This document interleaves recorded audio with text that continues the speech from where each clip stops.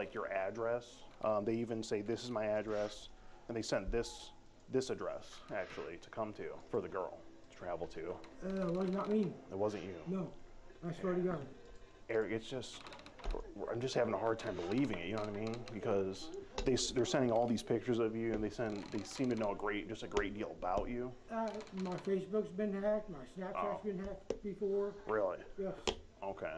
Well, I mean, do you think maybe we should get the cops over here to just see about it and everything? Do you want to like report it? I've reported it to Facebook. I've reported it to Snapchat. Okay. They're working on it. They're working on Yes. it? Well, we just want to make sure because, like I said, it's my buddy's daughter, and it looks like it's you. No. And he was going to come here, and let me just say, it wouldn't be a nice conversation.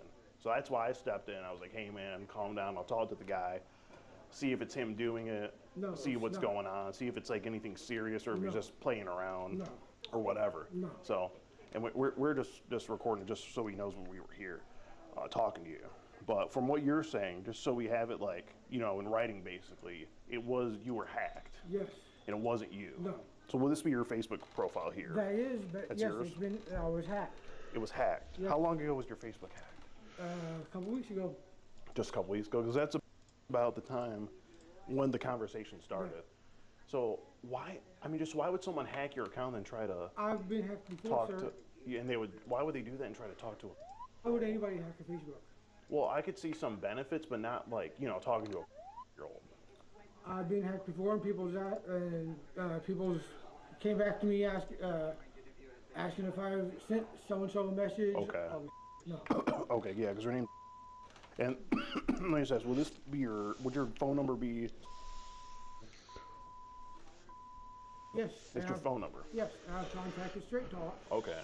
Do you have your phone on you? Yes, I do. Okay, so the thing is, Eric, here, how are the messages here coming from your phone number? But I've had people do that before, sir. That they hacked your phone like Yes. that? Oh, What? Facebook. Facebook, Snapchat, number. Damn. So are you able to use your number still? No, I got to get a hold of Straight Talk to get the number. Oh, okay. So you have your phone, but you can't actually use it, is what you're saying. So if you try to make a call, it just won't go through. Wow. That just really doesn't happen a lot. And they have a foot fetish too, it seems. They're asking for pictures of her feet. No. Have you ever had a foot fetish? No. No, never. I want to say that Luke Bryan poster was in a picture that the individual sent. Because it's on my This one. that was on my Facebook. That was right there. You took that on your couch, it looks like. That was on my Facebook. Oh, just on there? Yes. Okay. Why'd you post this on your Facebook? Your eyes aren't even open there. It's just not a very good picture. Like, it's not. I wouldn't say this is post-worthy. You know what I mean? It's just a crazy situation here. I just can't get over how they're talking from your phone number. That's yours, right? And It was. it was. Yes. Well, what's your new phone number? I don't have one yet. Oh, you don't have a new phone? No. Oh, okay. That's interesting. Why do you think someone would want to hack you, though? Why would anybody hack Facebook? It's usually for like money reasons. Not. That's been done before too. Okay, usually have to talk to online. That's happened to me before. How many times do you count? My Facebook's been hacked 3 or 4 times. And and they talk to every time. Some of them. That's bad. That's bad stuff.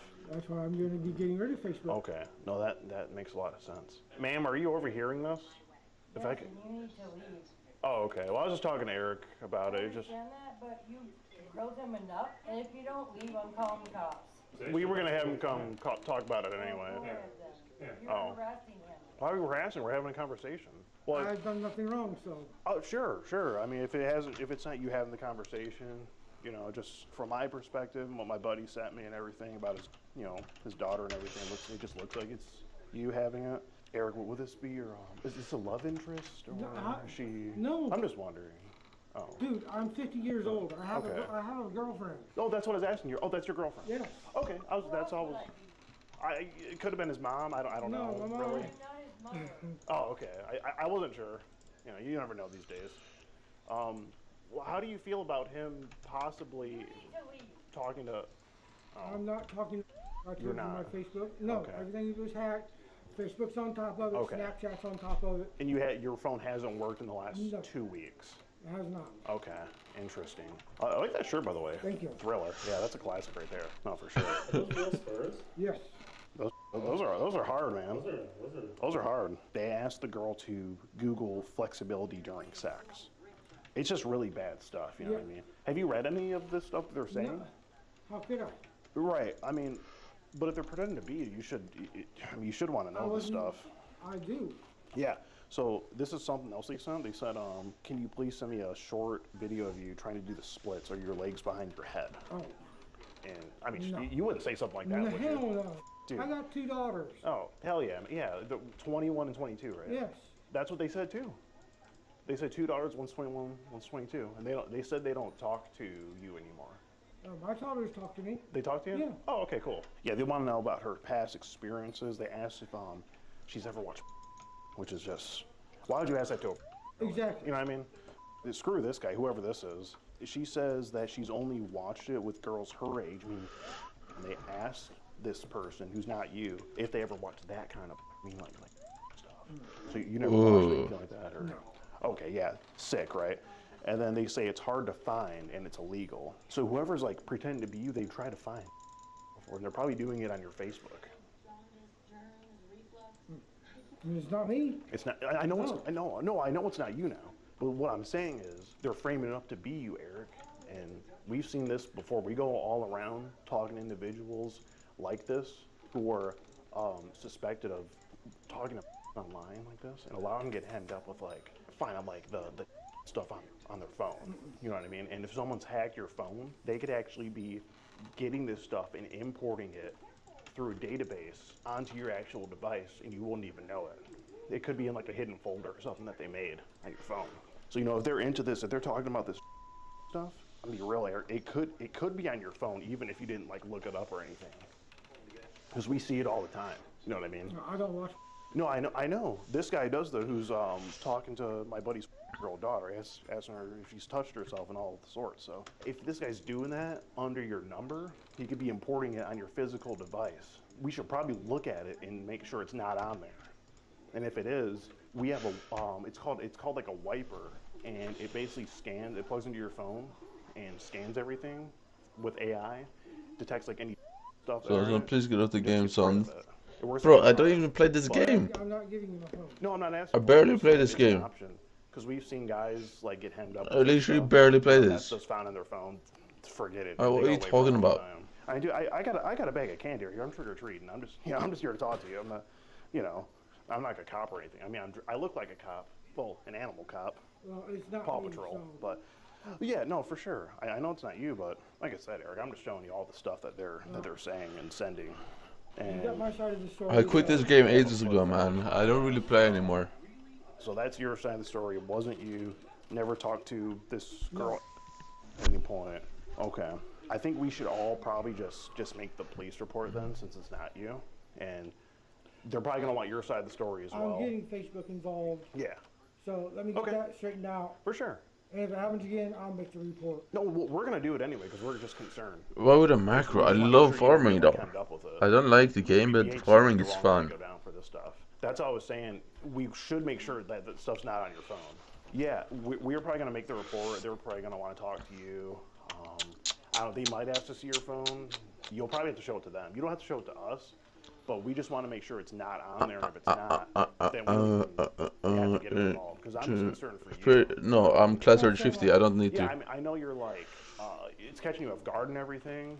You know, someone wants to like look and make sure stuff's not on your phone. But the thing is, if we don't make sure it's not on there, we have to do our due diligence and make sure the wrong guy's not getting hemmed up. So if we can't see that it's not on there, then I'm class 50 on Ironman, so I don't need to do this. And at that point, they're going to be looking at you like you're the bad guy. You know what I mean? I told you, I'm not giving you my phone. No, it's you 1 don't, AK if we just what? go through it, like with you here, like you don't have to give me your What phone. the fuck is that?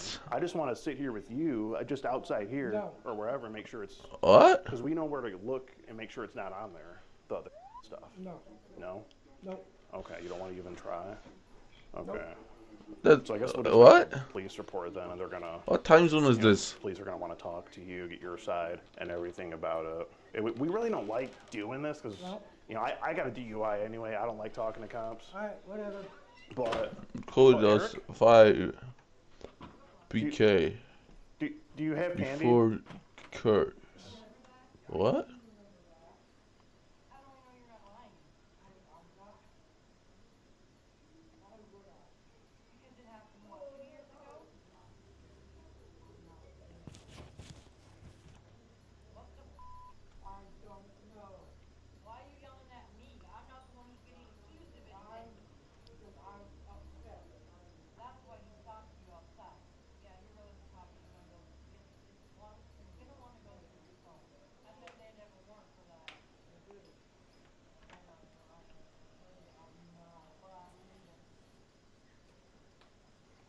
Ma'am, to set the record straight, I think he is lying.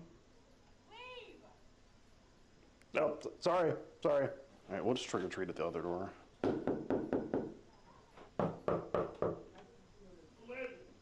Trick or treat. Hi, trick or treat.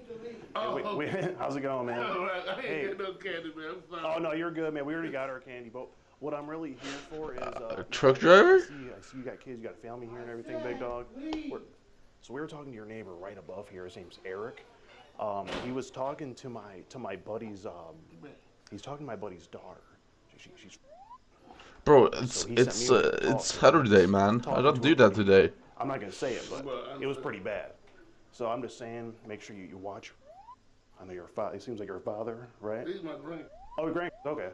So the guy right above you, number 5, I think it is. I know you're my. Eric. His name's Eric. Just be careful around him. He's talking to my buddy's daughter. We got the cops on the way right now. Come talk to him. He sent a bunch of stuff to her. It's bad. It's bad. So. I ain't got a number. She gave it to me. Yeah, they were talking on. He found her on Facebook.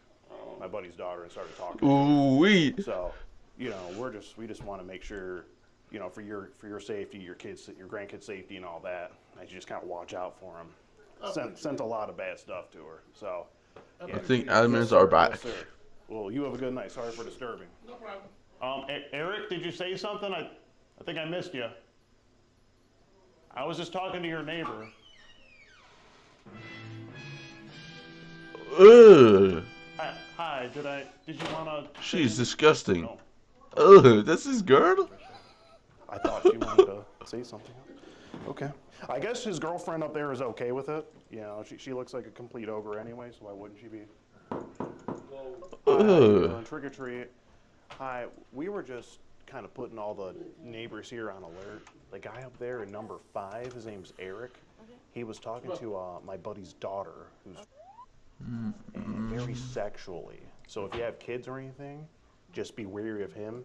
That guy up there, he likes him. So we got the cops on the way to come talk to him, and we were just up there. What just happened, Gordon? Just letting you know, that guy Eric, just be careful around him. In this building, right up there. Yeah, so just be careful of him. Just putting you on alert. Y'all have a good night. This is his apartment right here. Hey, Eric. We should really chat a bit more. Hey, Eric. The whole neighborhood knows. Hey, Eric, or Eric's girlfriend. Wow. Oh, and the blinds. Wow. That is petty. And they took the jack-o'-lantern down. So much for being in the Halloween spirit. How we doing? So yeah, we were reporting an individual who lives in apartment number 5 up there. His name is Eric Lewis. We run an organization where we catch online predators. He has been chatting online with who he thinks is a year-old girl for the last couple weeks or so. The messages got pretty explicit. He did send this address for her to travel to come and meet him for these acts. He's also sort of hinted at the idea that he may be in possession or has seen, within the messages he talked about a little bit. Okay. So we're just coming here to have a conversation with him about it. He denied everything. He said he got hacked. And so you guys had already come talk to this guy? We talked to him, yeah. And now we just wanted to just make a report so we can give you guys all the information and just do everything by the proper channels and whatnot. Oh, thank you. Thank you. Like yours. Yeah, appreciate it. Hey, Jacob, this guy's supposedly in this left apartment. Yeah, upper left, yeah. I don't know if you don't want to just watch, make sure he doesn't pop out on us or something. It's just crazy when you get your phone hacked, your Facebook, and then they immediately start accosting you with your account and just know everything about you. Conversation. Jacob, he just looked out at us. Yeah, that's what I was Oh, he just looked out? Yep, he is concerned. He knows. If you truly love me and wanted me, that wouldn't be a problem. Oh, when he was asking for a picture of her naked, that's what he's talking about. And then he said, if you truly love me and wanted me, it shouldn't be a problem. Like, you got a whole girlfriend up there. She's a bit of an ogre, but you're still calling her your girlfriend. You said he had a girlfriend up there? Yeah. I mean, I guess you could call it that. I mean, it was kind of more of like a Sasquatch or something. I didn't know what I was looking at. I think it had a female genitalia.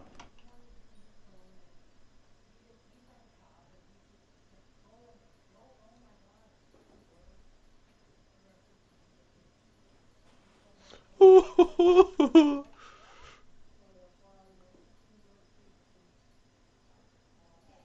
off the registry now.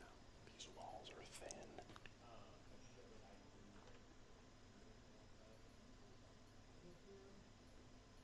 She didn't even know. She didn't even know. You only had to register for 10 years.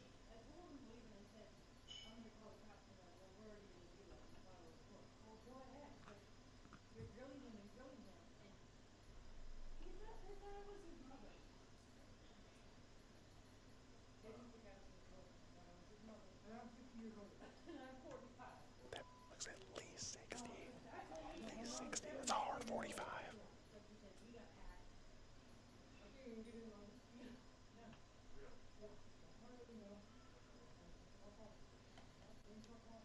He just changed his password.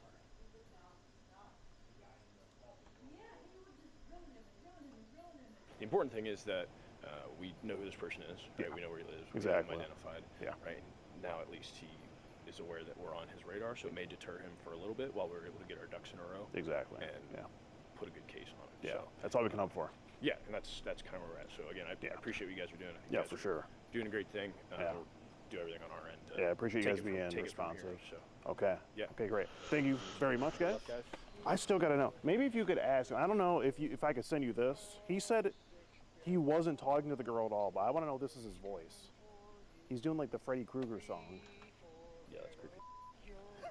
That sounds like him.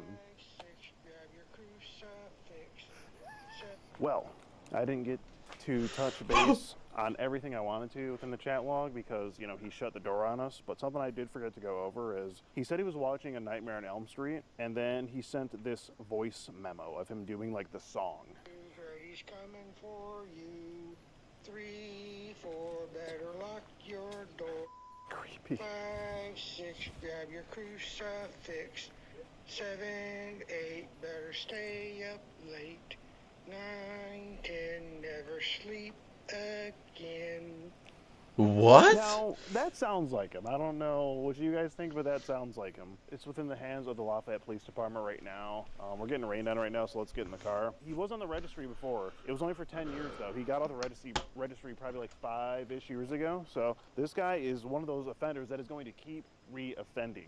But if you guys want to read the full chat log that I didn't get to go over here, be sure to support us on Locals.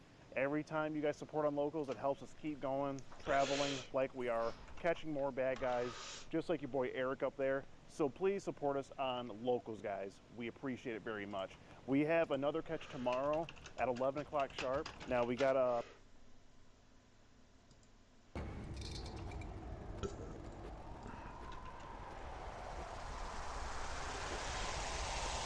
So you watch Pred catches? Huh? You watch Predator Yeah, catches? my mentality is like a... Is that why you're trying to go for like matchmaking? To be honest, were you just trying to bust a couple nuts? Yeah. I said, be honest, were you just trying to skeet on her? I wanted to go to Israel so bad. I won $4,000 on lottery tickets. Would you say that those lottery tickets were promised to This you? guy is Yeah. so Would you say that shook. this girl was promised to you too? No. Here, give me a hug.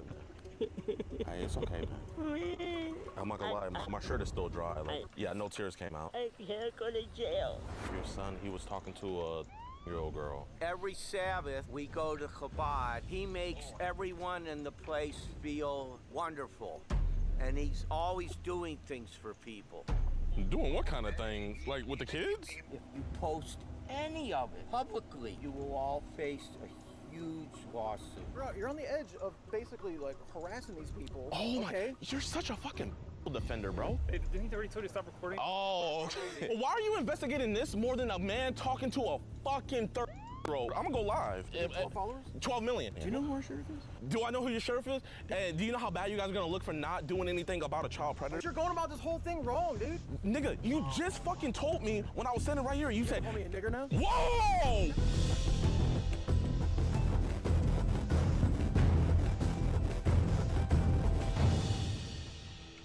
Yo, what's good with y'all, man? Welcome back to a brand new episode of EDP Watch. I am your host, DeMarcus Cousins III, and today's episode is, I'm not going to say one of the craziest preg catches ever, but just one of the most ridiculous preg catches ever. Obviously, you guys can see the title of this video, but as you guys watch the duration of the video, you will just see the incompetency of the Polk County Sheriff's Office. It is just beyond words. Today we are catching Mr. James Siegel. James Siegel is talking to our very, very, very young decoy, like ridiculously young. He invited her over to his house where this all took place, man. And a lot of you guys probably already seen this because we posted a clip on our Instagram. Be sure to follow us on there, EDP Watch, where it went absolutely viral. And literally the Polk County Sheriff's Office just went silent. The sheriff over there, Sheriff Gruddy, whatever his name is, he always wants to talk about criminals, you know? Like, here, roll a clip real quick, right? That's right. They thought they were cool. Well, how cool are you today? Can y'all make up a rap song about this? Well, I'll help you out. We got your goal. We put your tail in the county jail. Think about that, brothers. Yeah, as you guys can see, he always has something to say to criminals, but whenever one of his officers does something, you know, he just wants to go on hush mode and put his comments on limited so people don't know what everybody's talking about. But man, make sure you guys watch this full video because it is absolutely crazy. And also be sure to hit that like button, subscribe, and share because we not only need to get James Siegel's face out there so that the world knows what he's up on, but we also need to get that officers, all of those officers' faces out there to let the world know what they're up on. But yeah, I really don't got anything else to say. Enjoy the video, and let's catch this free. Hello, we're getting tough. Visiting. Thank you. It's scary how easy that was. Hey, James, how you doing? Hey. What's this? What the f is this? We know you hate child predators and love what we do, but sadly, the same can't be said for others. Join today on edpwatch.com, and for only $4.45, you can help support us locking these monsters away.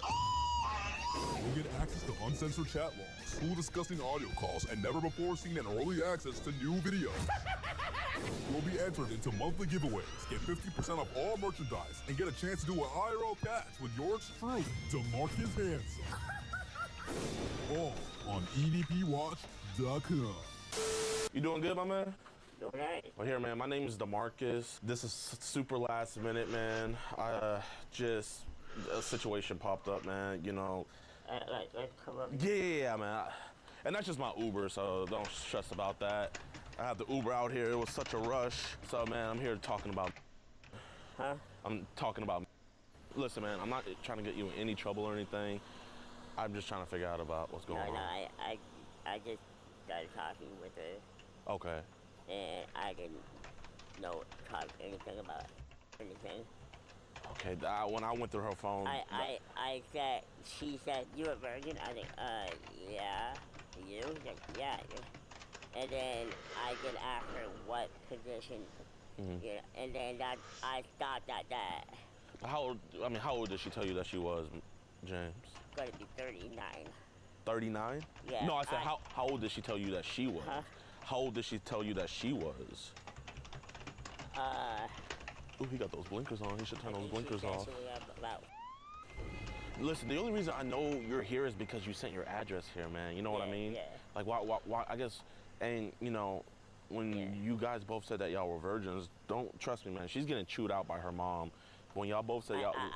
I'll delete her. I'll block her right now. I understand that, man, but it's a little bit deeper than that, you know? Like, obviously, I talked to her mom, and I was like, here, before you go talk to maybe any law enforcement or anything, I said, let me go talk to them and try to see if we can figure stuff out. I mean, I don't want to, man. I don't think anybody, I mean, I don't want to put through that. I don't want to put her mom through that. But I just want to come and talk to you. Personally, I have a mindset of a teenager. I am physically disabled.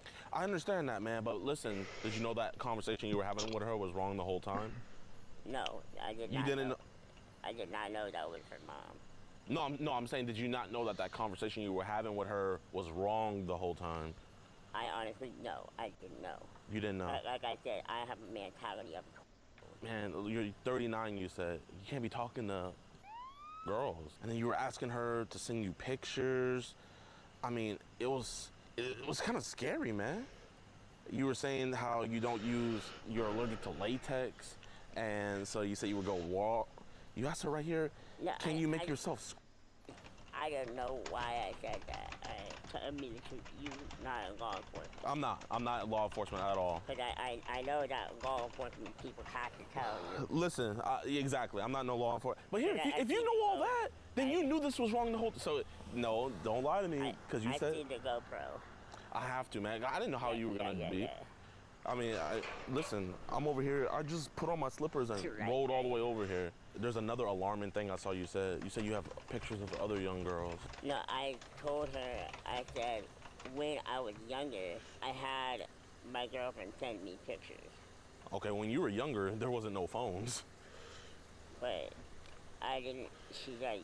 When you were her age, there was no phones back then, man. When I was her age? Yeah. You couldn't send pictures. So, I mean, bro, tablet. I don't know if you remember, but like computers back then, it was like 120 by 120. Like, yeah. There wasn't no tablets, like all the way then, man. We're dinosaurs, you and me. I honestly am like really scared right now. Listen, I don't want you to think I'm gonna hurt you or anything, because I'm just a family friend of them. But you know, I always help out my friends, and when she told me this was going on, I was like, here, I'll be a man and go talk to him, because I think the last thing you would want is for her mom to come and talk to you, right? Oh, shit. So here, this is what I think. I think we got caught up in some stuff, and I don't think you're a bad guy, but be honest with me, do young kids hit you up often on the internet? Do these young crazy kids hit you up often on the internet? This is my first young one, and then the girls are like, hey, I'm 21, I'm 30, so I want you to send me a picture of your face with you holding your photo ID, so I know that you're how old you are. So why don't you tell me? That didn't come across my head. I mean, if any time it would have been important to say that, it was her, because you're saying these other girls are 20, 21. So this would have saved you a lot of, well, obviously, I mean, she wouldn't have been able to show you an ID because she's, but obviously you didn't care because she told you she was, and you were still like, F it, I'm cool with it. So I'm asking, are you attracted to younger kids? No, I ain't attracted to any kids. At any kids at all? Anything at all. Was really talking to you like that? Or were you the one initiating everything?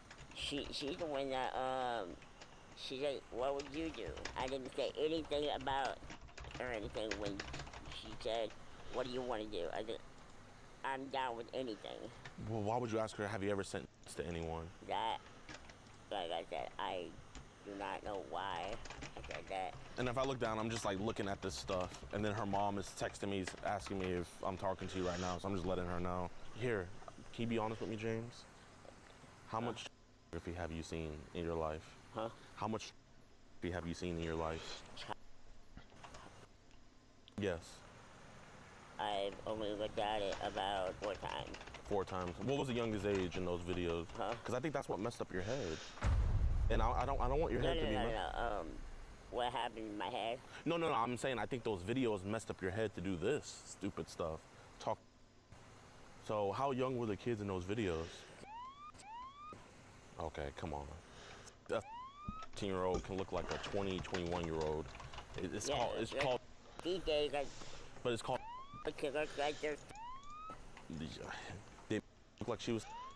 No. I'm not saying that she looks like she was, but the girls that are walking around nowadays.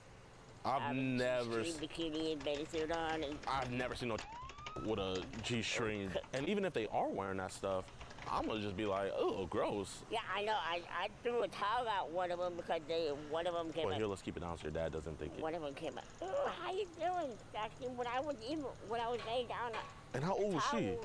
I didn't even want to look. I said, how old are you? He said, I said, go back to your parents. So then why didn't we tell go back to her parents? I told security. But you didn't. Why didn't you block Huh? when she told you she was? Why did I block? She said she was. No, she said she was. You. No, she said she was going to be. Yeah, exactly. But I mean, that's your freedom on the line. I can go to prison. So you knew the whole time that this was wrong. Huh? I said you knew the whole time this was wrong. Yeah, now I look at it. Yeah, it is. It was wrong. And I'm right when I get in the house, I'm gonna delete her. But I want to say I'm sorry. Be honest with me. What was the youngest age in the feed? Huh? What was the youngest age in the videos you seen? Well, I didn't look in. I looked online. I said teen. When I say teen, I mean teenagers, 18 or older. But did they give you something younger sometimes? No. Never. No. If I were to look. I don't have a phone. Okay, you have a computer or a tablet? You have a tablet. So if I were to look through your tablet, would I see some stuff that's like, yo, that's not good? Yeah. I would. What stuff would I see? Huh? What stuff would I see? Right now, I don't know. You don't know? Hey, Marissa, I'm here talking to James about your 3-year-old daughter, and that's her mom. He's really upset about it, but I just thought it'd be better for him to talk to you since you're mom, and obviously like your daughter's old. So would you want to talk to him? Sure. Here she is. Hello. Hi. I wanted to say that I strongly apologize. I did not mean for any of this to happen, and I am physically permanently disabled. My mentality is like a. Is that why you were trying to go for a? Huh? Is that why you were trying to go for a? Because you have the mind of a. Like matchmaking. Yeah, like my mind doesn't think like an adult. Okay, so you're like PG instead of PG-13. Yeah. Okay. You know it's wrong, right? Yeah, now I know it's wrong. You didn't know it was wrong before to talk to a minor? I talk to everybody. Did you talk inappropriately to the minor? No, this is my first time, and ma'am, all I'm asking you, if you were right here, I would be begging on my knees not to call law enforcement. But you knew before that it's wrong to talk to a child. Yes. I mean, you know, he's Jewish, and you're just making the Jewish community look bad. You know, have you ever been to Israel? No, I've wanted to go to Israel so bad. Well, I bet you would want to go now, yeah, because they protect people like you. I've actually had $4,000 that I won on lottery tickets 2 days in a row in Pennsylvania. Would you say that those lottery tickets were promised to you? I said, would you say that those lottery tickets were promised to you? Yes. Yeah, really? Yeah. Would you say that this girl was promised to you too? No. Oh, okay. He was trying to offer you like stuff, but like, I mean, what stuff could you give to somebody after your child? I have an autograph, old autograph for both of Pittsburgh Steelers. Of who? For real, from the whole team. From the whole team. Did Ben Roethlisberger sign it? I don't know who signed it. Okay, because I don't want a Ben Roethlisberger football. But I have an autograph. I could go out and I could get it and show you. Marissa, would you want an autographed football? An autographed football? Yeah, like would that make you feel better? Like I don't think so, would it? No, absolutely not. You see? I would understand where you're coming from. What would make you feel better, Marissa? That you admit to what you're doing and you own up to it. You don't think that you deserve to go to jail? My mentality is like a. Okay, so do you think you deserve to go to timeout then, since your mentality is my timeout or jail? Which one do you? Here, calm down. Here, Marissa, he's shaking a little bit. I'm gonna calm him down. He doesn't seem. Hey. Please, ma'am, dude. Hey, I just hung up on her. Listen, hey. Please. Here, give me a hug, man. It's okay. Hey, it's okay, man. Hey. Hey. I'm not gonna lie. Please. My shirt, no, my shirt is still dry. Like, there's no water on here. Yeah, no tears came out. But please, I can't go to jail. I'm gonna tell her mom to calm down on that. You know, she's just emotional, man. You get it. Women are emotional with stuff like this. Here, I want you to talk to my rabbi, Mr. Rosen. I think you need to talk to my rabbi. You Jewish? Oh no, I'm Christian, man. I'm a born again Christian, and I follow the Jewish faith. Hey, me too, man. I got my seats on. Right on. Yeah. So Right on. Huh? Is Yeshua your Lord and Savior? Is Yeshua your Lord and Savior? Amen. Right on. That's the only way to get up to heaven is to believe that Jesus Christ is the Lord and Savior. Hey, I think that's the first thing we agree on today. What do you think your dad would think if he saw those messages you sent? If you were to talk to my dad? Yeah, what do you think he would think? Break my tablet. He would break your tablet? He'll break my tablet. Like, Haja! Like that? Either break it or burn it. Do you have a job? Job? Yeah. Yeah, I am. Not Job. I am permanently disabled. Okay. I can't work. I can't drive. So if we can't work, we can't drive, but we can talk to minors. You see how that is like? Like I said, my mind is the mentality of a. Listen, I've been talking to you this whole time. Genuinely, you're just a normal guy to me. When I'm on the computer, my mind goes blank, and I'm a. The thing about a road is they don't understand consequences, right? Yeah. I talk to people that don't have the same disabilities like you do, but still do the same thing that you do, and they understand consequences fully. I know for a fact that you, because you told me, knew the consequences of this the whole time. Yeah. So you knew the consequences. Because I watch crime TV. Okay, what kind of, you like Chris Hansen? Huh? Like you watch like Chris Hansen? No, I actually watch where they call and they. Oh, you watch Prayer Catchers? Yeah. Who do you watch? Huh? Who do you watch? I forgot his name. Is it a black guy? Yeah. Skeeter Jean? Yeah. With glasses? Yeah. And he's like, you got skeeted in 4K? Yeah. So you watch Prayer Catchers? Huh? You watch Predator Yeah, Catching? Why'd you tell her you were gonna move in with her and her mom? I didn't say if you guys don't have any place. I think I can move in with you and help you guys out. But you're permanently disabled. How are you gonna help them? You don't make any income. No, don't make any sense. Exactly. So be honest, were you just trying to bust a couple nuts? I said be honest, were you just trying to skeet on her? Cheat on her? Skeet. Oh, like, no. You know. No. This is the thing that I kind of find insensitive. It's like, I know a lot of people with special needs and disabilities, and they would never talk to children. Even people with worse conditions than you. So the fact that like you're using that as a crutch, I feel like I kind of think that's disgusting, because you and I both know that there is a lot of people that are with disabilities and everything that would never do what you did. So we can't use the excuse like, oh, I have the brain capacity of a...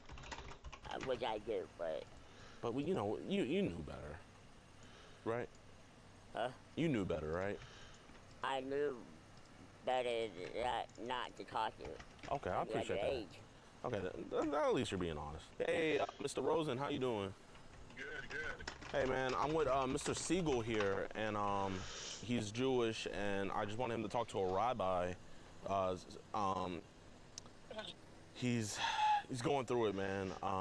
Would you want to talk to my rabbi? Oh, Mr. Siegel, how are you? Doing okay. Good. Mr. Siegel, first of all, I know it's not Shabbos, but Shabbat Shalom. Oy vey. Well, yeah. Oh my God. Mr. Siegel. What happened? That might be just the... You got the cop? No, the cops weren't promised to you 3,000 years ago. That's the cop. How you doing, officer? This is James Siegel. James, are you ever going to talk to a little girl again? I am never, ever going to do this. Well, here, can you just be honest with the officer and tell him what's happening? Well, first of all, let me talk to him and to you. Okay, yeah. Because I don't know any of you. I'm not gonna need identification from Yeah, of course. Is he with you? Oh, were you with him or you with me? I think he's with me now. I think he's on my side now. He's with you? Now he is. Do you want to be on my side or do you want to be on his side? Whose side do you want to be on? Mine? He wants to be on my side. Do you have a business card or anything like that? No, sir. No, sir. I mean, is the supervisor on the way? Most likely. Okay, awesome. No, I don't have a business card, but So usually how this goes for you guys? usually you guys will look at the evidence, talk to the individual, especially, how old was Mimi again? Huh? How old was Mimi? How old did she tell you that she was? She said she was going to be, Okay, and did we talk to her? yeah, you know, I'm surprised that there's not cops around here, like, every so often walking, doing their drive around. Why? We go up and down the street here. Oh my gosh, people smoke down here? Everybody smokes here. Forget about talking to kids, that's way worse. I'm not saying I'm innocent, but I'm only doing it for my back pain and my head pain. Oh, so you be smoking the Zaza? Not anymore, but I used to. So how did you find his account? Did it just pop up? Huh? How did you find Yeah. her? It just popped up? She just it popped up. When you first saw her, is that when you got No, I didn't. I never got. Then why'd you tell her that you wanted to make her soaking wet? I don't know. You don't know, okay. I know that's not an excuse. I know that look.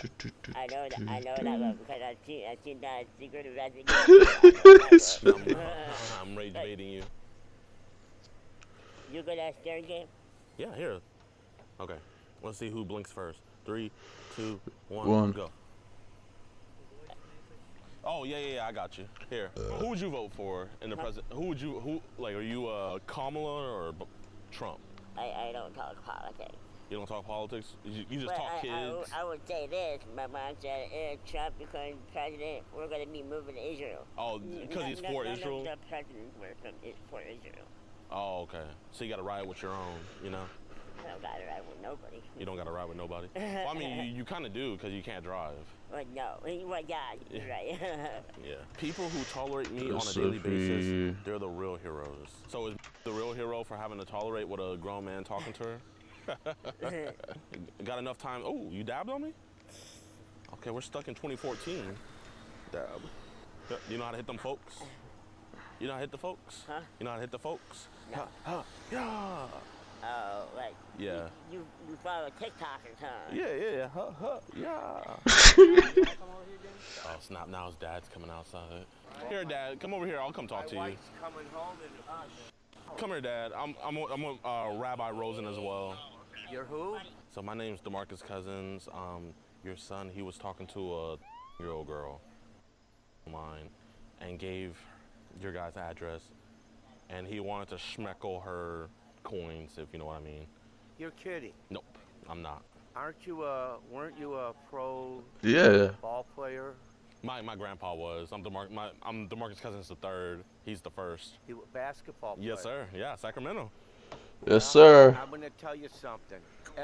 Every Sabbath we go to Chabad. Yes, sir, it is. He makes EDP Watch. everyone in the place feel My favorite show. wonderful.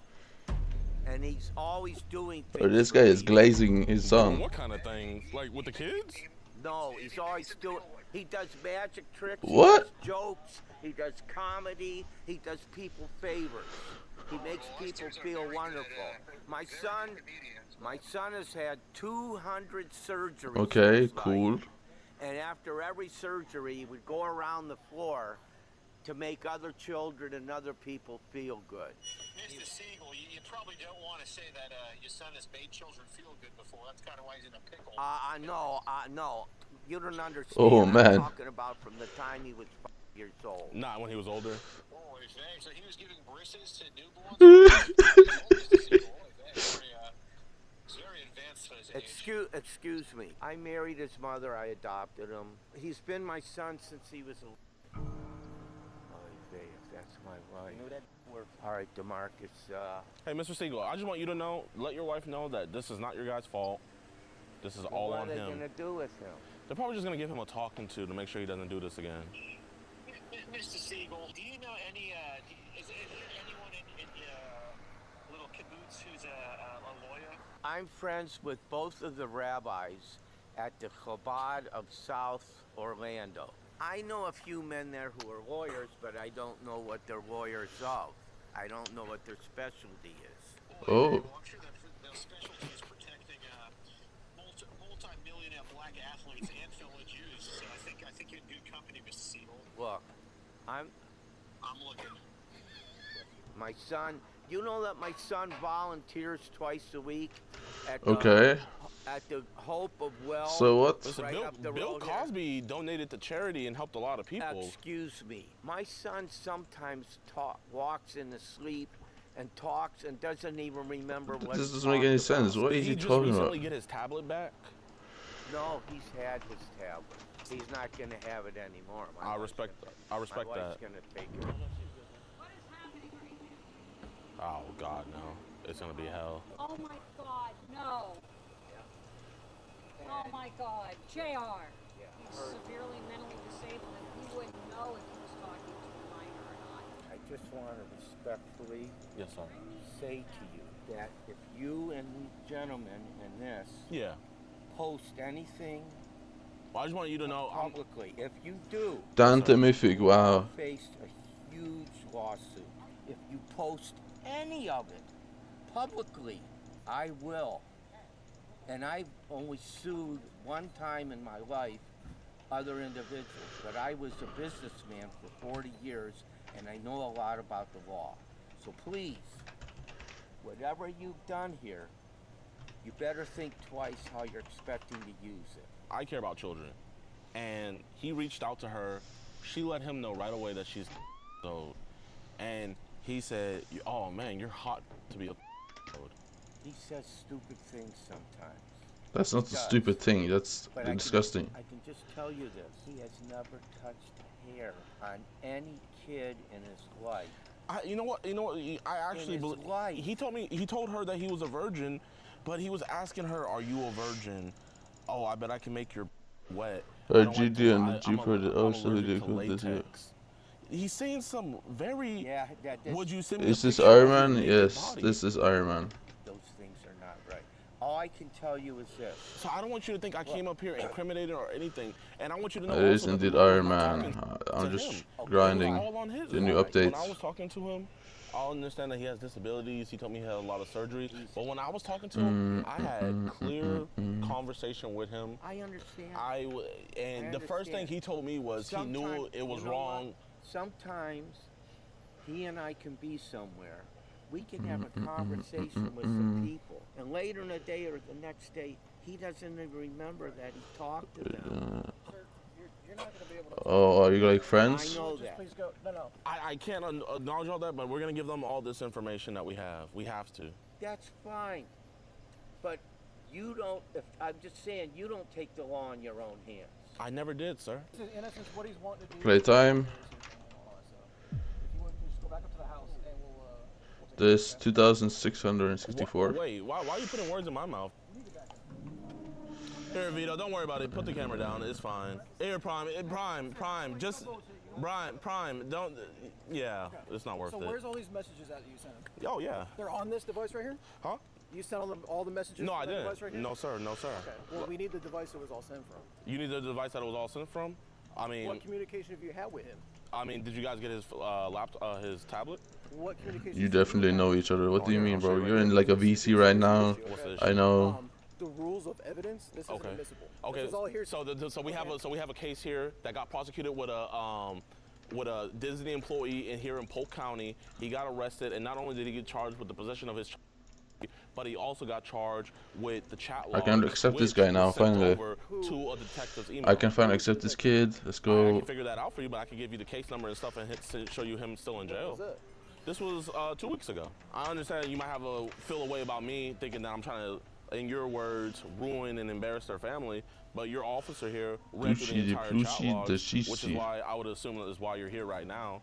So no, we're here because you guys called us here to go and arrest him, and we don't have. Yo, you know him. Come on, bro. Okay. You guys are e-dating right now. He was talking to a girl, and did he not admit that he did send these messages? Do you understand? But you understand that we can't just take an admission and just go take him to jail. Okay, that's why you have to talk to one person. So you have a contact with our detective who works these cases. Okay, why do you not contact that detective and say, hey, I have another case that needs to be investigated properly so that we don't run into this issue? Well, I'm asking you guys to. You're in person. You're in like private. What are you saying? You said I'm in person? There's a gate at the entrance. Yeah, and there's security. I so see. how do you think we got in? So he knows you from videos. The security let us in. I understand. So but can we move past that? Private property. Okay, well, are we being kicked out? If they don't want to be recorded, they're on private property. Why the fuck do we care about that when we're talking about him talking to kids? We're talking about kids. The whole reason why we're out here, Vito, put that down. The reason why we're here is because he's talking to kids, but you don't care to look at this. You don't care to look at the evidence. Your officer behind you. This officer is a retard. Why do you come over here? Where's this evidence that you have? If you say I need to know if it's on this device or if it's on a different device. Okay, so why do you come up with me with all this attitude? You're the one who put yourself in this position to have this whole problem. That's I put myself in this position to have this whole problem when he reached out first to a minor. So I put myself in this position. Why are you This putting cop is a retard. to somebody trying to report a crime instead of the person that was actually talking to a minor? Because if you wanted to report a crime, yes, sir. Okay. You play normal profile, yeah? Are you like stacked? So you guys can't investigate? So we can investigate the whole thing as is necessary by the state and the prosecution. I can't testify. Nobody can testify. You're lying. To the origin of those messages, where they come from. Do you not have enough probable cause to take his laptop or where he sent these messages from? Right now, no. Why not? Because I don't know where the messages came from. This is the issue of the evidence. We can secure everything from the beginning. This officer has 2 IQ. So that we know where it came from. We can establish. Oh, okay, so you do Ironman on the side. We can establish IP addresses. We can obtain search warrants for it at that point. What's your level on Ironman? And they tell me kick rocks, I can't do shit about it. Well, I can't get a search warrant right now. How long have you been here?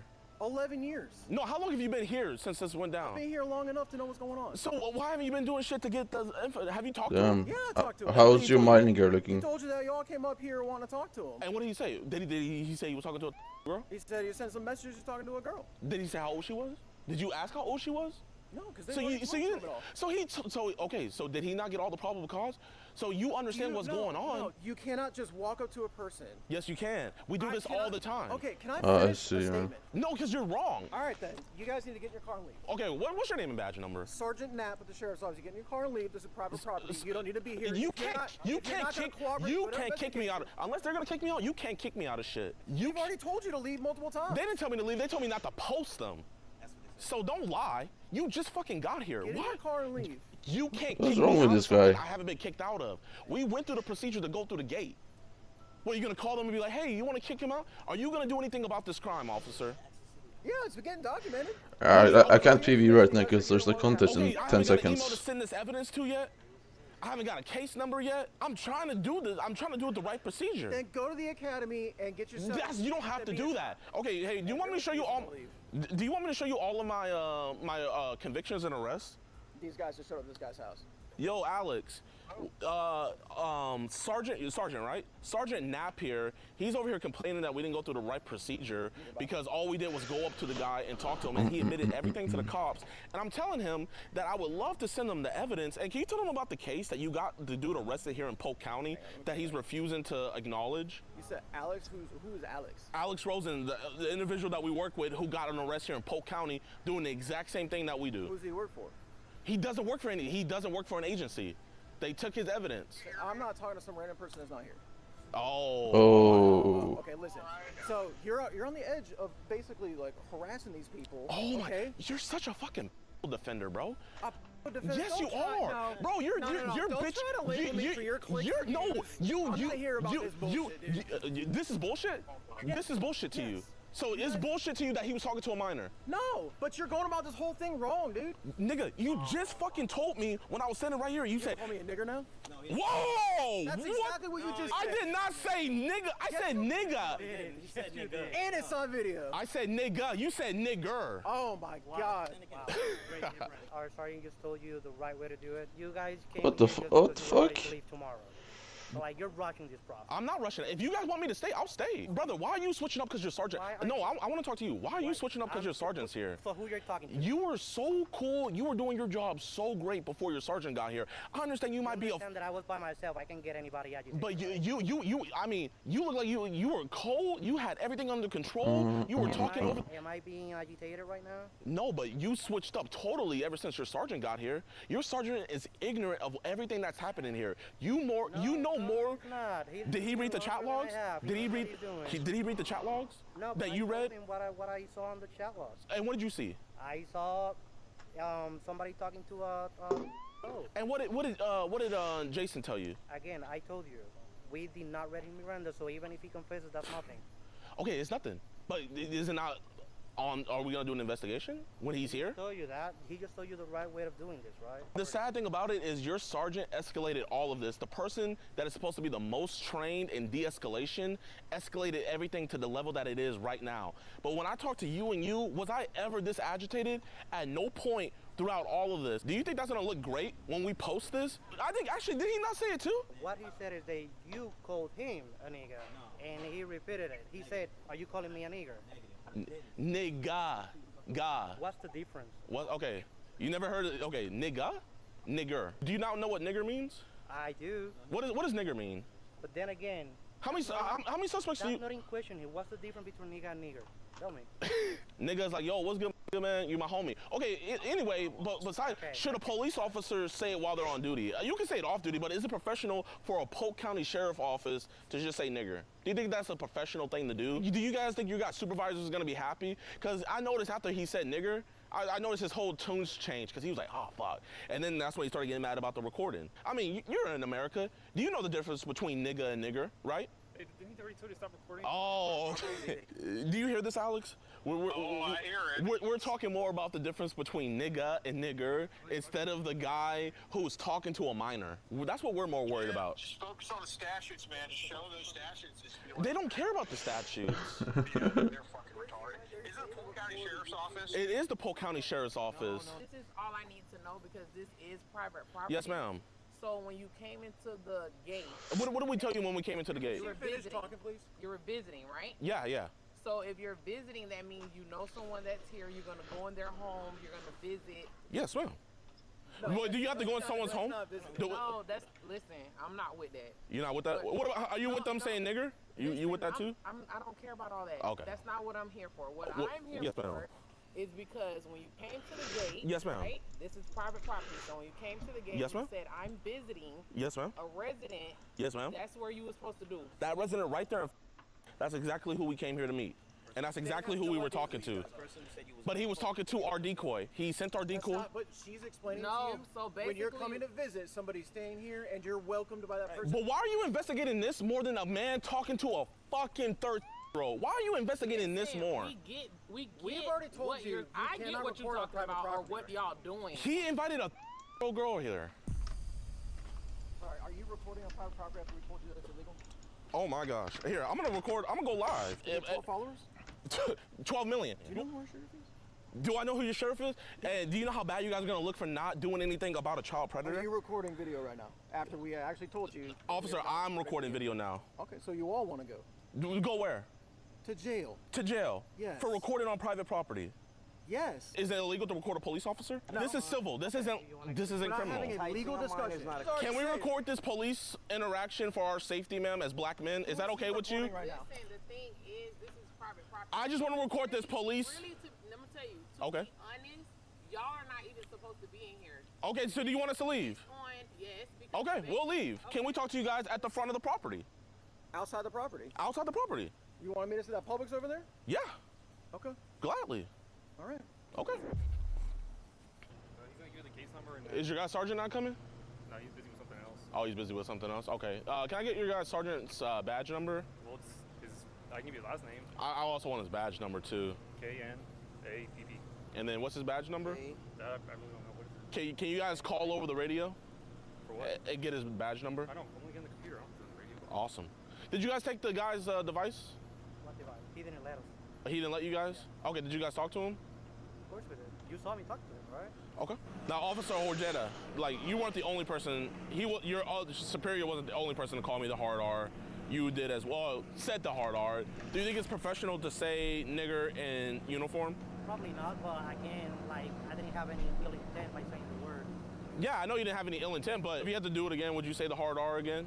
Of course not. Of course not. Did you say somebody was gonna call me tonight, or did you say you could look up his badge number?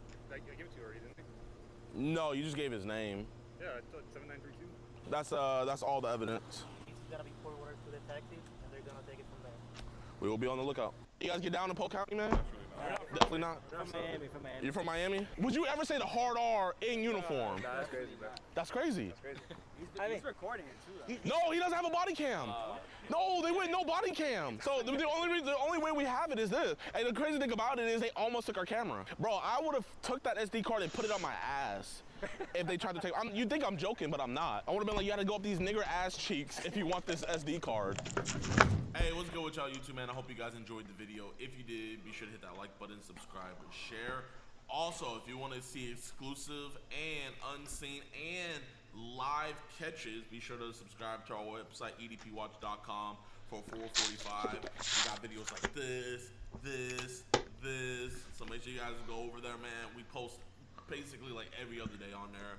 Go check us out. But let's talk about Mr. James Siegel. So, Mr. James Siegel has not been arrested yet. I am in contact with the detective working the case, and they're still investigating it. And this is the reason why what we do is so important. When we get these guys to admit on scene that they're the ones committed this crime, it just makes the process so much smoother. And it also saves the taxpayer so much money, because we got detectives trying to figure out, what did this guy say, when you could literally, the on-scene investigators, they read through the chats, they asked him the question, he said yes, he sent them, boom, bada boom, he should have been arrested. Boom, bada boom. And then, you know, obviously, bro said what he said and everything, and I just find it hilarious that the sheriff, Sheriff Grudy, the dude, he's always on social media, he always has something to say about criminals, right? But when it has something to do with a predator being still out on the streets in his county, he's quiet on social media. When it has something to do about his officers dropping the hard R, he's quiet on social media. All of a sudden now he doesn't have anything to say. And what's even funnier is that he even limited the comment section. For someone that's so free speech and someone that is so, you know, about accountability and everything, bro just went ghost mode, you know. I guess he doesn't care, and I guess it's not enough for him to care anything. So there's his TikTok, there's his Instagram, and you guys can comment and say whatever you want. And I you know what? I think the most important thing about all of this is not even that, you know, a sergeant is dropping the hard R. I don't know where they got that in their training, but I think the most just disgusting thing about this is that there's a predator still on the streets who admitted to being a predator. And Sheriff Gruddy, Sheriff Let a Pred Goey is not doing anything about it. So I will keep you guys updated when this case.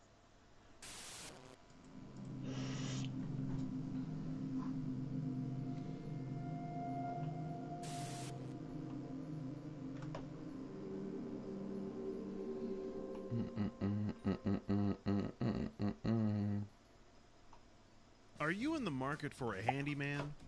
Does that door keep on squeaking no matter how tight you screw in the hinges? Or maybe you've got a leaking pipe under the sink and need some good old-fashioned pipe laying. Well,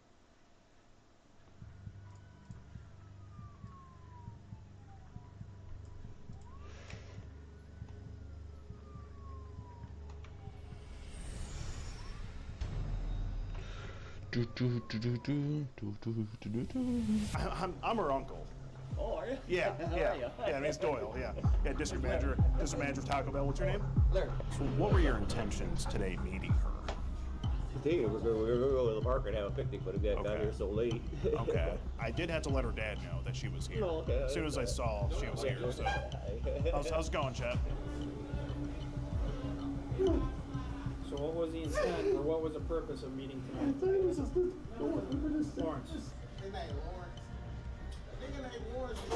Oh, my nigga got glasses on, the khaki shorts. He just look guilty, bro. I'm telling you, bro. Now you just beat the team. We're gonna get you out.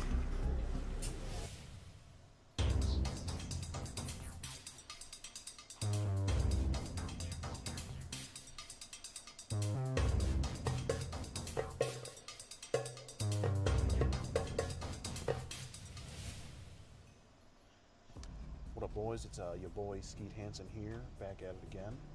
And right now we're in Roseville, Michigan. Once again, waiting on this guy. It's our potential. I mean, I like Skeet more, to be honest. 54 years old. And he thinks he's Because coming I feel like Skeet actually gets convictions. to meet up with who he thinks is a. Because he does it in like the same place for the most part. So like the police know him. I'm Norwegian. Said that he was willing to do everything. I am Norwegian. Hold on. So he is. I'm gonna get pest here. Oh It's no. only illegal if she's under for him to have penetration with her. So basically, his plan is to. Are you the shorts guy who makes for the girl shorts? to keep him a secret for the From Norway? I swear I could hear your accent once. And then he is willing to go ahead and do Oh wait, are you the guy from shorts? I think. you know, I don't not know. too much different than what we usually get with these guys. It's a very common thing. Now, he does have a couple Yeah, of you dogs, know. it looks like, and he sent a rather questionable image to the girl. Uh, This is a picture of him laying down in his bed with a doggo, and he's got his shorts on. But if you look at the bottom of the picture, he's got a little bit of a bulge going on. So that leads me to think, is he getting erect from the pupper here in the bed? We're going to have to ask him about that if anything funny is going on with the dog here. And our decoy is in the Taco Bell right now. We are just going to pull up at probably one of the handicap spots right there when he gets there and just go in and get the shot. Visitors quick as And I'm going to walk fuck. in and pretend that I'm the district manager for Taco Bell, but I'm also the girl's uncle. And I'm going to act like, just randomly okay. ran to my knees and say, hey, what are you doing here with this gentleman? Who is this? I've never seen him before. And we're going to... Jag bara missat guld We're nog, gonna kind fan. of play it out a little bit, yeah, and basically we're planning for one thing to lead to another, and Chester here is gonna play the role of the girl's dad, and we're gonna be calling the dad up here to see what his daughter's been up to. After we phone the police, of course, and they're on the way. So He just asked what road it was on, and I said Gratiot, and he said okay. He said he's 2 miles away. okay, now he's 2 miles away. That's about Okay. right, yeah. He's now a mile and a half away. We should be seeing him pull up in an F-150, a black Oh. F-150, in the next 5 minutes. So it is you. Alright, I'll have a look. All right, F-150, F-150. Here we go. Here we go. He's here. The black F-150. He is here. Doesn't shorts make like 1 cent? Baby, oh, dude, he's Oh, in that Yeah, bitch. yeah, he's ready. My dude whipped into that parking spot. Good lord. All right, we're gonna see him get out and everything here. When he goes into that, we're going to pull up. Oh, once we hear them Oh, talking. yeah. Yeah. Yep, that's definitely Oh, that's 100%. definitely him. Look at the Okay, here he is. receiving All right, yep, showtime. And just give it a second till he actually goes in there. And the handicap spot right in the front will be fine. Okay. And Like $1 per 1 million short views. oh man, yeah, he whipped in fast. He's trying to slay some year-old ground beef here. Trying to give her a beefy 5-layer burrito. I already got my slushie. Yeah, I ate actually a honey bun before I came. Oh, a honey bun? Wow. That was my snack. What does it do? Okay. Okay. What do you mean? Yeah, it's locked. The bathroom? Oh. Someone probably went in there. Do you like Taco Bell? Oh yeah. Yeah. I actually buy the Taco Bell kits at the grocery store. Really? Taco Bell, 'Cause Taco I've Bell. seen My uncle's like a manager, like at a bunch of them around I've seen here. people Yeah, get so I always... a lot of views on shorts, but when they upload videos, they get like no views. Yeah, I just have my Because slushie, people though. are kids and they just watch shorts. Yeah. That's a lot of They don't have sugar. any patience.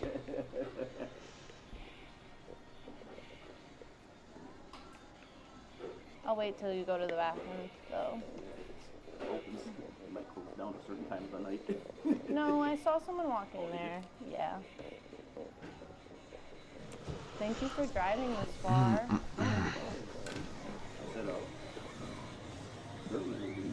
How you folks doing? Hvor i Norge er du fra, da? I'm the district manager here, Doyle. Oh. Do you like watching videos like the one you're watching now? There's more videos just like this, uncut, uncensored, and ad-free on skeetergene.locals.com. Get on your computer or mobile device right now and head on over to skeetergene.locals.com.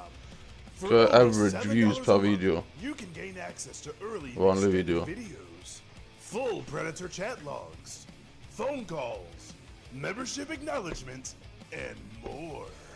Also, due to their strict guidelines, some of this content can never be shown. Jeg er også fra Bergen. So what are you waiting for? Break out that credit card and join the Skeeter Gene Locals community today. I'm the district manager here, Doyle. Oh. You guys find everything okay? Yeah. Good. Wait a minute. Carly? Wait. What are you doing here? What are you doing here? What are you doing? Aren't you supposed to be studying? Here? No. Oh, I'm her uncle. Oh, are you? Yeah. My name's To Doyle. av mine er også fra Bergen. District manager of Taco Bell. What's your name? Larry. Firm grip you got there, Larry. Yeah. Måten å få views for Skyblock-content er egentlig bare å laste opp guides når nye updates kommer. Hvis man har rush til å laste opp guides på nye updates, så får du alltid masse views. Getting a flush kitty. Okay. Yeah. Who are you hanging out with? My friend. Your friend? Jeg Where'd er you guys meet? 21. We played video games together. Oh, was it Yeah. Roblox? I don't play Roblox. Oh, Fortnite? Oh, Larry, you play Fortnite? Yeah. Oh, okay. What console? Hvorfor ler han så jævlig? Oh, on PlayStation? Oh, PS4, okay. I love that PS. Yeah, you do play that a lot. Yeah. Do that. Yeah. We simulator game I was playing. It was actually Okay. pretty good. Gotcha. And, So how long have you guys been playing Fortnite? Just like a week. Oh, it's like a week. Yeah. Okay. We were gonna go play. Gotcha. Well, let me get this right. You guys met on Fortnite, and now you're here meeting in person. Yeah. Wait, so Larry, how old are you? 40. 40. Yeah. You're 40. You look a little older than 40. 40. I'm 30. Ja, jeg vet. Okay. Well, it's Guys, just a det little feirer ikke odd to me. Jeg hater å edite, så jeg tror jeg aldri kommer til å lage video. Wait a minute. Now that I think about it, your dad did go through your phone Jeg recently bare and send some streamer messages fordi that you jeg were spiller talking to uansett. to an older person. Og det hjelper hvis I jeg think it was blir someone bannet, Larry, now that I think falsk bannet, så har jeg alltid When did he video. go through my phone? It was, you know me and your dad are best friends. Jo, bare håper Yeah, at but de it ser was videoen. just nå. recently. Yeah, it went through my phone. Wait a minute, actually, I think he sent me everything. I think it is that. So, Larry, will this be your picture here? That is you. So you didn't meet my niece here on Fortnite, did you? Oh, excuse me.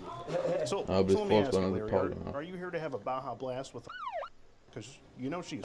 Jeg tror nesten det bannet i går, fordi jeg ble macro-checket, men jeg merket ikke for sånn Let me get this. 25 Let me sekunder. ask you, what are you thinking here, Larry? What's that? I don't know. Okay. I need to sit down and have a chat with you. Okay. Excuse me, Carly. Let me just if you could just. So, Larry. Now, I'm best friends with your dad, and I manage this Taco Bell. Okay. What's going on? This is really a concern to me. No, that was just what. Number one, I think she kind of wanted like a father figure, and I. She wanted a father. She already has a father figure. She has a dad, and he's there. He's present in her life. So what? Okay, What are you gold doing medal. here meeting her? Play Fortnite. Play Fortnite. Yeah. Now, Larry, you know, I do have the chat log. Yeah. The dad went through her phone recently, sent me all the screenshots. Yeah. Okay? I know you weren't talking to her on Fortnite. You met her on Facebook dating, which she's not even supposed to be on it. Yeah. Okay? Me and her dad both talked to her about it already. Yeah. She's a little rebellious. She's going through that stage. She's a teenager. She's starting high school this year. Yeah. So she's going through that. Yeah. So why lie to me and tell me that you met her on Fortnite?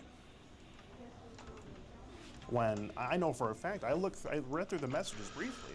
And I Hva told er her det that I was egentlig gonna see trenger her? if I could get on it and get something done about it. Yeah. Yeah. You mentioned you wanted to have oral sex with her. No, Are you trying to that's a creep? possibility. I didn't say I would. It's a possibility. Well, Larry. Okay. Is this funny to you, Larry? No, it's not funny to me at all. What's with the continuous? Is it a nervous laughter? It's very nervous. Very nervous. So I'm you're getting a nervous sweat. so you're nervous right now. Yes. I can imagine so. Henrik. Never met someone. Okay. Well, she did, and she told you off rip that she was. 30 000 koppar, det kan fan inte göra någonting med. Is that maybe what her dating profile said? Did her dating profile say 21? Yeah. It said so. She didn't actually tell you she was 21. And then at one point you asked her if she's ever performed oral on a guy. I think it was. Yeah. Why'd you want to know that? Just experience. Want to know how experienced she was? Yeah, because I will never be anybody that. Right, but done nothing. So what were your intentions today meeting her? Today we're going to go to the park and have a picnic, but we got here so late. Okay. Well, what kind of picnic involves oral sex, Larry? Wasn't gonna do no oral. Were you trying to have nothing today? Were you trying to have today was just gonna be a talk and and that's it. Were you trying to have a naughty picnic with her? No. Maybe naughty trying to give her picnic. A beefy 5-layer burrito, or getting her $5 box? I mean, no, I have no, sir. No, sir. So you didn't have any intentions of that, but Larry, it looks here to me like you talked about it. We're going to be right back with today's dose of Predator Pasta, but first, a quick word from today's video sponsor, Morgan & Morgan. There's a reason that most of these individuals absolutely crumble when the damning evidence of the chat log is presented before them. Just like there's a reason that Morgan & Morgan is America's biggest injury law firm with over 1,000 attorneys nationwide. And their results speak for themselves, with over $25 billion recovered for over 500,000 clients. Morgan & Morgan has been fighting for the people for over 35 years, and if you become their client, they'll fight just as hard for you to get you the payout that you deserve. Hiring Morgan & Morgan is like hiring a legal army that always has your back. If you're ever injured, you can check out Morgan & Morgan by heading on over to forthepeople.com/Skeeter, and their fee is completely free unless they win. Yeah, we did talk about it. Right. I said most of the time it'd be 16 to 18, I said, or Yeah. if I ever did anything to you. I see that, but I think at some point in here you said it would be okay if you did some of the oral things. I believe, I'll pull it up here. I believe you said that it would be okay if you did oral things and anything but penetration until she's. So what? In your opinion, why does she need to be for that to happen? Age? Is it because age of consent? Larry, just stay with me here. Okay, do you need a water? Do you want some? I can get you a water. I'm the manager here. I'll get you a water. It's like crazy. I'm gonna pass Okay, out. well, just calm down, sit back. I don't want you to pass out. You're real dizzy. Okay, just calm down. Do you have frequent episodes of this? Every time I meet new people, I do. What about when you were meeting her? Yeah, You weren't dizzy just a minute ago, were you? I was nervous the whole way here. You were nervous the whole way here, but you still decided to come and meet her. Why were you so nervous? Because I just was. Is it because she's and you're 54? Yeah. Not 40, right? Yeah. So, I mean, Larry, you lied to me off rep. I'll be 55 in a week. Huh? 55 in a week, okay. And I mean, when you're talking about it, you can say that you love oral sex and you wouldn't stop until she's satisfied. Surveillance goons. So, what do you mean you weren't going to do that after some point when you met her? That's what it seems like to me. I mean, Larry, the transcripts are right here. Yeah, I understand. So how can you deny it? You know what you said. Bro, hva faen? Hvorfor er det en goon her? Når man snakker med surveillance goon. You're drinking. So you were drinking. I've been off work for a year because. Okay, so you were drinking my at. father passed away. Okay, sorry to hear that. I don't want to get her. Bro, hvorfor flyr de? I think we're more looking at you being in trouble. You know, she's going to be in trouble with her dad. Yeah, I know that. Right, that's already. But I don't want. That's already going to happen. Okay. She's going to have things taken Ha, away from her. nå er de gjorde det igjen. Anymore or Ha. Facebook dating, even though you didn't meet her on Fortnite. Yeah. You know, she's not going to have a phone for a while now. Her dad doesn't play around with that. I'm so nervous. I said I've never done nothing like this before. Do you have kids of your own? Du føler Bonus is nice to me because okay, so den har vi. Okay. I'm sorry to hear that. I don't want to get in Or best. I don't want to get in trouble. Thank you. Well, 54 equals trouble. Yes, it does equal trouble, and I know it. And it, to me, we would never, ever. Well, it doesn't say penetration. Well, here it says. You know what? Maybe. Well, Larry, let me stop you. I'm soaking wet right now. Okay. Okay. I hear you. Let's go. God saved us, man. I think that may be easier to meet up with her is okay. She's 20-year-old. That she's done it. She's done. She's been in trouble with that before, so we know about that. She didn't tell me nothing about getting in trouble about that. Okay, she probably wouldn't. Yeah, that's what made me feel a little comfortable. Yeah. That she's experienced somewhat. Right. But okay, sure. Let's go. Okay. Well, I've known her since she was this tall. Okay. So she's always been. I told her today.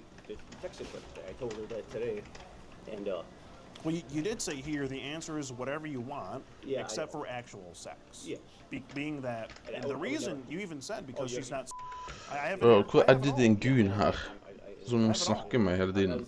Det jo helt bullshit. The 20-year-old thing made me feel more at ease hanging out with her.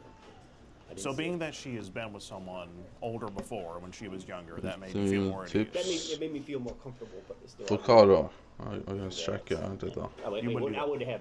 But. Jeg skal ta en But you would have. I told her. I think I remember there. I told her. But I wouldn't do nothing with her. But you would suck.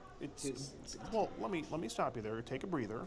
But it says, I understand, Larry, I can be a little intimidating. I get it. You are, you're I don't mean a bad back, bad shoulders, well, bad I don't neck. mean to be. I want you to relax. No, I know. But you talk about cuddling with her. At one point, you talk about sucking her boobs. So you're telling me you were okay with sucking her boobs? I mean... What's that, Larry? That was it. I was at home getting messed up. Well, you're at home. Har du ikke farmet? You said that, so when you're under the influence, you... I get. Yeah. But so do you think that's a good excuse? No, I don't think it's good. I mean, when someone gets pulled over and they're drunk, they get a DUI, are they excused because, the alcohol influenced that decision? No, so, well, exactly. So, it's just not a good excuse. No, it's not. Larry. And you even ask her if you send a picture of your breakfast, and having some sausage links here, you say, did you enjoy oral when it was done to you? Yeah. She says she did. And then you say you'll enjoy it even more with an old dude. And then you say, do you like your boobs sucked? I mean, skal jeg helt ærlig med deg, så this was, you were having your breakfast here. Trenger du coins, eller vil du skaffe mining gear? Hvis du vil ha coins, så må du bare gå på farmen for øyeblikket. You tell me you were messed up in the morning while making probably sausage. have residual effects because So, some nights I smoke a lot of weed. What do you smoke? Marijuana. That's it. You smoke weed? Yes. Okay. And I haven't done any today. Okay. I don't do nothing outside my house. I mean, drinking, yes, I go to my house, but I don't do. Okay. And I don't get fucked up. You must have been getting hammered the previous night. I'm still. Yeah. Stuff is just. Must be going hard. Do you have a drinking problem? I've actually cut back quite a bit. I drank quite a bit when my dad passed away, and I worked on myself. That's why I went to the doctor, and I understand the sadness, Larry, but mine. Girl is not going to help you cope with that. It's a step in the wrong direction. I don't think. And then I don't think I would ever go through with that. This is like Larry, you talked about it, and now you're here meeting her, my niece. But again, it's. Du hørte med en. I don't know. Something else that came up. You say you'll enjoy it more with an old dude, then you say, we know what we're doing. Powder. You say, we know what we're doing. Okay, så du har en del powder da. With no hands. So you're boasting about this. Do it. Hva er det du miner med dette? She's a lot of that's more talk than what I would ever. It's talk. It's talk. Well, but I know talk is talk, and showing up is showing up. And Larry, you showed up. That's it. So it's hard for me to believe that this was just talk, and you weren't going to do any of these things with Carly. I definitely for sure wasn't. Definitely for sure wasn't. I don't.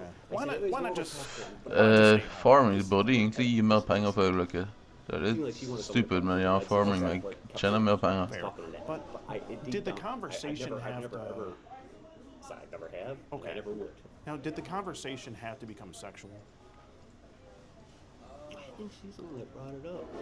I don't think I brought up the sexual part initially. She brought it up. I don't see. To be honest, I don't mean, see that in the. I don't see that in the transcripts here. From what I've seen, I don't remember how that came up. The dad sent me everything. From what I've seen, it looked like you. Det bør de gjøre, det er bare Nicholas runs. You say you enjoy sucking boobs and you've made ladies. Grunn av Aura Mayor gir deg 2 ganger mer RNG-meter per run. She starts high Så det er 500 runs på Alloy I stedet for 1000. It's just, I don't know. And I mean, first of all, thank God you don't have kids of your own. I mean, but if you did, think about it. My dog. Okay. I think if I was a father, I'd be. Did you say your daughter? No. The dogs. Dogs. Your okay. My dogs. Now, my dogs are my kids. Right, but if you were a father and you had a 14-year-old girl. Så det eneste du egentlig burde gjøre, bare gå for Nicholas runs. So, if the tables are turned, what makes it okay for you to do this? Okay. It's a poor choice on my part. It's an illegal choice. It's illegal. It's a crime. Det er fordi det er noe du ikke kan gjøre hele tiden. Are you sure you don't want water or anything? Jeg tror du skal klare å få til 500 runs I en sånn 10 dager.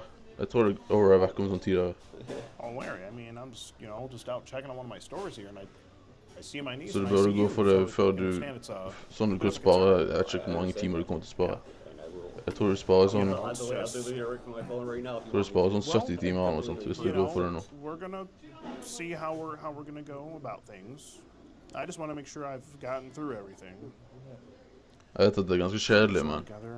And in this picture, I have to ask you about this picture here. You sent a picture of it. It looks like, yeah, you and your legs and your dog, and then it looks like you have a. She's laying on my feet. Right. Well, it looks like you have a bit of a, like a half bulge there going. Now, when you took that picture, did you get some sort of excitement from the dogs? Is there anything funny? I was just laying there on the couch. Okay, you're just laying there. I'm just laying there on the couch. Okay. How old are your dogs? 13, 12, and 1. Okay, so pretty close to the age of the girl that you're here to meet, yes. Carly. So I have to ask you: is there anything funny going on with the dogs? No, sir. Okay. Okay. No. Okay, good. Larry, you'll be surprised at what I say. So I just had to ask. No. I'm glad. That's great. Målpeten med looting 4 sverd. Yeah, we don't want you doing that. So. Looting 5 er dårlig. Okay, good. Så looting 4 med målpet. Altså kan du maxe ut automaton beastery på den måten også. Just a one-time thing, meaning if she Så det er 2 igjen. Or it's just a one-time thing. I said, go grab something to eat and sit at the park right. and sit and chalk. And that was it. And then you say, I prefer to have a girlfriend. I would prefer to have a girlfriend. That's understandable, but she can't be Larry. Yeah, I know. If that's the case, And now here I have to. And I told her today too. Right. If we were to become a couple, okay. I'm not gonna do nothing. Yeah, I hear you. You could do something. Okay. Yeah. Oh yeah, I got no problem doing that. Right, and her dad he lives in the area too. It's just I'm going to tell you, it's a good thing that I'm here talking to you, not him. It would be a completely different conversation. Så hvis du klarer å average sånn 50 runs per dag, jeg vet ikke hvor mange det er. For det virker. Yeah, you do say if we do end up dating for an extended period of time, yes. Are you gonna be able to keep me a secret for a couple of years? Yeah. For det er den 8. så var det også en 9. election. You were planning to jeg vet ikke om det er en 10. også. For a couple of years until she was 16. Yeah. Well, it would be grooming. I don't know what it's called. I said I've never. What it's formally known as. Yeah. I mean, she's now, so it's just not a good look. No, it's not. Larry, and I mean, you're about to get a job. It seems like you have things going in your direction. Ja. Turning around. Okay. It seems like you're starting to turn around. You're getting a job. I see you have a nice Challenger.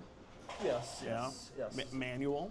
Yes. Right. That's my retirement toy myself. Your retirement toy, nice. Is it a demon? No, it's just a regular. Not a demon. Okay. Because it seems like you were trying to do some demonic things to. Girl here, and I don't mean to be funny. It's not funny. No, I know. That's what it looks like. Yeah. How was your Discord open? Hva er det du lurer på? Nervous laugh. I get told that even talking. Okay. Because I want you to. I have a nervous laugh a lot. Okay. That's not. There's nothing funny about it. Okay. Because I want to make sure you're taking this seriously. No, I've been told that a lot. Okay. Because it's very serious. So. Yes, it is very serious. Okay. And then you talk about how you're a pretty easygoing dude. Were you gonna keep it easy going when you No. Because that's what it looks like. It would be statutory. Larry. No, I just said I'm pretty easy. I'm just. Overall, I'm you're easy. I'm a mellow dude. It takes a lot to get me wound up. Okay. I'm a pretty. I mean, when I was younger, I had a hot head. Are you sure there's nothing I can offer you? I mean, it's not on the menu, but we are starting to come out with pizza. It's like a taco pizza. I like Mexican pizzas. Mexican pizza. Og jeg vet om mange norske hvis du vil vite om flere. I can order you one if you want. Okay, your stomach's okay. Jeg kan putte deg on game. Okay. Yeah, no, I hear you. Jeg vet om mange norske Skyblock players. I hear you, Larry. Is that your STU? What's that? Is that your STU? Oh, that's my. Yeah, that is my. My driver is. My chauffeurs drive me around. Beautiful. Yeah. That's a beautiful thank car. You. Thank you. Oh, thanks. Appreciate it. Yeah. Yeah. I Guldman så det jeg tror det 8 norske. Yeah, no, the ST is nice. You know, Og alle late game, alle end game. Yeah, she's got some guts. That's my truck. My winter. Oh, De er dungeon mains da. De spiller egentlig bare dungeons. Okay. Okay. It's a nice truck, Larry. You know, we all start from somewhere. I started working at Taco Bell years ago. Then eventually I became manager. Then district manager. I started with one store, and now I'm district manager of a whole chain of stores. You know, I have 10 stores beneath me. Yeah. Yeah. That's good. So That's good. Yeah. Like I mean, my brother works at Kroger. He's a manager. Okay. You got to work up to Okay, it. så det Well, Larry, I did have to let her dad know that she was here. Oh, okay. As soon as I saw I her. have full inventory of Rose. How's it going, Chet? So It's going okay, buddy. good. How's it going? Yeah. Yeah. Who's this individual here? So this is Larry. Hi, Larry. Now, I'm not, but it's okay. Yeah. So you know how you were telling me Carly was talking to someone online, older gentleman. Well, today she came to meet him. I was just randomly checking in on one of my stores. Okay. And this is that gentleman. Do you remember? I did Larry? me. Yeah, I remember Larry. You know, because you looked through her phone. I did. I found a couple disturbing messages on there. Yeah. So we were talking about that, and yeah. I mean, explaining why you were sending those messages. Like I told him, I was mainly looking for someone to talk to. I told him because I lost my dad this year. Sister overdose, so I'm putting all this shit. Okay, so I lost my dad and my mother. I never once sent oral sex messages to. You did talk about oral sex. We talked about that. So. That's fair. Well, to be fair, you did say you were open to doing anything except actual penetration. Open, but I just said me. Hvor funker det ikke? Okay. I'm such a nervous. Nervous? You're a little nervous right now. I'm soaking wet and sweat, dude. He's been nervous and sweating for the last 10 minutes. Just beating up. I was nervous coming to meet her for one thing. This is something else. And I said, you have some identification on you, Larry? Right on. Mind if I see that? I should probably get that. Yeah. I should know who's coming to my stores anyway. Yeah. So. I want to see. You don't have any weapons or anything on you, do you? No, sir. Yeah. What join I can get a This bridge. is my best friend. That's her dad. Known the guy for 20 years. You know. When he told me about it, I said, okay, you know, I'll do some digging and I'll see if I can find the guy or whatever for you. But you know, and it's just random. Bridge på den här that I och så ran kan into jag you. ändra det. Do you have anything in your truck? Drugs, alcohol, any weapons? No. Chewing tobacco. Okay. Chewing tobacco? Yeah. That's what you do? Okay. Yeah, he recently got over a drinking problem. Well, I'm happy you got over a drinking problem. Seems you got into another minor problem. Yeah. I'm trying to get it all straightened out. Yeah. Get it straightened out. Yeah, just started getting his life turned around. I would say this is I just started a job one day, got pushed back a week. Yeah, a bit of a step back. Yeah. I kind of let him know we were here talking and whatnot. I told him to be cordial about it. You know, 'cause he's had a problem. He used to be a drinker, so you know, been in jail for it and everything. He's turned his life around too. Yes, sir. So, you know, it's a big step for him to be taking this, you know, as professionally as he is. You know, so yeah. Well, Larry, I'm be real with you. You shouldn't have. It's, no, I shouldn't. You know, so morally, this late at night. I told her it's late. Let's go tomorrow. Well, why tomorrow? tomorrow? Lunchtime. This lunchtime during the day. Meet up during the day. I told her I don't like driving at night. I don't like going anywhere at nighttime. Well, Larry, the thing is, you had this sexually charged conversation with the girl who told you she was, and now you came here to meet her. Well, that's where we're at. You know what I mean? So, you know, if you left it at the conversation didn't come to actually meet her, I would Yeah. have all the reason in the world to believe you weren't gonna, do anything. Yeah, So. yeah. No, I wouldn't. I wasn't planning to do anything. Right. Well, I said well, one could argue. Yes, I know you can, and Right. I said I could.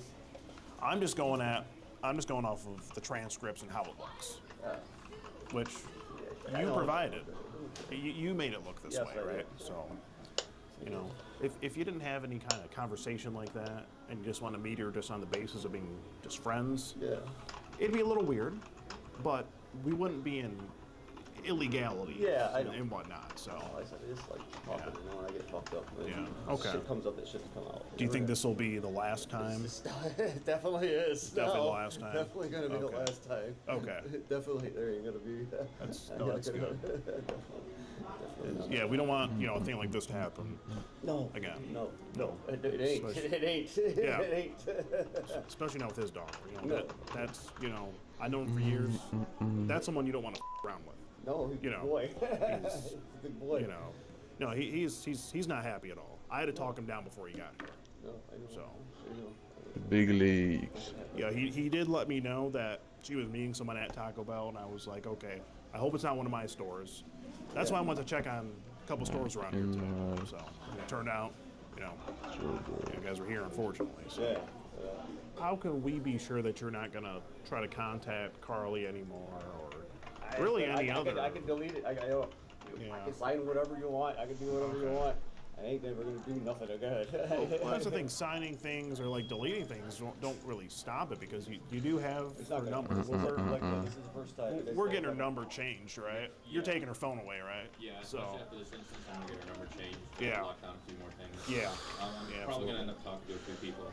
Okay. Make sure the proper corrective actions are taken. Yeah, probably should do that, because at the end of the day, it is a legal matter. It is, and we need to make sure that corrective measures are taken. That's it. This doesn't happen again. Yeah, it's a thing. And she, she's on Fortnite talking to people too. Really? Yeah, that's not where they met, but that was the story at first. Huh? Where did you meet? Where's Facebook dating? Facebook dating? Yeah. So she's on Facebook dating as well. Yeah, well, not anymore. Yeah. Not for much longer. Du kan bare skrive guildchat hvis du lurer på noe. Da kan jeg svare. Det er litt lettere. She just put that as her age. She said she was 21? Well, she didn't say that, but she put it. I saw the profile. She put it as her age. Yeah. Did at any point she tell you she was? Yeah, afterward, when she started actually talking on the phone. Yeah. You still have the cojones to talk to my daughter. Let's talking, yeah. So I said I would have never known. I said I always looking for people to talk to. And that's it. But do they have to be? No, she's the first one. Okay. Well, are there no other? I can tell you Are there no adults you can talk to? I can tell you my whole life. Okay. Right. I tell you my whole life. I've been with less than 10 women. You've been what? Less than 10 women. Stuff like that. Less than 10 women your whole life. I mean, that's a respectable. I'm not a player. I don't go out. You're not a player. You just crush a lot. I hear you. Yeah. Hvor vil jeg ikke? Jeg skal jo bare. Jeg spiller uansett. Jeg bare streamer når jeg spiller. Jeg spiller hver dag, så det er ikke. Jeg har ingenting å si. There is. So why not just talk to the adults? Yeah. Jeg har ikke tenkt å gå noe big, altså. Det er ikke så seriøst. So what I Det er mer bare for hvis det blir bannet. Actually a district manager here at Taco Bell. I'm actually Skeet Hansen with the Predatorial Investigation Unit, and we're doing an online series where we meet up with, confront adults who try to, have sex with online, and you've just been skeeted in 4K. Før så har jeg påstått That's all you have to say, then. I'm sure the hvorfor ikke officers det here sånn? would like Spiller. to have a word Oi, with you. hva? Hallo? Hvor slutter det å for meg? What's going on tonight? Hva skjedde? Hallo Linus. What's going on today? Nothing else. Yeah, what are we doing here? Just that Hva faen skjedde? young lady. We actually were going to go to a picnic, and she's got out late, and so we came here to eat, and that was going to be it. Hva faen var det som skjedde da? Jeg bare gikk forbi korpsene på en gang. Met her on Facebook, she said she was 21. Sånn shit. Now, Lauren, she didn't say that. No, it posted. It said the profile said that. Yes. Skulle ligga an She topp told you something else 34. though, right? Yes, afterwards, yeah. Yeah. We just met up, we were just gonna talk. Okay, vi snakkes Electro Bird. I'm talking to people. And they said, I told them one of your Alltså, du joinade How old did she tell you she was though? Right. Yeah. But that's all She did. on, We go to a picnic tonight, and that was it. Nothing else. But what'd you talk about before that? About a lot of stuff. Oh, you want to be specific? Gas, I'm sorry, now I'm gassing. It's all right. Well, yeah. How long have you been talking to this? Oh, you guys are scared the crap out of me. Follow. 2 weeks, 3 weeks. 3 weeks? Yes. And how'd you guys meet? Facebook page. Facebook what? Katie's. She was 21. Okay. So we started texting, and she wanted to meet for So a you meeting. said she was 21, and when did you find out that she was what? Probably the next day or two. The next day or two after you first met her? Yeah. What did you guys talk about? Anything and everything, really. Okay, anything sexual, intimate? Intercourse, no. What's that? No intercourse, no. No intercourse. Some oral stuff. She said she had done oral stuff. I'm 20 years old But and I'm stuff like talking that. about like verbally talking between each other with, you and her. Was there anything sexually or anything of that nature talked about? We texted. I said, when you get older, you could probably do oral and stuff like that. But I am not going to have any kind of. So hold on, I'm gonna let you think about this for a minute, okay? Hold on. I'm sorry, I'm gonna pass out. You need medical attention? No. I just. I offered him a water already. Well, I got new blood pressure pills and all this stuff. So take a deep breath for me, okay? What I want you to think about real quick.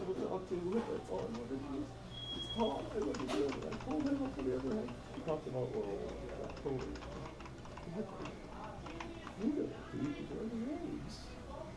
I mean, I just said one time in there. But yeah.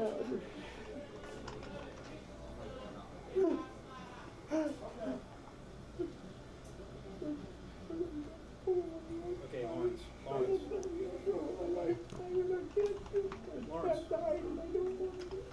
take a deep breath for me. Lawrence. My dog's gonna freak me out. Okay, Lawrence, take a deep breath for me. So what was the intent, or what was the purpose of meeting tonight? Lawrence, hear me out. Think about what you say before you say it. What was the intent tonight to meet up? The intent originally was to go to the have a picnic. That was it. Were there any other plans other than him? No, sir. Again, before we look at the messages. No, it wasn't. I said I know there was. It says, yeah. Well, Lawrence, you remember. You can do anything you want. But you remember what we talked about previously. Well, Lawrence, we're just talking. Bro, vad fan?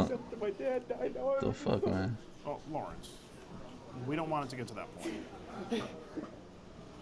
We're just here to talk. No, I know, but I don't want this. I don't want this. It's understandable, but you have to. I know why it's you have to think I thought before. about that, but I just. Okay. The dog doing stuff. Well, that's understandable, but Lawrence, did the conversation have to go where it went? What Did is the he conversation have to saying? go where it went before you met up No, with her? it didn't. Okay. I don't even remember how it started, but like I said. Okay. I can show you where it started. Try it, bro. I don't need to. I have the messages right here. Douchey the plushy. Okay.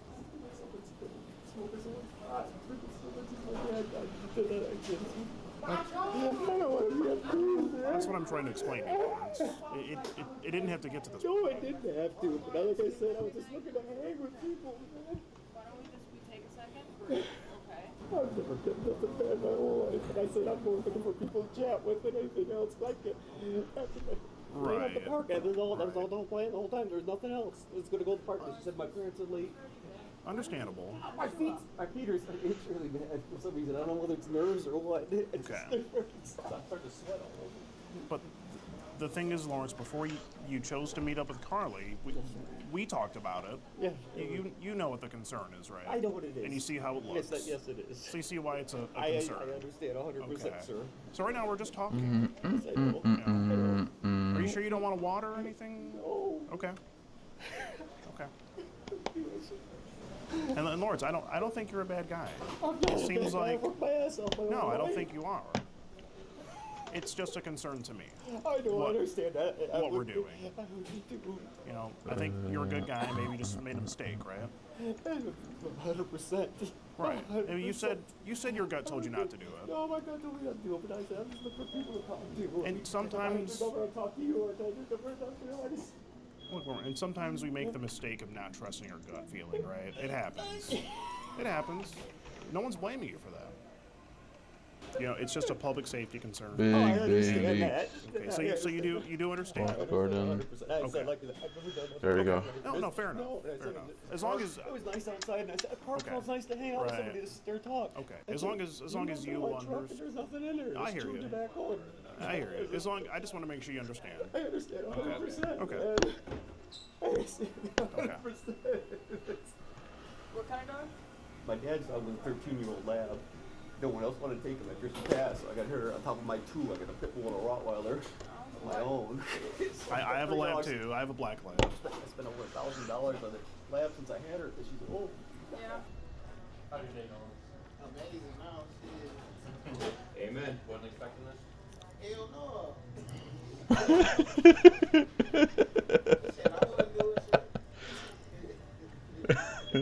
He's laughing at him.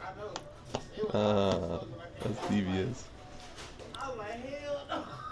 That shit for real. He's laughing at him, bro. I'm like, oh no, they got them You know them other two dudes who be beating them niggas up in the store? Yeah. Bro, that shit crazy. I be like, damn, they be beating their ass though. That's my guy over there. Okay, I thought it was you. No, him. Oh, my nigga at work right now. For real, for real. Really? Not everybody gonna see this goofy ass nigga. Don't do it, bro. His name Lawrence. A nigga named Lawrence just sound like they do some shit like that. Oh, so a nigga named Lawrence guilty as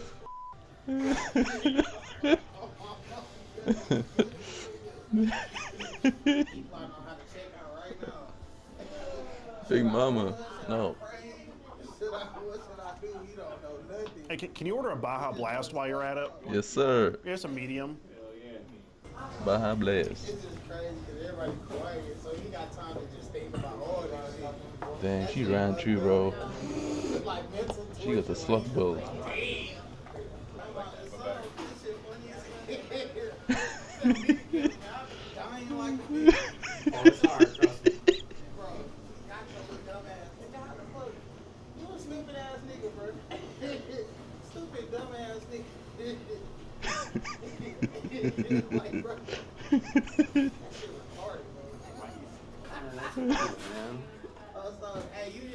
Sorry, Lawrence.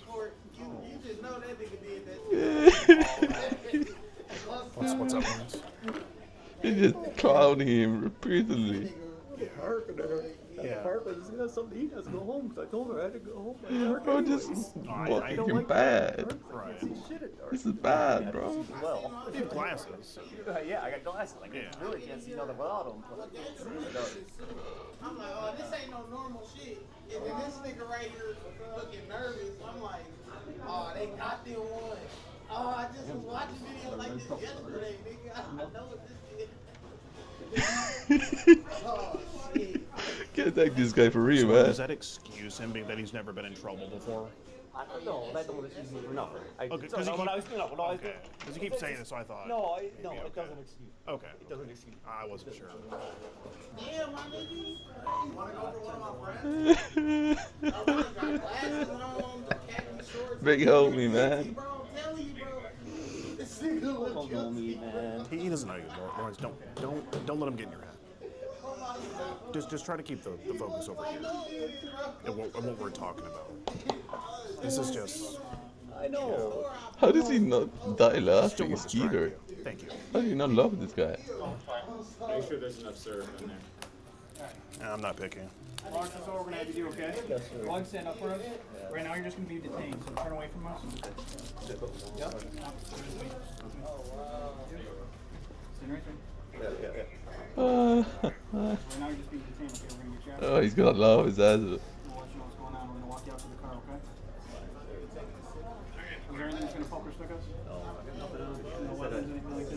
Syringes? No. No, yeah, go ahead. Fine, I got nothing on you. His keys there. You got my wallet. Check.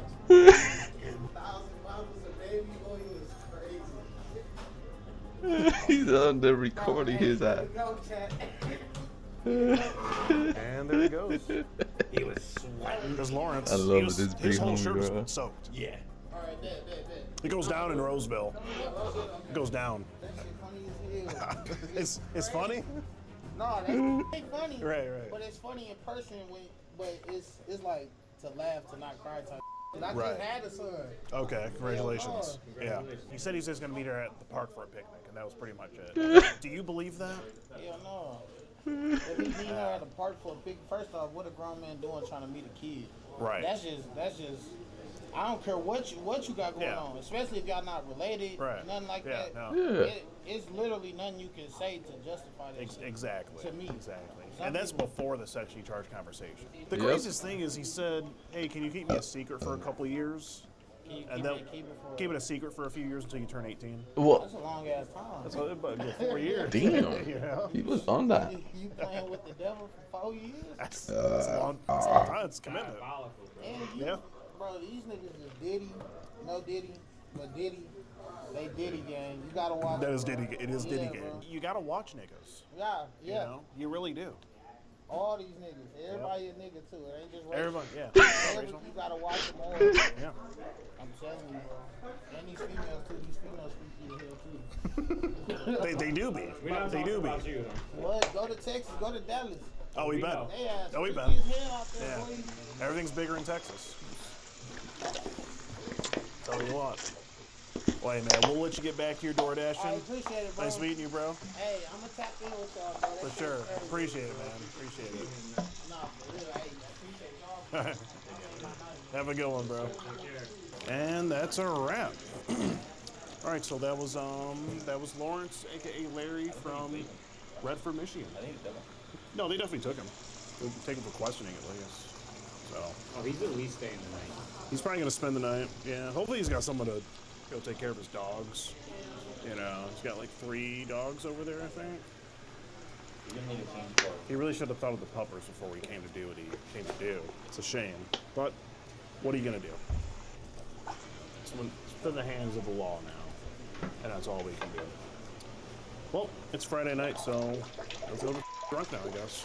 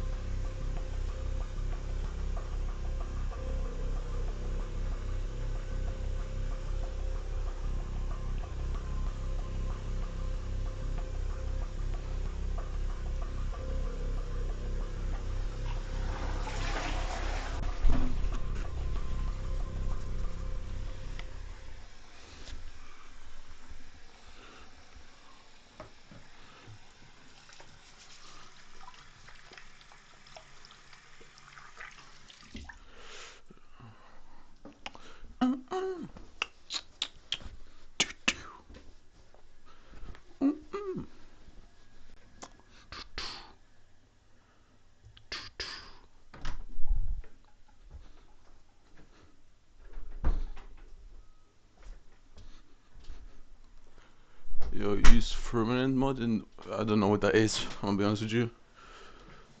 I don't know what that is. One of the coldest villages on Earth, negative 71 degrees.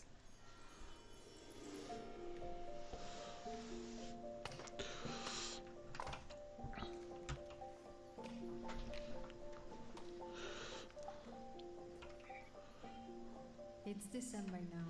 Oh my god. Winter has Oh my settled god. in, freezing Oh my everything god, in what its- is that? it's Is that a December. horse? It's a pony. It's a pony. Are those ponies?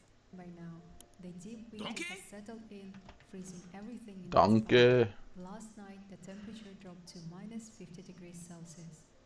Arian is still sleeping, but he must wake up.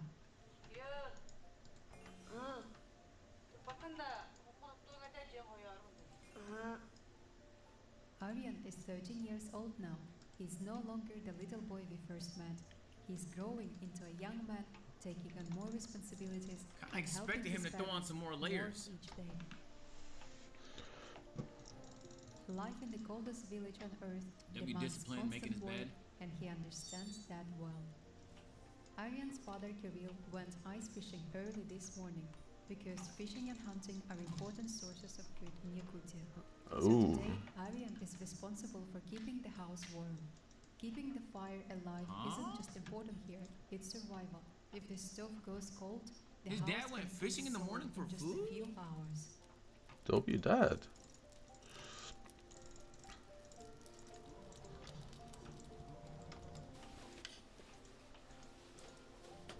People who grew up in cold are built different. By definition.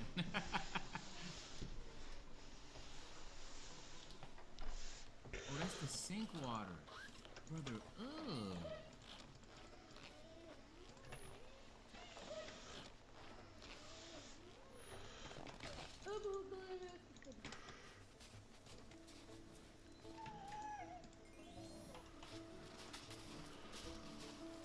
And he got chores off the wake up? Oh my god. Damn.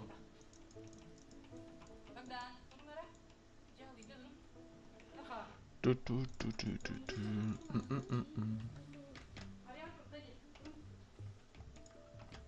In Yakut village, even water is a challenge. ice? At this level of cold, nothing flows. Everything Yo, freezes. that is the biggest Arian's ice cube family I've ever relies on seen. harvesting the ice just to drink, water, and They're comically big, bro.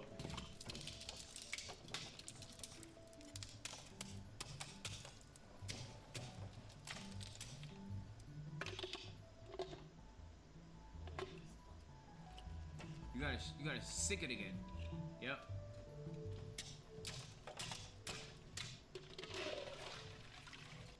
Arian starts his morning by washing his face and brushing his teeth with ice water.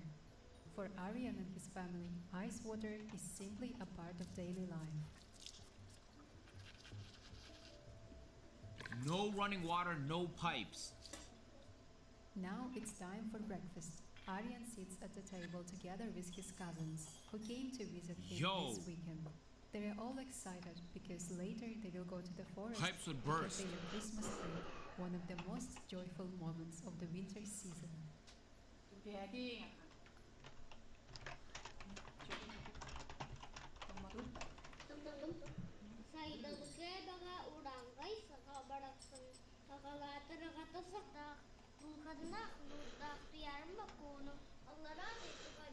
No, it's not Canada. This is like fucking North Russia or some shit.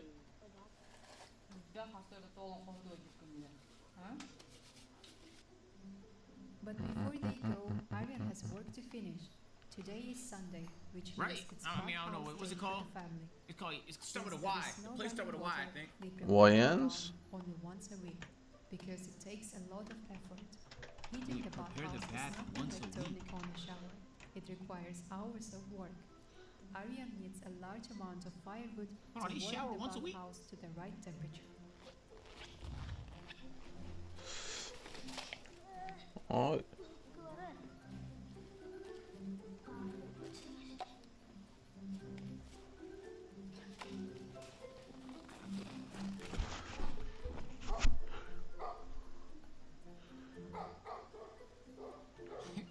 They're so cute. They're so cute. Oh my god. They're so adorable. Yo, where are they going? Come back! At the bathhouse, Arian loads the stove with wood. The bathhouse is frozen solid. The walls shimmer with ice, the ceiling is covered in frost, and even the bucket of water has turned into a block of ice. It takes the entire day of heating before the family can enjoy a warm shower in the evening. What? What, a shower once a week? Arian still has more work to do. He needs to clean the yard, gather more firewood, and keep the bathhouse warm from early morning. Because the horses have been running across the garden, the snow is uneven and difficult to walk on. Arian decides to clear the snow around the bathhouse so his parents will No, not wait, sleep okay. and fold away. No shot he has to wake up and do all this. This is like his 10th chore. It's the morning still, bro. He did earlier.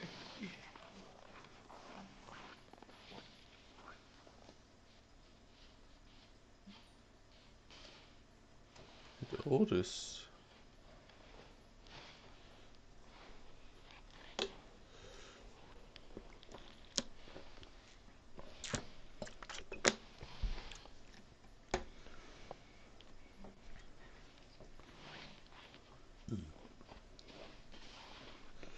You're a bigger man than Agent. How the fuck? Why are you taking shots at me? Bro, I used to shovel the snow too, bro. Later in the afternoon, Arian's mother realizes she has run out of eggs. So Arian and his cousin... No, hold on, no. I used to do that as well, gang. At that age. Go out there and shovel the snow before you go to sleep. My mom, is still snowing. Cat, I'm not lying. Dead ass. Only time I didn't shovel the snow was in the morning. I bet he could tie a knot better. Put on their warm clothes and walk to the shop. Not rage bait me today. Can't rage bait me today. Parents are not worried when children walk around alone. Did your fat ass go On shovel the the way, snow? they are playing I in had the no snow, choice. laughing and chasing each other, just like children everywhere. The temperature may be freezing, but for Arian and his cousins, the cold is simply part of their life. Even at minus 50 degrees, they find moments Vermin. Oh, yeah. walk to the grocery shop. Let's go. It's a grocery store?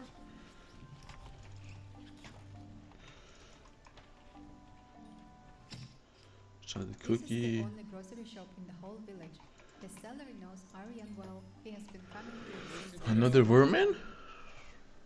The shop has everything the locals need, but there are not many vegetables. Hey, this is just The shop- reckless. Keeping eggs in a bag like this is simply reckless, man. Has everything the locals need, but there are not many vegetables or fruits. The village I like is how on much the to road, have. bringing fresh produce Do here they is have difficult What? and expensive.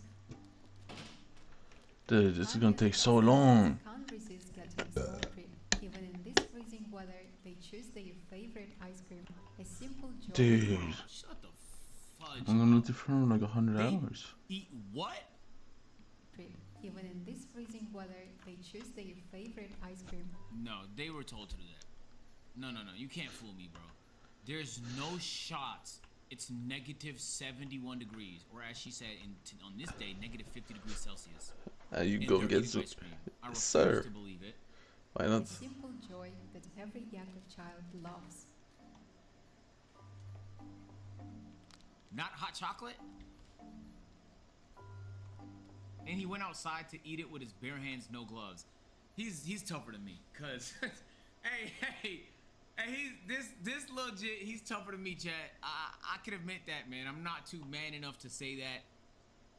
He took off his gloves, went outside in the freezing cold to eat ice cream. There's nothing I would never in my life think of no shit like that. Never in my life. You gonna share it?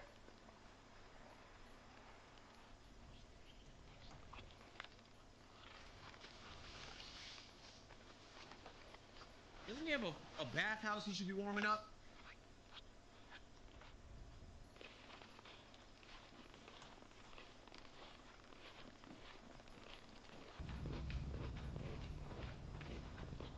Does he go to school?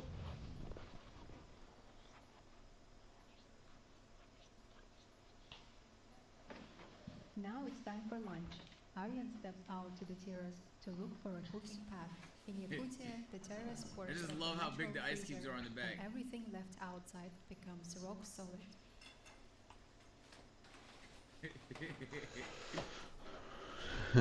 It's Sunday. Meanwhile, Lyubov is busy preparing pastries. Today she's making chworost, a light, crispy treat that Aryan loves, especially on cold winter days. As she cooks, Aryan sits nearby and turns on his favorite cartoon. It's his little tradition during these long winter evenings. Recently, he has become obviously expert in occupations that are more than my love 7 days.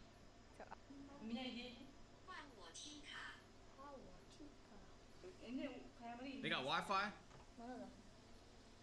That's a good question. That's a good question. I mean, he just put a video up. They had to have Wi-Fi. Maybe that could be data, actually.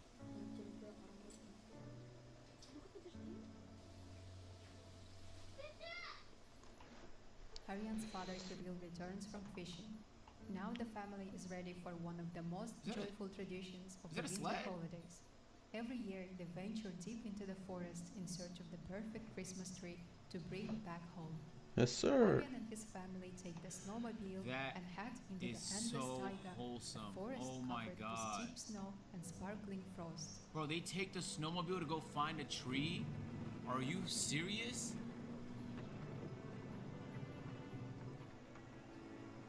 Well, not any of those trees.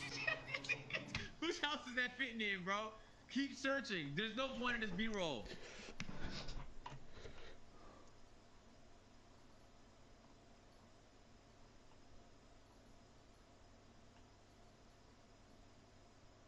And the dogs are following them. Oh my God. This is beautiful.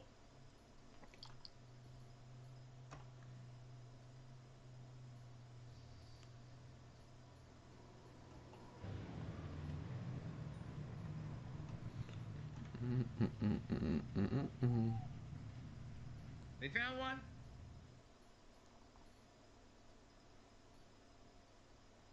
Is that the one?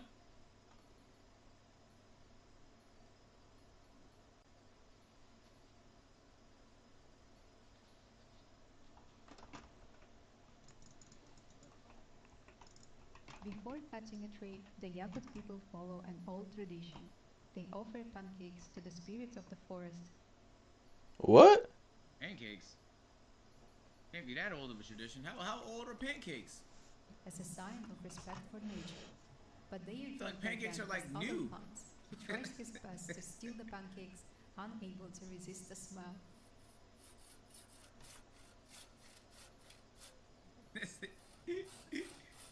They're not for you, gang. Who's gonna stop them?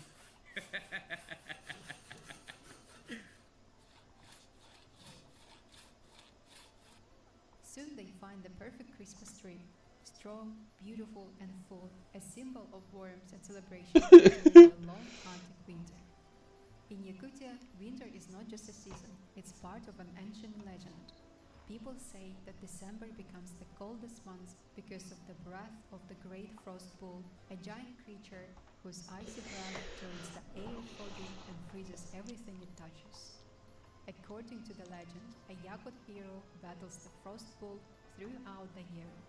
During winter, the bull grows stronger and begins to overpower I wonder if the they're hero, cold right now. which is why the cold intensifies. It's 4 coins Back per. at home, the boy discovers that Kirill has frostbite. Kirill Oh no. Whoa, that is a twist I didn't expect, because they weren't complaining enough. You know, usually people complain once they start feeling the pain. What do you mean he got the bite? Back at home, GG's. the boy discovers that Kirill has frostbite. Kirill didn't feel the frostbite outside. The cold numbs everything. In Yakutia, frostbite arrives quietly and fast. Is he gonna go inside?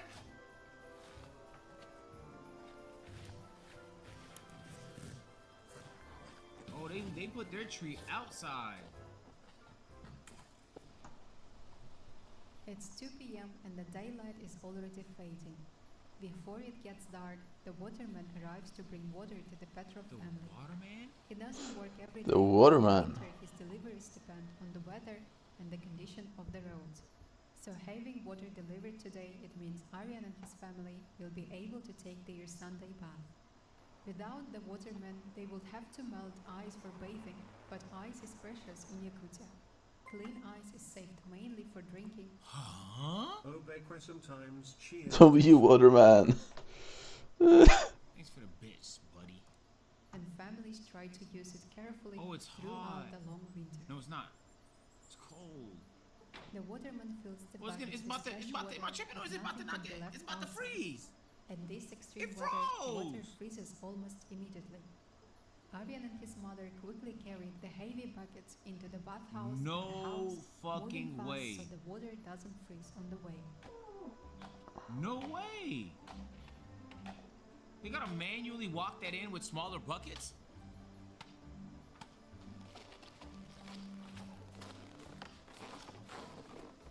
He's grinding for this shower, dude.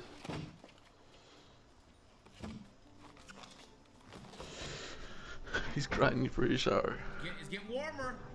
The bath is almost ready.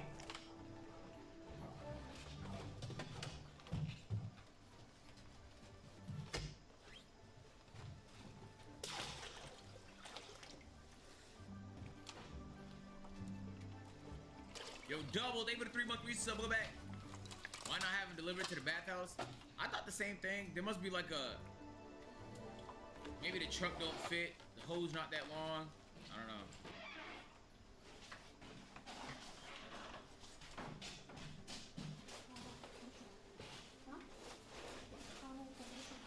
Pickles, thank you for the 11-month resub, man. Welcome back.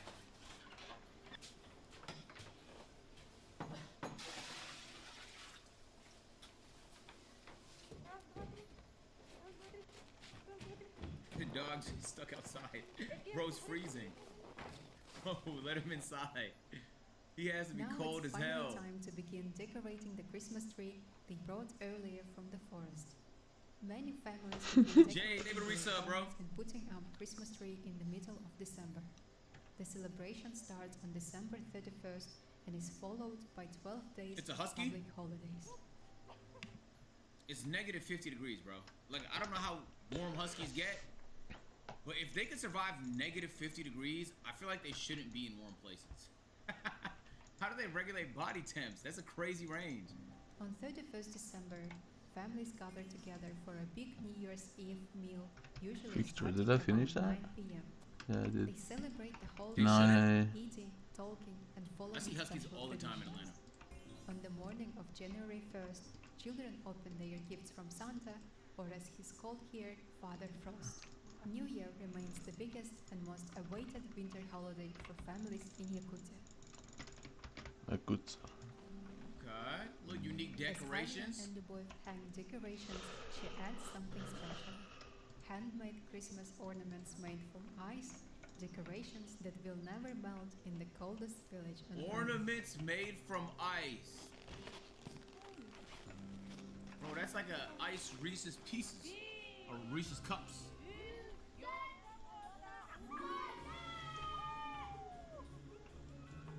With the Christmas tree glowing in their home, the Petrov family is ready for the holidays.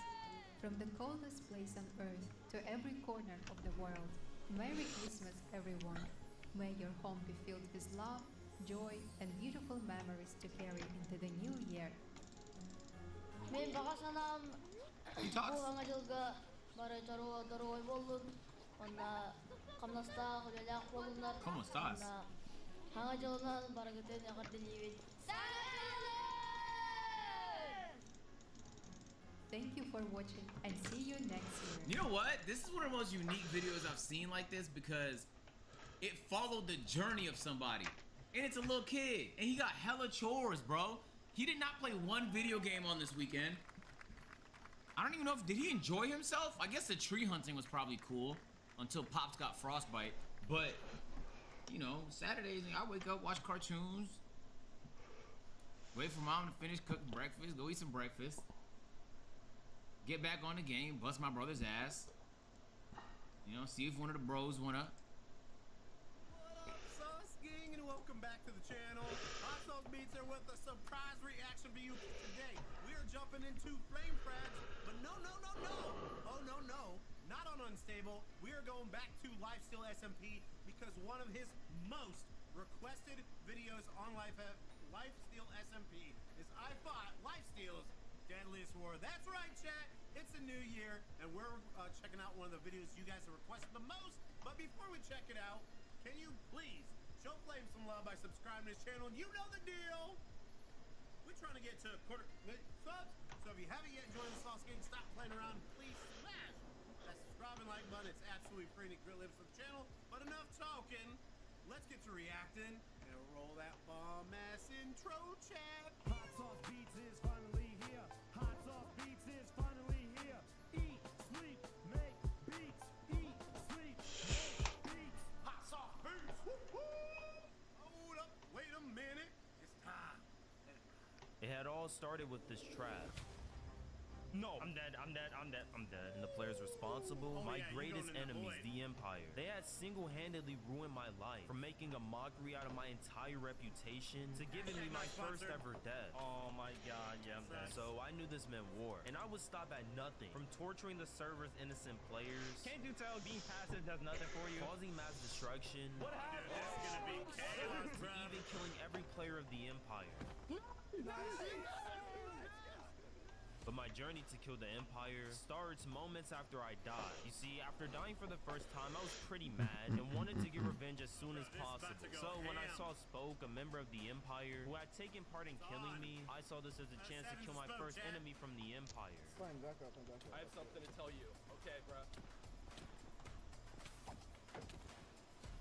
I'm gonna die, bro. I'm actually gonna die. Fine. I'm gonna die, bro. Bad, bro. It was Spoke dead. I've killed my first member of the Empire, but killing every other member will be much harder. For example, the Empire's leader Menateg has the goal to be immortal for the entire season, which means he takes fights very carefully and uses tons of traps, just like this one-shot arrow cannon he made, which would have killed us, but it didn't work for some reason. No way they made a whole railgun, bro, to kill us, bro.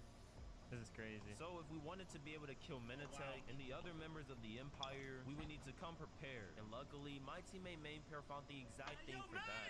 At Pentar at Flame, I found it. I'm being serious. I found their base. Look at my screen share. Oh my god. This actually feels unreal. You see, while I was working on a gold farm for our team, Mainpair, my closest teammate, was spending hours looking for the Empire's base. No way. And then you wanna know how I immediately know it's mids? Look at the villagers. The same villagers they had? Or? Yeah, literally the same. Name them all dinner bone before. Oh my god. Knowing where the Empire's base is a very valuable piece of information. Someone like Menateg, who at first seems like near impossible to kill, but from mainly using traps and taking fights he knows he'll win, now can almost be guaranteed killed if we catch him at his base at the perfect time. So after investigating their base in game, I am mining into it. Okay, I'm in their base. Yo, this is crazy, bro. I realized with a gold farm for a ton of golden apples and their base location saved for the perfect moment, even if it took months, I knew almost ensures a kill on one of them. So I was ready to start hunting members of the Empire and redeem my reputation. Now, the first two players I wanted to kill was Mapik because he was in the Empire, and Leo because he pulled the trap on me. But it wasn't going to be that easy. You see, these players rarely log on and never ever want to fight me. I mean, look at how many times they tried to trap me, bro. So I had to think of a way where there wouldn't be no way they wouldn't want to fight me. And after thinking, I realized they only take fights against me when they completely outnumber me, which I do win most outnumbered fights. 1v3s, 2v5s, 3v6s, you get the point. I've never died to the sword, but with me dying in the most chungus ways recently, I can't risk that actually happening. But this all changed with my ally Wimbu, reminding me of a crazy Minecraft feature that can help me guarantee win a 1v5. So if you get a wolf and you tame it, so like obviously you know about 1,000 wolves, right? And like in the kit, if you have a strength 2 wolf, like it'll actually do damage. Why don't you just put on the kit and like visual representation? Okay. Yeah, he does a heart of damage. What the? Yeah. So each hit. Yeah. So they're actually like good in P3 kit. So obviously the whole thing is then, like, Mayfic, he had a bunch of wolves. But the issue is that, A, if you just run at someone with 1,000 wolves, like, they're just not gonna fight you. Yeah. And B, it's hard to get them to follow you without dying. So here's my hypothetical. You can spawn in 10,000 wolves on your location. Alt strength up. Instantly. In 1 second? Yeah. So here. So I'll show you Here's this. where and it you'll all put the pieces begins, together. chat. Wolves obviously teleport to you when you get too far away, right? Yeah. Like that we know. But if they're seated, they don't. If he takes fall damage, he'll stand up. And then he'll TP to you. Regardless of where you are? Yeah. Oh. Aha. And then it'd just be like, you just kill people with it. Where's the machine? That is the machine. So I have to make a machine that does this? Okay. Good luck. I appreciate this knowledge. Now, this might not look like much, but with this feature, I could design a machine that could teleport 1,000 wolves to my exact coordinates and help me take an outnumbered fight against my enemy. But I'm not good enough at redstone to actually design a machine, so I called up one of my good friends, Caleb, who's very experienced at redstone, to help me design a machine. What I'm trying to do is like, I don't know what to do. It's like make the dispensers repeat like multiple times, so it drops a bunch of potions, and then like it waits like 5 seconds, and then it goes down, and then it drops the pistons. So it drops the wolves, they take fall damage, and then they TP to me. That's kind of what I need to do, but I don't know how to do it. Yeah, So, yeah, I can do that pretty easily. can you like set that up for me while I get them? Bro, there's such difference of somebody who understands redstone to someone who doesn't, and it's drastic. Like, it's massively different, bro. It's not even close.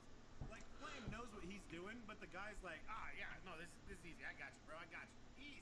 Easy. Materials. Gotta do that right now. I got you, bro. Bad. While Caleb spends time designing a machine that I'll come back to later, I needed to first get 1,000 wolves on the actual server, and the only way that would be possible is from starting from 2. Oh, I found the wolf! Oh my gosh. And first try, bro. First try. Oh my god, there's another one. Alright, let's see if we get the second one. Yes, sir, bro. I got 2 wolves, bro. Now, I firstly needed 2 wolves so they could breed together, pop out a baby, and gradually repeat this process, getting faster and faster with each wolf until I finally have 1,000. So I found the random spot in the ground and was ready to breed 1,000 wolves. But I needed a food source for the wolves, and that's when I was reminded. Zombies can have fun. You can get briny flesh from that. Alright, alright. So I headed to the gold farm I made earlier and collected a bunch of rotten flesh. And we have so many chokers filled with rotten flesh. And with all the food I needed, it was time to start breeding the wolves. Hey, come on now, chat. I know I had about 200 wolves, which was huge progress, but I had realized something. I didn't test how good the wolves actually are in battle. Like, I was about to breed 1,000 wolves without having any idea if they're actually good. So I decided to call up 5 of my friends. Usually, they would win this fight basically every single We got a couple people in there. I think time. Both I know 200 wolves for Lamedy this and test. I Lennox. wanted to see if I could actually win. If I lost this battle, then I'll most likely lose to Mapic and Leo on the actual server. So I had to lock in. They're all bunch of babies. They're all a bunch of... What? We're a team though. Lamedy and friends, assemble! What the was that? What'd you just give me? God. Is weaving. Oh my god! It lets you run through webs faster. Wait, really? Yes, it does. What is it? I can't get close to you. Inside webs, you move at 55%. At 50% speed. They actually do a lot of damage. God. Oh my god. And this isn't even the full army. This isn't the full army? No. How many dogs do you want? How many doggies? 1,000. Oh sh. The lag is gonna be so crazy. Yeah, looks like I did end up running after all. You did end up. Is there 5 players on me right now? I can't even tell. I want to make sure that I do good. Oh my god, they're killing me. Yep, that's What they do. Shut up. Oh, good. Where are you No, going? True's stuck in a hole, bro. You're Oh my god. What the? Oh my. Yo, True died to a wolf. I actually died. God damn. Yo, he's working, bro. He's so bad. Okay, if I did actually fail. Working, chat. What? I can't do That's anything. true. It's too many. Yeah. Dude, I gotta Turtle skill match, up. turtle match. Bro, what? I'm no way I'm about to win a 1v5. just coursed through and they found him. Hold on. You're not dead. Oh, 1v5. That looked like crazy, bro. He didn't get rid of no water. Yo, some of the dogs are tanks. Actually, yeah, that's the only weakness is water. Hey, I'm just sitting back while my dog do work. It's doing so fast! I should get a crap! Dude. Oh, Lamini's stuck in a hole with a bunch of dogs. He's actually dead. Dude, wolves are entity cramming, bro. Bro, Lettuce is escaping right now. Ain't gonna be a down at that.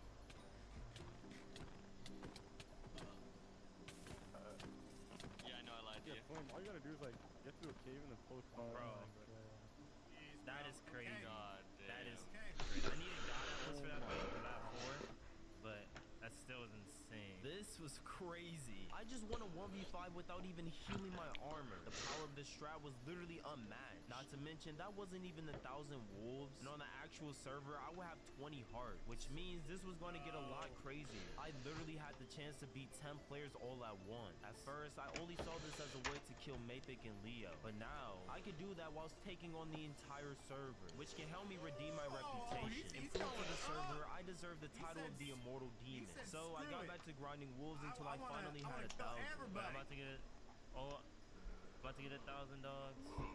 Wait, it said 1,000 for a sec. Yes, I have 1,000 dogs. On live stick? Yeah, I have 1,000. And after placing armor on the wolves, getting the final machine design from Caleb, putting the wolves into the machine, and finding one of my allies who can press the machine's button, I was now ready to take on the entire server with my secret army of wolves. I know the chat's gonna be calling me stupid, dumb, stupid. Trying to take this fight. Bro, oh my god. No, I think they're gonna be like, no, you're gonna get like so many people thinking like, how in the world is he gonna pull this like 1v1? Yeah, they're gonna be like, dumb Flame, thinking he's about to win this fight. Bro, I can't. This match would be so crazy, chat. People when you just 1,000 dogs pull up.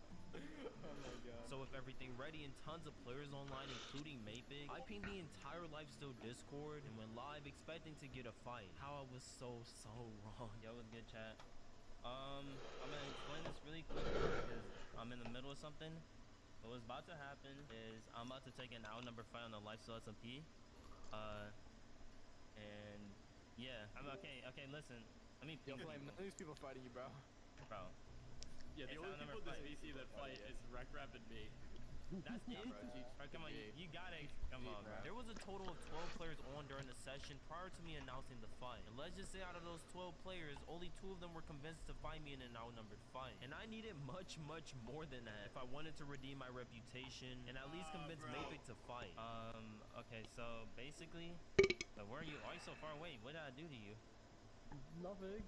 Okay, I need like more people. Alright, so basically, I'm probably, bro, stop hitting my armor, dude. Actually, please stop, bro. Wiggy, please keep fighting this way. I'm just not. Please. Eller skal du ha mat? Saying that I'm making a video. Jo, sikkert. Yo, where's Pentar? Is Pentar not joining? Pentar's my ally. Is Pentar part of the... Oh, Pentar's part of the... Yeah, your ally be the best PvPers on the server, bro. Oh, bro, look at... I didn't even... Dude, that is sick. The flames on his cape are moving. Like, why does no one want to fight me? Bro, oh, so it's not a 1v10, it's a 2v10? Yeah, I guess Pentar's full. Bro. Pentar's on his side. You know, What's we the should line for, bro? I know this obviously guy's bloodthirsty as hell. Oh, now he's off. Okay, He clear. said, I'm outie. I'm outie. Obviously, why Pentar's just logged off. I bet. I didn't And then he even- logged okay. back on. I didn't even tab up with him. As soon And as he was like, called abort out, bro, mission, that's abort insane. mission. Bro, he's listening right now, bro. Flame didn't even tell him anything because he's listening. He's underground right now. Yeah, he's gonna pull the card trap. Okay, Pangy, would you fight? Please. Can someone sleep? I'm literally a quick drop, man. Bro, What do you expect from me? Dude, it's you're outnumbered 5, bro. Just please. Bro, you can wet. What are you talking about? You act like 7 hearts is like nothing. Thank you. Do you have any Turtle Master? Like, I have 7 hearts. Bro, why are you so fucking weird? Your deck's weird.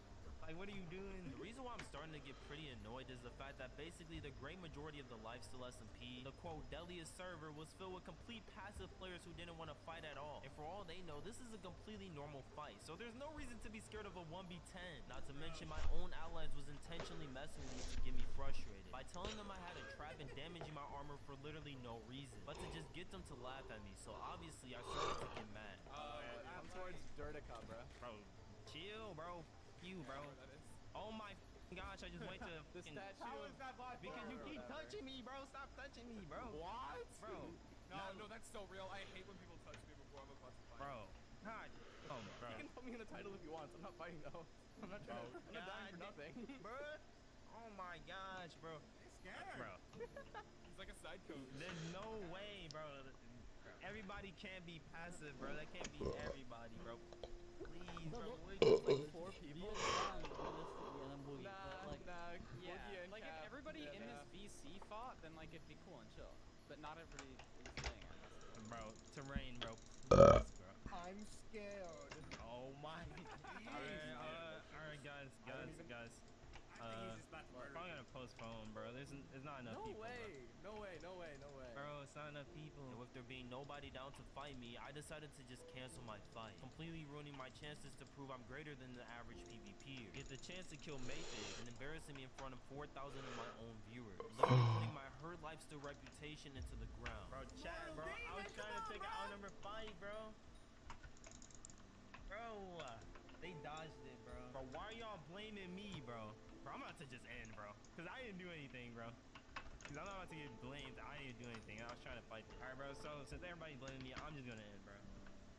Whatever. If you can't tell, there's numbers of reasons why what they did to me was really dirty. This shows how much nobody really cares about my name. And I'm just expected to be the server's punching bag. Because when it's my turn to host something, I'm taken as a joke. But what makes me even more mad is my own friends who I've given so many hearts to and literally helped survive on the server were dogging me for no reason. Yo, Wimbu, my friend. Yo, it's good. It's good. Wimbu. Hi. Are you guys gonna try and kill me? I'd be really sad if you did that. We're actually not. If we're sparing the probably other people who are more needy, probably won't. How about when we just grind gear? Yeah. Remember this. Wait, Zam's building. We shouldn't kill him. Hi, Zam. Oh, hello? Oh, Flame Frags. My friend Flame Frags. Oh my God. Okay, so what are you building here? What's up, man? Oh, I'll be building my house. Alright, bye, Prince Zam. Alright, good luck on your house. Oh, they're so peaceful, bro. I'm That's surprised you weird. haven't died yet. Bro, you guys saw me kill him, but why would I kill someone with no gear? Yeah, that's not even like... It's not even fun. They kill Wimbu, bro. No, we need to get back, like, actually. Wimbu did not hurt nobody. Alright, who's on? No. I'm being jumped. Oh my god, bro. Hey, W, get back for Wimbu, bro. I'm deciding to be nice. No taken. Thank you, Flame. Alright, here's your 3 hearts. Here you go. Holy thank you. Alright. This is big. This is so big on 10 hearts. Oh my god. Why obsidian? No! Flame? I'm dead. Did Flame have that? Oh my god, yeah, I'm dead. Pixelated that, No did you hear that way, cape? what? Nah, bro, I'm not playing ever again, bro.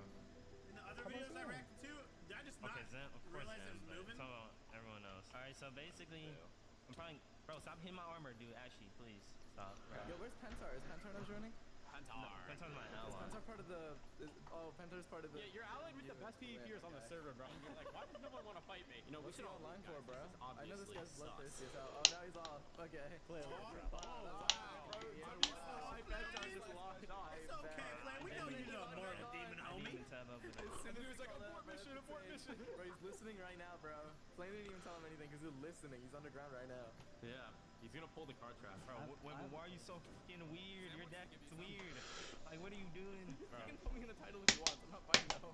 I'm not dying for nothing. And after being insulted by my own friends, my enemies, and my own viewers, there was literally no one by my side. Now, I can't do anything to Wimbu yet since he knows my plan, but I was gonna make them regret how they play me, starting with Zam. While making a plan with Wimbu, I decided the way I was gonna get back on Zam and the server for dodging my fight was by destroying the one thing they all cared about, Spawn. Because I was gonna get my fight, kill the Empire, and redeem my reputation whether they liked it or not. Bro, I'm about to nuke the Spawn, bro.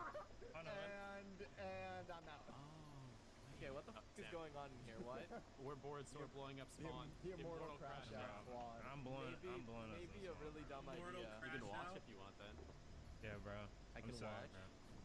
Yeah, because I'm gathering sand right now. You're gathering sand right now? What are you gonna blow up? What? Whatever I feel like, bro. Whatever I feel like. Zam, don't worry. It's a controlled demolition in an unspecified radius. Exactly. That doesn't sound even a little good to me. That was not convincing me a little Rolling bit. this ball with stacks of TNT in my inventory. Demon allegations. Like, bro. Oh my god. Alright, what's first, bro? I'm at spawn, bro. What are you? Oh, What are you? Oh, Alright, bro. Alright, let's get rid of the bacon tower, bro. Goodbye. I bet. No, don't. Okay, don't destroy that. What? Wait, That's yo, been can I here get- since like day one. And it's gonna be gone now. How are you gonna? What's it called? How are you gonna do that by blowing he's stuff already up? started, Jay. He's I'm already not- started. Okay. This is not how you solve these. Oh my god! Wait. Oh my god. It does not spread in here. Yo, don't die, Terrain. Yo, don't die. Terrain. Yo, like this is not how you solve this. Bro. Yeah, you're right, bro. This is like not enough at all. I know. No, like. Sam, why are you breaking it? You just hit me. Oh, you wanna fight? Are you fighting me, Sam? Oh my god. Well, I don't want you guys to do this. This is absurd. You're fighting me. Wait. Bro, stop doing this. If you want someone to fight me, bro. What are you doing? You wanna fight me? Actually, what the heck's wrong with you? Do you wanna fight me? Dude, they're heating up. I will. If that's what it takes to get you stopped right now. Can't you tell being passive does nothing for you? There's not a single person here that would even help you, I bet. You just don't get it. You just don't get it. You just don't get it. They would all watch you die. They would literally all watch you die. That's fine. That's fine with me. It doesn't matter. This thing isn't about anyone else but me, bro. Bro, you have a whole squad. Oh my god. You about to get blown up. Oh my god. There's no way you're doing Do this. something, This is Zam. absurd. Do something. Oh, do This something, is Zam. crazy. What's wrong with you, bro? Bro, do something, bro. Come on. I'm trying. I mean, like, this is all Chat. Bro, I try and respect people, If bro. this is what you wanna do, I mean, respect hey. don't exist, bro. Okay. Immortal crash out. You don't feel like any guilt, nothing at all Bro, about destroying like things that people have spent days on? Bro, wait, and dog. Bro, it don't matter, No bro. remorse, at least for now. I think you'll feel remorse later, but I have nowhere to run, Flame. This is how you want to, deal with your problems. Go ahead, bro. It's not gonna do nothing for you, but that's okay. I mean, it makes me happy, bro. That's all that matters. Good for you, bro. I hope it's worth it. Cheers, my friend. No, it definitely is. Oh. Alright, what's next, bro? We should do the Dirtica statue. Frank is saying it's a good idea. Oh, thanks, my friend. But There's no way y'all are still blowing stuff up after that. What? Oh man, look at this land, bro. Bro, Spawn's about to get remodeled, bro.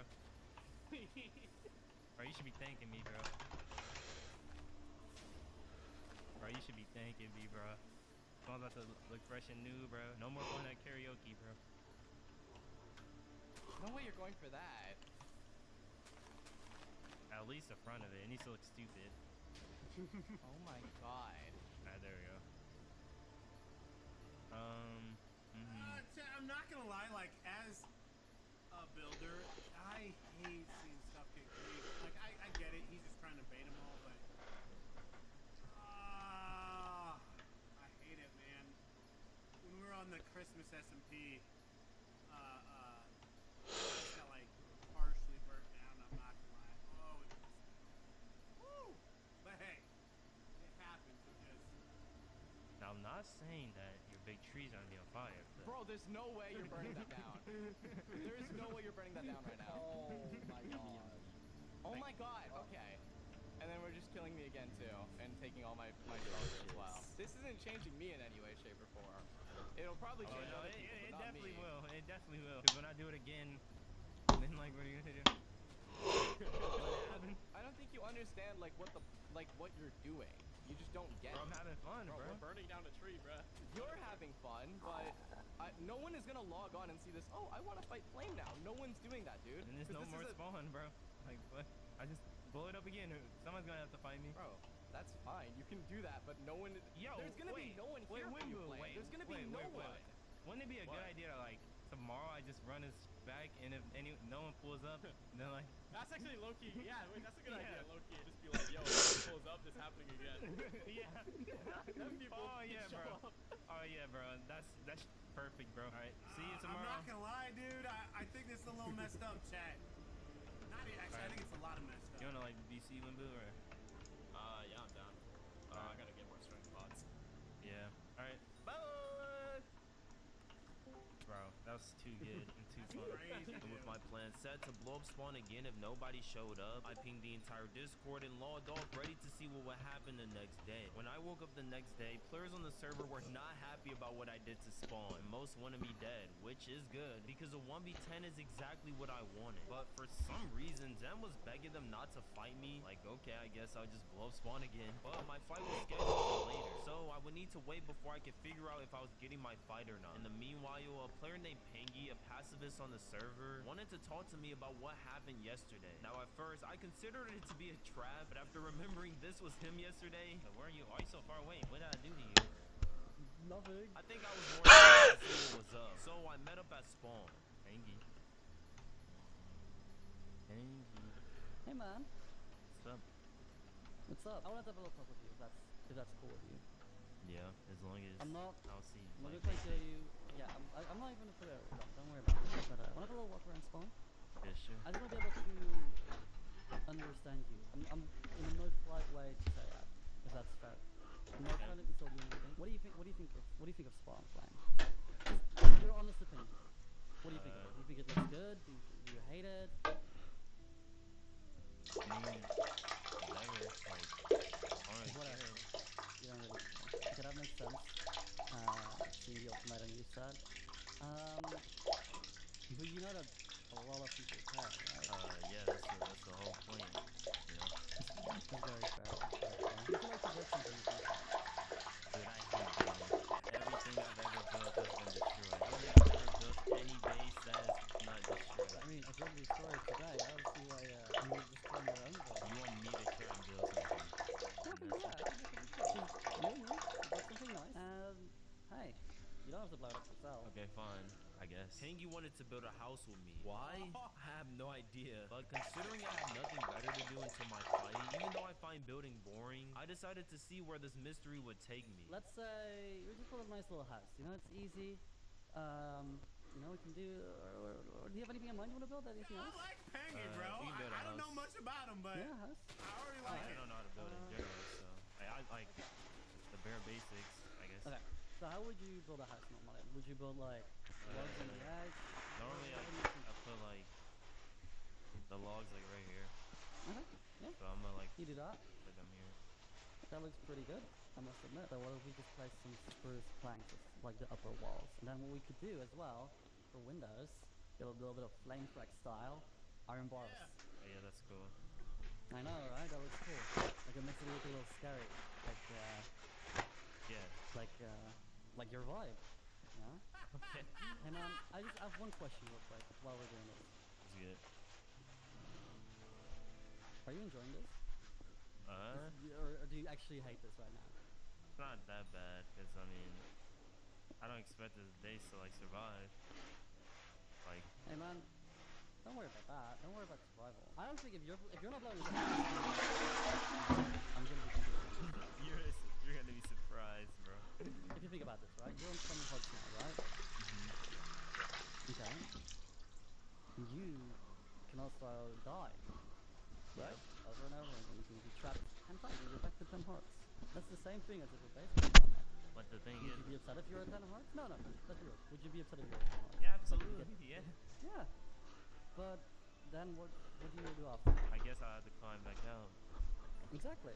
So if your base gets blown up, what do you think you do then? I should rebuild it. Oh exactly. No, it doesn't hit the the new thing. Well, maybe for you, but for other people, it's like because I don't care everything. I've done that before. Now I've had my evil art. This would be perfect. Yeah, man. I think we're done. I think we're done with the house. Yeah, I think it's good. Did you? Okay. So now the question goes. What did you think of the building? No, I think the building is spectacular. Steady streamer, boy. Thank you, man. This was chill, like, cause I liked it, cause I never did it. Farming is so fun. Yes. But now, if someone like knows that it's mine, it's gone. Okay, well, no one's gonna know, so we can just leave this area if you want. Let's just walk a little bit away from it. Okay. Now I have one more question. After all of this, I know. really cool, like but I need it for XP. The windows are really this sparks. That's literally all I need, basically. Great start out. The update. What is that? I want you to blow up the house. You want me to blow up this house? Wait, so what's the point? I'm building it. I mean, it's alright, I guess. It's not that bad. But I'd rather like do something else here. I'm all for character development, dude. I like this. Just to blow it up after you're saying like after like if no one shows up, you want me to blow it up? Or No, right now. you want me to blow it up right now? Yeah. I feel like that's a waste of time now, like you know? Yeah? You wouldn't want to blow it up? Nah. I'm my own house, like I might as well like let someone else do it. I see that you So yeah. I have an alt account that I'm gonna grind. That's all I'm gonna say for tonight. My alt account is being grinded. Good luck with your It's my alt. I'll grind this one. I wish you the best of luck. I'll see you later. I need to do a lot of stuff in here. Yeah, I have another profile too. This is my normal profile. This one. Oh, that's a lot of coins in my purse.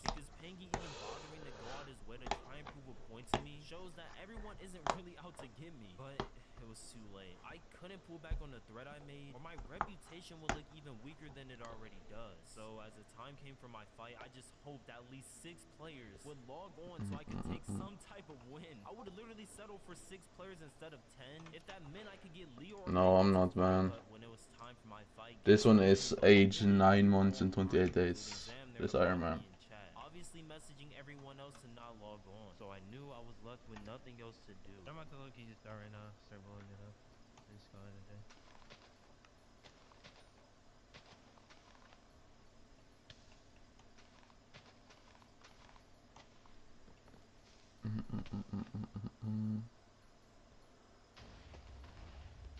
I mean, yeah, but I have prior experience though, because my main profile is max. So I guess that makes it a lot easier. Literally destroying spawn at this point was a loss in itself, and Zam wanted to talk to me, so I decided to hear what little he probably had to say. It was good. Hello? Hey. Like, so what's up? I'm just griefing spawn. The issue with this profile is I'm locked behind max level for like 8 months because of a stupid ass game design. Why wouldn't I want this? No. Makes no sense. It's a waste of time. Why'd you blow it up yesterday? I don't even know. It's just like, just wanted to. So, you blew it up. Let's go. You like to see that? Yeah, after. And he does. Aware that I've been like, you know, I Ships. told everyone not to show up today. No, right? It was of course, as simple as that. of course. Yeah. But like, Yeah. it's just Exactly. like, why would you want your own stuff to get It's the one for Just rebuild it. pest chance. It's just like, why even do that when you don't need to? I don't know. I just don't think that you deserve to get what you want. That's how I feel. From this moment, the call literally turned to Zam and Maypig. Just literally Oh, making another it ship. like they did before. Not taking anything I said seriously. There was no winning. Even 4 days I don't later, know what I it tried to is. host the fight. Everything literally seemed perfect. Oh, Leo were so there, plus 6 other players. This was a they added new items where you need to get these stuff for XP. And I need this. Right? It gives 5 XP, right? And this is only during October. So I need to wait until October. Until October, man. Like, it's so stupid. They gotta get rid of this stuff. I don't understand why they lock stuff behind IRL time. Just let us grind it if we can. Like, I really don't get it. It's actually fucking frustrating. Who's taken the most from flame frags in his team? It's me. And you know what I didn't do? Part the people that wasn't flame frags. You got your kill though. Like I don't know. You didn't get your kill, bro. You just killed us. You had the chance to find me. W for what? Like, okay, bro, that ain't even a W. Now I'm blowing up your bro. Like, is it an L for flame? Is it an L for flame? Yeah, it's just dumb. Like, if you have the stuff to buy the thing, just let us buy it. I don't understand why you gotta lock it behind like a fucking talisman, the golden gift talisman. You need to wait like 1 year. Like, bro. The same goes for the fucking dark candy. I really just don't get it, man. It makes no sense.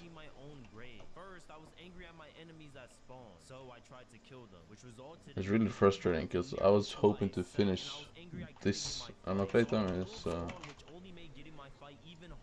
2006. I was almost angry enough to waste the wolves on Maypig and blow up his entire base since we found it earlier. But thinking what being angry does for me and what it would have done in the situation, it would have literally just done nothing for me. The same way trying to redeem a title that's literally impossible to redeem once lost was just stupid. I had to stop being angry and just accept that this was just the way it was. So I for once found enough strength to hold myself back and for my own sake decided to finally make change. Not only in the way I've been going about trying to get my fight and the way I've been reacting to things, but also in what I wanted my title to be. By now, the whole server thought I had given up on getting No, I don't think so. Maybe. I realized if I tried to plan a battle, it would get canceled or interrupted again because everyone's haters, bro. So I waited until the entire server was Oh, nice. when 2 VIPs were temporarily invited. Oh yeah, look what I bought tonight. I picked this up. I'm not gonna use it, but it looks cool. So with everything prepared, I went to spawn ready to start a battle all by myself. Oh my gosh, everything. That's the last road. Yo. I have no idea what any of this is, by the way, Block Facts. I go hog on. Oh, maybe he's attacking me. Or he just killed my horse. He didn't. Not even attack me. Why? What? He just killed my horse. Here we are. See? Why did you do that to my teammate, Flame Frags? I have What happened? the giant rod, Teammate Flame Frags, why did he just racing helmet, and clover helmet. That was grounds to attack me, to be honest. You wanna fight? And this is the dice I've got. Aquamarine Age, Chico, Dark Purple, Livid, Mango, Holy, Necron, Tentacle die, Archfiend die, Sangria die, Flame die, Karma die. Well, just for Beastery, not more. Bone die, Archfiend die again.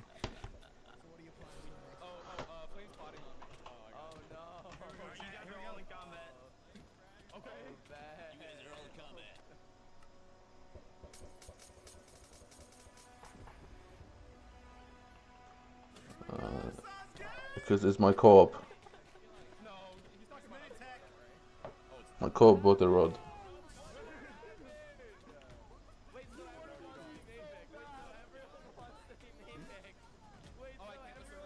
Well, so my progress on fishing was kind of weird because I used Frozen Blaze armor with giant rod from the start. The secret third VIP, it's the armadillo dogs.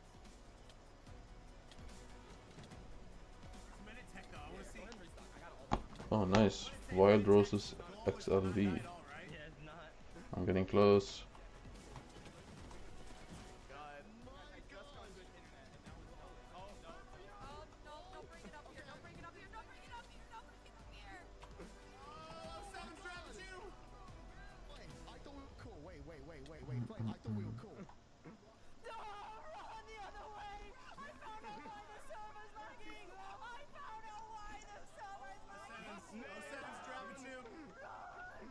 One more milestone on this one, then I can move to the next probe.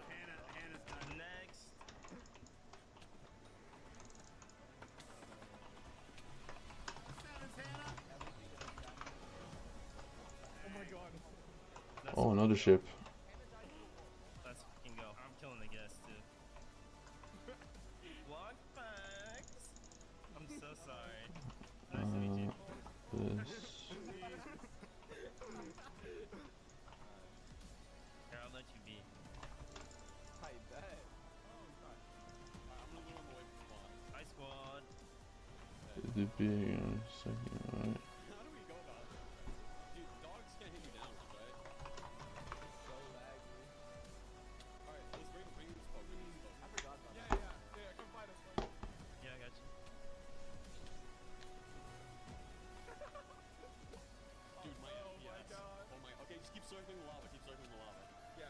most skibbity fight of all time.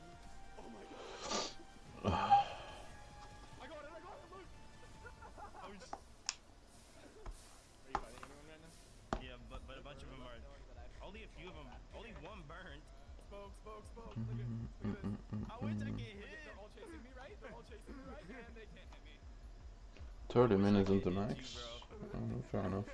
I was holding up well, killing 3 players and forcing most of the server to run away without using any key resource. But the server was lagging so bad that hitting players became impossible. And because of this, after my enemies waited out the fire res, they brought lava to burn all of my dogs, meaning I was about to lose my advantage. I had to keep my dogs alive and get Pintar to help me out spawn if I wanted to. It's strength, yes.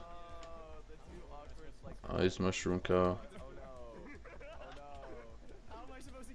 I mean, I need to upgrade my gear. I just started garden like 2 days ago, so again. So I'm kind of behind on the update. I can't like fight on this like frame, so I'm gonna wait for your dogs to like free up before I start. Is this from any crop? I think a good chunk of them died. For me, white or some kind of remove have a super busy in the free Atlantis. I can pot us if you want. Alright. Pop up. I'm popping a speed 2. Yeah, most of them are dead. Okay, let's go. We have speed 2s on. He got many dogs left. Well, they are here. Just make sure you don't hit me, please. I'll try my best. They're mostly dead. Well, you need 1,300 MP for it to be better. More fortune at least, but you get more coins, I guess, always.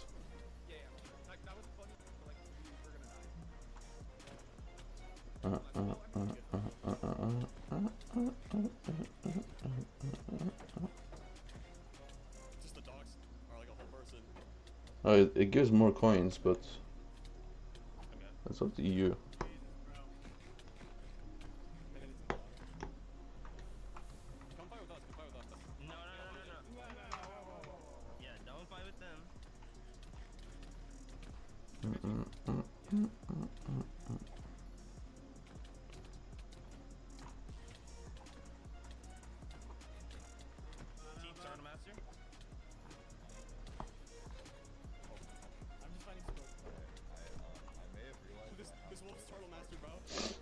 Why is land in the ant on my garden? What's up with dictatorship?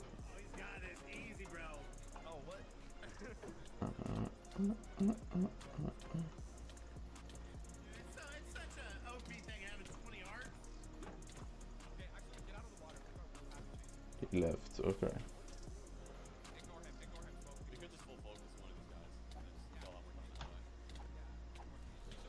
I'm doing hella damage to Chief. This is like my 3rd time making him turtle.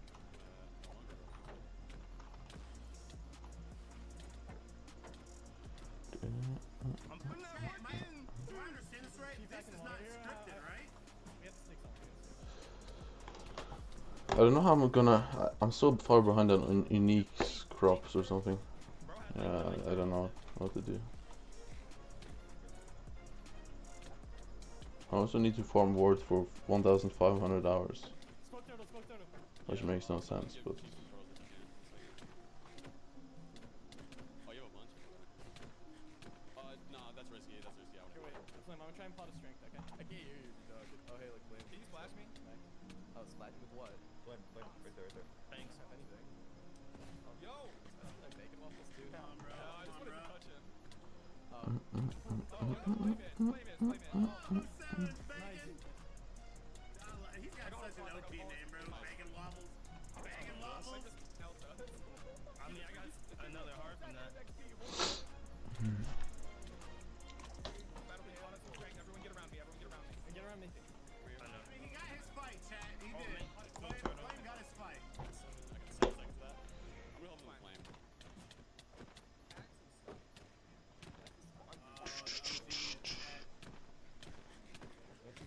Yes, finally, Haliantius.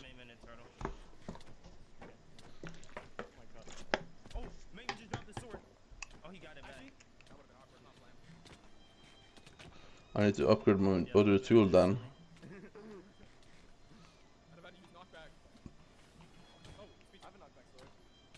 What's up, Chief? What's up, Chief? Wait, I think I'm Chief. Oh, he has a turtle. They have too much turtle for us. Bro, how turtle are you guys, bro? So turtle. Bro, you guys are so turtle. Turtle. So many. Bro, this is intense. This is a crazy battle. I'm slowly starting to run. Nice web collection. Okay. You can, working on it. You remember, you're on unmuted. They're gonna know. just follow me. Hentar was running out of resources, and after killing another player and causing each of these players to turtle master multiple times, I put up the greatest fight I could. All that was left that we could do was get out of here alive. I needed to escape with these 4 kills. Drain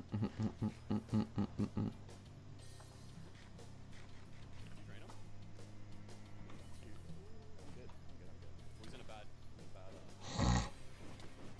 Still going for more. I'm good. Where you at? I'm going. Okay, thanks for running the Chief. I made him turtle again. Okay, run to your land. Go over there. My land? Okay. Yeah, that's exactly where it is. Flame's running from me!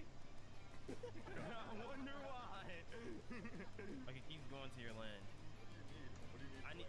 Wait, if you give me more pots, Yo, I'm dropping. I can't restock, but I have 3 strength. Leo restock me. What? What? Yeah, I don't know why he did that. 15 minutes. Amir, you see me? Minutes so good, bro. You don't say that, no. No.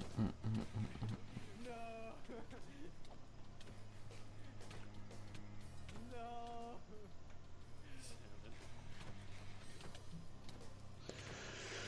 I was thinking one's a flame, if anyone wants to. Oh, I'm trolling. How do you see the diamond in your box? You guys are dropping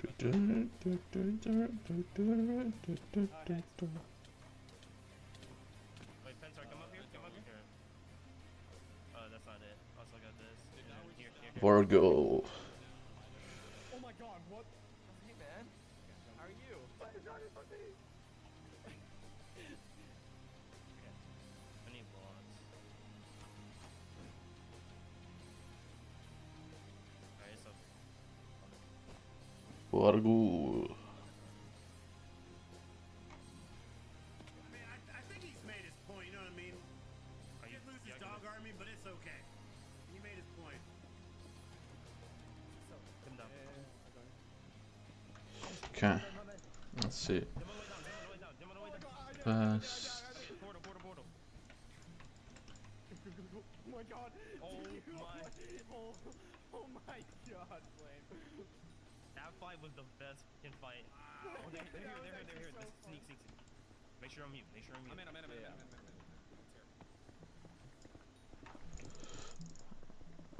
Yeah, just passing by the peak at the scene. Hi, hello, Sabrine.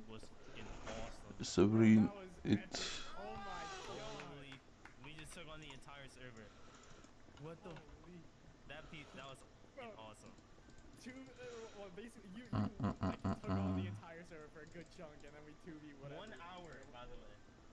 Vargul. Holy sh! I managed to escape my enemies. How the fuck am I gonna get this? Scaring off the entire server and putting up a 2v4 against some of the best players on the server, which was huge progress on showing I was a different flame. Like, surprisingly, I did better in combat without the help of the wolves. I was saucing up the Empire, but my goal was yet to be completed. I still hadn't killed Mapig, Minute, or Leo yet, and after using one of my strongest How the fuck did I get that? the only leverage I had now was their base cores, which I really wanted to attack, but if I learned anything, patience is key. So I just waited, just hoping I I'd would pass get this some light pumpkin. at their base, until randomly one day, while chilling with Wimbu, who I wanted to betray at some point, Zam Alright, and most cool. importantly, Mapig came to us, so this was my chance to kill him. So, you explain what you're gonna try and do here?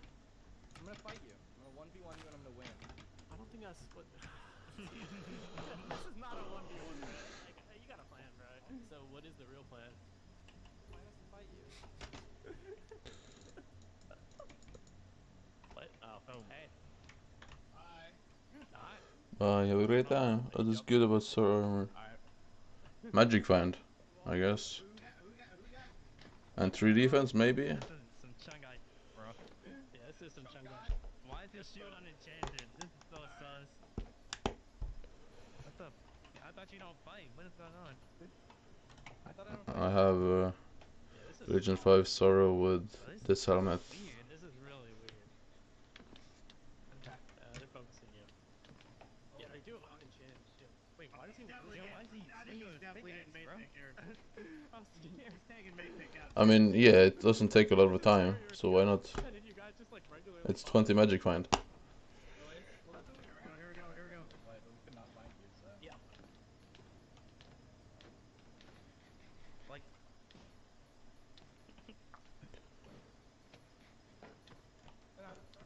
No, it's a guy. Here, maybe picking Sam. I need stuff up here.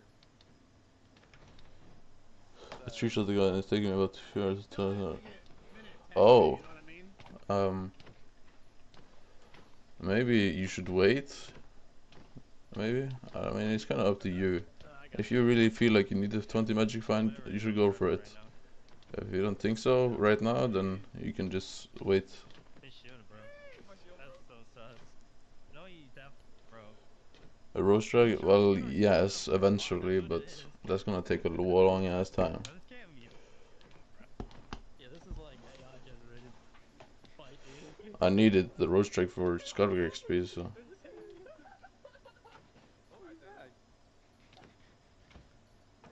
Bro, Wimble, stop being scared. He just keeps KV2ing me off the hill, dog. What am I supposed to do against that? Nope. Welcome to the cave. Who loves that hot move? Warmfish with magic find? Why would you need a magic find?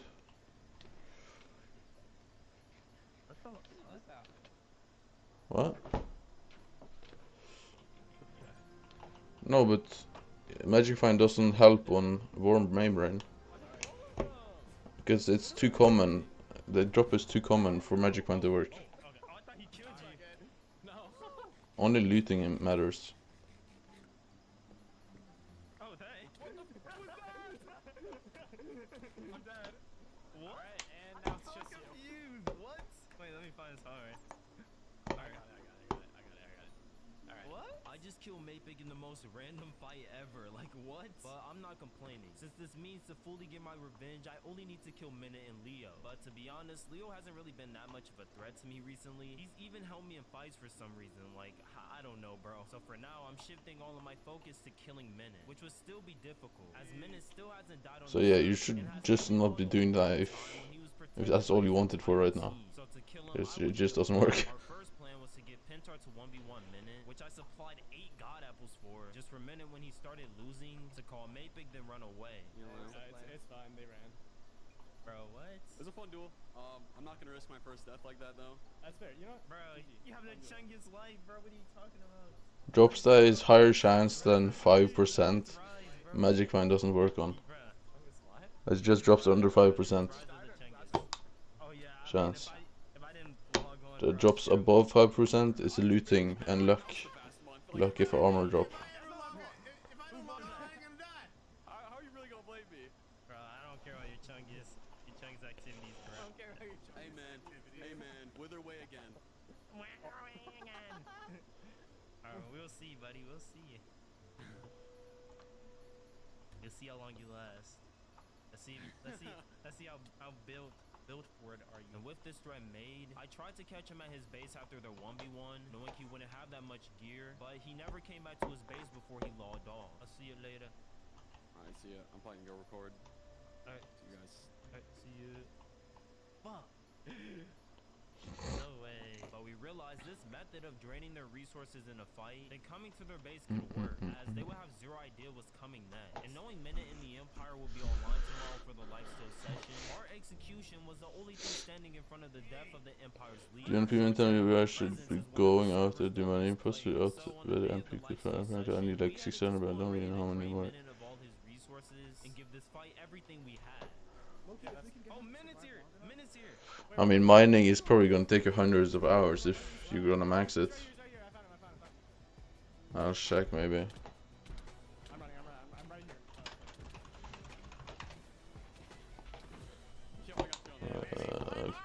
My true enemy has arrived!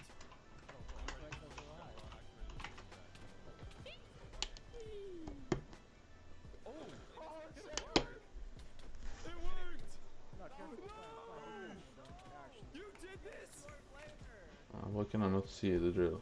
Okay, so mineral. Interesting. What are you doing right now? Are you mining diamonds? What? Wow, that said Leo was banned. Ah, I see.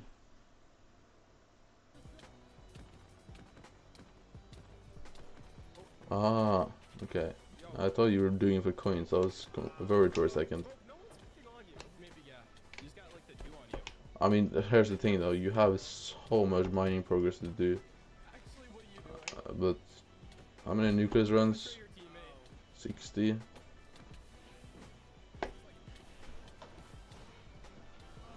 I mean, the only thing I would recommend you to do is nucleus runs. No, but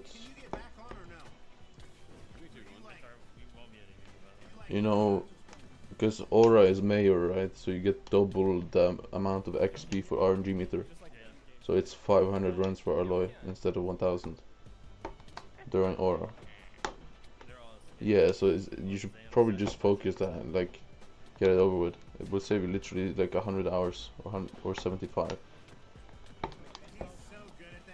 We did some real damage with this fight. I managed to get the kill on Leo that I wanted, and even ban him off the server forever. Meaning now all that was left was the kill on Minute, which we did drain his resources a bit, but was it enough? The odds of Minute returning to So if you don't have an Alloy, I would recommend to do that. nearly as much damage as we could, and if his teammates were at the base with him, there could be a chance he could even escape, and we would never be able to kill him again. This long quest of trying to kill the Empire, where I lost so much, could all be for nothing. But there was nothing else to do but to pull up to the Empire's base and hope that Minute was there. Alright. I told another guy the same, because it's just too OP, the thingy.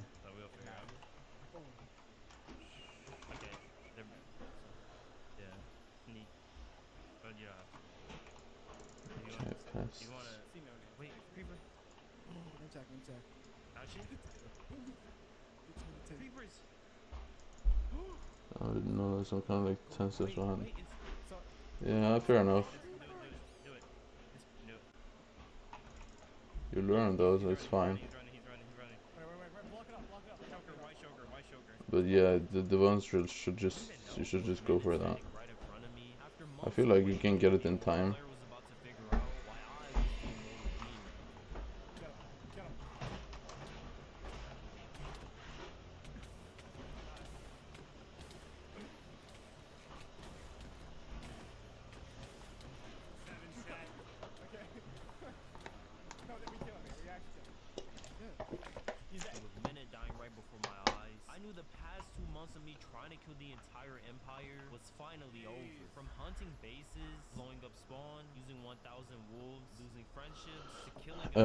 You should powder farm until you have max powder at least. And then after that you can do automatons with looting 4 molpat.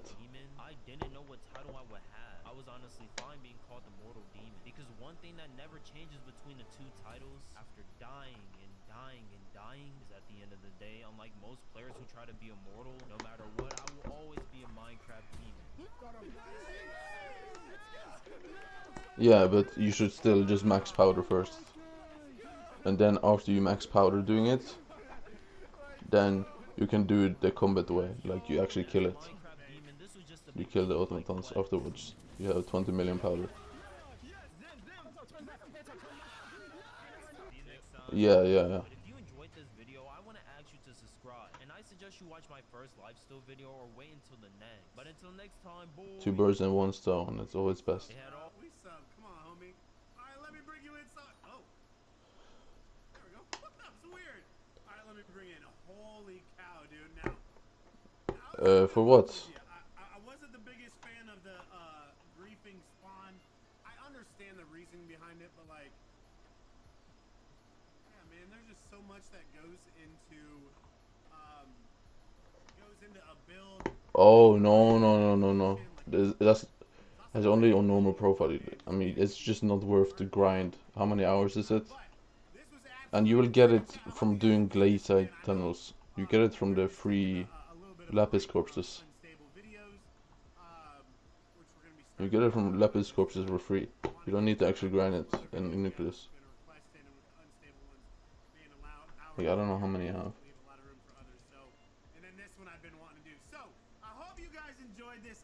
Oh, I think I sold it to NPC. Yeah, I must have sold it. Wait, I did not know I have this many of these. Oh my god. What? Since when did I have tungsten amber keys? What?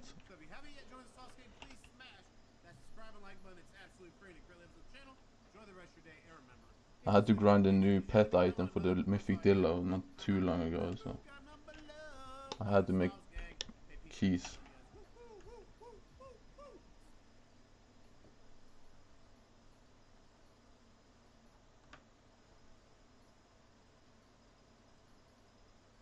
Oh my god, bro, why?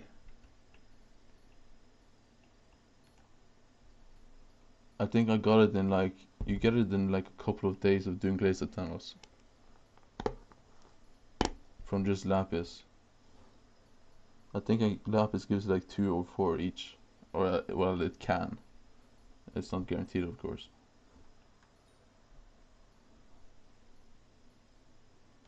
Let me see if there's a...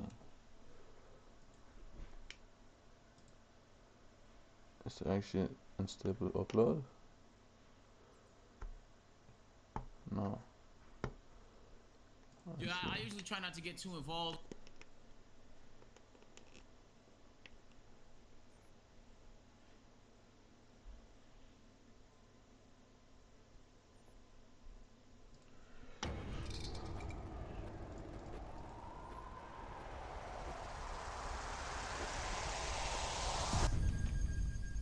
Do you have the lube on you right now? I do have.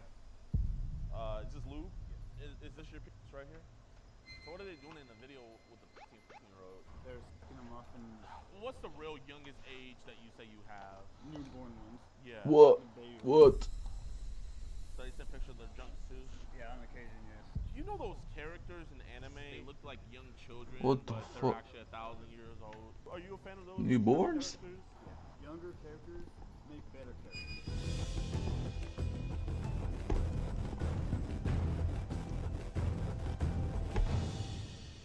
Yo, what's good, YouTube, man? Welcome back to a brand new episode of EDP Watch. I'm your host, DeMarcus Cousins, and today we're in Oroville, California. Douglas Hogan, he's a stay-at-home son, 30 years old, really big into building. Stay-at-home son. Also talking to little boys online. Stay-at-home son. What the fuck does that mean? We're about to go confront him right now, but luckily we had help from some local subscribers. These boys pulled through, man. They came out. Definitely, we wouldn't be able to do this without them, man. So, y'all, make sure you follow us on our Instagram, EDP Watch, where, you know, we might be in your guys' city. We might need some extra bodies. And if we put out that call and you guys can answer it, man, it might end up in a video. You could, yeah. Because, I mean, he's not going to see you from far away, so. I look young, so, I mean.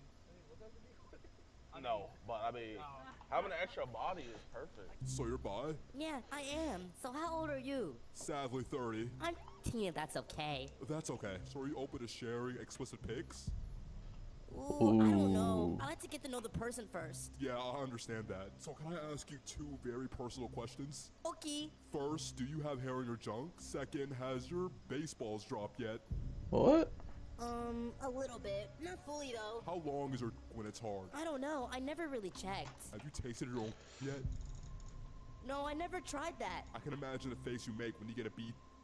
What? Yo, we're live right now. We're about to do an IRL catch. If you guys want to watch it, hop on edpwatch.com. Damn, he's out of his mind. Tell him that you just got dropped off and you convinced the Uber. A gay pedophile? I said go on and get out. Go stand underneath the thing. This thing right here? Yeah.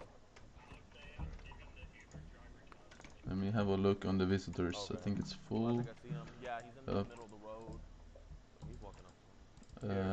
I'm gonna get out. No. Yes. Flip around. Don't worry, your brother's good.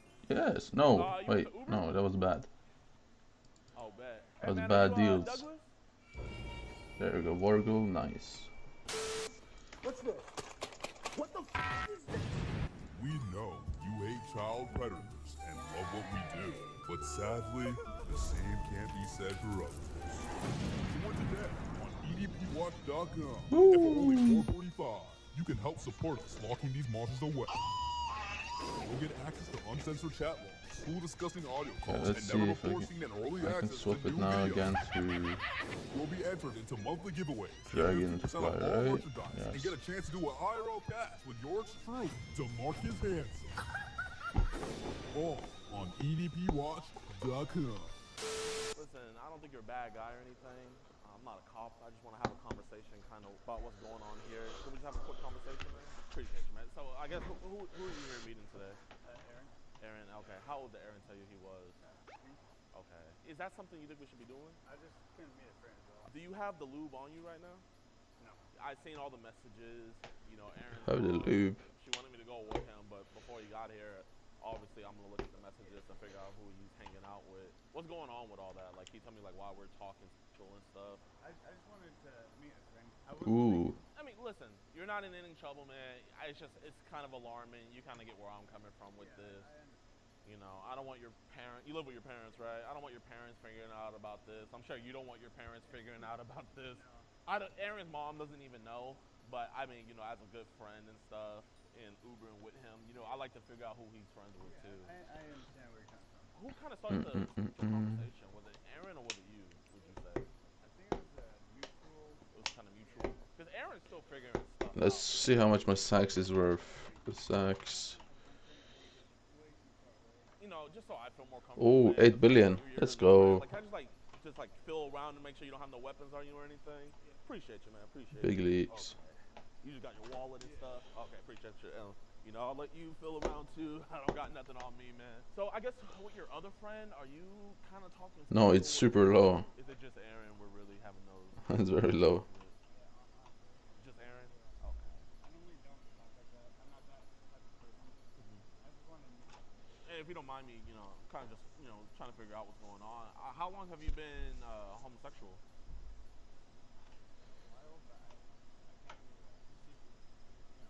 Does the family know about it, or? Oh, okay. Super conservative? Oh, I know how that goes, man. I know exactly how that goes. Who reached out to who first? Did Aaron find you first, or did you find Aaron first? I found him. What app you found him on? Oh, okay. So like through Instagram, pretty much. Yeah. When I read through it, it kind of felt like you kind of initiated this whole conversation and everything. So I guess why did you kind of start that after you figured out how old he was? Damn. What a love. I don't know if you ever heard the term MAP. Would you consider yourself MAP? Minor attracted person? A little bit? What? What's the youngest age? Wait. What? I mean, you can't help what you're attracted to. It's like being gay, so.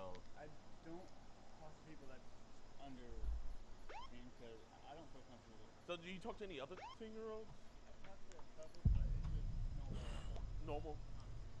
I mean, you kind of said the conversation you were having with Aaron was normal too.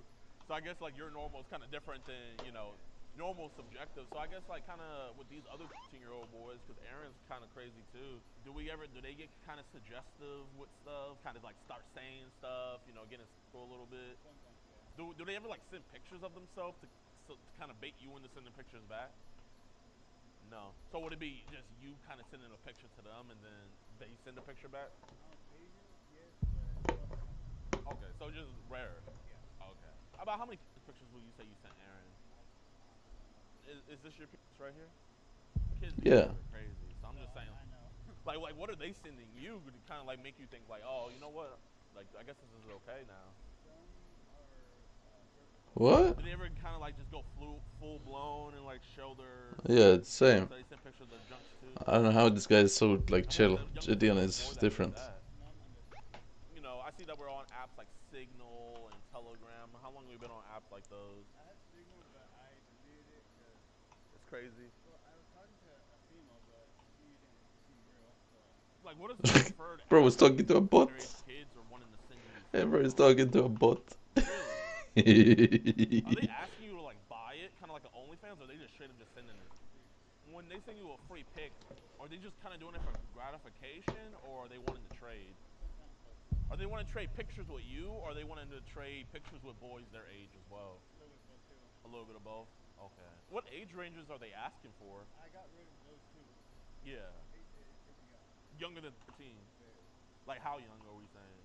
Pretty much newborns, like late teens. So I got rid of that. They were trying to give you videos of newborns? On Damn. No, this one was called Telegram. Oh my! I mean, you should have led with that. I mean, now that's more believable. So they're trying to get videos of newborns on that. I deleted that after that. I can't do that. Because I know these guys, like, they don't just say, hey, I got it. You know, they want to, like, show you that they got it. So would they, like, sing you the videos first to kind of, like, tease it? Yeah. What's happening in these videos with these newborns? It's with the older person in there with their junk out, spraying all over them. A kid. So are they, like, actually, like, having intercourse with these? Yeah. What race would you say these are? Well, listen, man, you know, I Video think the you're on the side of past. the good. I think you kind of want to get away from that stuff. Obviously, it's one thing you get in the video, but the people in those videos, obviously, they're the real monsters at the end of the day. I don't think Douglas would be here if There's those something videos other, but fuck that. So then we kind of find ourselves just I mean, like, he needs to do this, otherwise he will just get arrested himself. So I guess like when you went down the rabbit hole with those videos, like I guess what were you seeking and what were you consuming? Young teen, and when we say young teen, are we talking like 10, 8? Between 13 and 15. So what are they doing in the video with the Damn. 13-year-old? Chantal, what you doing? Ooh-wee. That's why I got rid of that. I mean, that's kind of like what you were telling Aaron that you wanted to do with him, you know? You killed him, bro. You would have been in jail, You bro. want to have some peace of mind and everything. I know you say you didn't have any condoms on you, but like I would actually feel a lot better if you did have condoms on you, because that would show me that at least, you know, you're not out here trying to spread HIV or any other diseases, or at least lube, because with him being so young, you know, they need that added protection. So do you have any of that stuff on you? Because I saw you were sending him pictures of it. Is this lube? So you want to use the lube on him? Listen, I mean, weirdly enough, I actually feel more comfortable. I'm gonna just set it down What? right here, man. It's not expired or anything, right? Okay. You know, just keep it a buck with me. Do you kind of want to be separated from this stuff? I don't think this is you, Douglas. I like to do research before, you know, I meet up with people that Aaron are talking to. I'm not gonna lie to you, you know, there's a public database website that you can see who has child porn on their devices and who doesn't.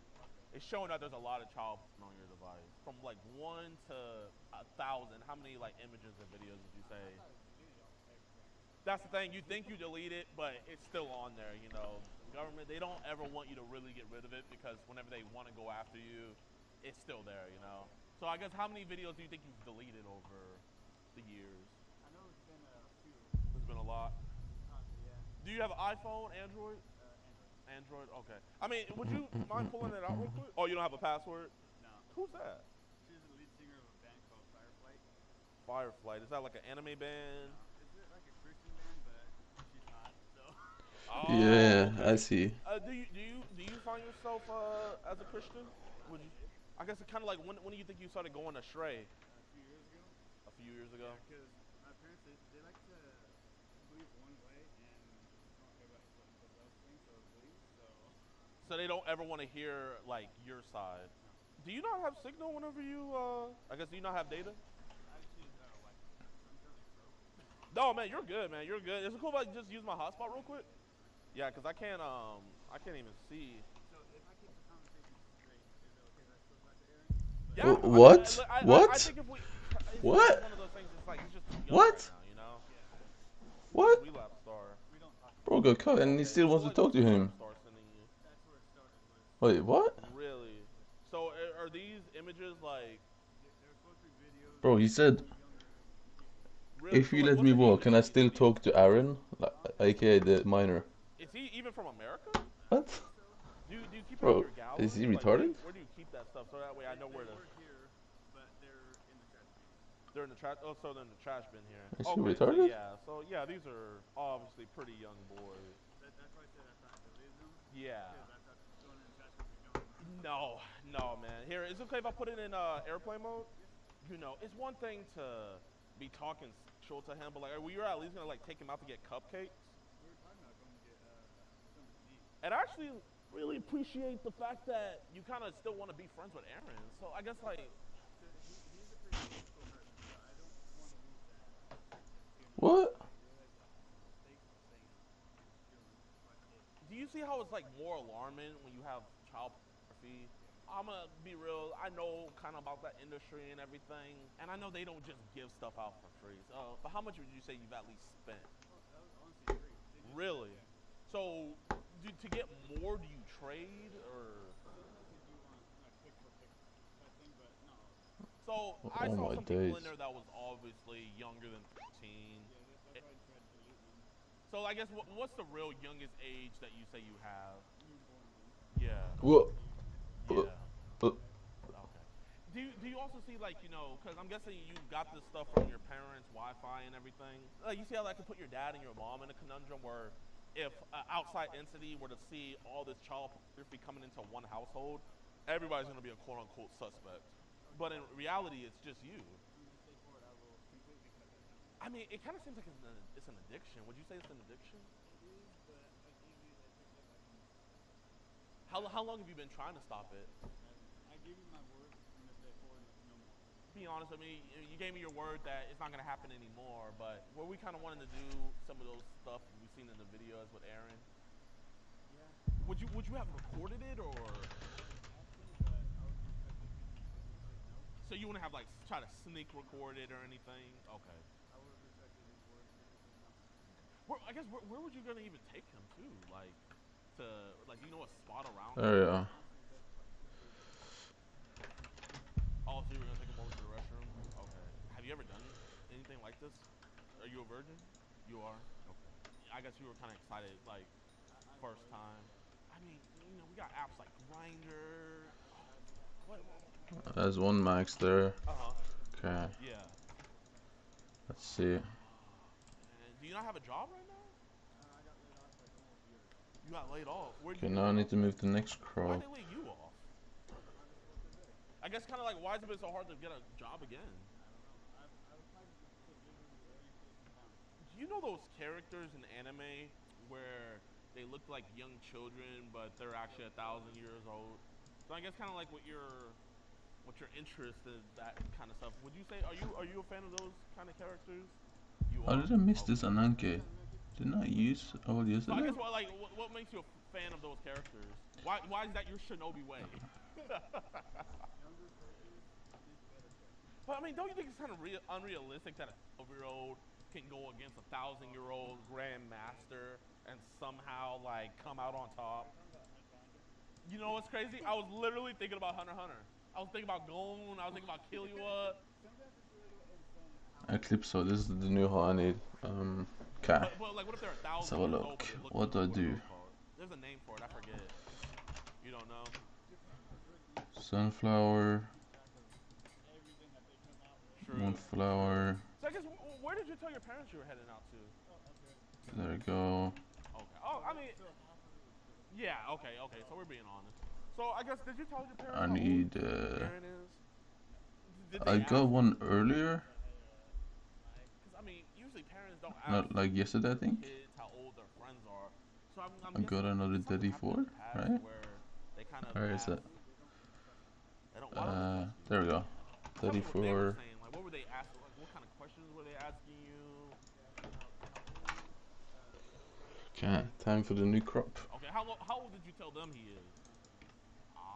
Okay, so.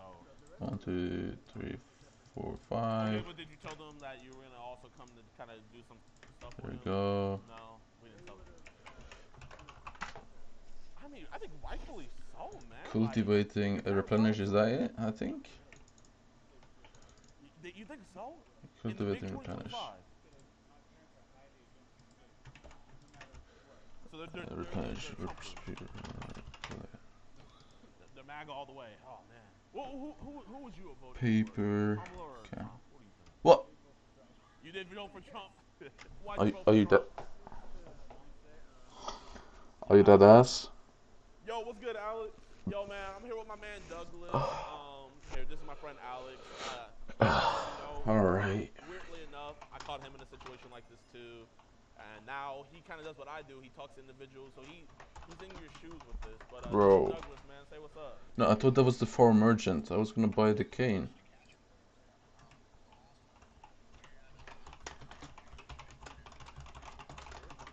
You want to tell him kind of what's going on today? And listen, he's not gonna judge you. He's been there, so you don't have to worry about that. Honestly, it sounds weird saying it out loud. But you got to sometimes. You got to own up to it, man. You know. I know. I came to meet a 10-year-old boy to do stuff with. Bro. Who can I call to get cane? How do I get cane from him? The difference with him is that he's not gay. I guess I can make some breakfast. I don't fucking know. Wait. Hold on. I'll make some breakfast then. I don't know. Yeah, I can't call anyone. I just need cane to make paper so I can make replenish. Hold on now. I'll make breakfast.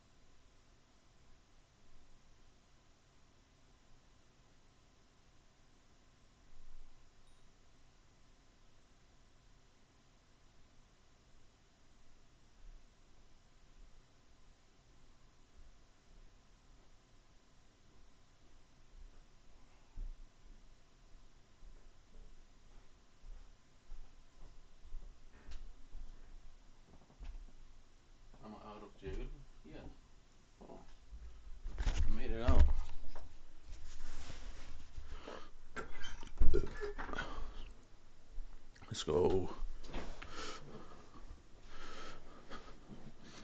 I'm back on the streets. He wants to turn a new leaf. He wants to get away from that stuff. I don't want to put words in his mouth, but I think he wants to change, right?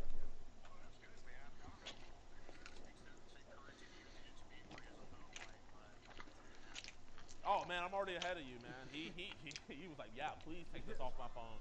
He put it on airplane mode and everything. You know, he showed me where he has it. You know, I mean, he's an honest guy, man. So like, I guess with like these videos, are any of the people that like send you these videos, do you know them IRL? No. Do you at least know their identity beyond their username? Like that one that you seen messaging, I know he's a guy and that's about it. Oh, so you don't even know where he's from? Really? Where did you find him at? He found me on Instagram. Really? Yeah. Is he the one who introduced you to child porn, or were you already into it before? A little bit, but then he was gonna like push it. He pushed it further. Damn. I did stop for a little while and then got back into it, and then because of him, it kind of went downhill from there. That's why we gotta associate with the right people, man. You know, you were doing good, and then now you got sunk back into something that you don't really want to be. The good thing is that I don't have Instagram or Facebook or any social media right now, so I won't be associated. How did your Instagram get blocked? Was it because of those videos being sent? So, yeah. What was that video that ended up getting you banned? It was of a kid and his dad like making out. How Oh. old was the kid? Was he that young? Like age range, like let's say 3 to. I think he was. I believe he was under. Oh my god. Hey, like, could you see his dad's full face and everything? You know, I know this is horrible, you know, but we want to try to get that like kid identified. Do you still have that video of? If you remember off the top of your head. I think it might be in the trash. It might be in the trash? Okay. Well, we can worry about that later. But man, Alex, you got any questions?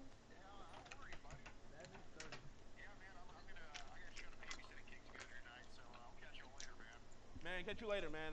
Keep up with the great work. He's a good guy. The thing is, I've seen videos of stuff like this too, and this should never happen. What the videos like? It's the one where they like beat them up, right? Yeah. Bro, man, that stuff's so. You know, no, man. Oh, were you afraid I was gonna come up and hurt you? Honestly, I didn't know what was gonna happen. So, have you ever had a boyfriend? No. You've never had a boyfriend. So. I've had girlfriends, but they are difficult. What was difficult about them? Well, the last two I had, one I found out was season 4. Before you even could hit. Because I found out that she wanted to sleep around with her daddy. She wanted to sleep around. Who did she want to sleep around with? Oh man, it might be because we're on the school property. Because I think there was a security guard when we had first got here. Yeah, we're just talking. Hey, how you doing, officer? Good, good. What's up? My name's Jadon. This is my friend Douglas. Douglas, are you ever gonna come to meet a 13-year-old boy again? No, sir. Okay, and you did want to have sex with him? At first, right? At first, yes, but then no. Okay, and you brought that lube with him? Okay. And can I pick up your phone? Is that okay? Okay. It's okay if I open it? Okay. So that child pornography that's on your phone, this is all yours, right? But you're gonna delete it though, right? Okay. So you're not gonna ever have this again? Is it okay if I show the officer to show that this is gonna be deleted? So I can show him your phone? Okay. So this is child pornography that is on his device. He wants to get this deleted. He has young as infants on here. Here, I don't want to put words in your mouth. Just tell the officer what all happened. Yeah. Yeah. So he lives right down the road, actually. He had walked over here to meet what he thought was a 15-year-old boy. And we also have him confessing to everything on camera. We're willing to give you guys. But I mean, he's already confessing to you guys, so. Yeah, so the decoy was actually us, but the child pornography, he got that himself. He's been having. Yeah.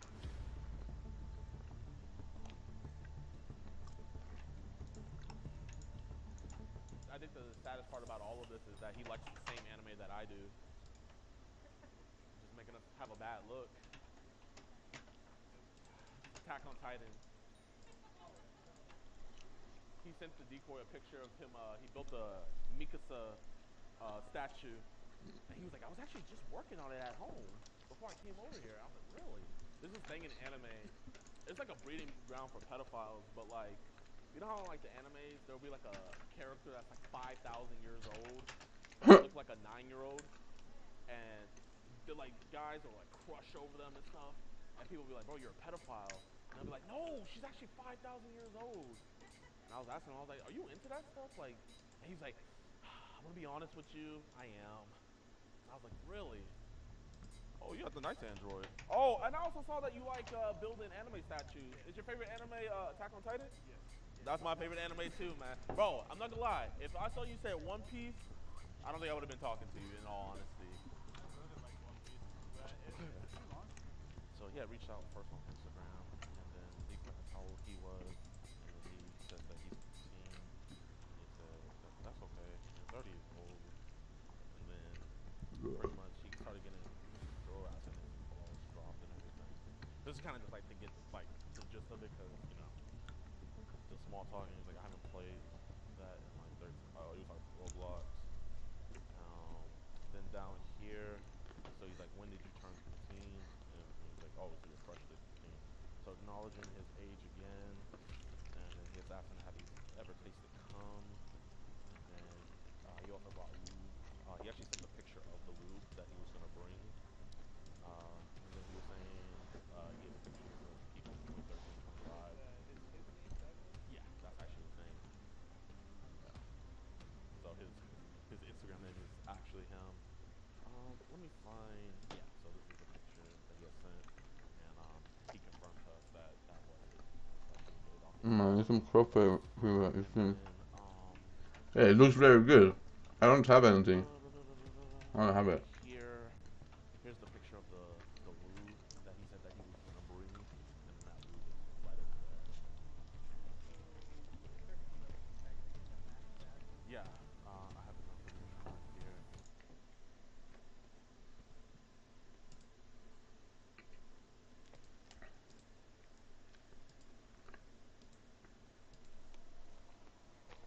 Yeah.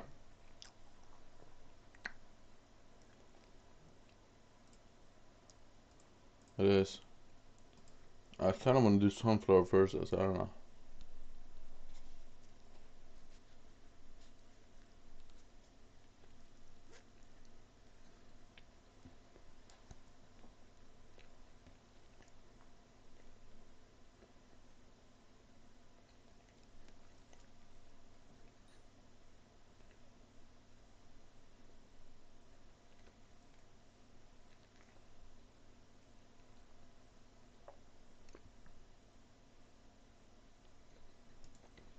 What it do, flight crew? FTC. Flight team stand up! January's here. It's a FTC New Year. We got some so fresh, so clean educationalish. It's been a minute, long time no see. Let's go. On the education side, we got the most brutal prehistoric injuries ever survived. Now, before I start, I had a meeting with the school board, and I got the final exam results. Guys, I need you guys to pass this next quiz, all right? Unfortunately, we have a quiz coming up next week, next Friday, all right? They said if I don't have at least a 65% passing rate, which everybody needs to average a D, they gonna get me up out of here, the school board, bruh, all right? As the best substitute teacher on the planet, I need y'all to pay attention, bruh. They talking about my students ain't learning nothing, blah, blah, blah, blah, blah. Now, this shouldn't be hard. It should actually be a little bit interesting. All right, all jokes aside, we always hear about all these prehistoric animals and how like their teeth or like their claws or even like the way they bite for us and stuff like that, right? Can be so strong and painful, this and that. But come to find out, I never really actually seen a video of the actual effect it has of, let's say, like a T-Rex bites something. Like what type of like bones are gonna be broken? You know what I'm saying? What's the actual damage? Or like a snake back in the prehistoric days bites an animal, what type of damage does it cause? I'm just set up the farm. Like a caveman, you know what I'm saying? Something back in the day. All right, 7-question pop quiz. All right, I need y'all to pay attention. Get your notepads out. Yo, you back there? Put your phone away, bro. You know damn well I'm the only substitute teacher that's not gonna take your phone, bro. Put that. Look, you guys think I'm joking. The school board said if I don't have a 65% passing rate, bro, they gonna get me on out of here, man. I'm not trying to go back to being a PE teacher, man. All right, so, because, bro, I graduated from a PE teacher to a substitute teacher. I'm gonna just use the presets. I'm gonna just build on the presets. Save some time. Let's check it out. That prehistoric Earth is a trove of mystery. Extinct zoo. It seems like the further we go back, the crazier things get. And the world looks less and less like the one we occupy today. Because you don't really need to build anything on these. Has become an interesting time to imagine, especially thinking about what time traveling to back I like the Madlands and stuff, because those need like crazy builds. Yo, no BS. Especially thinking. Bro, imagine you like flying onto an island, like in a plane. Like, just imagine these little birds are just planes, alright? And you just see this big ass T-Rex stomping on the beach. Thinking about what time traveling to back then would be like. Yet, if there really was a magical button that could permanently send you back in time, I am sure you'd be hard pressed to, well, press it. Or at least I would. As it doesn't take a genius to figure out that prehistoric Earth was exceptionally brutal, and home to many tough sons of a gun. Dinosaurs, Okay, here we go. woolly mammoths, That's one side done. etc., etc. You get the picture. Their sizes, feats, and durability are all legendary. But sometimes it takes a real unique fossil to remind us of just how metal they truly were.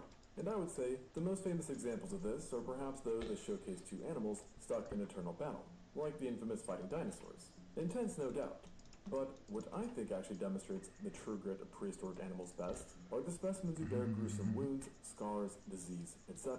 And yet somehow still manage to carry on, in some cases making full recoveries, and making me darn ashamed of how I react to blood tests.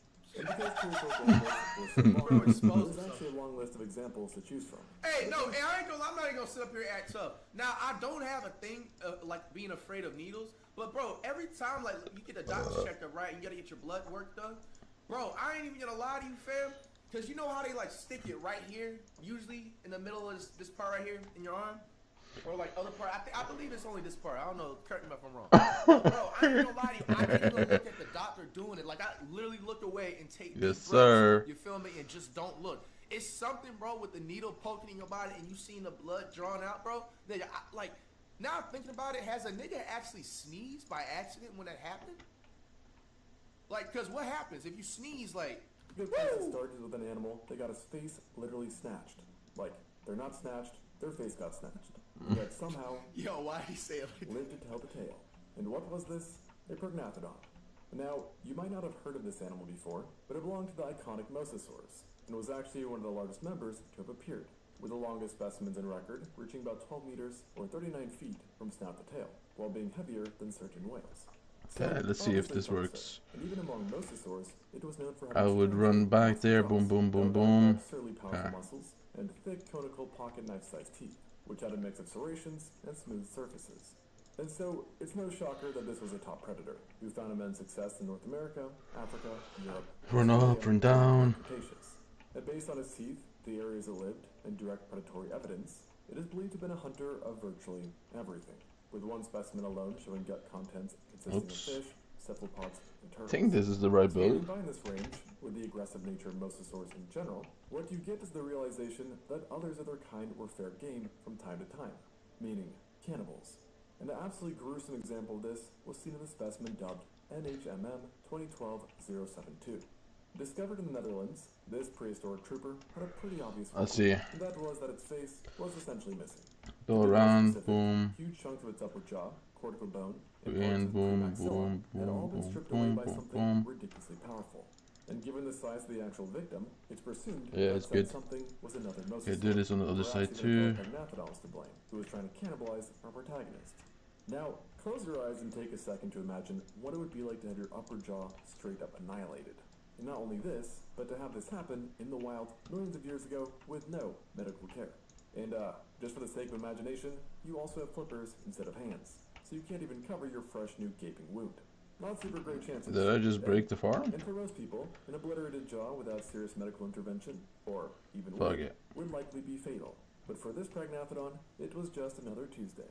And despite this Just creeping another face to Tuesday. them, the specimen seems to have survived for a long time, with it showing signs of healing both in the surrounding tissue and the actual bones.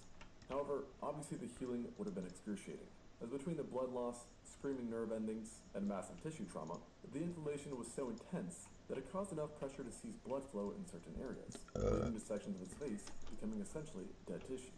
And as if this wasn't enough, problems would also arise later on as bacteria seep into this wound, causing infection. And though the Pragnathodon had survived the actual physical wound for an extensive time, possibly even longer than a year, it seems that the subsequent bacterial infection might have been its undoing. Not through any organ failure, mind you, but rather the predator reached a point where it could just no longer operate its jaws, or what was left of it, and thus slowly starved. But let me restate, it was actually fine without the jaws, relatively speaking. It was just the pesky bacteria that officially ruined the party down the road. So yeah, certified badass. But not every catastrophic injury eventually leads to this outcome. Some animals recover near 100%, and perhaps none show as much durability as the king of prehistory itself, the Tyrannosaurus rex. Let me tell you, through the years, not one, but multiple specimens have proven that this behemoth truly earned its title. And actually, is some of the most famous specimens that you probably heard of that bear the most gruesome pathologies that we know. Take Stan, for example, a titan of a rex that was discovered in 1987. Bro, you know what I just thought about? Bro, imagine like if the T-Rex had like a long wingspan, like with arm-wise, bro. Do y'all think that would be like the most dangerous, like predator, like creature, like ever to exist? Think about it, bro. Like the T-Rex having small-ass arms is like equivalent to like an NBA player. I know this is like kind of strange. What? But look, I'm gonna be spitting in a second. You know how niggas say my top 2 favorite NBA player of all time, Iverson, is, right? There was always people saying, bro, niggas was lucky Iverson wasn't 6'8". Bro, imagine if a T-Rex had the long arm span, like the same size of his legs and everything, bro. Like, I think deadass, it would have changed your like human civilization forever, because they would have killed a lot more stuff. They would have been way more destructive. Like, woo! They was lucky T-Rexes they had long arms. I'm just saying. Or 38.6 feet long. So, an absolute unit, and undoubtedly an apex predator. But as the skeleton so shows, being king was not easy, and Stan was riddled in numerous wounds and diseases. Off the bat, puncture marks were located in the back of the skull and ribs, that were both deep and wide. It only fit the description of one tooth that we know of, a tooth of another T-Rex. Meaning, Stan fought horrific battles against other tyrants, and yet lived to tell the tale. And these weren't any love bites, being absolutely deep enough to cause horrific pain. And in the case of the skull bite, a nasty concussion at the very, very minimum, as it was bad enough to puncture his brain case. Yet, apparently for Stan, this was light work. Let's see if this works. It might not work. I might have fucked up somewhere, but having literally broken his neck. I guess we will find out pretty soon. Is typically fatal news. But for a T-Rex, I guess it's just an unpleasant nuisance, as it ended up... That looks crazy! Now, the healing was by no means perfect, as the damage caused growth of excess bone and the fusion of 2 vertebrae, leading to certain chronic discomfort and mobility issues for the rest of Stan's life, making its long-term survival just that much more amazing. And if this wasn't enough, bites to his cheeks, jaw, and fractured ribs from blunt trauma were all on the menu as well. Even the tiniest of nasties didn't leave Stan alone, with round holes to his face implying that bone-eating parasites became a daily part of his life at some point too. Bro, and that's another thing too, bro. Like, imagine like all these, because obviously wasn't no vets invented and stuff, bro. Yo, the parasites, you know what? Parasites, people aren't even talking about. They've been existing as long as dinosaurs, bro. Like, they could have, what? How the fuck did parasites not get extinct? We need to start having these discussions, y'all. Like, how do these certain animals or insects or stuff exist? How do bees, wasps, ants, especially ants, if the earth was going through all this, like, this Big Bang Theory and this weather change, how the hell did people, like, things like ants, earthworms, these parasites and stuff, like, how the hell did they survive, bro? That shit needs to really be studied for real. Let's see if this works. And no easy feat to survive. And yet, Stan managed to... It's understandable when it comes to like fish, like anything, like, like certain sharks, like the megalodon and stuff that like downgraded to like the regular great white shark and stuff. It's understandable that the fish survive because the ocean is like, nigga, if there's like some natural disaster going on, just swim deeper into the ocean. They can avoid all that stuff. But the stuff that's on land, we need to start speaking about this, bro. And it's maybe a little bit understandable even for like birds and stuff like that. But bro, how did these animals that be on land survive, but these other dinosaurs, the dinosaurs was the ones that just became extinct? The only logical reason that I'm thinking about is that when other certain dinosaurs passed away from like the natural disasters, right? They probably just didn't have enough dinosaurs to reproduce, you feel me? They didn't probably like the dinosaurs, they probably wasn't a match with them, whatever type ish, and they just couldn't reproduce. And maybe they just came extinct that way. But it's just hard to understand, like, how the hell does, like, for example, now I'm not saying I want to see a T-Rex be out here walking around, you feel me, in front of a window type ish. I'm not saying that at all. But how is, like, ants that's literally on the ground, or parasites, or whatever, how do they survive? But it's like, they don't. Defending his territory, with the true insanity of all of this being that it wasn't these injuries that even eventually got him. Rather, old age, with his estimated age of death being about 24 years old, which is very respectable for a large theropod. Damn. However, he ain't the only Rex I've gone through the ringer. And actually, So T-Rexes should only live up to 24 years old. This one out there might have him beat, living far longer despite of horrifying injuries. And yes, I'm talking about good old Sue. If you like dinosaurs, you've heard of Sue. But what I bet you didn't hear of was that its life wasn't all glamorous either, despite being queen. Or perhaps king. And throughout it, Sue endured what should have been career-ending injuries, so you could say.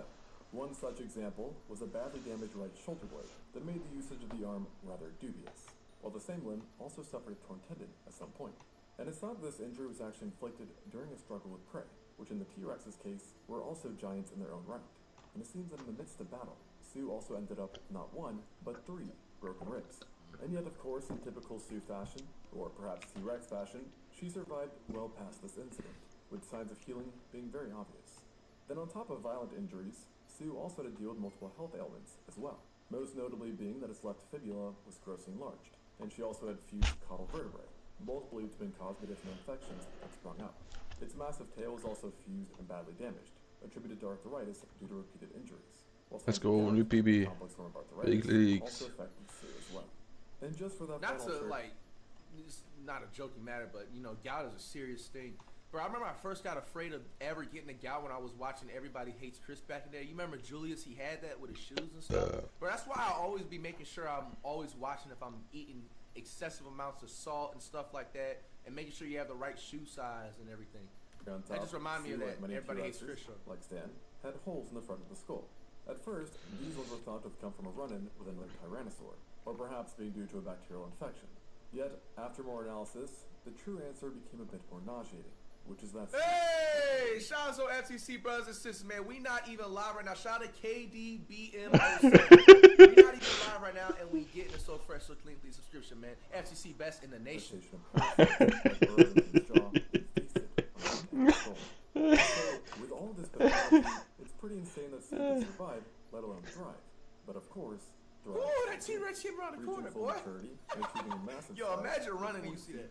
12.3 meters in length, while weighing up to 14 tons. Damn. Making an African elephant seem like a freaking shrimp. And then a final. Yo, I'm not even gonna lie to you. Look at this. Making an African elephant seem like a freaking shrimp. Bro, like, that's dead ass scary, bro. I ain't gonna lie, the T-Rex had to get up out of here, bro. You know, guys, I love animals so much, man, but bro, nah, the T-Rex had to get up out of here, bro. Imagine a T-Rex making an elephant look puny, bro. Like, making an elephant look like a little bro. Like, how does a T-Rex little bro an elephant, bro? Wow. Then a final middle finger to its injuries, Sue also ended up living for a very long time, relatively speaking, only passing away at 33 years old, which makes Sue not only long-lived, but the longest lived specimen ever recovered. Talk about an eventful life. But honestly, it wasn't just the kings and queens taking some heat, as there are a boatload of crazy dino injuries out there. And while I do want to come back to them, I wouldn't want us mammals feeling left out, because we certainly dealt with some crazy BS too, including, by the way, prehistoric humans, who were obviously just built different. And if you've seen one of my older videos, you know that Neanderthals in particular could be quite the metal bunch. And perhaps no Neanderthal specimen proved this as much as Shanidar 1, lovingly nicknamed Nandy, who I personally think also goes down as the toughest fossilized hominin thus far. To set the stage a bit, Nandy was a roughly 45 to 65,000-year-old Neanderthal that lived in what is now Iraq, occupying a cave, and lived such an extremely harsh life that it was even immediately clear to excavators, who quickly noted the severely deformed skeleton. Now, violence wouldn't have been a stranger to people back in those times, and it seems to have been responsible for at least a few of his ailments, including one of his prominent injuries that occurred early in life, a crushing blow to the head, possibly from a blunt force weapon. And let's just say, bro, you know what's actually genuinely crazy, bro? Like, before laws was even made, bro, serial killers for real was like walking this earth like nothing. You know what I'm saying? This was no walk into a wall on accident kind of blow, but rather a major violent strike to the left side of his skull, which not only shattered his left orbit, blinding him in his eye, but also left him with a permanent traumatic brain injury that caused various developmental issues and damaged the part of his brain responsible for controlling his right side. This in turn might have led to some degree of paralysis, contributing to another major problem observed: his extremely shrunken, withered right arm and leg that's also been blamed on a degenerative disease. And living like this certainly was not easy, as the withering of the limbs made him susceptible to even more accidents and injuries, which was reflected by the deformed arms, which bore signs of having been fractured in not one, but several places, maybe from a fall, and thus further impairing his muscle functionality. And though he would recover from this, it does seem that the break directly or indirectly led to the loss of his lower arm and hand, which were missing and might have been surgically amputated. So we're not off to a nice start for Nandy, and sadly for him, we are still at the start, because the list of problems remains long. Moving downwards, we see on his legs that each was broken in either a single or separate events. Now we don't have a clue as to what caused these breaks, yet they clearly made life just that much more painful for Nandy, and left him with a pronounced and bothersome limp, that would only be worsened by an additional foot injury wherein he fractured his right metatarsal. So here the poor man is, limping around with brain damage, can't see much. Oh, and he was pretty much deaf too, having exostosis, or lesions that completely blocked his right ear canal and partially closed his left. And together, this all left him Bro, I'm not limited gonna lie to you, bro. Like, that's bro, being deaf during that period had to be detrimental, I bet, man. Like, sheesh. Senses from which we derive pleasure, and not even his taste was left alone, in a sense. To compensate for his limited functionality, Nandy apparently used his teeth a lot more as tools in order to grip or tear items, resulting in them being seriously worn down and causing sensitivity to cold and heat, a poor bite, and certainly a painful jaw and headaches, making even eating an unenjoyable event. So at this point, he really didn't need any more problems. But just to round it out, his body also showed signs of You know what's crazy too about thinking about this? He probably didn't even complain one time. And then you have somebody complaining because, like, I don't even know, just complaining just to be complaining. You feel me? You know what I'm trying to say. That's literally you, right? Hyperostosis, and occurs when abnormal calcification, or bone formations, grow in various parts of the body, leading to pain, stiffness, and further mobility issues. So all in all, it doesn't take a genius to figure out that Nandy should have died very early on. And yet, he didn't, despite the pedigree of his problems, which says two things. One, someone owed this guy at least 100 drinks, and two, that he had some help, as there is no way that a Neanderthal, or let alone Homo sapien, could have survived alone with such injuries. Injuries that made his day-to-day life excruciating and would have prevented him from even completing simple tasks. And we do know that he actually didn't live alone, with a cave in which he was found containing at least 10 other individuals that presumably helped to care for him. And what this also shows, at least you could argue, is that his survival demonstrates a degree of empathy and love, because as one paleontologist put it, Nandy would not have been able to offer anything meaningful to the others, and thus was kept alive because they cared for who he was. And that Neanderthal healthcare sure turned out to be quite effective, as Fernandi defied the odds, and lived until approximately 45 years old, making him an elder for the time, and in fact, the oldest specimen from the cave, which is truly impressive. And really, prehistoric humans in general are kind of known for being tough cookies. I mean, even large massacre sites show this, as deceased individuals typically had signs of surviving previous attacks, often shrugging off spear stabs, blows to the head with blunted weapons, and severe lacerations, which in some cases even took their limbs clean off. What's really interesting to me about the whole Nandy situation is that researchers basically said, well, this proves cooperation because bro had no chance alone. And actually, the same logic has also been applied to another animal. If you know me for real, saber-toothed tigers is definitely my top 3 favorite prehistoric animals. I'm gonna give my top 3 favorite prehistoric animals right now. Tyrannosaurus Rex, saber-toothed tiger, and Megalodon. Yo, you can't tell me that ain't a comp list, my nigga. You can't tell me that ain't a comp list. All 3 of those is wiping out any prehistoric animal. Facts. The Smilodon. Yep, just like the Bro, I'm calling this a saber-toothed tiger, bro.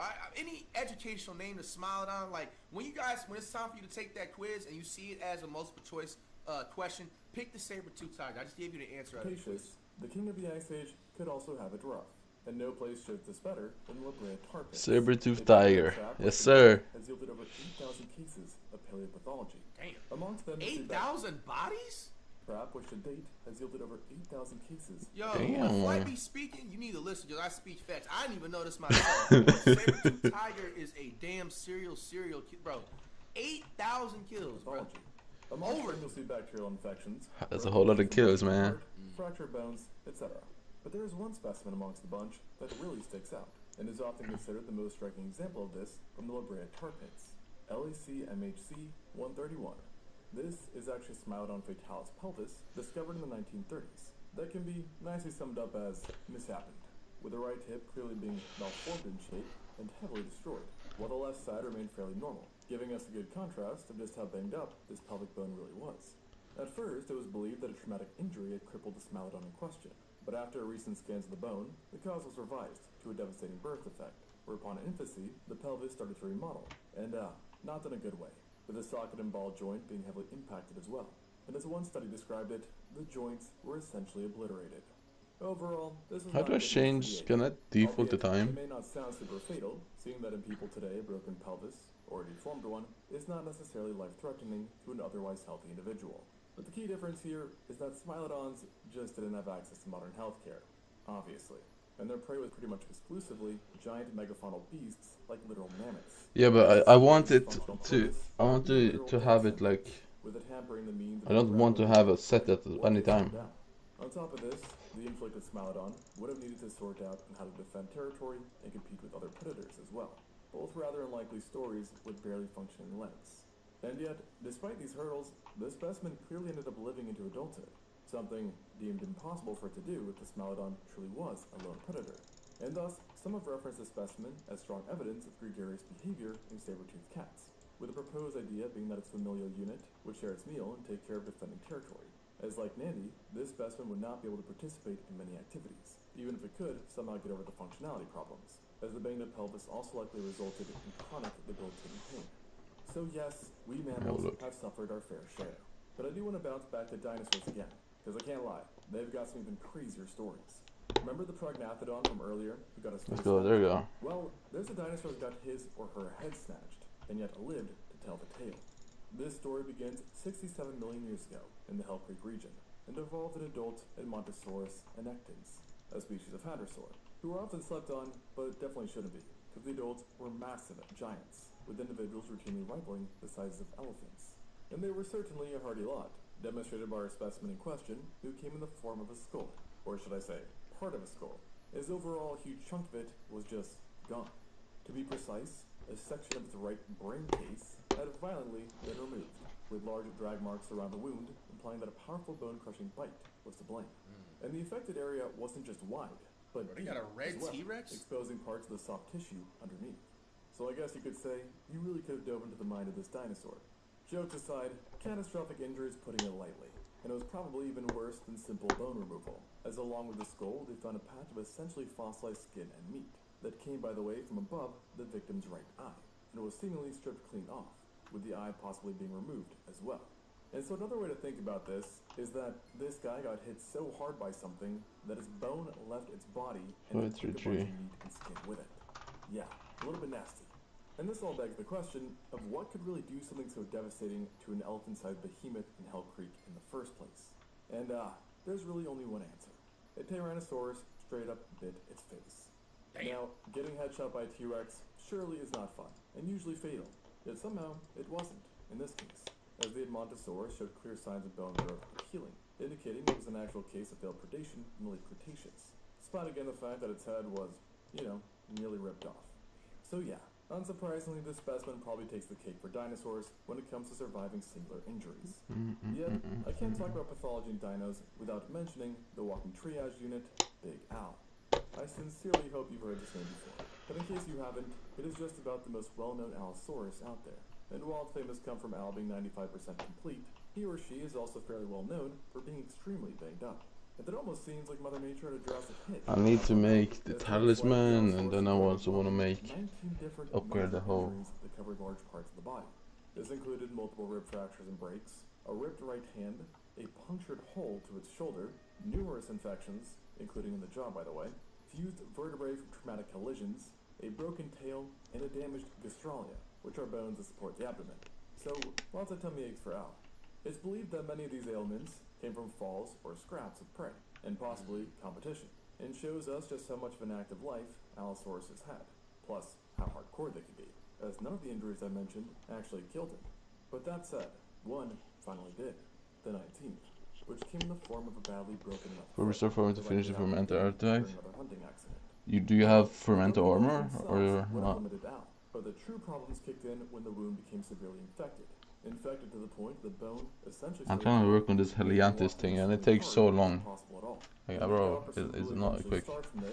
I think we can max this? Wait. And what's quite ironic about all of this is that years Let's after go. discovery, a second That's another max. was also discovered, who was Okay. subsequently then named after it. And thus we got Big Al too. And it And now I go for this. that it too, pun intended, was riddled in injuries, as showcased by this diagram. Similar to Al numero 1k fermento? No, 1k fortune? The fuck do you use, bro? Damage to its face even being attributed to facial biting from fellow Allosaurus. The big difference with it, though, is that unlike the original, Mr. 2 suffered a major foot injury as well, yet survived that ordeal and reached full maturity, as opposed to Al 1, who died as a sub-adult. Yet, fate would catch up. Seems very low still, though. As in adulthood, it suffered a severe fracture to its ischium. Have you spoken to the NPC? And numerous muscles. And from this, The NPC in the hub? but how this happened is a complete mystery, especially when considering that this kind of break is almost never seen in large theropods. So pretty odd. Now, I could go on and on. The one on the right when you enter hub. The surveillance goon. With the first Big Al, its death apparently came from a single foot injury. And no doubt if you found yourself limited to just one leg, you'd be in for some trouble. And if both legs are out of order, well, good luck. But then let's say, just for laughs and giggles, your arms were incapacitated too. Which in this case, there really ain't much you can do. Well, I guess that only implies if you're human, that is. Apparently. Since in 1948, paleontologists stumbled upon a specimen that defied those odds. A one-of-a-kind Smilasuchus. When first discovered, it wasn't its pathologies that gripped the attention of the team, but the size and preservation of the animal in question, which was a giant Triassic-dated phytosaur that could even rival the megacroc seen in the Jurassic and Cretaceous, with adults measuring up to 12 meters or 39 feet long. And being a phytosaur of this size meant that this specimen would have been one robust, mean-killing machine. If, and big if, it hadn't been for some pretty limited injuries. Across its titanic body, the team found not one, but 8 bones in bad shape that were covered in extensive exostoses, which, if you recall, are bony growths that can occur after direct trauma. Highlighting that this phytosaur endured some breaks and fractures, which then became infected. But that's not too crazy compared to the other examples just yet. But what was highly odd, and unfortunate for the phytosaur, was that all 8 of the afflicted bones were concentrated to the limbs. The fuck was that? All 4 of them, with not a single one being spared, with its left humerus, right ulna, and then both of its femora and fibula bearing damage, plus at least 2 metapodials. Now, it will be almost impossible to ever say just how exactly this phytosaur ended up with such varying pathologies, but interspecific competition has loosely been cited before, and we do see that in some modern reptiles, limb biting is not unheard of. However, with this said, you would expect something this big biting another one's limb to result in amputations, not just broken bones. But because phytosaurs were much more extensively armored than even modern crocodiles, it is possible that blunt damage from bites was an actual possibility. And one aspect that clearly supports I think I can make the... it would have been virtually impossible for this specimen What's the to crystals? injuries in just one The event, night with the crystal. spread nature just being too coincidental. Therefore, we can just say that it simply suffered from exceptionally bad odds. And these poor odds were only exacerbated by the time the phytosaur lived in, the late Triassic, a brutal era with arid conditions, significant droughts in the area it resided, and numerous competing predators. However, I need the day fact crystal. that it didn't die from one messed up limb, let alone 4, is a prehistoric miracle. And not only I don't did it even know survive how it in this looks, state for a I'll be few honest. days or something, but at the very least, several months. And that's only after receiving its final wound. In other words, it could have been living with 2 or even 3 injured limbs for years prior, likely benefiting in some sense from a semi-aquatic lifestyle. And the team also reckoned it benefited from the lower metabolic rates seen in This first page? which allowed it to live far longer than you'd expect a mammal to if they were not able to easily get food. Day crystal, Yet, there you go. advantages aside, this individual was still enough of a unit to keep chugging along with all the injuries that racked up. And in fact, it's commonly touted as being the most pathological specimen from the entire Triassic period. An achievement which I can't say I'm particularly jealous of. Cool, Including, Elisa, once more, how absurdly resilient prehistoric animals were. Thanks for watching. Until next time. Hey, man. Extinct Zoo. Y'all better have paid attention, man. We got that quiz coming in next week, and I gave some of y'all niggas some answers throughout the entire video, man. But all jokes aside, man, this is very educational and very informative, man. It's just crazy, like, bro, these animals is really out here running the earth. Like, if they come anywhere near you, bro, your survival rate is all the way down.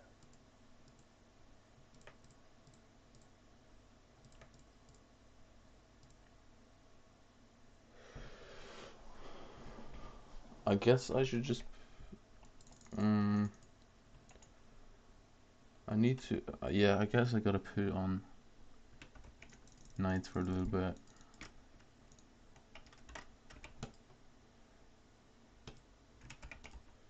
Solely because there you go. Solely because I need to upgrade the hoe, otherwise I'm in deep shit. Hold on. I don't even know where I was farming.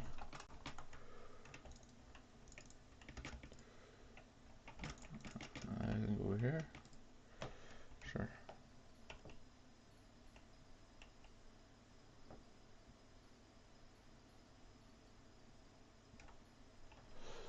Let's try this.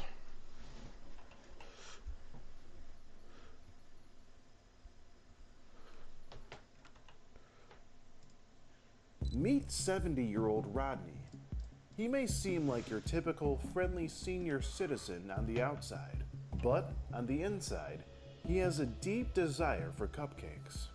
And according to him, he has a slave named Larry, and let's just say that things got a little weird when he got himself involved in Rodney's affairs.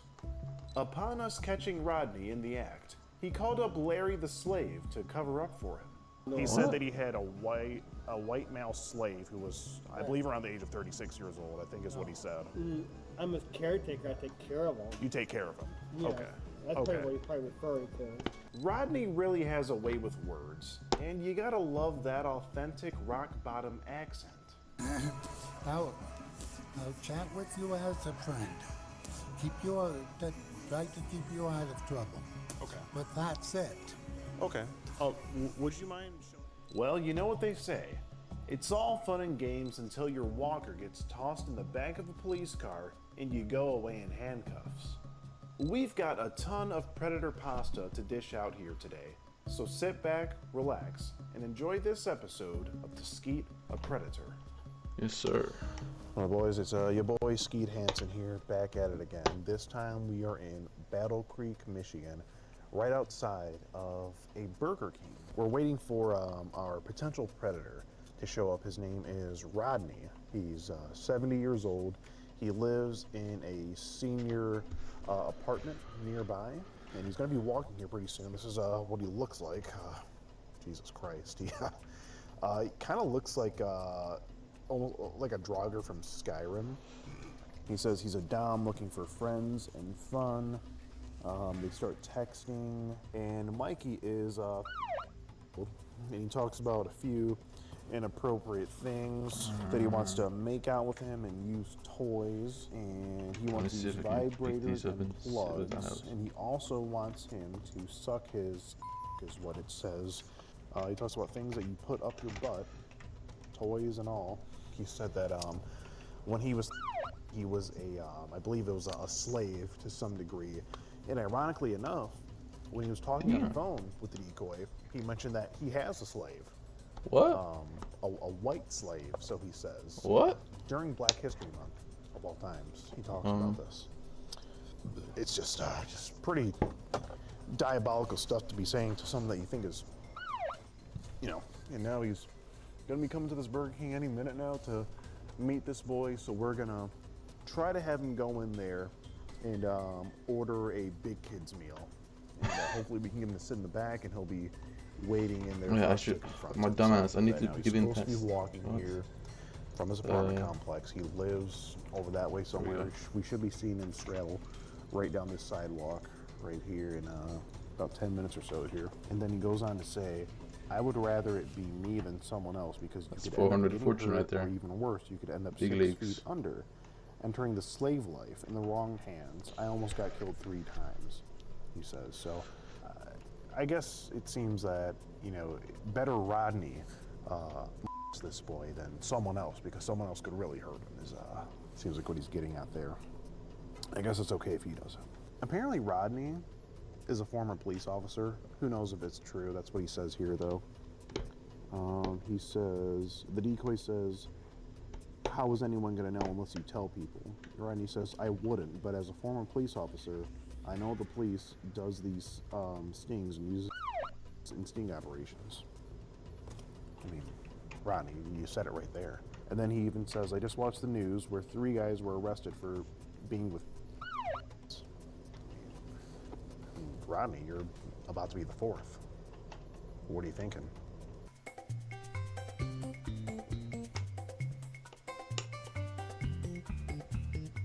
Oh no, there's a guy pulling up right now. He's really old. He kind of resembles Rodney, but Rodney's the one who's walking. Could have lied. He could have lied. Could have. Oh my god, this guy can't park. Man, this guy. This fucking Albert Einstein looking dude. Did he go through the drive-thru? He's going around as if he's going to the drive-thru. Oh. Okay. Eric said he should be here like now. Why was he going like in and out of here though? Because I mean, he could have lied about walking, right? That kind of looked like him though. It did look like him. That's why I was like, it could have been him being like, hey, maybe these guys are undercover. Because he's mentioned Stinks. Bro, that was him. I just got this picture of him. Look, that was him. Yeah, that was him. He asked if he's in a black truck. So yes. He definitely did. Never had that one before. No. I just got here. I went to the bathroom. I didn't see you. Okay. I said, you're messing with me, aren't you? Oh my god. He's getting his walk. That's him. Q, that's him. Bro, that's it. Look, get the shot from my mirror. You see my mirror? Bro, he's walking up right now. He's walking in. Oh, This nice. this has got to be. This is him, right? Can we call him? Call him right now. Yeah, this dude's using a walker and he's walking the Burger King. All right, I'm gonna hang up and call him. All right, do it. All right. It's all good. It's all good. Hold on. I got you. Going to keep this little. Where did he come from? Did you see that? There could be parking on the other side. He might have parked on the other side. If it is parked on the other side, then that's how we know. Dude, dude just walked in with a walker.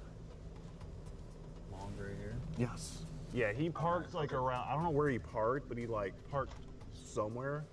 Oh, there it is. There is his car right there. See it? His white car is right there. Yeah, he's in line right now. He's like ordering food. Oh, he's probably ordering what I told him. Yeah. I'm just gonna park. What an idiot. What an idiot. He is. Oh, there's a walker. Q is a walker. You see it? There he is. There he is. Bro, he's right there. We see him walking. Oh my god, that's Rodney. Bruh, if he takes a tumble, it's over. Seriously. He's breaking both like hips. He just like went to use the bathroom. Wait, he might still be waiting to get the food. Oh, he's getting the food. All right, let's just wait until we actually see him. Like, wait a minute. Inside. No, I see. Oh, I see his reflection. That's his reflection. You see him? He's right there. Yeah, he's back in the walker in. yeah. Bro, he's back in the walker in, sitting down. There he is. He didn't sit in the back. What a idiot. All right. Yeah, he's sitting there waiting for the boy to show up. All right, we're going in now, bro.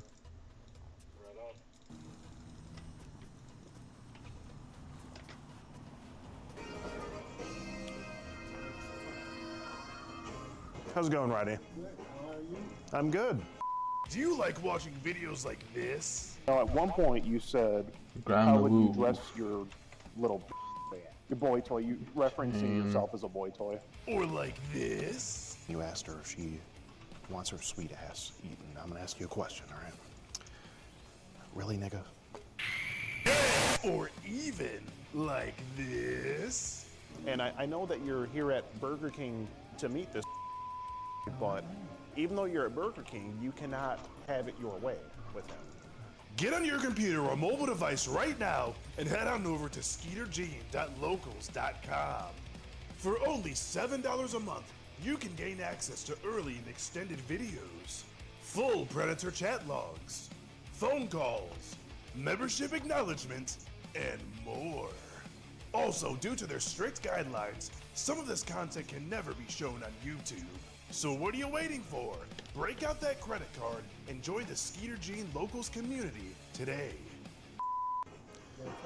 Oh, you tell me. You tell me what's up. Nothing much?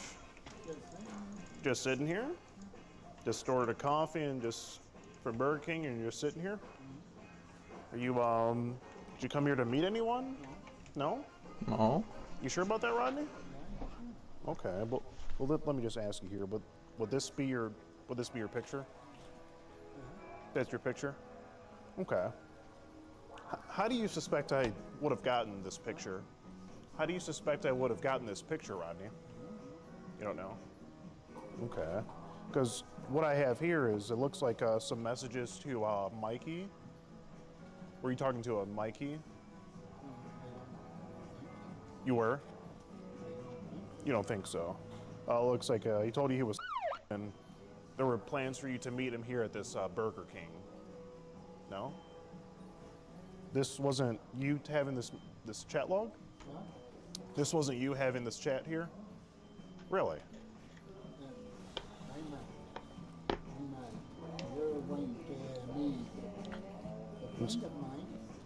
A friend of yours? Well, I'm having a hard time hearing you, Rodney. Do you mind if I just want to be able to hear you better. So, you're meeting it's a friend of yours? What's your friend's name? Larry? Larry what?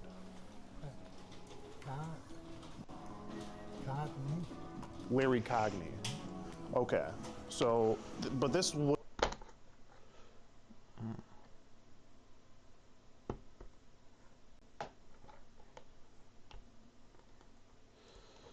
So look, bro, where y'all been at? You know what I'm saying? I've been up, I ain't. Nah, what's up, squad? I got a video for y'all, man. Before that video, I be reading comments in my DMs. I'm gonna keep it real with y'all. So y'all remember like 3 or 4 years ago when I had a Patreon and I was dropping the videos like a week or two before they come up on YouTube, 4 or 5 days before they come up on YouTube? Y'all starting to hit me back like ghosts. You taking too long on the uploads. We need them like every day, every other day. So I'm gonna get the Patreon back up. The link is in the description. For those of y'all, for those of y'all that want the videos, you know what I'm saying? Every day, every other day, instead of waiting a week or two, cause I be on my time, bro. I'm gonna keep it real. You know what I'm saying? And yeah, I upload them over there earlier to let them, the homies on YouTube, get them on a regular schedule programming. Other than that, I ain't even got my program set up. Oh my God. All right, we got it going now, squad. My bad, but let me press play. I have been to work for the state, and if I have to watch your cheeks hanging out again, I will call CPS. Here we go. You don't get to touch them. They don't look. Due to the shortness of her skirt, it was like this, and you could see everything open. Here's this woman I don't know who just came up and touched my bare butt. Like, Yeah, so I'm a big advocate, like huge one, very huge, especially in today's time, to where kids come to school dressed like they finna go out to the club. You know what I'm saying? Kids come to school dressed like they finna go to a lingerie. You get what I'm saying? So with the teacher up there complaining like that, it's understandable, but I can tell I'm a good judge of character, bro. When I say we got a Karen on our hands, we got a Karen on our hands for the simple fact I paused it when old girl said she went as far as to touch me on my... I don't care what my daughter wearing, as I just said all that, even if she do come to the school dressed like she at the nightclub. A teacher, male or female, put their hands on her, we got a problem, squad. Facts. I have no clue who this is. A video of a heated confrontation between a mother and a group of younger women goes viral. It captured the aftermath of the older woman tugging on the younger one's skirt, claiming to prevent lewdness. Wait. Aftermath of the older woman, a group of younger women. Crazy Karen puts her hand on my skin too. This is something I didn't know, bro. This is something I didn't know. White people can call other people Karen squad. I didn't know they be calling each other that. I thought that was us, and like, you get what I'm saying? I didn't know they was. Oh shit. I mean, we call each other niggas. Why not? You know what I'm saying? Why not? Goes viral. Why they can't do it? Captured the aftermath of the older woman tugging on the younger one's skirt, claiming to prevent lewdness. Drama reaches untenable heights as police seek the truth in a case of conflicting sensationalist reports. The following is based on Where is this, in official police Arizona? records.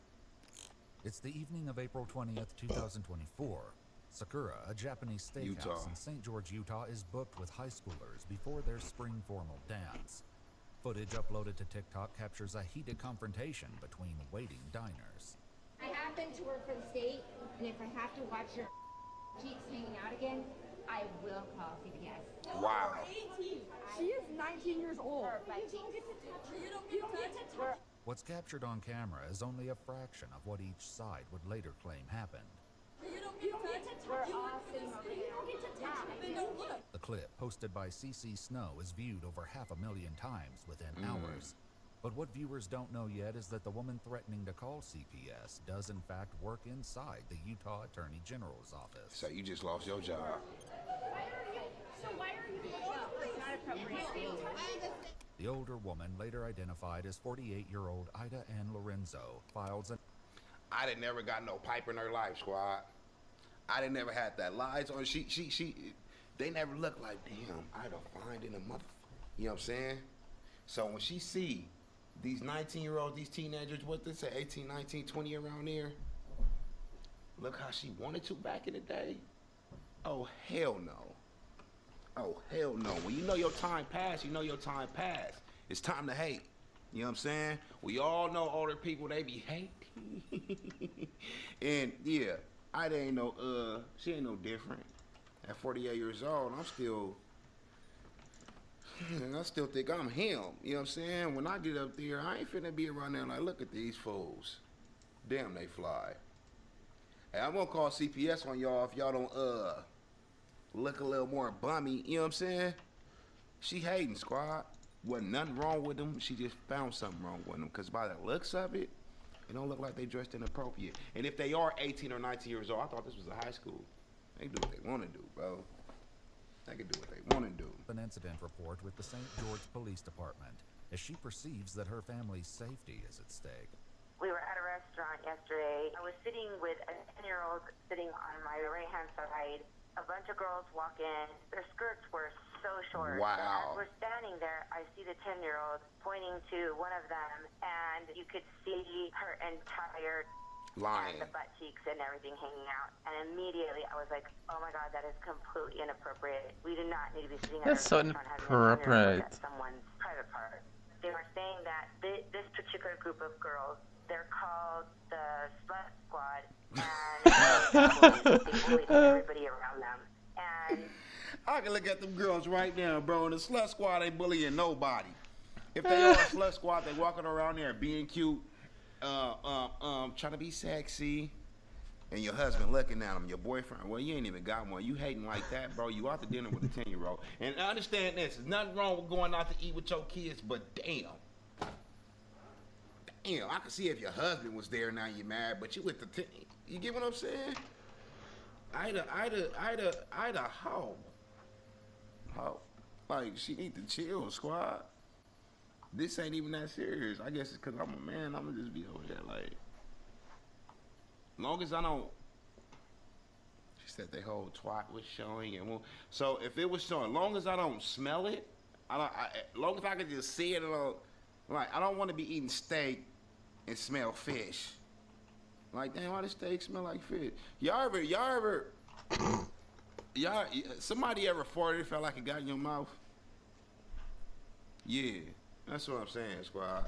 I don't want to be, cause the steak ain't gonna be steaking, and I don't even eat steak with y'all. It's just an example. It's just an example. But goddamn, how come it's only coming like? Cause if they sitting on the right, I don't care what nobody say. The smells ain't equal. You know what I'm saying? If she's sitting on the right, I mean my right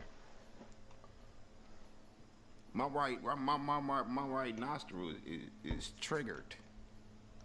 Sadly, bro, my senses is crazy. I just don't want to smell it. I can look.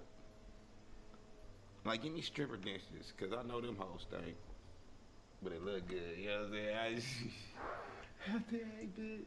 Like, you be cracking up in the. Y'all get what I'm saying, in bro. my opinion, if 17-year-olds that are going to a high school ball are sitting there calling them bullies and they're known and labeled as the stripper squad, in my opinion, they're fully aware that the behavior is not okay. She claims to have only acted because the police could not in a timely manner. She meets the responding officer the following day. Hello, are you Ida? It's that serious. Good to meet you. So She dressed like she these 80. girls have continued to incite a mob, and I've been harassed all day. Not only did you take it, they took it down from St. George Post and her Facebook, but now she You kinda put it on fine, like, Instagram, kinda and now she lying. put it on TikTok. Like at some Understand this. Understand this. We are living in 2025, the 2020s. You want to go there being a Karen complaining for no reason, you're going to be recorded. Now that you engaged in this whole confrontation, you mad at you on the internet. What you was expecting nobody to see it? You was hoping that you could do something like a little scandalous, a little on the low. I'm going to let them feel me. Nah, now everybody at your job see it. Now I'm reacting to it. Now the world see it. Like, this already got, what, 809,000 views? I'm at 0 views. Y'all ain't even see this shit yet. You know what I'm saying? Like, you cooked. You're cooked. It's your weak-ass sweater. point, something needs to be done. She It have needs on to a be sweater? stopped, and they have a reputation for doing Sleeveless? this. Which is why none of the minor kids wanted to get up and say anything. And Right. so, I don't. The video she posted has currently reached 517,000 views. So y'all mad at the view count? So what? She shouldn't have did it. Now you at the police department. And I promise you on everything I love, they not finna get a subpoena to go ahead and hit Instagram to take that video down. It's not finna happen. You engaged. Saw Lake, you engaged. Dale. Yeah. And you're telling me that she was not wearing any underwear. Yeah. As we could see, yeah, exactly. We could see. Wow. Are you? Pubic hair, skin, and everything. Like honestly. Are you seeing the opening? Yes, because we were actually seated, and she was standing up, and she was at a high. So you were under her. This is weird. She seems like a hater, bro. Due to the shortness of her skirt, it was like this, and you could see everything open. Not only were there minors involved that were all seated around. Imagine going to the police department, not only calling the police today, complaining, and then actually confronting the people that's dressed inappropriately. Imagine the next day after you got some sleep, you go to the police department to try to file a complaint, get somebody arrested for dressing inappropriately at a restaurant yesterday. Come on, man. That's Come what on, I'm saying. man. People be having no life. Even if you ain't got no life. Go to sleep. Shit. All right, this is ridiculous, bro. This is ridiculous, Come on, man. bro. You filing a complaint because they were dressed inappropriately. That's not going nowhere. I ain't never. This is in pub. That's not going nowhere. If the restaurant they kick them out, Come on, this man. not going nowhere. Nowhere. But my son was present as well. That's the only. Oh, your reason son why liked I it. was like, listen, you know, Yeah, your son liked it. hanging out in front of minors. That's not. Hey, your son liked it, buddy. It's public. It's public. Your employers let them know the situation and that they might be getting. Well, I talked to one of the attorneys, and they're like, I talked to my boss, and she was like, if she actually was showing her body parts, she's gonna get charged. Shortly after Ida gives her statement, the other side of the story presents itself. From none other than the recipient of Ida's unwanted skirt tug, Wow. 19-year-old Avery Leroy. Wow. She agrees The to come victim. down to the station accompanied by witnesses. She came up, reached her hands, her cold hands went up my skirt, and I felt her hands up my skirt, and then I felt like a tug. Oh! Like my skirt doesn't go down much further, like it's not. Yeah, like I said, you should have just kept to yourself, because what's finna happen is you're complaining about them being dressed inappropriately. But they're actually saying you put their hands on you, so now we got an assault charge. You might end up going to jail over this. And she got witnesses. You have a witness, which is your son or whoever that is, saying they're dressed inappropriately. Okay. If she's saying that she talked to her boss and they were going to get charges filed if they were for sure nude, then go ahead and get the surveillance from the restaurant and you will see that they were not nude. But they're actually saying that you assaulted them. We finna play the game even better.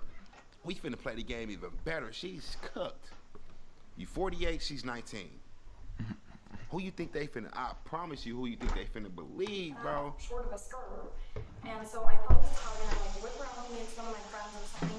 And I was kind of standing there in shock, so I'm like, here's this woman I don't know who just came up and pushed me and what the I have no clue who this is. Wow. Skinny minor, and I was like, this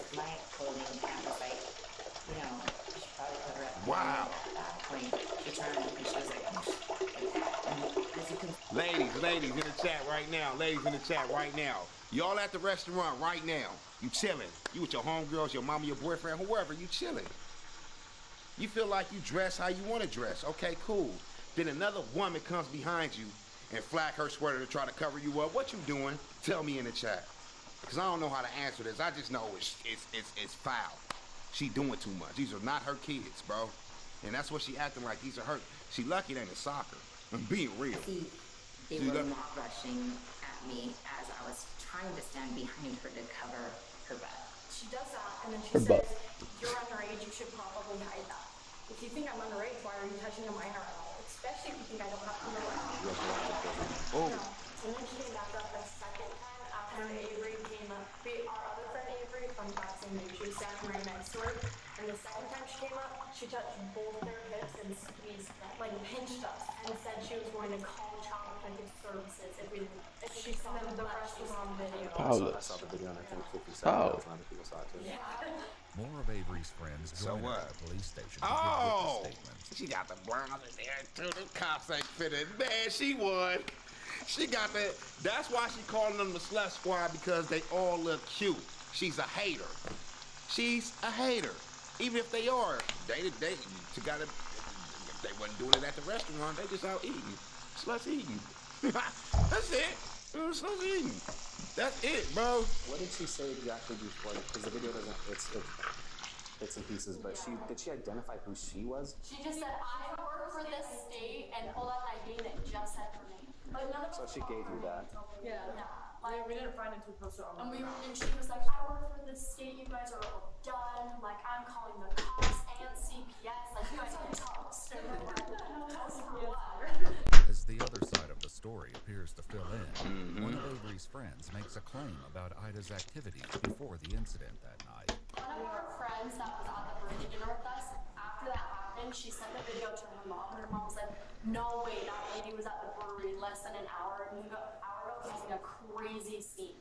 And so then she showed up there, and when she was looking at us, like, her eyes, like, she wouldn't look at anybody in the eyes when she was talking, like. Oh, you was drunk. I got a standing ovation from everyone that was seated behind me. That's totally beside the point legally. I got a standing ovation. Who cares about a standing ovation? A standing Who cares? ovation. Everybody else was probably haters because they was all cute. Who cares about a standing ovation? I hope she go to jail and lose her job, bro. Go to jail for assault, lose your job. Keep that video up. You going viral now. You're gonna hang yourself. You want to move out of town. Like, she on YouTube. Forget the TikTok. She, what? Run this up so we can get 1 million. Ha! I need it. Christmas just came. But because of the sensitivity of the nature, because she did look like a minor. It don't matter. A ton of kids. It don't matter. High school ball. Did you think she was a minor? Yes, I did. So why you touch her? And that's why. Yeah, that's a good point. Why you touch her? You telling on yourself. You telling on yourself. If you thought she was a minor, then why did you touch? Hello.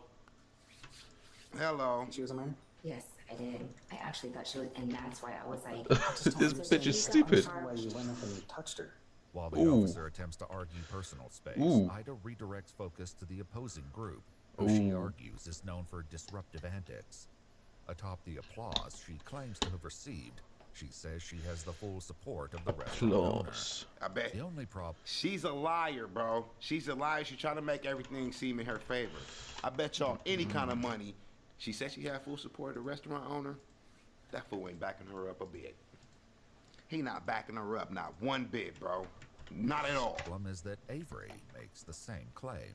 The restaurant comps our meal, like they gave us 20% off our meal, like they felt so bad. The restaurant was on our side completely. They didn't say my skirt was too short at all. After Ida claims over the phone that a former employer requests that she close her LinkedIn profile, she returns to the police station to fill out a witness statement form. I had my concerns from the get-go, and I'm gonna just be straight up with you because this is kind of where we're at. You said you talked to her first.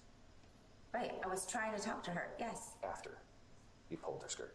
Well, I covered her Do you up. understand how a reasonable person would be like, I was just touched?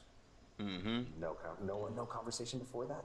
And then I didn't ask thought her she was questions. a high school I didn't ask her. with That's worse. the rest of all That's of worse. them. That's worse. That makes it worse for me. I don't like that. You mentioned that you saw this girl's opening, pubic hair, Well, we could see. creases, all of the above. Yep. The girl has sent me a video of her twirling in that skirt, photos of the skirt. She was wearing underwear and shorts underneath her underwear. Do you want me to put out there into the whole world that I saw her vagina? Yeah. Yeah. I want you to touch her first off. How much did you drink that night? I actually hadn't been drinking You were not drinking at all? No, not before that. Not before, it was after? Right. We had dinner. You admit to drinking that day, bro. You was drinking before that and after that. The reason why you went out to eat because you was faded. You know what I'm saying? And let's not forget, if you was at the brewery an hour before getting faded, and then you ended up there, you was with your kids. Ew. At the restaurant, at the brewery an hour before that. So that means you was DUIing with your kids in the car. Ooh. You don't get unfaded in an hour. You don't. Ooh. You don't. You don't get undrunk in an hour, bro. We actually sat down and we had dinner. You don't think alcohol is impairing your judgment for this? No. And when you're saying, I work for the state, I'm this and that, I'll do this, you're airing out that you gotta be held to a little higher standard like me. The hardest part for me with this is, I understand your concerns as maybe a mother and as a community citizen, I get that. But Well, not to mention you that took action on this. There was no incident. You created it, Mm-hmm. you put it into action. The consequences of your actions have been Now you on the all of internet. This has nothing to do with them. Today, you're gonna be placed under arrest for sexual battery. Yes, sir. That's the unfortunate side of this. Yes, sir. Yes, Yes, you sir. are. Yes, you are. You're doing too much. You're doing Sir. too much. You could have left it alone at the restaurant. Had your little glory, tell your friends, go to work. I told them I got a standing ovation and everything. But you want to go back to the police department the day after that. And the only reason the kids or the teenagers went up there to the police department because you went so they had to defend themselves. Now you in jail. Because I promise you, somebody say you did that to them, they got to arrest you till they find out that it was false. That's the cold thing about the United States. Yeah. Either that's 48, it's a wrap. Are under arrest, okay? So you just face my sergeant and put your hands behind your back. Ida is placed in handcuffs without incident. You lost while your the job. sergeant calls her son to pick up her car parked outside. That quick. You was at work the other day. Now you can't work nowhere in the government because you got a battery charge. You got an SA charge. Yes, sir.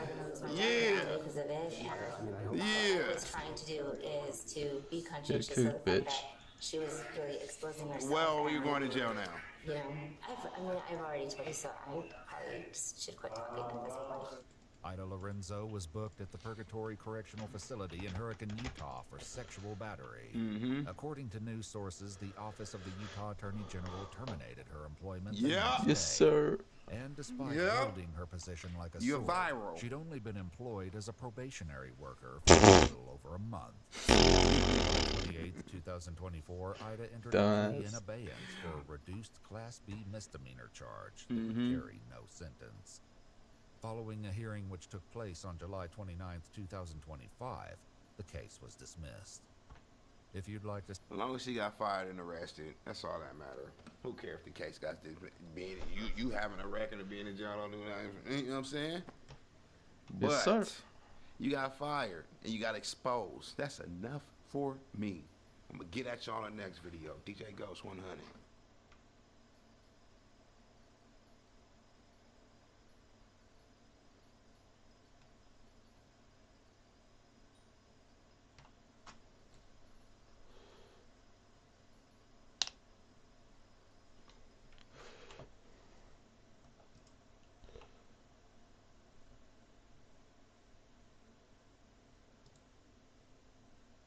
So look, bro, got another reaction video on deck. Get to the Patreon, squad. Y'all gonna start getting these early. Cause I know the real Ghost gang, y'all can't wait. You know what I'm saying? We need them, Ghosts. We can't wait 2 weeks. We can't wait a week. It's understandable though, especially to the OGs. Y'all been around here forever. Matter of fact, this is what I'm gonna do, squad. I'm gonna keep it real, and I'm only doing it this first week. Let me think of something, because I'll be quick with it. I'm going to make the Patreon $4 this first week. After that, it's going back up 3 times that. I ain't playing no games. Get over there. Other than that, we finna get to this video, man. 10K me up.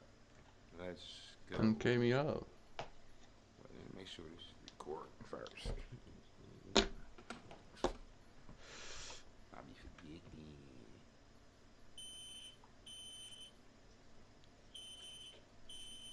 Our Father, who art in heaven. Don't start praying now. Police department, make yourself present. Was there a gunshot? Yes. Where's your firearm? Did you shoot her? Yes, sir. Damn. Damn. Ooh wee. That's a little demon back there, bro. Ain't no way in hell you gonna pray, say you sorry, and then say that's what you deserve. Ooh. If somebody,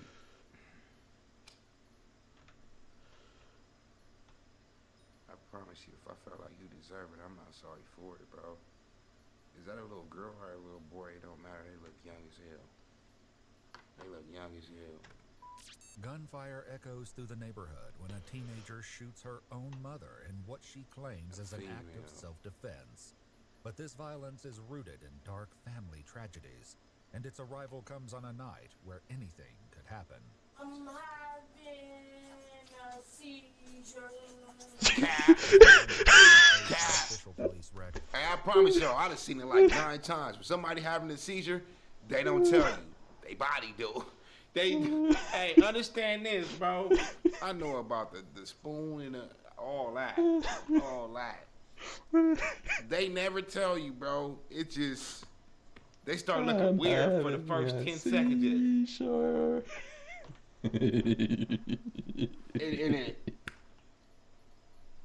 It just doing, squad. It doing. She's talking about I'm having a seizure. And the footage has never been seen before until now. On the evening of April 26, 2024 in South Euclid, Ohio, home security cameras watch and record the bizarre movements of 19-year-old Nia Patterson. I'm having a seizure.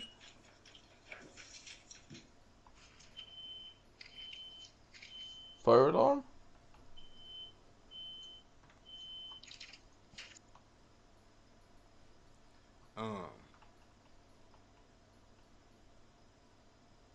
That fire alarm going off because the gun was fired up in the house, bro. So I guess this is after it happened. That fire alarm is going off because that gun was fired up in the house, bro. And that's her mama car. She about to steal it. That's what I'm saying. Imagine having, you living your whole life.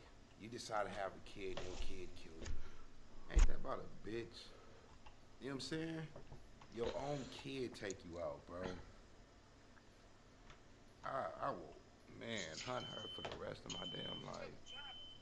Nia never leaves, and moments later, she's back in the house.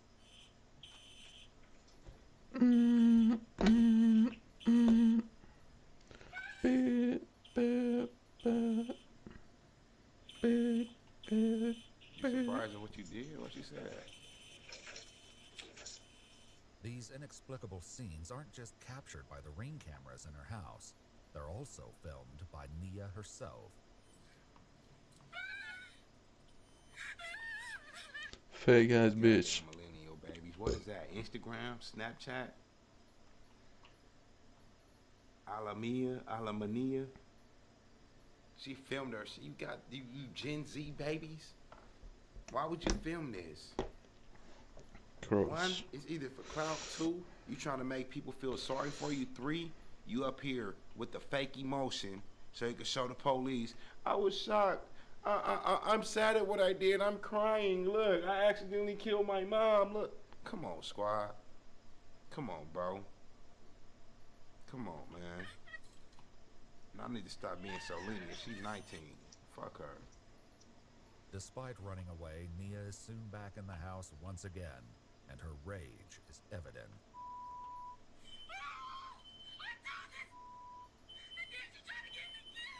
The foot? The foot? She put her mama on Instagram. Damn. Squad, she put her mama on Instagram. That's the Dead, by body, the way. bro. Dead, by the way. Fuck me, man. Damn. This is what, 22? I promise y'all, I want to live in the forest by myself. Just me and my kids. Just me. I just want to live far, far away from all this. This world ain't how I thought it would have been when I was a kid. When I was a kid, the world was so nice. It was so nice. That's probably because we didn't have the internet. Damn, I'm old. I'm 37. I'm 37. Hey, we didn't have no internet. It wasn't coming to this. It was. Oh shit. Oh shit. It's like now with the internet being birthed today, bro. Now with the internet being birthed today. Back then, your kid wouldn't even want to kill you, even though kid was doing that to their moms back then, bro. Now today, they wouldn't even want to do it, but they will for the clout. You know what I'm saying? Ooh-wee. So now, not the emotions, you got the internet is one of the reasons they do it. It ain't just the emotions alone no more. It's the fucking internet, the emotions, oh my God, bro. Damn. She's dead. She can't hear you. But when the police are called to the residence about an unresponsive female, they will see exactly what Nia has done. Southeast police.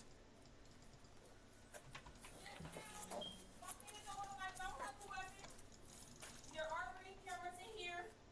I'm gonna stand right here because I don't want y'all to think I'm coming down. Is someone unresponsive? Yes. Where? Upstairs. Where? Okay. What's going on? Where are they at? Here, let's go here. What's going? Where are they at? Where are they at? Show me where they're at. You mean drop anything? Why you wasn't crying? Tell her you shot her.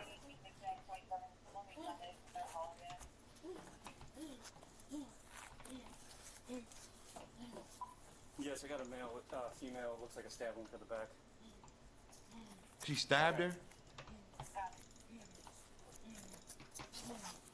1 second. Turn around, put your hand by your back. Yes, sir.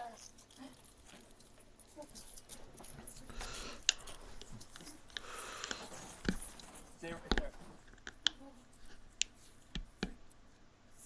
You know how much rage you gotta have to stab somebody? Sit right. Was there a gunshot?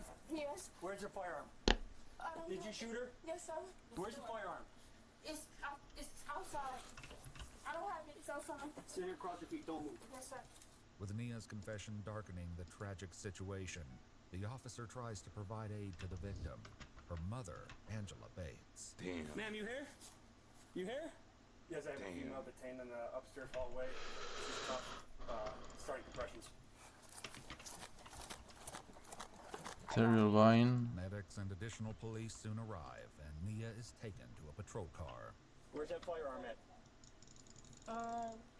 Dropped it somewhere outside. What kind of firearm is it? It was like, I don't know. How many? Black. Black? I The don't gun know. can actually be seen in Nia's left hand 6 as again. she descends the stairs in ring footage.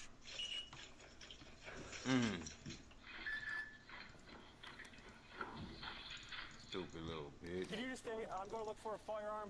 I got her detained in the back. Her firearm's in the back somewhere. I want to get this firearm secured. There's like 6 shell casings. I got it in the front seat of this. Bro, your mama can't do nothing. Your mama can't do nothing. Your mama can't do nothing for you to go ahead and hit her 6 times, squad.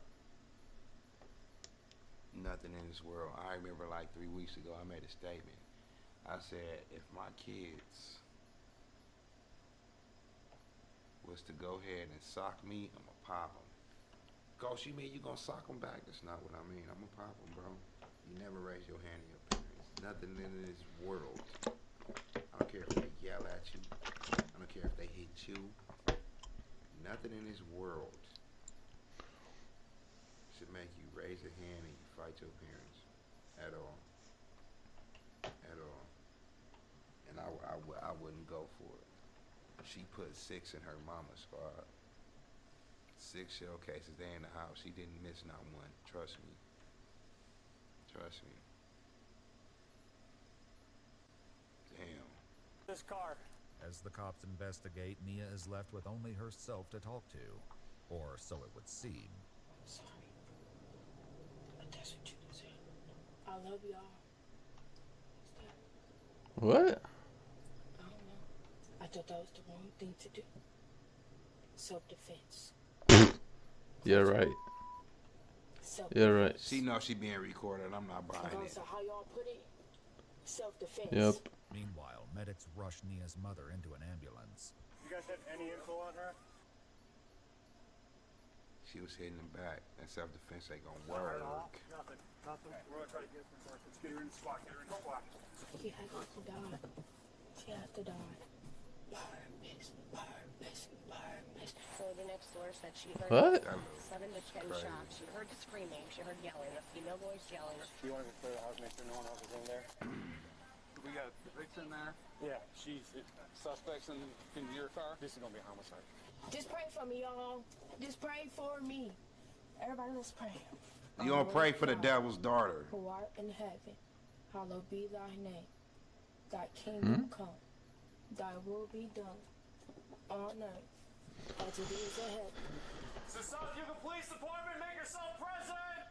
No, never kill nobody ever again. There's a lot of blood in here. She is demonic, bro. And there's another casing. She better try to get me. And then I shot. The shocking events of the night are only made more unsettling by the security videos that captured the aftermath.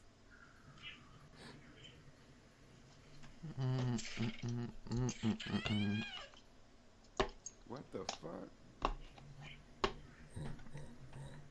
Nia is transported to the police station for booking, and her initial thoughts are with her mother. Did she make it? I don't know. He already know? If y'all find out? Yeah. Yeah, we have no idea once fire and EMS, they do their... Bro, she deserved it. She deserved it. She had to die. She had to die.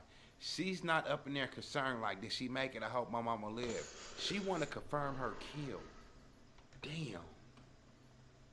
She's not concerned. She's not hoping her mama made it. She's not hoping she pulls through. She want to confirm the fucking kill, squad. Hmm. They're saying they... Well, what we're gonna do is we're just gonna book you in. We're not gonna ask you any questions about what happened. Our detectives are coming in. They're gonna handle that, okay? Prior to this incident, where were you? That when it happened? Prior to. Oh, at my dad's. Nia had been staying with her father in recent months, only returning to her mother's house this week. Nia's father later tells police that this violence didn't... Did father send her on a mission? She probably went to her mom's house just to smoke her, bro. She probably asked to go to her mom's house because she decided at her dad's house. This was premeditated, talking about self-defense. Not buying it. Not buying it. Come entirely out of the blue. She's had a history of mental illness. Told me she's been planning this for 3 months, please. Big ghost. Like I said, she planning this at her daddy house, bro.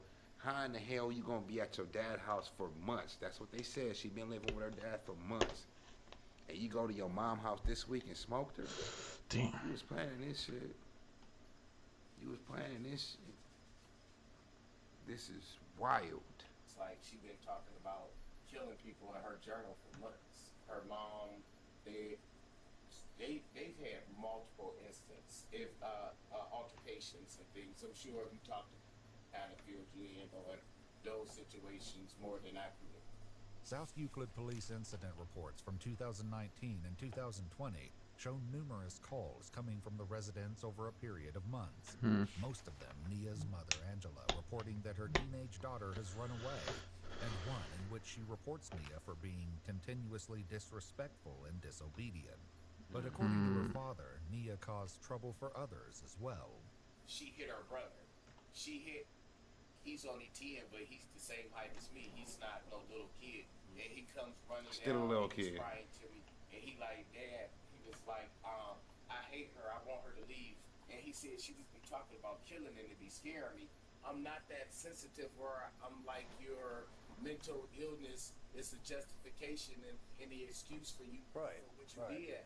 At the station on the night of the shooting, the focus quickly shifts from what Nia did to the onset of a medical emergency.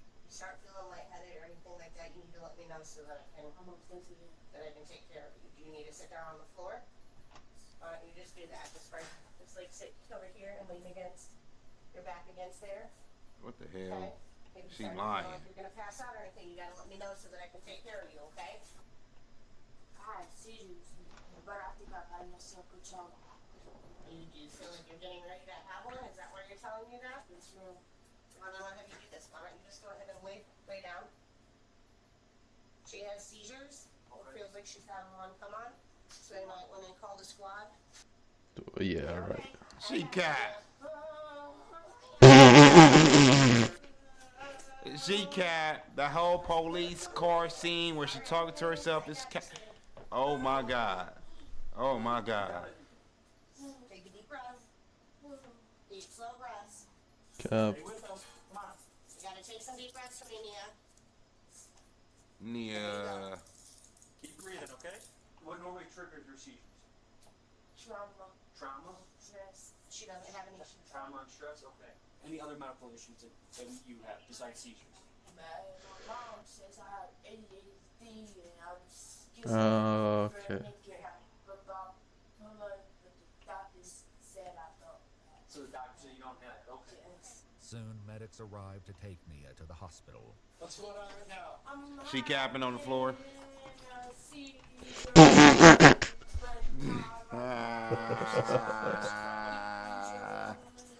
Look at that. He's laughing. For real, squad. Y'all call me here for this bullshit. Look how they looking like, for real, bro. I'm having a seizure. Like I said, they don't say it. They just do it. I promise you, bro. Body be stiffing up. Like rigor mortis. Amy. I'm having a seizure. Like my fingers. Into an ambulance where she soon drops a bombshell. Nia, what's going on today? Let's start. I'm having a seizure. My mom got my siblings killed and tried to kill me. What? It's not the information the Look how she speaking now. Straight line.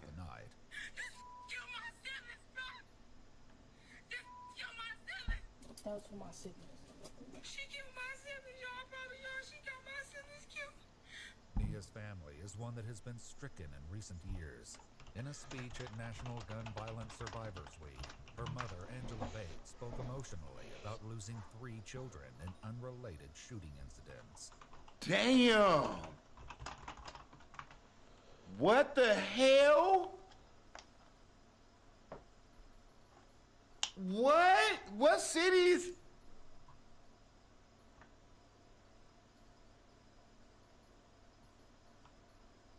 How all 3 of your kids get smoked? And then your last one smoke you?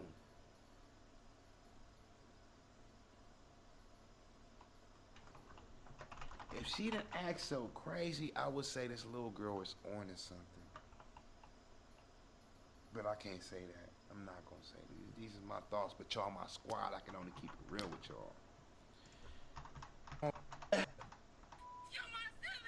That was for my siblings. She killed my siblings, y'all. Probably y'all. She got my siblings killed. Nia's family is one that has been stricken in recent years. In a speech at National Gun Violence Survivors Week, her mother, Angela Bates, spoke emotionally about losing 3 children in unrelated shooting incidents. Damn! What the hell? What? What cities?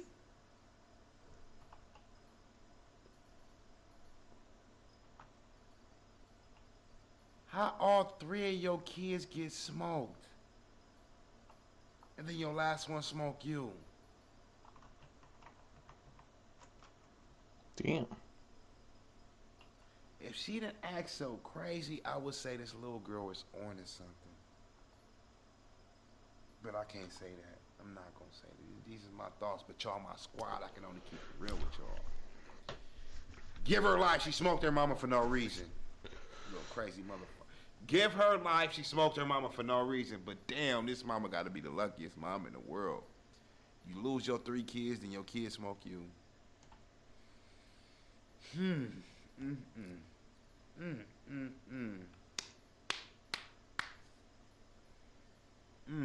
To push through that. 3 kids. Oh my God. I pray for this woman's soul, bro. Damn. Take that back.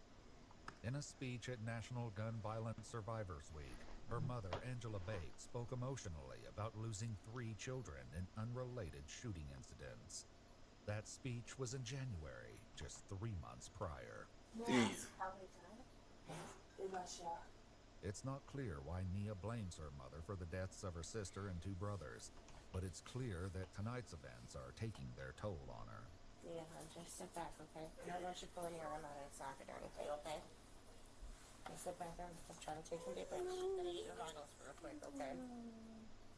Whether or not it's remorse that Nia is experiencing, certain facts would seem to undermine her claim of self-defense. 18 to the cars. Caller said that she shot this female on the bed. Do not move. I just shot at her back when she was running towards me and she fell on the floor. Later, Nia seems to have her own moment of doubt, seeking a crucial answer from the loved ones she's lost.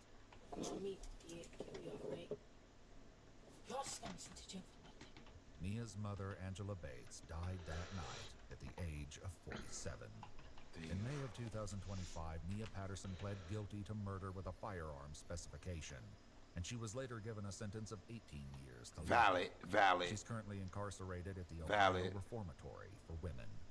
If you'd like to see select new videos early and... Damn, that was valid. Give her 18 years, bro. Where the evidence that her parents did, that her mom... Did they all die at the same time? We need to find his story. And y'all detectives out there, them Ghost Gang Detective Squad, if y'all do find it, hit me on Instagram. I promise I won't ignore the message. I won't. I want this story. And we gonna put it up on the live stream. 100 Squad.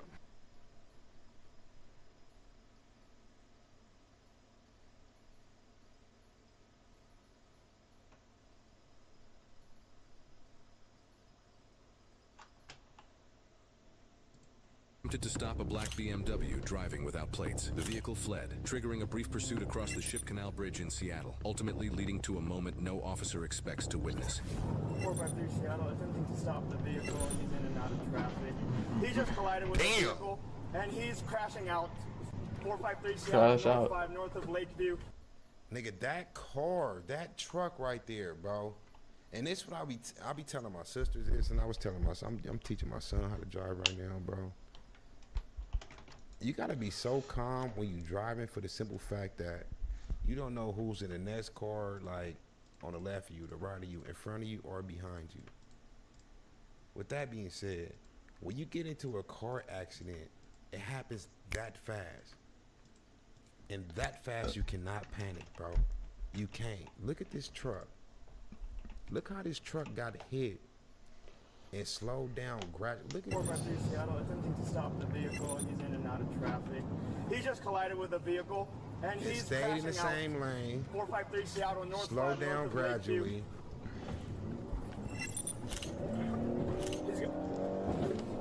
Start emergency traffic. He's just before Ship Canal. 453 Seattle, I'm in pursuit, hitting the vehicle. They hopped out of that, bitch. They hopped out of that. They hopped out of that. Step out of the vehicle! Hey! Ah! The driver been gone. They hopped out too late. The driver been gone, and the way this... What? My boy hopped out of that... He hopped off the bridge like he hopped out the car. I hope he's okay. He hopped off the bridge, not ready for no type of landing. Look how this fool hopped off the bridge, squad. He didn't even look. Step out of the vehicle! Hey! What the He's hurt or probably DOA. He's hurt or probably DOA for sure. He wasn't ready for out. I don't even know how long that jump is, but I promise you, if I'm on the freeway and I'm about to jump off a bridge, I know I got a brace for some shit. I'm knowing this ain't no basketball court, no 10 feet, no 2 basketball, no 20 feet. I know I got a brace for some shit. My boy, one more time. Look how he hopped out. He hopped out the car, how he hopped off the bridge. Look at this shit. Step out of the vehicle! Hey! I hope he's okay. I hope he's okay. Put your hands up now! Put your hands up! Stay right there! Do you understand? Turn around! Turn around! Walk back to the sound of my voice! 453 I have one at gunpoint. Sniffing Wesson too. Stay right there! Get on your knees!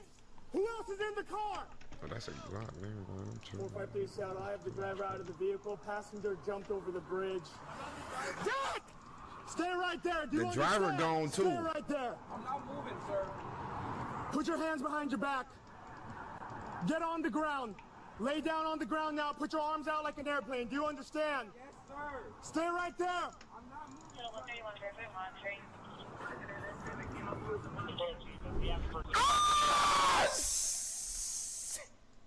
He's still there. No, I don't see him, but I see the drop. My guy is still fucking there, bro. Look at... Oh, my God. Them cars look so little. Them cars on that block look so little. Them cars look so little. They so far. Oh, snap. Oh, shit. Did the driver jump first? Because if not, both of them niggas right there just the handicap, but just... 453 Seattle, I have one detained at the moment, not handcuffed. The passenger jumped over the bridge and he does not seem alive. He's currently down on the streets, unconscious. Can you start aid? Ooh, show it. I mean, not like that, because I wouldn't want my loved one being shown, but show us. Because your body count's still looking at the street. That fool was not alive, squad. I knew he didn't survive that jump, bro. I know he...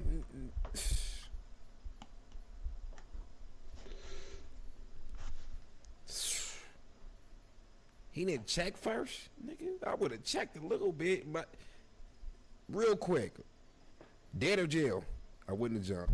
I would have seen that jump and just ran on the freeway or gave up. I'm not jumping. It's not that. You gonna get away all right. You gonna get away all right. My nigga, you was a passenger in a high-speed chase. You would have still been out this year.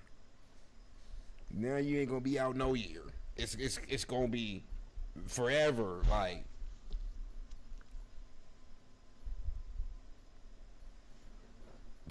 My passenger car is in lane 4, and I'll be out with 453 lane 1.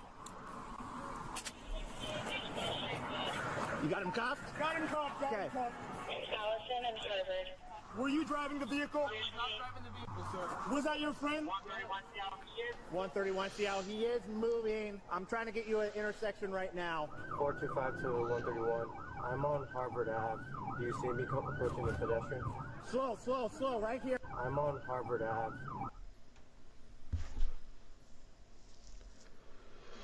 I was watching Training Day when it was like, don't wear your ring at work, man. They use that to their advantage. And it's 2025, bro. You got your daughter on your phone, squad. You a cop, you can't do that. You a cop, you can't do that.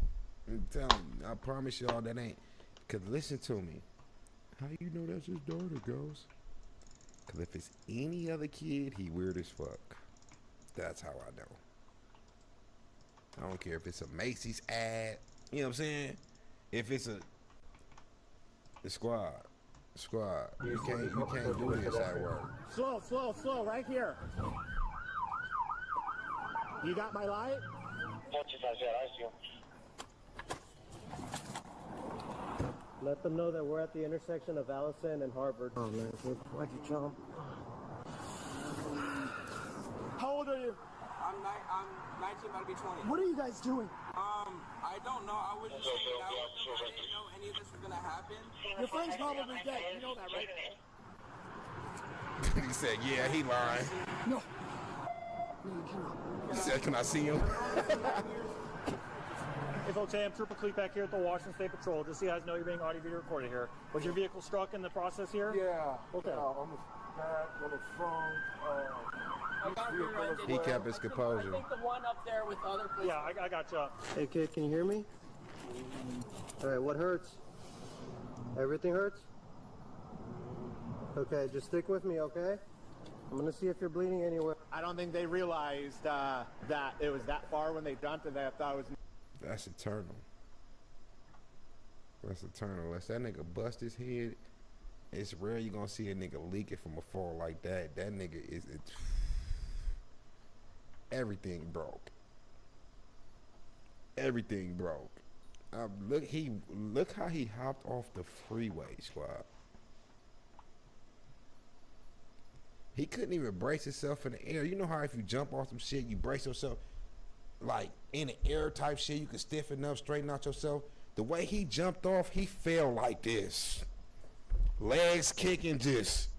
The way he fell looked goofy than a motherfucker. We got 2 units down there and 8 en route. His leg's broken and his arm. Yeah, I can see that. He's not bleeding. I wouldn't touch him. Okay, I just want to. Didn't I tell y'all? He won't be bleeding. Didn't I tell y'all? That nigga's broken up on the inside. He's fucked. He is fucked. Bad. That far when they jumped, and I thought it was a normal one, but they jumped and then they landed. We got 2 units down there and 8 en route. His leg's broken and his arm. Yeah, I can see that. He's not bleeding. I wouldn't touch him. Okay, I just wanted to make sure there was no other. There he is, schmoly, yeah. Yeah. Yeah, that's a good jump. Hey, stay with me. Hey. You starting CPR? Yep. Freaking 8. It looks like 8's en route right now. Damn, dude. What do you think he was? What do you think he jumped like, knowing that it was that high, or? No, I don't know. We have driver. This guy jumped out. So passenger. Okay, He didn't have the keys on him, so he said that he was the other guy was the driver. He did jump out from this side. Okay, where did that guy get out of? He got out of the passenger side as well. So we don't know who the driver is? Not at this moment. He was with another kid that they were racing and they hit another car and he tried to run away and jumped over the... Okay. Yeah. That's like a 150 feet drop, easy. Crazy thing about this is the one on the freeway dies. He don't know how lucky he is. And I'm talking about the nigga that's in cuffs. Because if a boy would have died during a high-speed chase, he would have been charged for his murder. But since he got out and jumped, he's okay. He's gonna be home in like probably next week. If he was just a passenger that ain't really do shit, he'd be home next week. He'd be home next week. He has nothing to do with his murder. Oh boy jumped on his own reconnaissance squad. That's a jump. That is a jump. I like heights. Don't blame you. So what, the dude just hopped out and jumped over? Dude just hopped out and jumped. That's Bro, I know he knew how high this was. I don't think he did. I don't think he did. I don't know. What's your line? Where you at? Well, dude, yet. They're gonna move my... They're calling you. Call me. Alright. Hello? So for the guy down there, are there injuries on his face that would be consistent with like impacting a windshield? We're trying to figure out who the driver was. I think he doesn't even have like front injuries like that. He fell, I think, and landed on his back. You said your left? Yeah. How you land on your back? That's what I'm saying. Bro jumped so silly. Oh, there we go. There we go. Is that a little better? Oh, sorry. You good? It should be fine. You a little better? A little bit. As good as it's gonna get. Alrighty. Thank you. Anything else? As far as I just want to know if he's okay. If you can let me know as soon as you can. He'll be at his funeral, bro. And since you just a friend, if I was you, I wouldn't go to the funeral. I'm telling you that right now, nigga. He died with you. If family gonna be tight, trust me, I've been to 1,000 funerals, my nigga. Even if it ain't your fault, you was with him when he died. And you not family, family can pop up. Family can still come, you know what I'm saying? Yeah, just don't go, bro. Don't go, bro. I'm You telling need to get with Connor somebody and gonna look feel some with type of way him, and sock that. because if you look at it, this person's wearing a seatbelt. So Nunez said that he didn't see any seatbelt marks. Okay, so let's look at this guy. The next thing I need to do is get a chaplain, because at that point we're going to want to do a notification of kin, and I will go do that. Where's the address? Is it south? Do you want us to go and do that? I'm not asking troopers to do a sergeant's job. You can come with if you want, and I get that. Notification kins are sucky enough, as you know, so I appreciate the offer. Okay, we don't know, we can't prove who's driver, so even if there is an impairment problem, we can't go with the DUI because we can't prove who is driving, okay? We have nothing on him, so at this point, we can drive him off. However, my worry is if we give him his phone, he reaches out to said family before we could properly do notification of kit. I sit here on the conundrum of... They know he finna pass away. They saying no, he not dead. Both officers just said that, but the fool that's explaining it just said notification of kin. He's about to die. Them words is a dreadful ass word, bro. Who's the next of kin? Whew.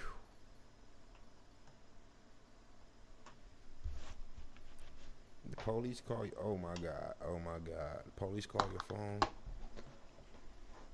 Who is this? Oh, this officer Wooty Woo from the Wooty Woo department. What you call me for? We just want to know who's the next of kin of Wooty Woo Woo.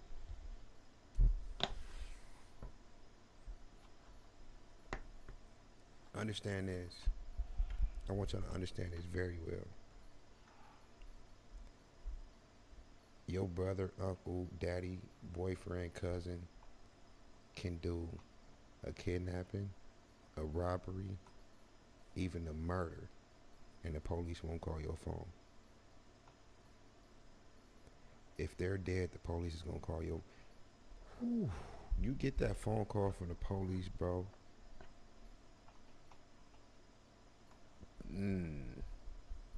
Cause they can't tell you over the phone. They're gonna tell you to come down to the department. Are you next? Well, come. We just need you to come down here. What happened? We just need you to come down.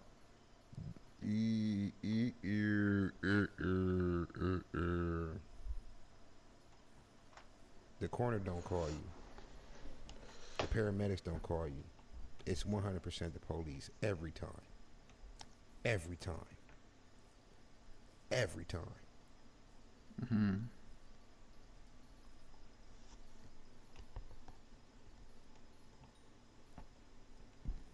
Wow, bro.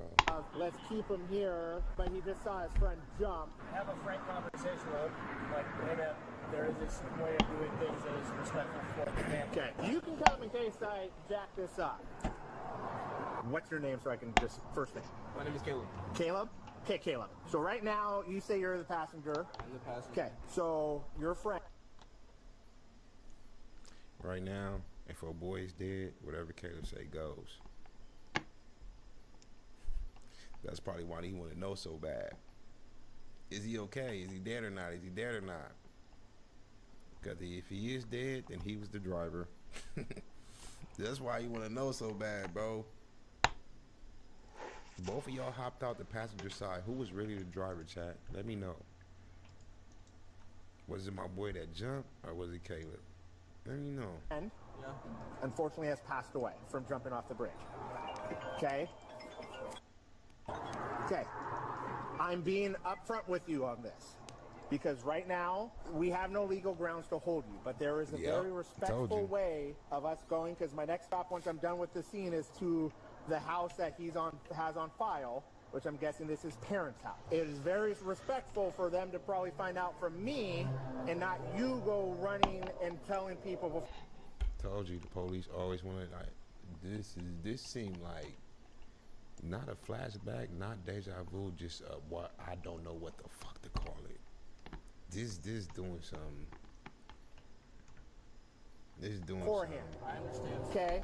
I'm being very upfront because the two ways I go is I make you sit here and I understand your friend passed away and I'm trying to be very respectful and courteous of you, but that's why I told you. I understand. I don't need you to now go and broadcast it to the world prior to me being able to go do You the and talk police. to his parents. I'm not gonna do any of that, sir. I'm probably gonna take time to process what happened. Yep. And I've known him for like 9 years. Okay. I grew up with him through middle school. Okay.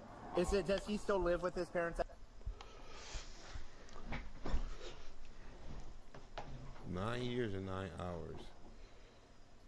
Let me see my boy I was just with jump off a bridge and the police tell me he passed away, bro. I'm so hurt in that back seat.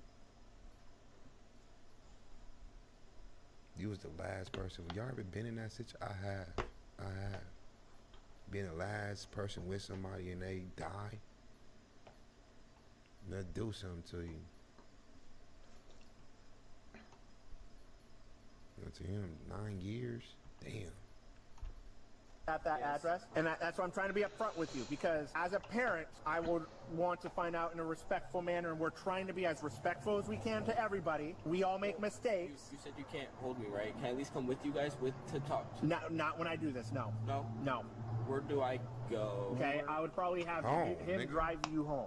Okay. I'm being respectful towards you. I'm being very upfront with you. I'm sorry about your friend's loss. I am truly sorry. What do you think, man? So we got 1, 2 stories. Oh, that building right there, yeah. So My nigga, that's 4 or 5 stories, bro. Look at that building right there.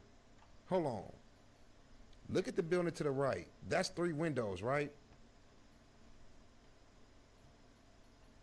1, 2, 3. Yeah, they like 5 or 6 stories up, for sure.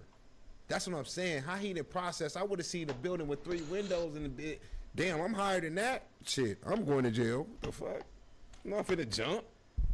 I would have seen a building with 3 windows. Man, he like 5, 6 stories up, bro. 1, 2, 3, 4, 5. Maybe add another 5. Yeah, 10 stories, huh? 100 feet. Yeah, that's crazy. That's just crazy. 5 or 6 stories. I honestly don't know if he knew if there was anything on the other side. Maybe he thought it wasn't that tall, or like. You realized midair. Yeah. Where were you guys coming from? We were coming from Alki. Alki? Yeah. Oh, Alki Beach. Was it for that car meet thing, the Honda and everything? No, we were just having a chill night out. I don't know why he did. I'm gonna be so for real with you. I don't know why he did what he did. Did he take anything? Or? No. I guess he was just on his little kick and was like, all right, cool, I could try to get away. Not like that, but that boy was a square. And you mean to tell me you didn't commit no crime? You just wanted to run from the police, and after the police catch up to you, you want to run from on feet? That's what I'm saying. Niggas is running from petty charges that'll get you major charges. Not only that, you lost your life. He was so scared, trying to be, like he said, off his little kick. Just watch this. I'm about to call this nigga Megan. Watch this, Caleb. Watch this, Caleb. Like you, that's all he was doing, bro. So once they got pulled over, why would you hop over to the passenger side to get out?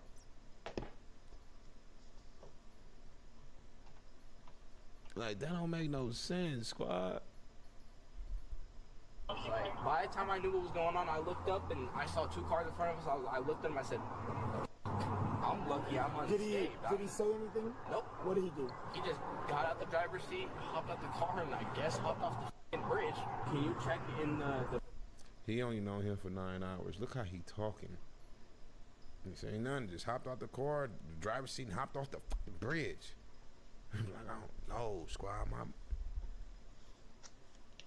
Damn, show some kind of remorse, bro. Let me hear it in your voice. Cry. Stutter a little bit. You know what I'm saying?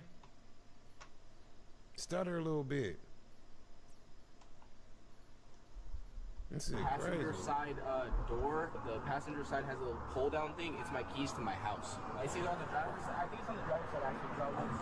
Yeah, it's on the driver's side. The pocket of the driver's side? Yep. Why is it in the driver's side door? I was watching the car earlier for him because we were doing Uber Eats, so I put him in the driver's side.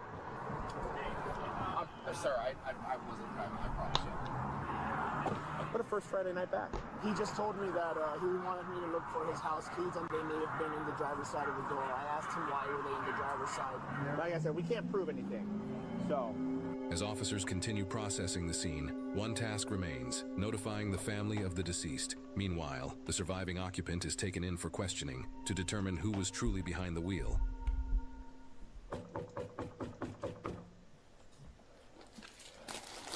Run the plates. Run the plates. Whoever car it is, that's who was behind the wheel. If you can't figure it out, that's what you got to go with, bro. Because why tonight, I would think he letting the homie drive the car. You know what I'm saying? And why would the homie go on a high-speed chase in your car while you in the car? That don't make no sense. Why would the homie go on a high-speed chase in my car? Run the fucking plates. Whoever family you come to, friend, like... There's somebody moving upstairs. Hi, Sergeant Armstrong of the Washington State Patrol. Hi, are you the parents of Craig Lewis? Okay, are we able to come in real quick? Okay. Is he okay? We'll talk about that in a second. Is there anybody else in the We'll house? talk about that in My a wife is second. coming down. Your wife is? Okay. She's going downstairs. Is he alive?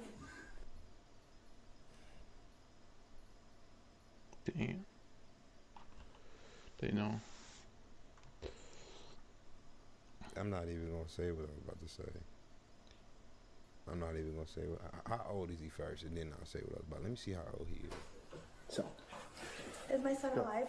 so I regret to inform you, unfortunately, your son passed away today. What? Yes, ma'am. So, unfortunately, one of our troopers attempted to stop a car your son was in. Whoever was driving took off, and then it came to a stop because of the damage on the Ship Canal Bridge. And then your son exited the door, and I'm guessing went to thinking it was just a normal little shoulder, jumped over, not realizing, and unfortunately fell. The body's with King County Medical Examiner. You can reach out, and they will reach out. I have to reach out. I have to reach out. No, they will reach out. I'll gather your information, and I'll get that information to the King County Medical Examiner. So. What the Yeah, you got to reach out.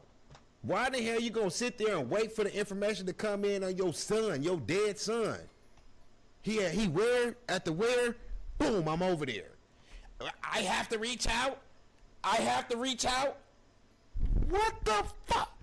Nigga, the cops should still be in your house while you already in the court on your way to the ME, to the coroner, to the medical examiner. What you mean you have to reach out? Yeah. No, your son is dead, so I'm going to just sit here until they call me with more information. I'm just going to sit here until they call me with more information on my son that just died. Like, what the fuck is wrong with people, squad? What is wrong with people, bro? This world is crazy, and I would never know if it wasn't for these videos, bro. So he's an officer. We're just chaplains. Can I give you a hug? Yes, of course. Thank you. This is something he can't do. No, you don't get to cry. Never mind, because it's going to seem like I'm reaching. Never mind. Nah, fuck that. Man, you just told him, 3 different times. He was going to hug you regardless. He said, can I give you a hug? So he's an officer. We're just chaplains. Can I give you a hug? Yes, of course. Thank you. Yes, of course. Thank you. Why she not that hurt, bro? I wouldn't even hear this nigga say, can I give me a hug? And then to respond, I'm reaching. It just me what I'm thinking, bro. I'm telling y'all niggas. I'm telling you.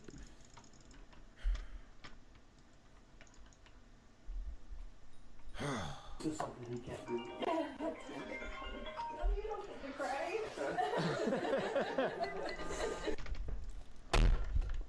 bench up here laughing and shit. No motherfucking son. Ah! I can't, man, look. I couldn't be the brother watching this video. I'm getting down with everybody. I'm getting down with everybody. Let me see, man, come on, squad. Is it just me? Am I tripping? Now y'all laughing in this motherfucker? Am I tripping? Like, man, look. Man.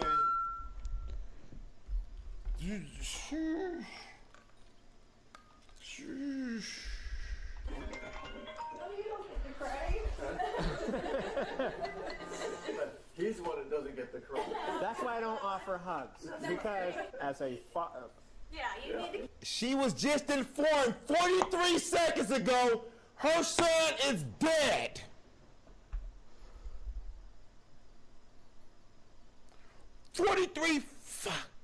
How did the laugh? How did you find that humor in you?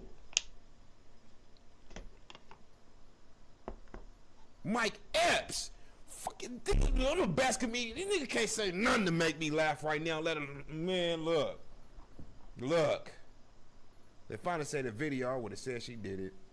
If I'd see the video, I would have said she did it. I'm not lying, bro. As a father, Oh, yeah.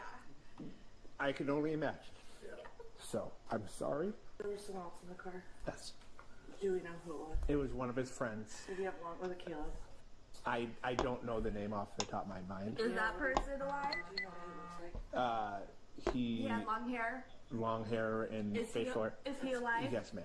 He was driving. We don't know who was driving. So they both got out of the passenger side. So we don't know. We're working to determine that, and I don't have that answer for you. Where is Caleb right now? He is with our detectives right now answering his questions. Can you walk us through the events of what happened? We were going to the University District. We were going pretty fast, and I told him to slow down. He decided to slow down, but obviously not before Officer James noticed that we were going too fast. And then after that, all I know was that he sped up. We hit like 2 cars, spun out on the side of the bridge. And then next thing you know, his time over, jumps off the bridge. So he was going pretty fast, and then I told him to slow down, and we got over a couple lanes, and then I noticed the cop was right there, because I didn't want him to hit the cop. So I was like, hey, slow down, there's a cop right there. And then the cop... Now, ask them little weird-ass parents, have they ever seen Caleb driving that car before? Me, honestly, I don't think Caleb was driving. It was a boy car. The way he ran from the police and jumped off the bridge showed me that he ran from the police in that car. And that's how I'm breaking this shit down. The way that fool ran from the police after that accident and jumped off that bridge, he was scared as fuck. That's why he ran from the police in that car. I don't think he lying. I don't think he lying. I ended up slowing down, Officer James. He ended up slowing down, and then my friend, he ended up driving right past him, and then I guess he didn't stop when James lit up his lights and continued going, so. And what is your friend's name? His name is Craig. Craig, say anything to you? Nope, nothing. My friend just speeds up and just starts going. I can't really, I'm not the driver, I can't. I mean, the most I can say is stop, but if he doesn't stop, I'm at the mercy of him at that point. And what happens after these collisions? The car spins out. I guess the tires were, we weren't stopping for a minute. The tires were messed up. I don't know if the front tires were messed up. It felt like they were. Okay. He was trying to hit the brakes, and we were sliding pretty fast into the wall. But we slowed down in time, and then I know Officer Jang, he pushes up against the wall, and then yeah, he climbed over me. I was trying to get out, and then he climbed over me. It was all split second. It was like boom, boom, boom, all right after each other. There was no room for any of us to talk. Nothing. I was trying to figure out what was going on. Did Craig try to open the driver's door first? I don't know. I just know I was trying to get out because, I mean, the cop was there. I wasn't gonna run nothing. I was just getting out, make myself known. Hey, I'm here. You said he climbed over you to exit through the passage through your door. Yep. The reason why he would do that, why he would... Weird. Man, I don't that was know. weird. I've known him for however long, and I don't know why he did what he did, I'll be honest. He was scared, bro, I'm telling y'all. It was just split second bad decision making. I was trying to get out. He stopped me from getting out. He like put his arm over me and was like, no. Or he didn't say no, but like he like put his arm over me and he started climbing down. I was stuck for a minute, so I was like, Anytime during the day, drugs or alcohol consumed? I had a little bit because I wasn't driving. I smoked a little bit. That was it. I know Craig, he smoked a little bit. I didn't let him drink no alcohol. I told him, I was like, if you drink alcohol, I'm not letting you drive. I'll take the blame for driving the car. I'd rather that than him. It's too late now, but. Is Craig familiar with the stretch of I-5? And I don't know where you guys live, so is this something he drives regularly? Goes down here regularly? I grew up here, he grew up here. I'm sure he has a general knowledge of the roads. Well, the reason I ask, right, is if someone's going to jump over the rail, do they think it's grass on the other side, right? There's no Jersey barriers, it's just kind of... I think he thought it was water. The one thing I did hear him say, like, as the crash was happening, was, we're going towards the water. That, after that, it went dead silent. I didn't hear anything else from him. Did you know that what was behind the barrier? I had a feeling. If he would have hung jump, he broke his legs, probably his spine too, but he would have survived, right? Tailbone, knee, like, if he would have hung jump, he jumped off that bridge, so I gotta go back. Bro jumped off this bridge so damn silly. It didn't even make no sense, like.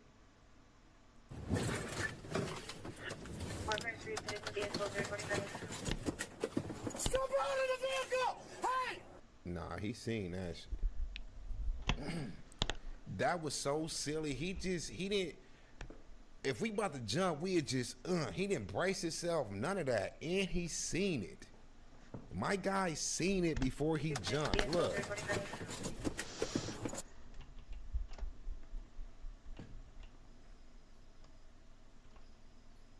He looked first. He looked first. The whole time. And he thought he was going to survive it. In the vehicle! Hey! Get out! Then put your hands up now! Put your hands up! Stay right there! Do you understand? Turn around! He's seen that. There's no Jersey barriers, it's just kind of... I think he thought it was water. The one thing I did hear him say, like, as the crash was happening, was, we're going towards the water. That, after that, it went dead silent. I didn't hear anything else from him. Did you know that what was behind the barrier? I had a feeling it was either going to be water and was going to hit the water pretty hard, or it was concrete. And I'm assuming it was concrete. So you said Craig's climbing over you. Can you just tell me more about that? Like, how did the door get open? What did you see as he's exiting out the door? I had opened it when we were going towards the bridge, just in case the car did kind of like go over. I was gonna hop out. I was like, I'm not going over this bridge. So I opened it, and it was open as we were coming up to the bridge. And then I guess he saw his equipment's way out and just climbed over me and took the chance to climb over. Did you know where Craig had gone at that point? Did you see him go over the barrier? Yes. It was split second. Cop look over to see what Craig was doing. Saw him jump. Looked back at the cop and was like. Do you remember feeling the seatbelt tighten up or anything? I felt something. Can you show us if you're willing to see if there's any bruising or marks from the seatbelt on your shoulders? I don't think there's gonna be anything there. I'm pretty thick. She not slick. She not slick. She want to see if he have a bruising over his left shoulder, because if you got a bruise over your left shoulder, nigga, you was the driver.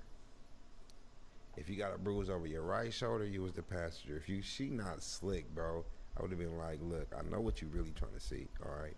I have no bruise on my left shoulder at all. And I would have took it off his shoulder, bro. Look how she tried to play it real quick.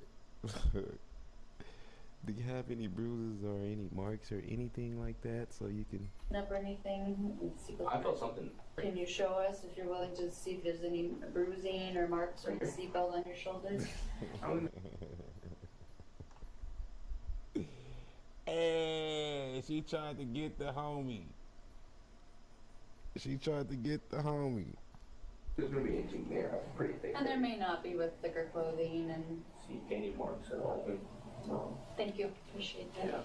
Is it okay if we have other questions, if we follow up with you, we can call the phone number you gave us? And... Yeah, go ahead. Do whatever you guys need to do. I lost my best friend.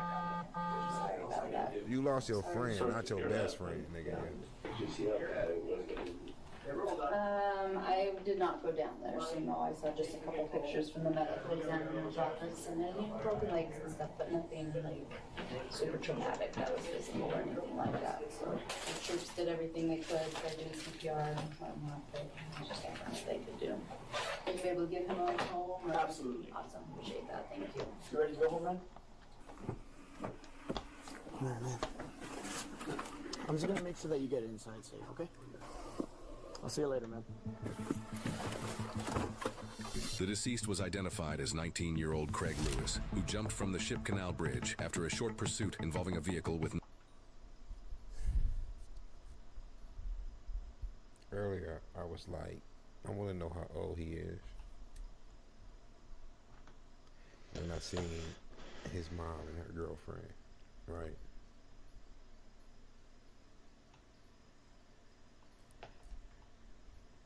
If Craig would have had a dad in the house,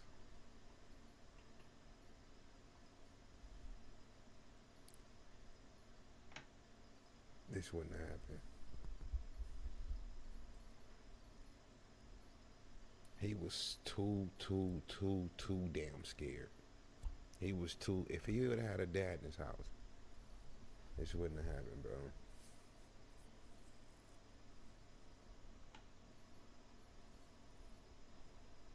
Now I can just tell, like, this, by the way, his mama and her girlfriend came down, or her wife, or whoever she was, her partner.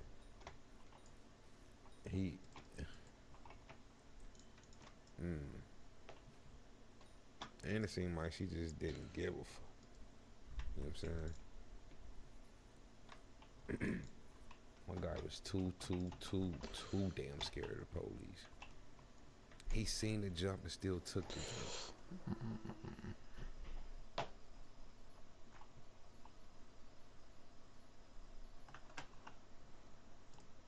Look at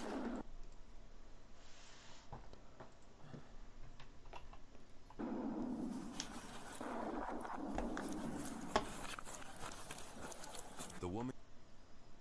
Interesting. I mean, this is kind of interesting, no? you just saw being raided by officers did something so unfathomable that it required multiple police departments to respond immediately to the scene and use an alarming amount of firepower just to reach her. If you are interested, I could organize a day where you could experiment and simulate police intervention to see what it's actually Disaster began when an officer arrived at an Ulta store to arrest... Oh, cool, actually. 38-year-old Patricia for shoplifting items worth $700. Cool. He had no idea that in just a few minutes, she would attempt to steal his gun with the intent to hold him hostage inside his own police vehicle. I gave you so many chances, and I said, please don't try to run. I didn't try to run. As soon as you walked up behind me, you tried to do that. I asked you if I could please use the restroom. I swear to you. No, I really gotta go. I'm gonna pee my pants. You're detained. You're not free to go right now. I'm not trying to do anything to you, officer. Can I sit on the curb? No, we're going in the car. Oh, okay. I'm sorry. I'm sorry about that. We're going to see for now. We have one. Oh, I can use the phones for you. I'm claustrophobic and I have to go to the restroom. Yes, please. Can you hold me? No, I'm not going to hold you. No, I will have a panic attack. Can you have a seat in the car, please? I'm not trying to resist. I'm parking. We're in the road. I know. So can I stand Well, here? this is interesting. This looks like I promise I won't resist. not too crazy, and it escalates like insane. Well, I understand it. You shouldn't try to... I know. Here's just kind of a little disclaimer. I'm looking at a picture of Miss Sandoval. It does not look like you. That's me. So it is illegal to give me a fake name. If you got a warrant or something. I understand. I don't have a warrant. That's me.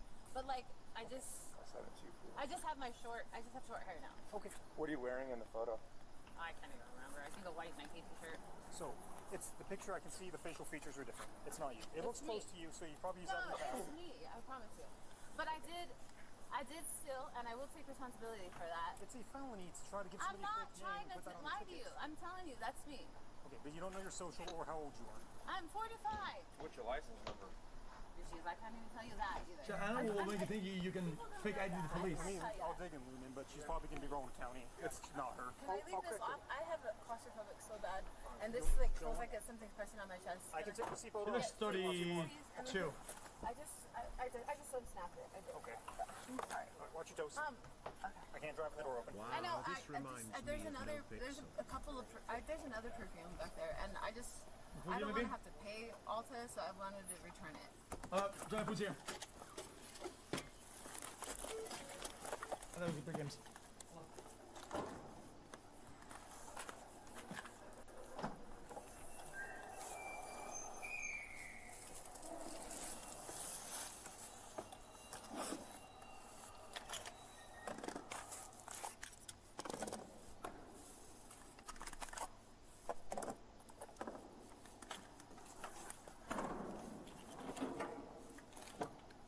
You okay?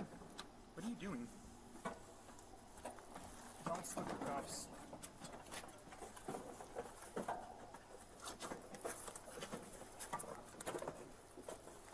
Stop. Hey, stop. Stop. You have a gun? Nope. Hey, just take open your leave me here. Bravo 417, the female just slipped her cuffs and was able to reach for a gun. Can you help code 3, please? Get back in the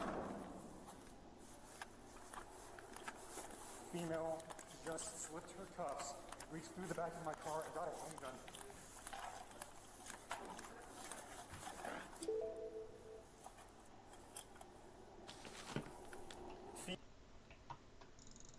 Wait, what happened? Guys, it says fake ID. I go to the video, and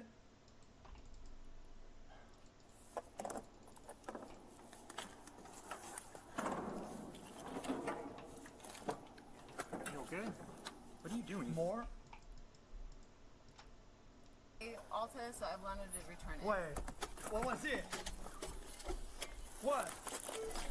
That was good again. Well, I mean, too late now. Forget about it. It's fine, it's fine. It's barely.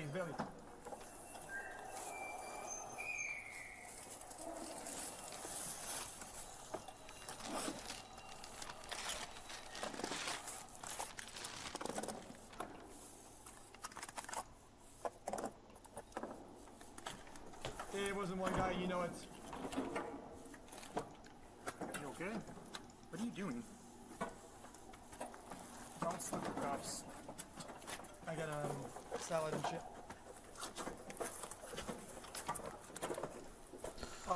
Stop. Hey, stop. Stop. You have a gun? Nope. Hey, just take open your leave me here. Bravo 417, the female just slipped her cuffs and was able to reach for a gun. Can you help code 3, please? Get back in the Female just slipped her cuffs, reached through the back of my car, and got a handgun.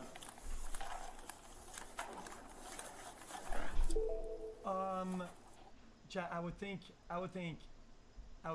do the comms, run inside, get a gun and just fucking head tap that fucking moron. I mean, are we good? Female has a gun. She's uncooperative. She's got a gun in the vestibule.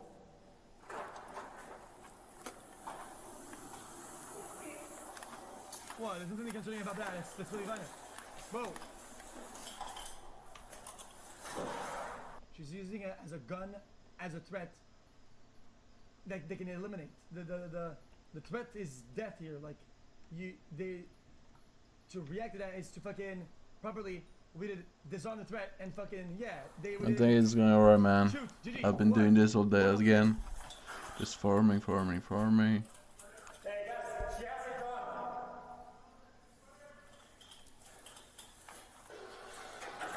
She has a gun. Lock it down in there, please. What's that? She has a gun. Please lock it down in there.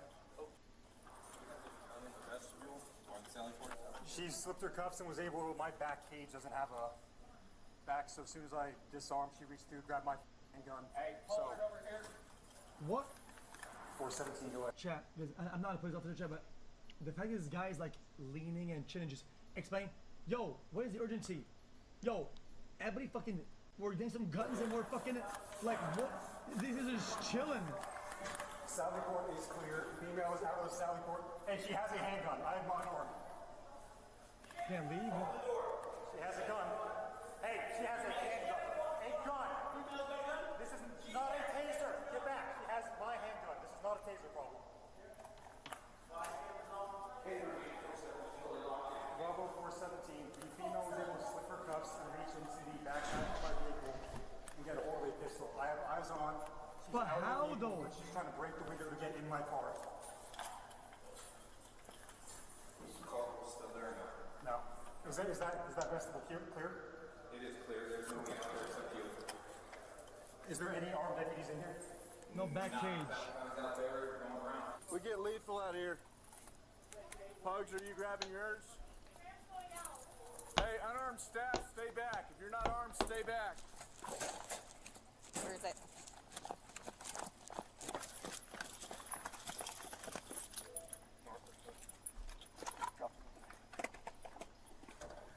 Are you ready to go in? Yes. Open the door. Cameras, body cameras. 417, I'm with staff. I'm secure in the vestibule. She's trying to break the driver's side window with the base of my handgun. She's walked out of the car. Yep. Unarmed staff, stay back. This is insane. She has my police handgun. She's trying to break the window to steal my patrol car. She has your police handgun? She slipped her cuffs after I put it in the back hatch and then reached through the back hatch and took it. I assume it's loaded once pipe, right? Yes. Still got handcuffs on?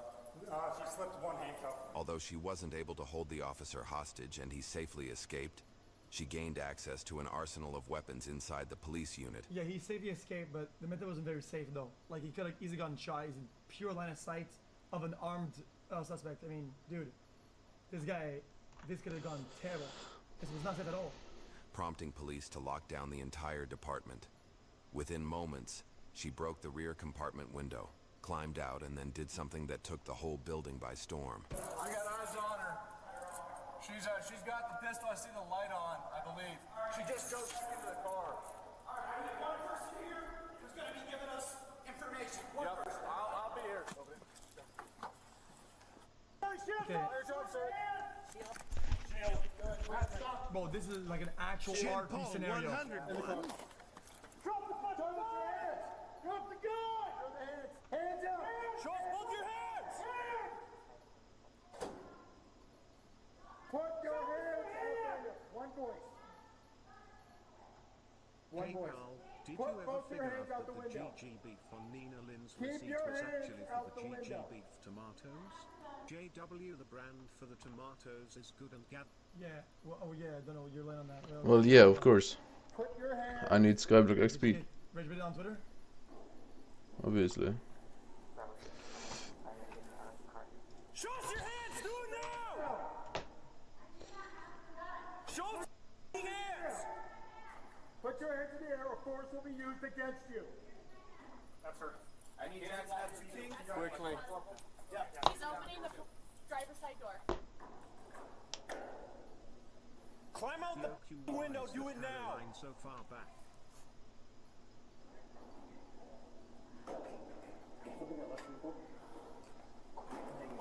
Put both your hands above your head! Stop. She's got the gun in her hand. Gun's in her right hand. Gun's in her right hand.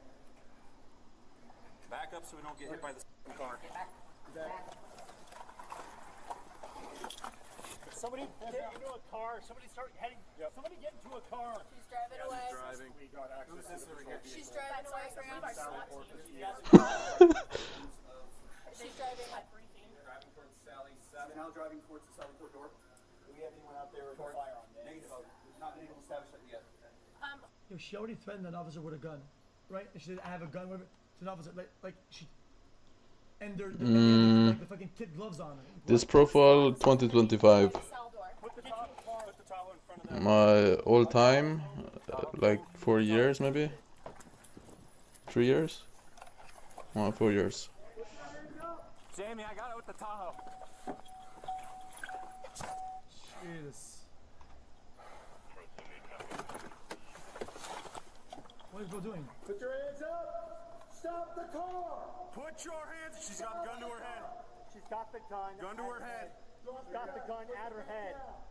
Put the gun down. Put the gun down. Put the gun down. Let's talk. Do not do that. Nobody wants you to do that. You're not getting out of this area. We're not going to open the door. Put the gun down. Let's talk about this. Is there somebody you want us to call for you? Back up a little bit. Back up. Back up. Back up. Back up. Backing up. Tori, let's go, buddy. If this was after the cops would have ran in front of the car. I got it. Yep. Yep. Just be cognizant of. I mean, in RP, you're not allowed to do that. Do not. Don't pop up. Buddy. I've got long gun above you. Take the wall. Because one, it's too OP. Who do you want us to call? It's too sensitive. Like.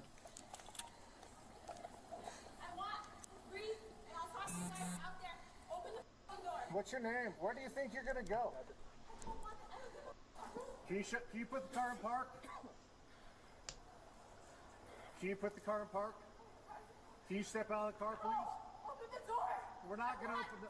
The officers inside the building had. Yeah, she's using the gun to herself as leverage. It's not like some fucking, I'm suicidal thing scenario. Like, she used a gun as leverage, and now she's using a gun. Well, yeah, Ironman, yes. No way to access their guns, like, what? as all of them were locked in the Sally port, rendering the officers completely ineffective. Meanwhile, Patricia was armed and had already begun making her demands. At that moment, police had no choice but to comply until more forces were deployed on scene. Everybody's in here is locked down? Yes. I didn't watch. Everybody's locked down in here. I think I should have, if she comes out, I want a gun here. I don't know, but we need it. I think we need a gun. Guns are out there. Well, I'm saying now, I can bring somebody with a gun in. Yes. Where do you think this is gonna go?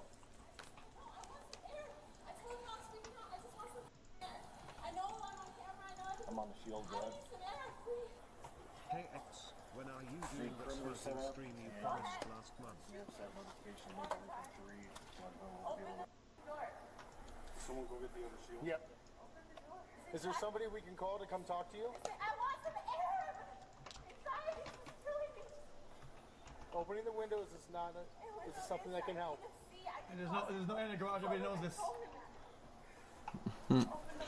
Jesus, yeah, I'm fine. I'm doing alright. What's your name, ma'am? Okay, well, while we're chatting, can you tell me what your name is, please? Are you on dispatch or in the Chat. jail? So what about a gun that instead of shooting 40 millimeter, like, you know, like those like beanbag whatever, it shoots a little thing that lands inside the car and disperses gas or pepper spray or some shit, and then they have to move out. What? It's better than throwing them. Hey, who's on jail comms? Get everyone out of booking. Gases. All the deputies, everyone out of booking. Clear booking out. We're not safe right now. Our guns are out there. Do you know, the people that work here today, do you know One any of of them them? would be on call. Ross was here. Do you have his number? I can look it up. But Can you call him and just tell him, hey, we need you. We got somebody stolen car. Okay, yeah, makes sense. Yeah. Yep. Let me, What's your number? David. I don't know so much. I'm asking. I'm just, it's a desk. We're not. Do me a favor, take a deep Night. breath through your nose, okay? That is not do you do stuff that it's not working? I mean, yeah, I work, I have a job, full time.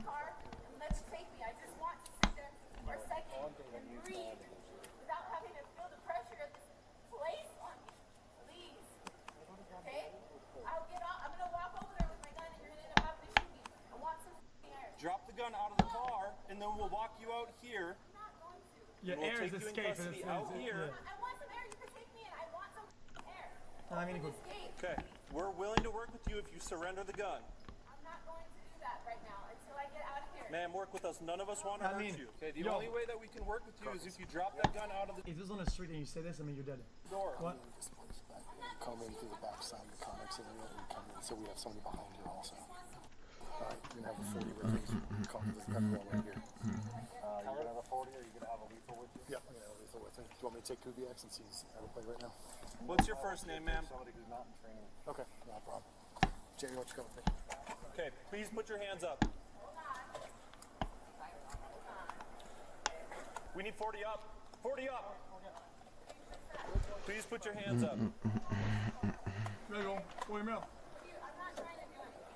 She's out of the car. Shooting position behind my car. Is she? Hey, hey, what's somebody's number on our patrol? We need to tell them what she's doing. She's taking a shooting position. My name's Matt. What's your first name?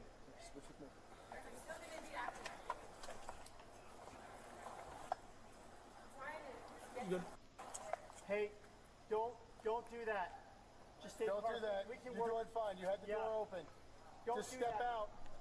Okay. Just step out. Put your hands up. Yeah, That's just your make hand. sure. Too many chances. Kill her. Right. Put your I hands don't up. care. Kill her. Put the hands Danger up. to society over nothing. She still has Kill the gun. See if I flash that on it. All right, take your air. That was right. What? Just breathe. You're fine. You're fine. This door is open. We have some air for you. This door is open. We're not going to let that happen. We gave you some air. We gave you some time. I want this door open. If you want me to get in my car, I'll put the gun on the dashboard while we drive right out. She has lethal force as leverage to pressure them, and she said and is not letting go. She said she won't let go of that. Okay, then threat. Eliminate the threat. What? What am I missing? Okay, put the gun on the dashboard now. Gun on the dash now. While the negotiation team tried to calm Patricia and get her to surrender the gun, officers inside the building began bringing in armed personnel through alternate high-security entries. Given the severity of the situation, they had to move a large number of suspects from their current cells to another secure location.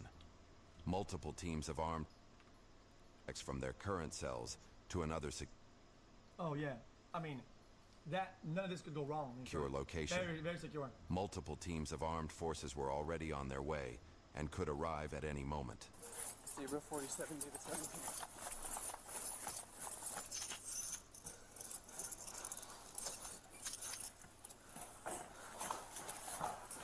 Tell him. 87's outside.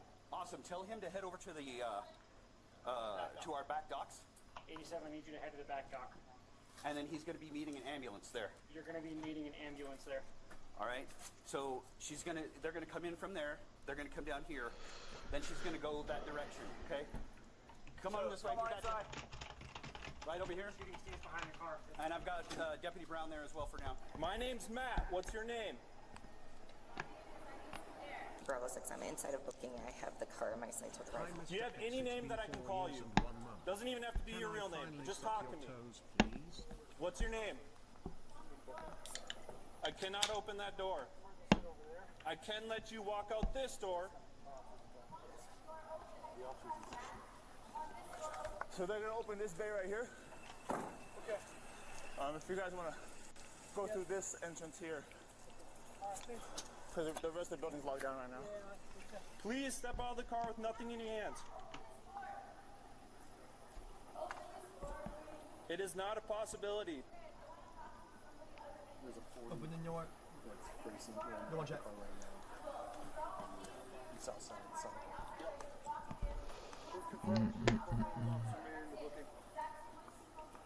If you throw the gun from the car, we can open that door. Put it out of the car. We'll let you drive out. Okay, step out of the vehicle.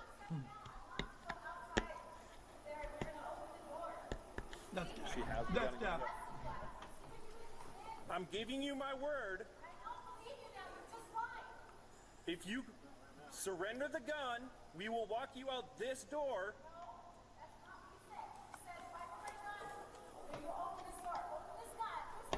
Do the scenario, but instead it's GSP. Actually, I said if you throw the gun out of the car.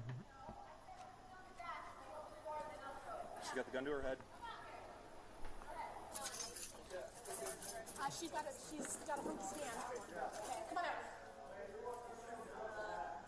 Is he moving the suspect? The suspect is getting moved. She still has the pistol in her hand. She's held it to her head several times. Just shoot her, bro. This is too much work. Just tell my mom that I loved her. Too much work. She wants us to open this door. Just shoot this person. Which I assume is her going to be trying to blow it out of here. So it make no sense no more, bro. It's too much work. You gonna be cool with me for the walk? Okay. I appreciate it. Yo, this guy sounds sus. Watch as Patricia grows increasingly adamant about her demands, pushing officers to consider taking action to get her out of the vehicle, which we'll soon see. The facility's on lockdown and they will not open that door. But we have this door open, and if you surrender the gun, we will let you walk outside to take you into custody. Oh. It cannot be opened. What was that at? What was that at? This is the only door that we can open. What can I do to get your compliance besides opening that door? Because I cannot do that. I can't. Please let me help you.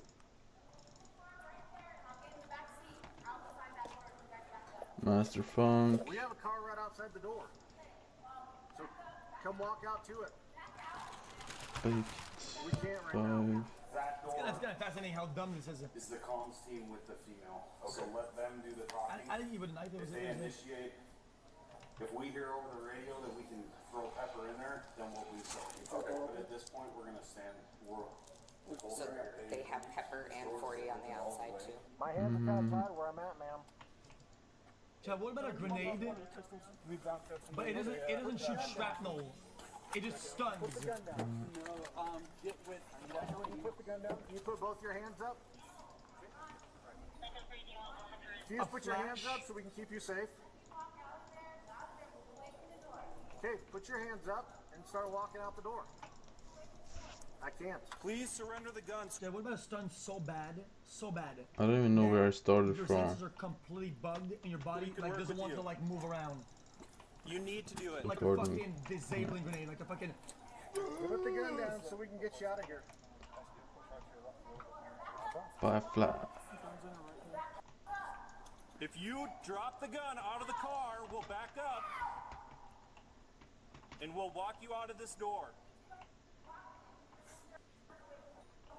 First you need to do is drop the gun out of the car. Like a body EMP. Hey, can somebody get a board on your plug here? Hey, where's your rifle? She would flush EMP and that's like phosphine gas or whatever the fuck. If she access it, she'd be able to get it out of the round. Okay. Is it a full auto? No, it's a 223 standard patrol rifle. There's SWAT armor in the back and a 40 and a pepper ball, but she hasn't accessed that trunk. Okay. So, is there do you guys run full autos on your SWAT? No. Rig? No, it's just a standard 223. Okay. All right, thank you. Throw the gun from the car. Do it now. No full auto I'm in the not building. asking you. I'm telling you to.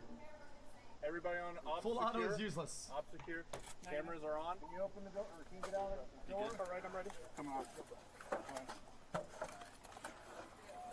Sorry, the Peloton. Could you do that to me again? You were out a few minutes ago and nothing happened to you, so do it again.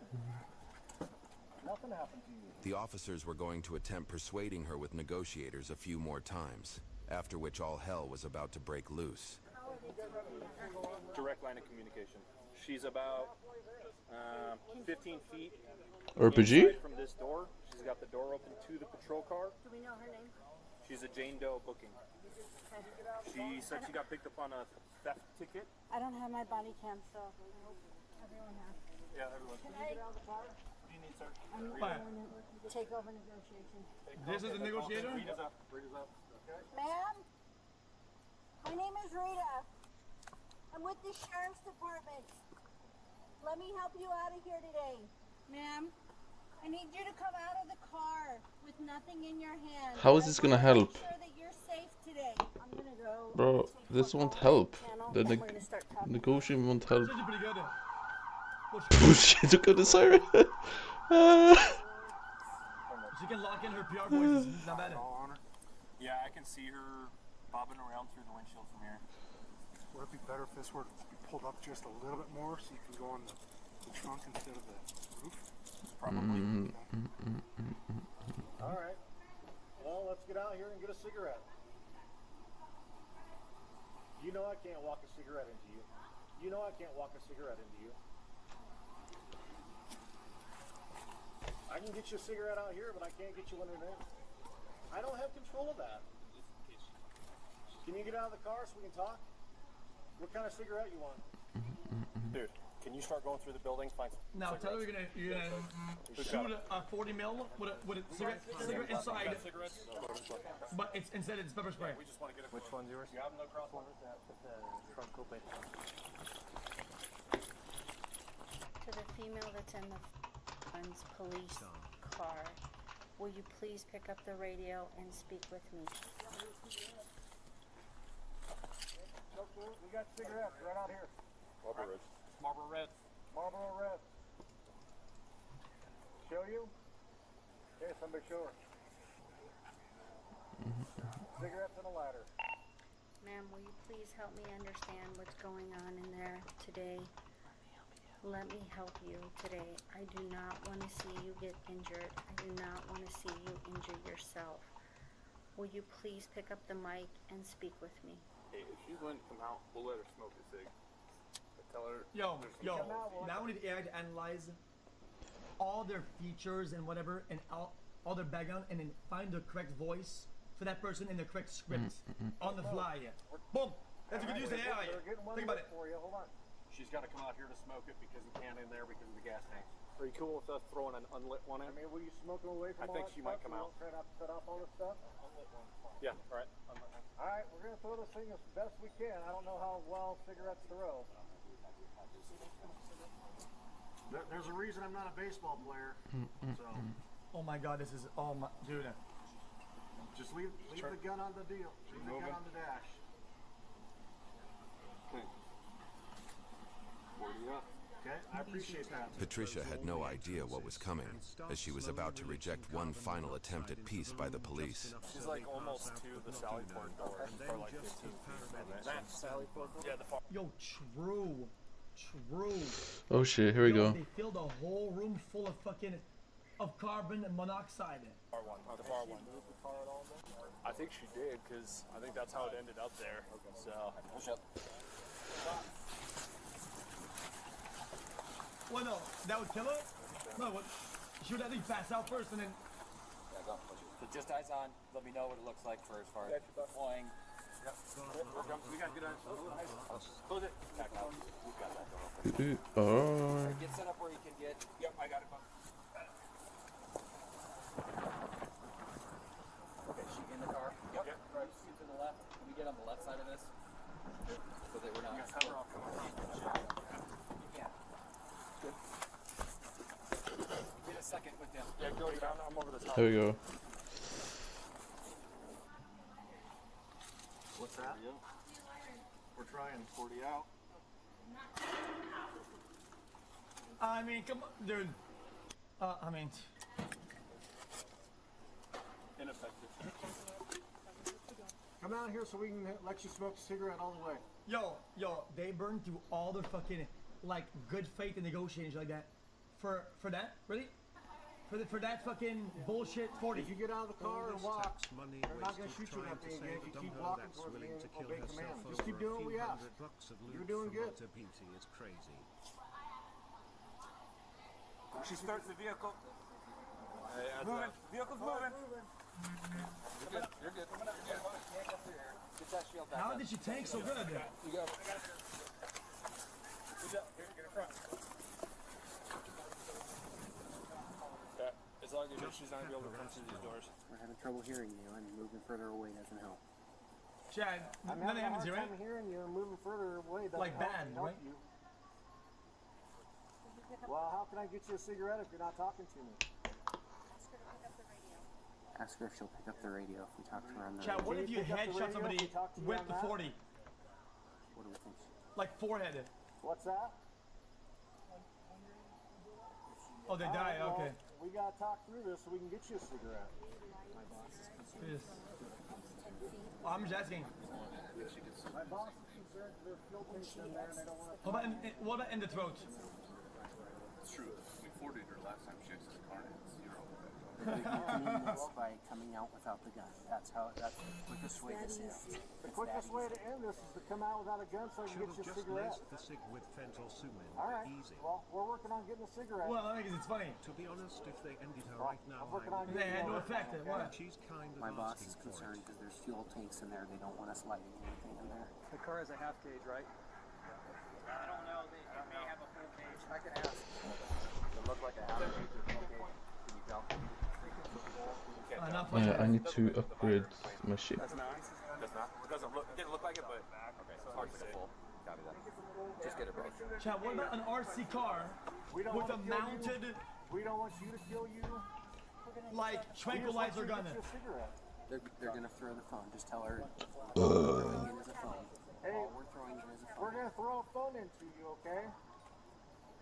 You're gonna see something get thrown in. It's gonna be a phone. All right. You're gonna see a phone get thrown in. RC car, big battery inside of it. Has a taser that goes a very long prong, pierces through everything, right? And then delivers and maintains shock. It goes. What? And you're just getting drained, like ultra volted. Phone's coming in. Josh, slide.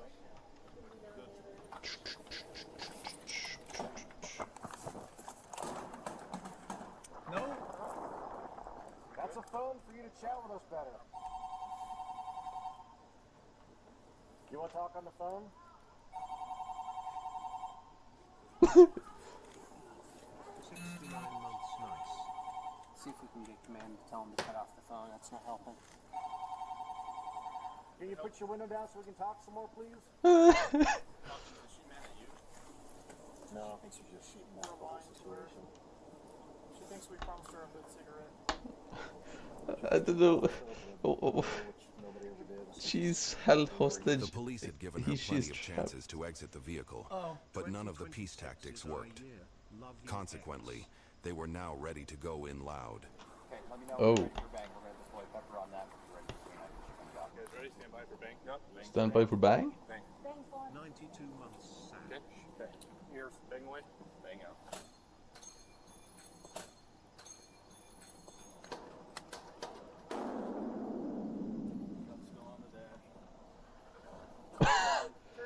What?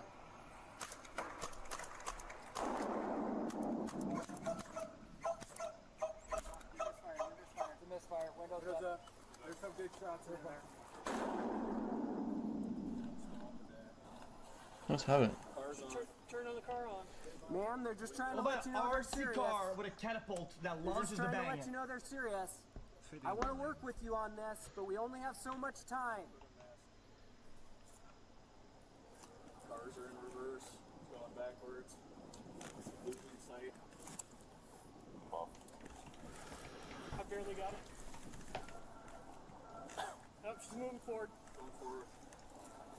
What is this? Let's kill her, please. I want to see her die now. Get that. Kick that 40 up. Reverse right window. 40 to that rear window. Yeah, take the window. I know what she's doing. She's parking. Yeah, I mean. It won't go through SP. Set it. Hello. You guys can deploy gas on that side. There you go. Go ahead. You want a triple chaser? Yep. Roll it. Ma'am, I still want to work with you on Going this, toward but the this Sally is not Port door. going well if you keep doing this. Step out of the vehicle.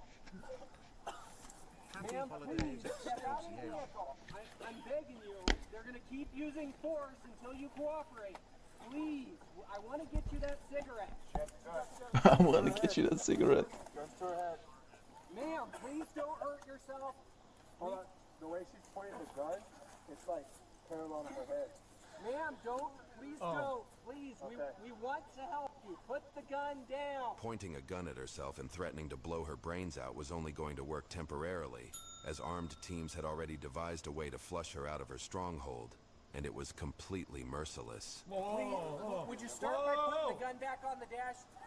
It makes me really nervous when you have that gun to your head. I don't want you to hurt yourself. Open the door and then ram it with the fucking Bearcat.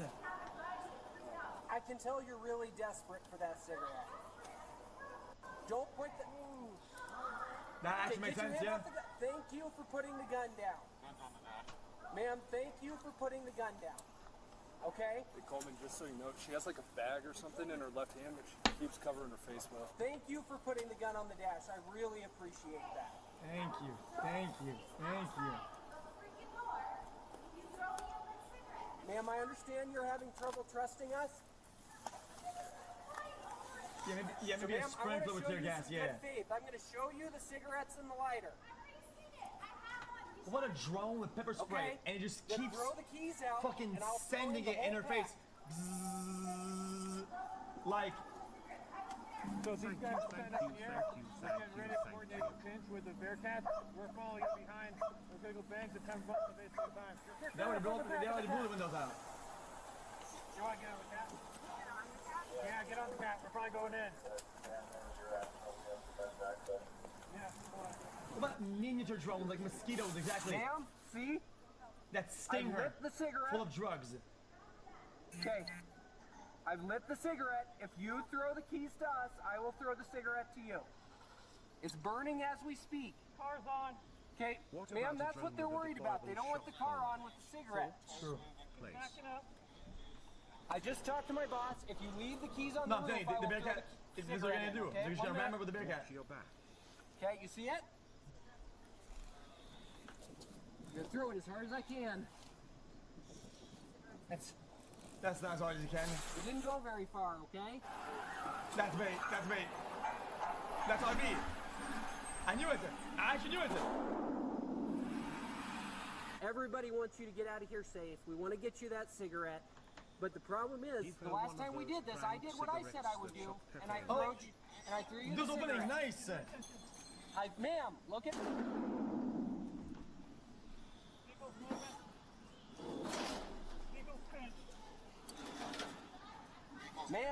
Ma'am, these guys are no, don't.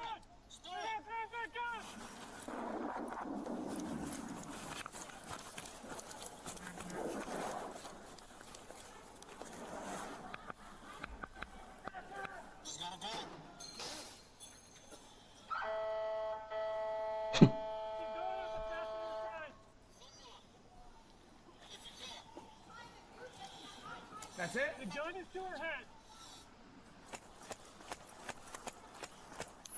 I got shield. Okay, just click back. We got the Bearcat. She moved back to the driver's side. Good pepper. Good pepper.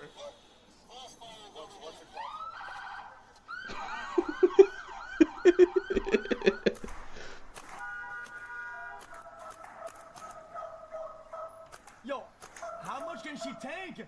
Oh shit, I think she just took a headshot. The fuck? Oh my god, how much? She just takes it.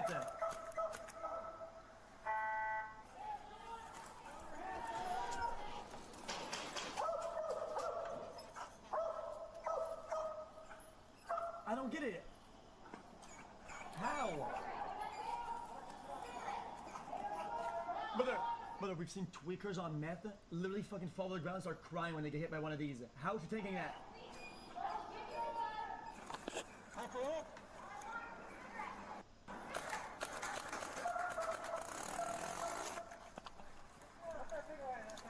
Oh, that was dog shit. What? That's not... Countries have to be watching these videos laughing their asses off. This is just some wasted manpower. That's dog shit.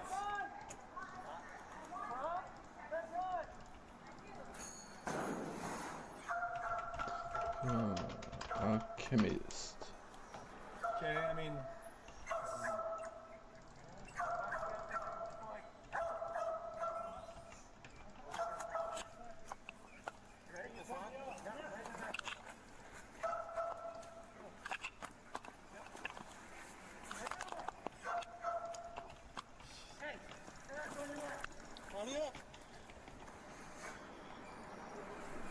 They're spamming util for what?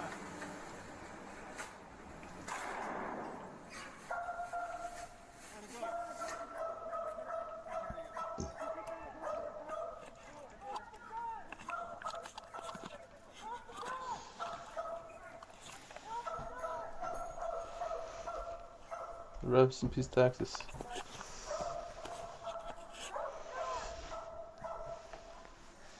Oh shit.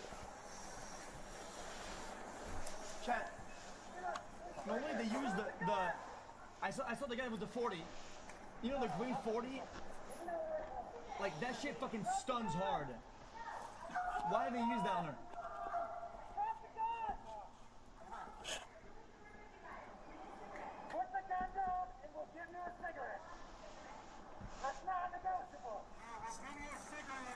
a cigarette incident?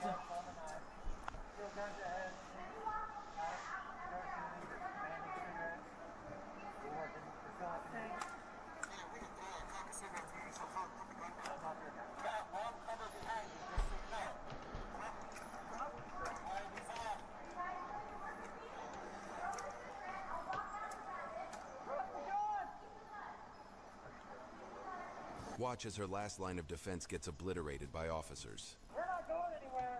Can you step out? We're going to hit me. Put the gun down. What's that? Can't see. Amali?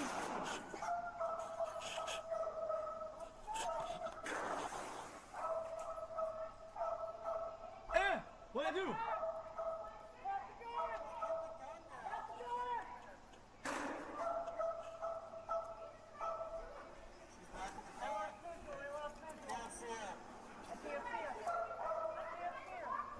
Pick up the phone. I don't get it. What is happening?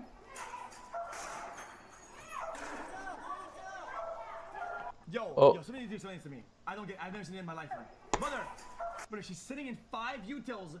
One more. Bing. She gets meleeed. Boom. See this shit? Bang. Unfazed.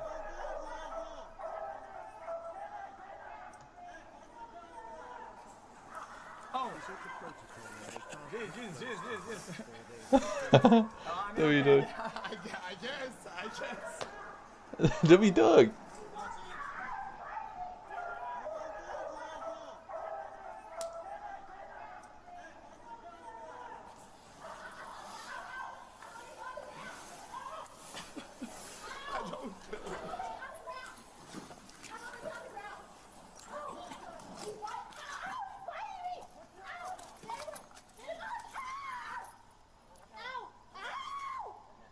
Jesus. You're making him hurt me. Oh! I put the gun down and stop pulling. Let's clear this. Give them positive feedback, man. Nobody to give the dog positive feedback, no? That was good. I'm sitting down. I don't have nothing. I hope she gets life. What a retard. I sat down before you guys attacked me. I didn't. I turned myself in This- and put the guns down. You guys still. My arm. Oh, no. Man, what did that You are lucky to be alive. You are so lucky to be alive. Okay, got better.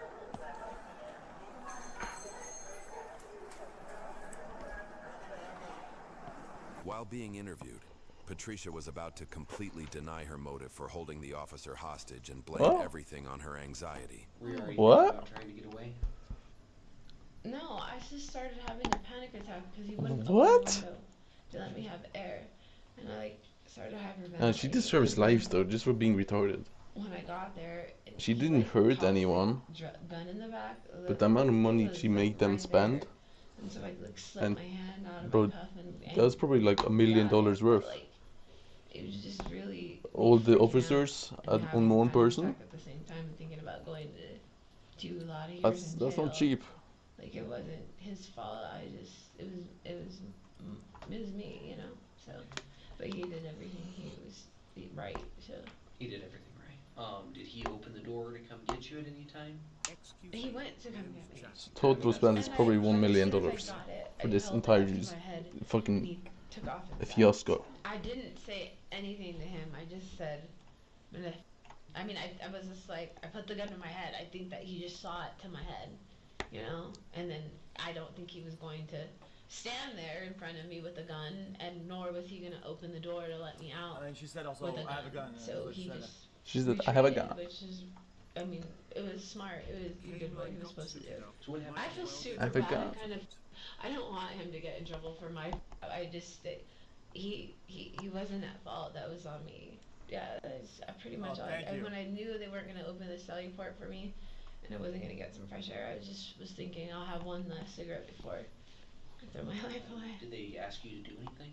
Of course they asked me to do it. They asked me all the things that they were supposed to, and I just wasn't gonna even think about complying until I smoked a cigarette. Cause what kind of things did they ask you to do that you were? It kind of weird, but she seems at least genuine in the self-report.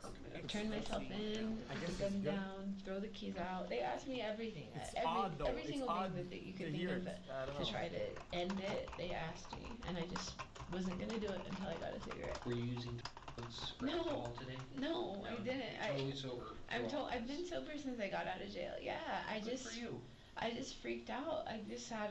I just know what I'm looking at, and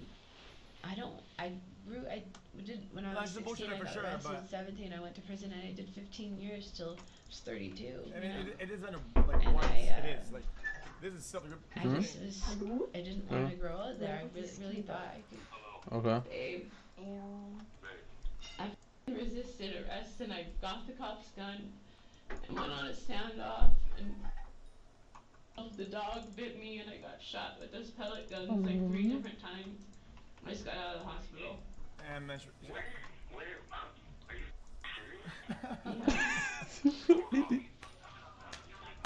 doesn't want to believe it because it's so stupid.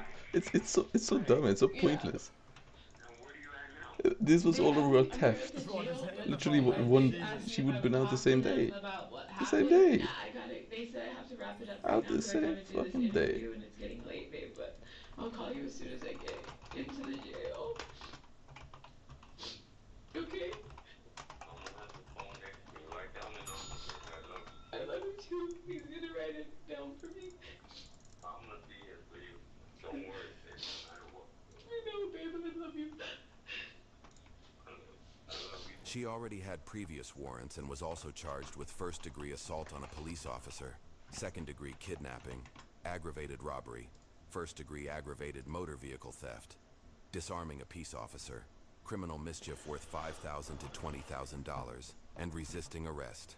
YouTube thinks you'll love the video on screen. Click to watch now. Ugh! Ew! Bro, just farted on this shit.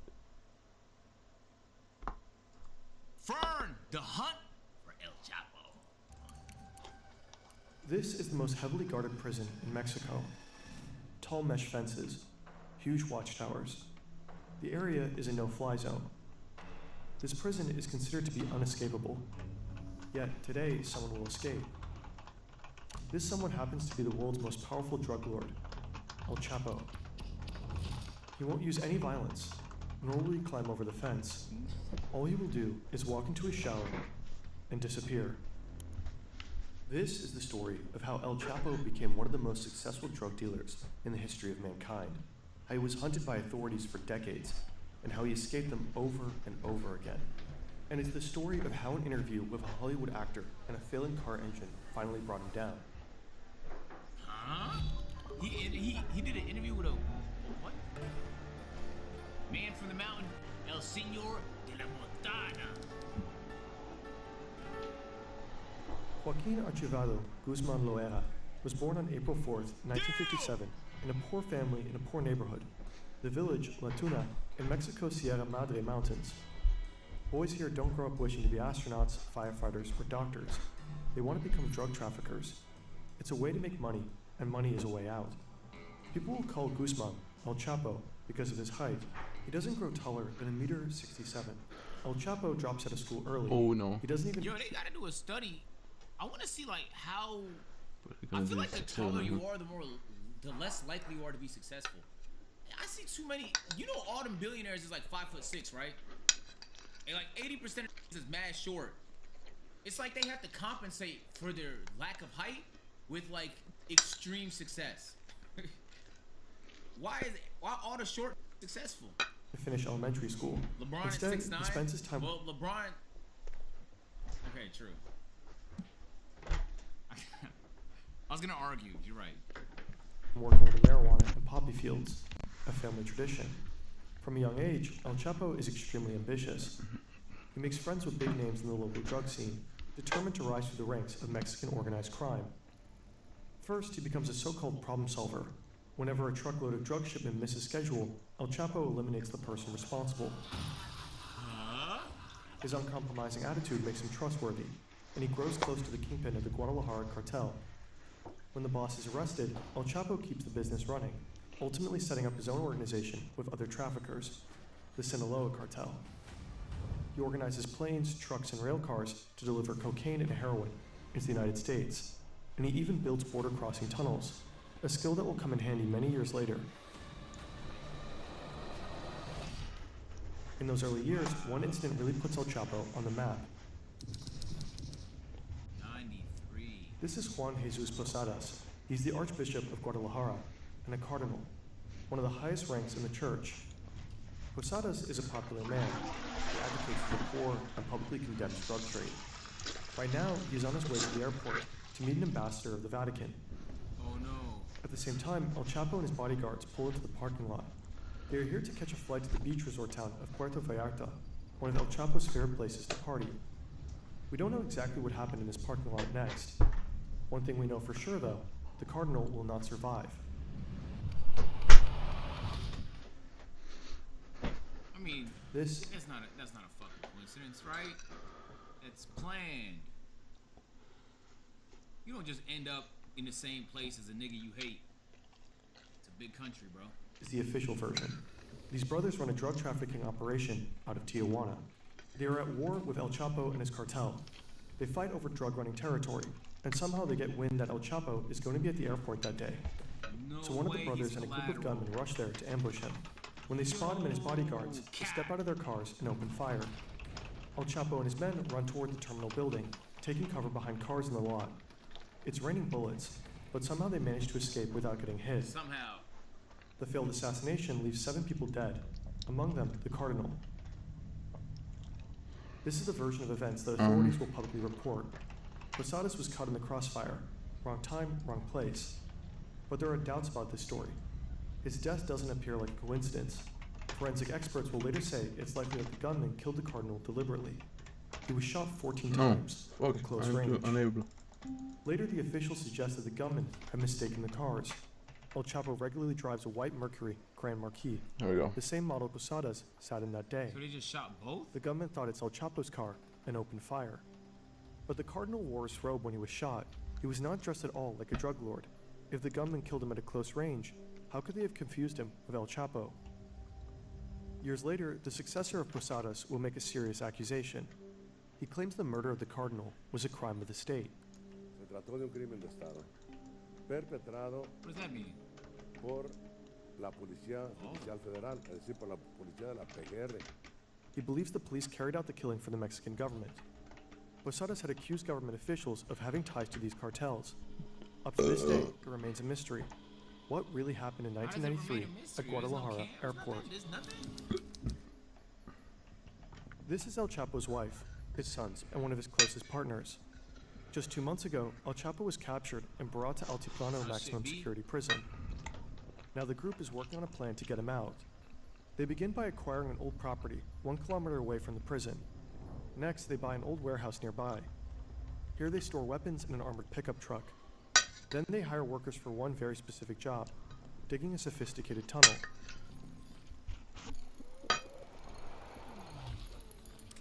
It can't be that easy to build tunnels, Back in 1993, after the shootout at Guadalajara Airport, the Mexican government placed a bounty on El Chapo. It took just 2 weeks until he was found and arrested. He denies being responsible for the death of the cardinal. He insists that he was the supposed target of the shootout. Ultimately, the authorities believe him. They don't charge him for homicide, just for drug trafficking. He is sentenced to 20 years in a Mexican prison. That's it? But he continues to run the Sinaloa cartel from behind bars. Through his lawyers, he passes orders to his closest allies. He doesn't need to be in the room to pull strings. His empire runs on whispered instructions and tightly coordinated moves. Sometimes real power is remote. With any desk you Chapo has enough of life in prison. Also, the Mexican Supreme Court just approved a law that makes it easier to extradite tunnel digging stream agent, don't even think about it. Gang, that's not something you could do in a stream. I would never think about that, bro. That's like like a marathon. That would take months and months. Like with him the right to the US. equipment. Time to get out. The official version of his first prison escape is spectacular. He supposedly bribes a guard who helps him climb into a laundry cart. The guard then pushes the cart out of the cell, down the hallways, and through an unguarded gate to the parking lot. El Chapo jumps out and climbs into the trunk of a car. The guard gets in and drives to the outer prison gate. After a quick search, the car is waved through. Nobody checks the trunk. Because why would you? But again, that's just the official story. Several authors and journalists don't buy it. One argues that the prison's checkpoints were equipped with heat and motion sensors, capable of detecting any living creature, even a cat. That means the alarms would have gone off. Instead, the journalists suggest that El Chapo may have left the prison dressed in a police uniform, escorted by other corrupt officers. Hey, that nigga really playing Hitman for real, bro. What do you mean he dressed up like an officer? He had to be the most notorious nigga in there. You would be able to spot him. One way or another, systemic corruption likely played a role, and El Chapo put his newly won freedom to use. Disney movie ad escape.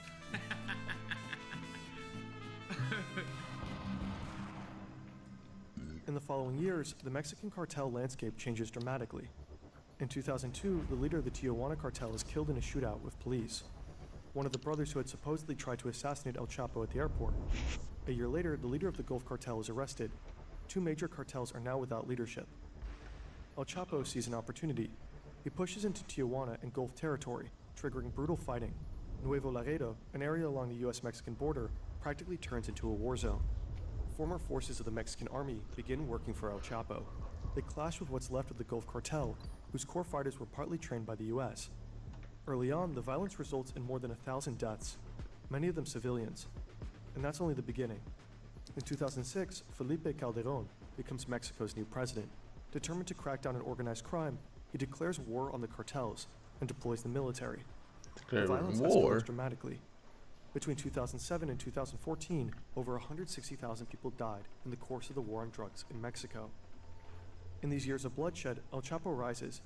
He becomes the world's most wanted criminal, transforming the Sinaloa cartel into one of the most powerful criminal organizations in history. It becomes the top supplier of drugs to the United States: cocaine, heroin, methamphetamine, and fentanyl.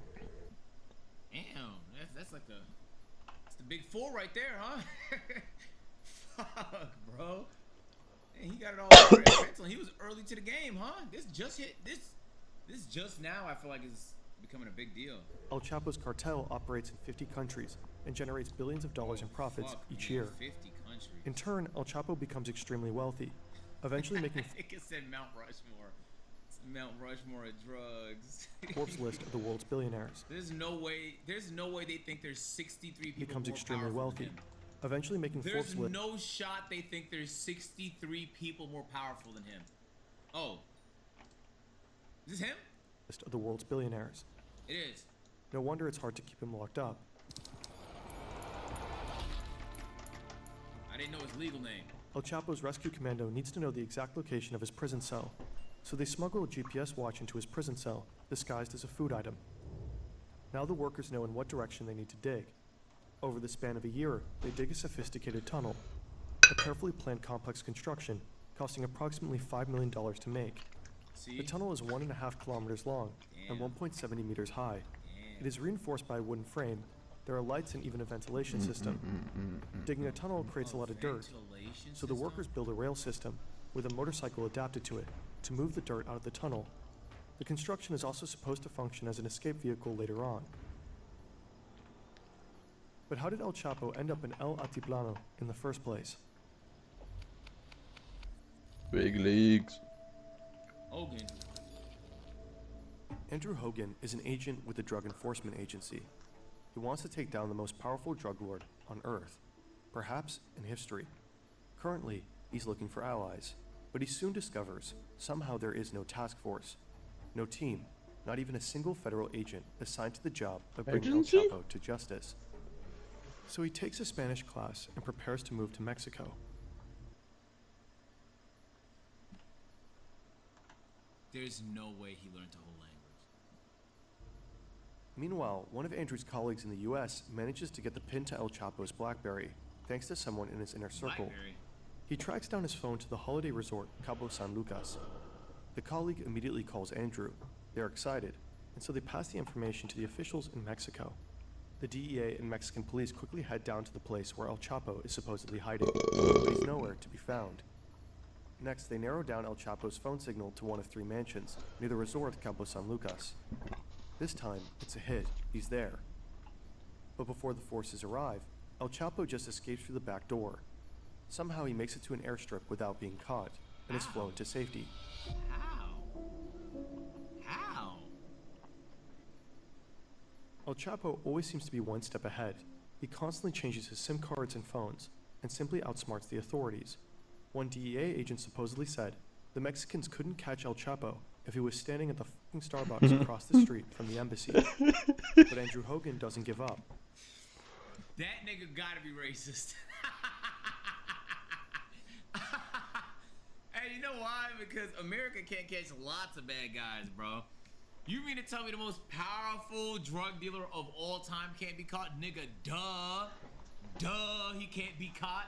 He got motion. The nigga breaking out of prison every time you put him in a maximum facility prison. He said the Mexicans couldn't catch him. Standing at the fucking Starbucks across the street from the embassy. But Andrew Hogan doesn't give up. In May 2012, he moves to Mexico City with his family and takes over the Sinaloa case. In the months that follow, he and his team begin intercepting members of El Chapo's inner circle. Bit by bit, they uncover the cartel's complex communication system, how often numbers are changed, possible code names, and GPS locations. Slowly, a picture begins to emerge. Oh, shit. One Wait, day, hold on. What Americanized Mexican restaurants do niggas have in Mexico, chat? Like, no way they have Chipotle down there, right? What do they have? Did they got Churches? That's Churches Mexican food? Oh, they got Taco Bell. I forgot about Taco Bell. Popeyes is down there. Nigga, Popeyes is Louisiana food, bro. Chapo seemingly wants to meet an underling in person, and he sends one of his chauffeurs to pick him up. Hogan tracks his phone. The chauffeur finally arrives at a place in Culiacan. The signal leads to a group of 5 houses. Hogan organizes a capture operation with dozens of Mexican Marines, helicopters, and trucks, and he joins the mission himself. They surround the property and storm inside. But once again, El Chapo is gone. Instead, they find a strangely placed bathtub covering the entrance to a tunnel that leads into the sewers of Culiacan. Insane. But this time, the Marines manage to stay on El Chapo's tail. 3 days later, they find out that one of his men had driven him to the coastal town of Mazatlan, to a hotel. The fuck they The find Marines that out? enter the 4th floor of the hotel. They storm into room 401, heading straight for the bedroom. El Chapo is with his family. He barricades himself in the bathroom with an assault rifle. His wife pleads with the soldiers not to harm their daughters. Shortly after El Chapo surrenders, they got him. Cap. Andrew Really? Hogan's That's how you job is caught- done now. He caught the most wanted man on the planet, and he worries for the safety of his family, who moved to Mexico with him. So they board a plane back to the US. Meanwhile, El Chapo goes to Altiplano. The US is pushing hard for his extradition. This would likely be his doom, the end of his reign. Time for another tunnel. How? What's the real prison break? The rescue team and the workers manage to locate the exact spot of El Chapo's cell shower. They build a 10-meter vertical passageway that connects the tunnel to the cell, including a ladder. All this digging and drilling creates a lot of noise. Several inmates are complaining, but the guards ignore them. El Chapo's rescue team manages to complete the 5 million tunnel directly into his prison cell, without anyone interfering. All that's left is breaking through the cell floor, and thus comes the day. Come on, they're playing on. That's novice El difficulty. Chapo sits though. on his bed. A surveillance camera monitors him closely. It was loud The camera and also nobody records checked audio. it out. You can hear television. The volume is turned up. But you also hear loud banging noises. Probably someone is breaking through the cell floor. Next, El Chapo begins to pace up and down in his cell. After some time, he walks to his shower stall, bends over, and goes back to his bed. He removes his shoes, sits for a second. Then he walks behind the shower wall and simply disappears. What the fuck? He squeezes through the hole in the ground. It's just 50 by 50 centimeters wide. 1 meter below, he finds footing on a ladder. He climbs down 10 meters into the ground until he reaches the tunnel. Someone is already waiting for him, likely his wife's brother. The rescuer sits on the motorcycle on rails. El Chapo climbs on behind him. Together, they make the 1.5 kilometer ride to the other end of the tunnel. So nobody heard any of that. When they arrive, El Chapo and his companion climb up a small ladder through the exit shaft. They end up in an unfinished house, covered with construction material. An ATV is parked outside. They drive a short distance to a warehouse and switch to an SUV. Then they drive for 2 hours, until they arrive at an airstrip. A plane is already waiting. They board it and fly to Sinaloa.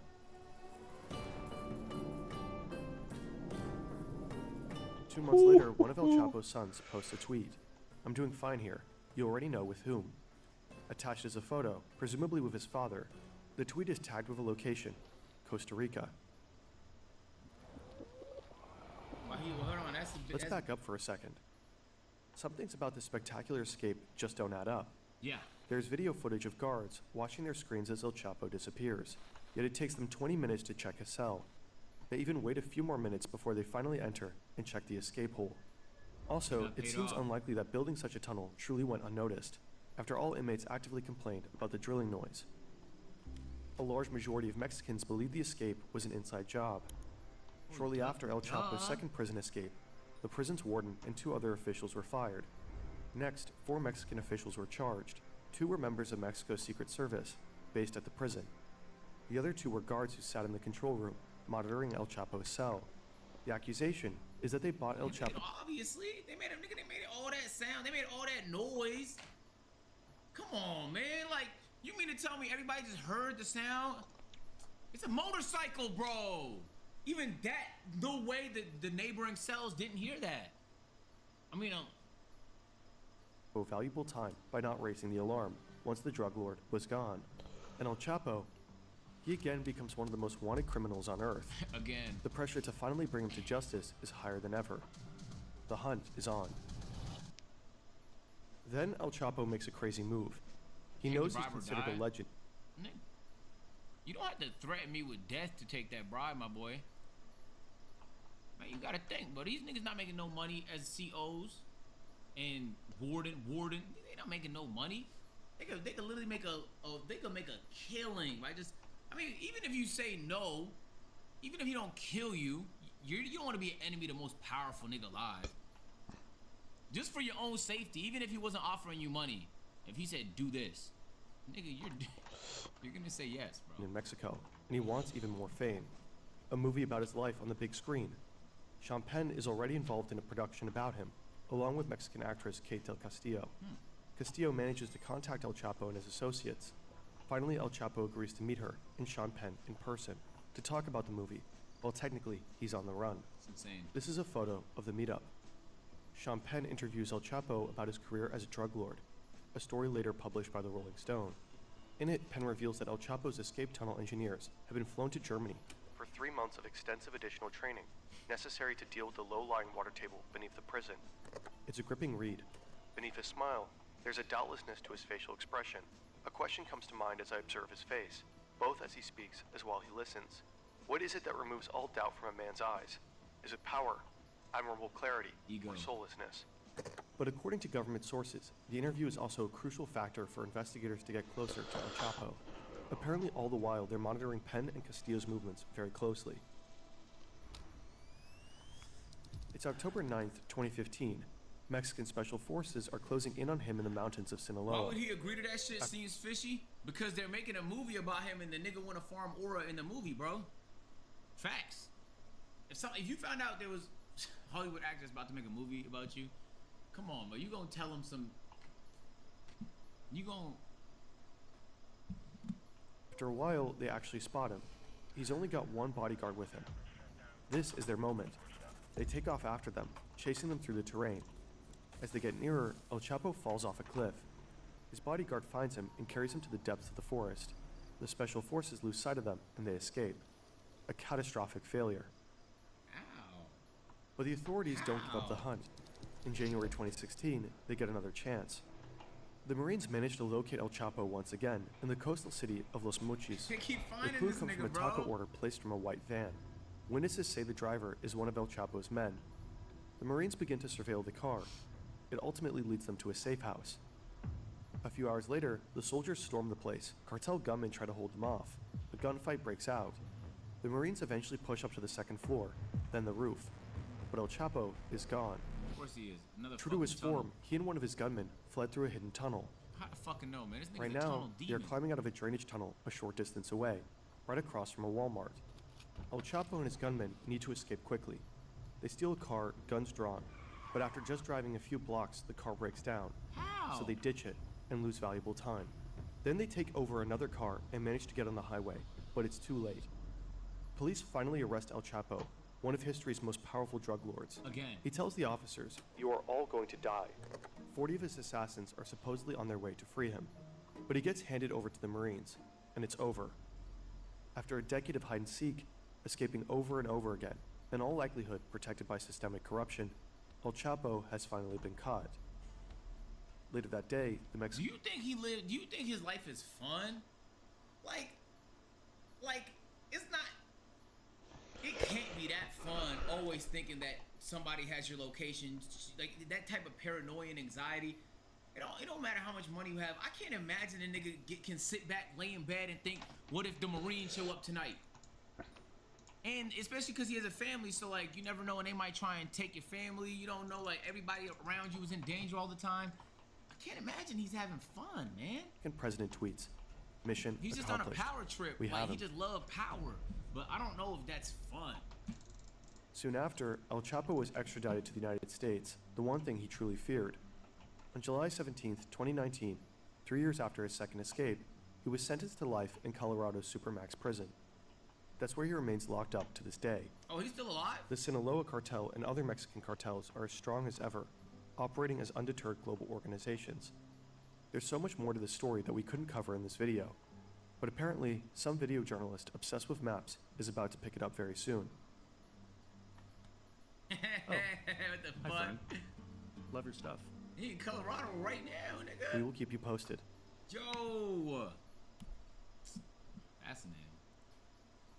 W video, Fern. W video. So he's still running it. Well, it sounds like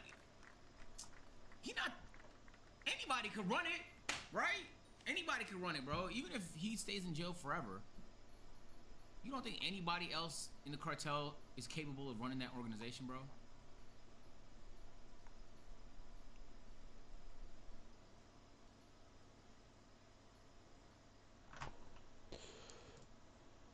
Yeah, wait, they really upload actually.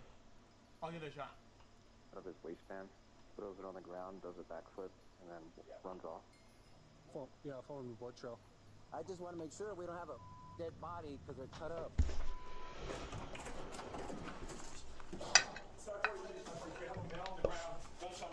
I'm just any person, a 14-year-old kid. A 14-year-old?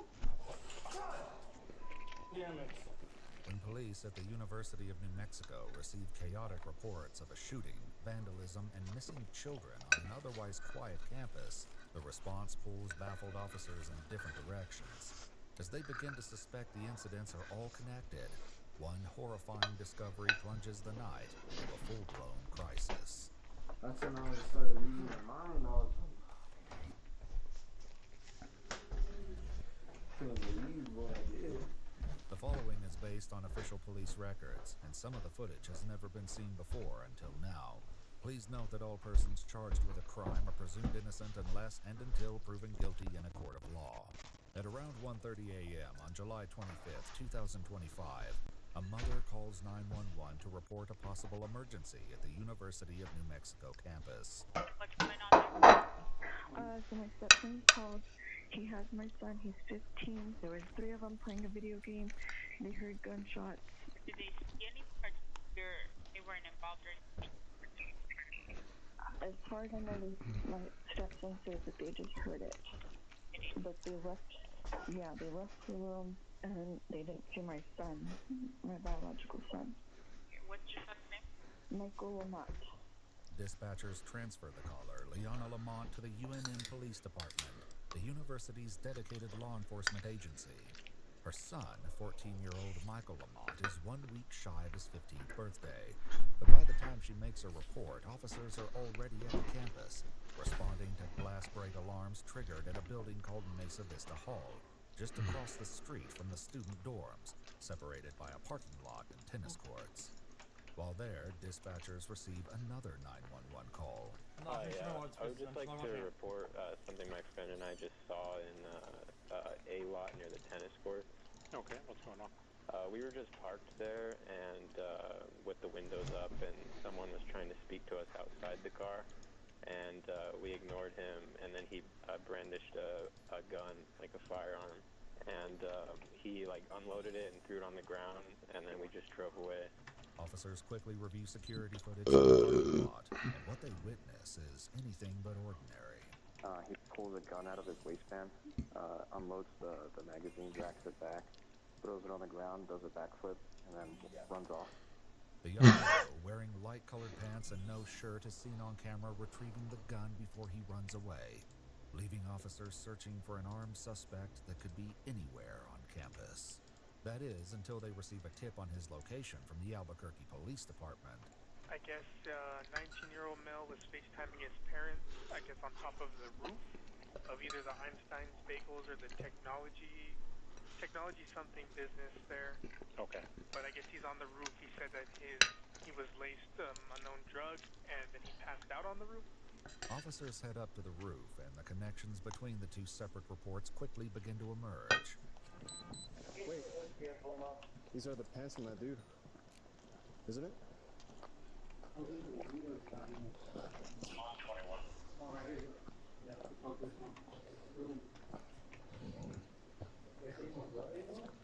No.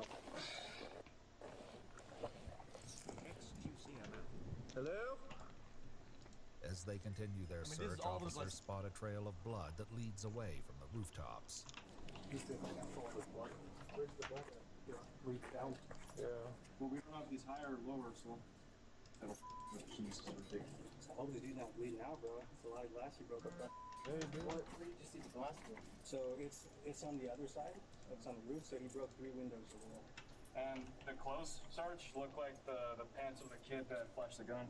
With an armed teenager still at large, possibly under the influence and likely injured, finding him as quickly as possible becomes an urgent priority. Meanwhile, Leanna's son, 14-year-old Michael Lamont, is still unaccounted for. The situation grows even more complex when police receive a call from the UNM hospital, telling them a university student has arrived at their emergency room. The victim, 19-year-old Daniel Archuleta, has a non-life-threatening graze wound to the back of his head.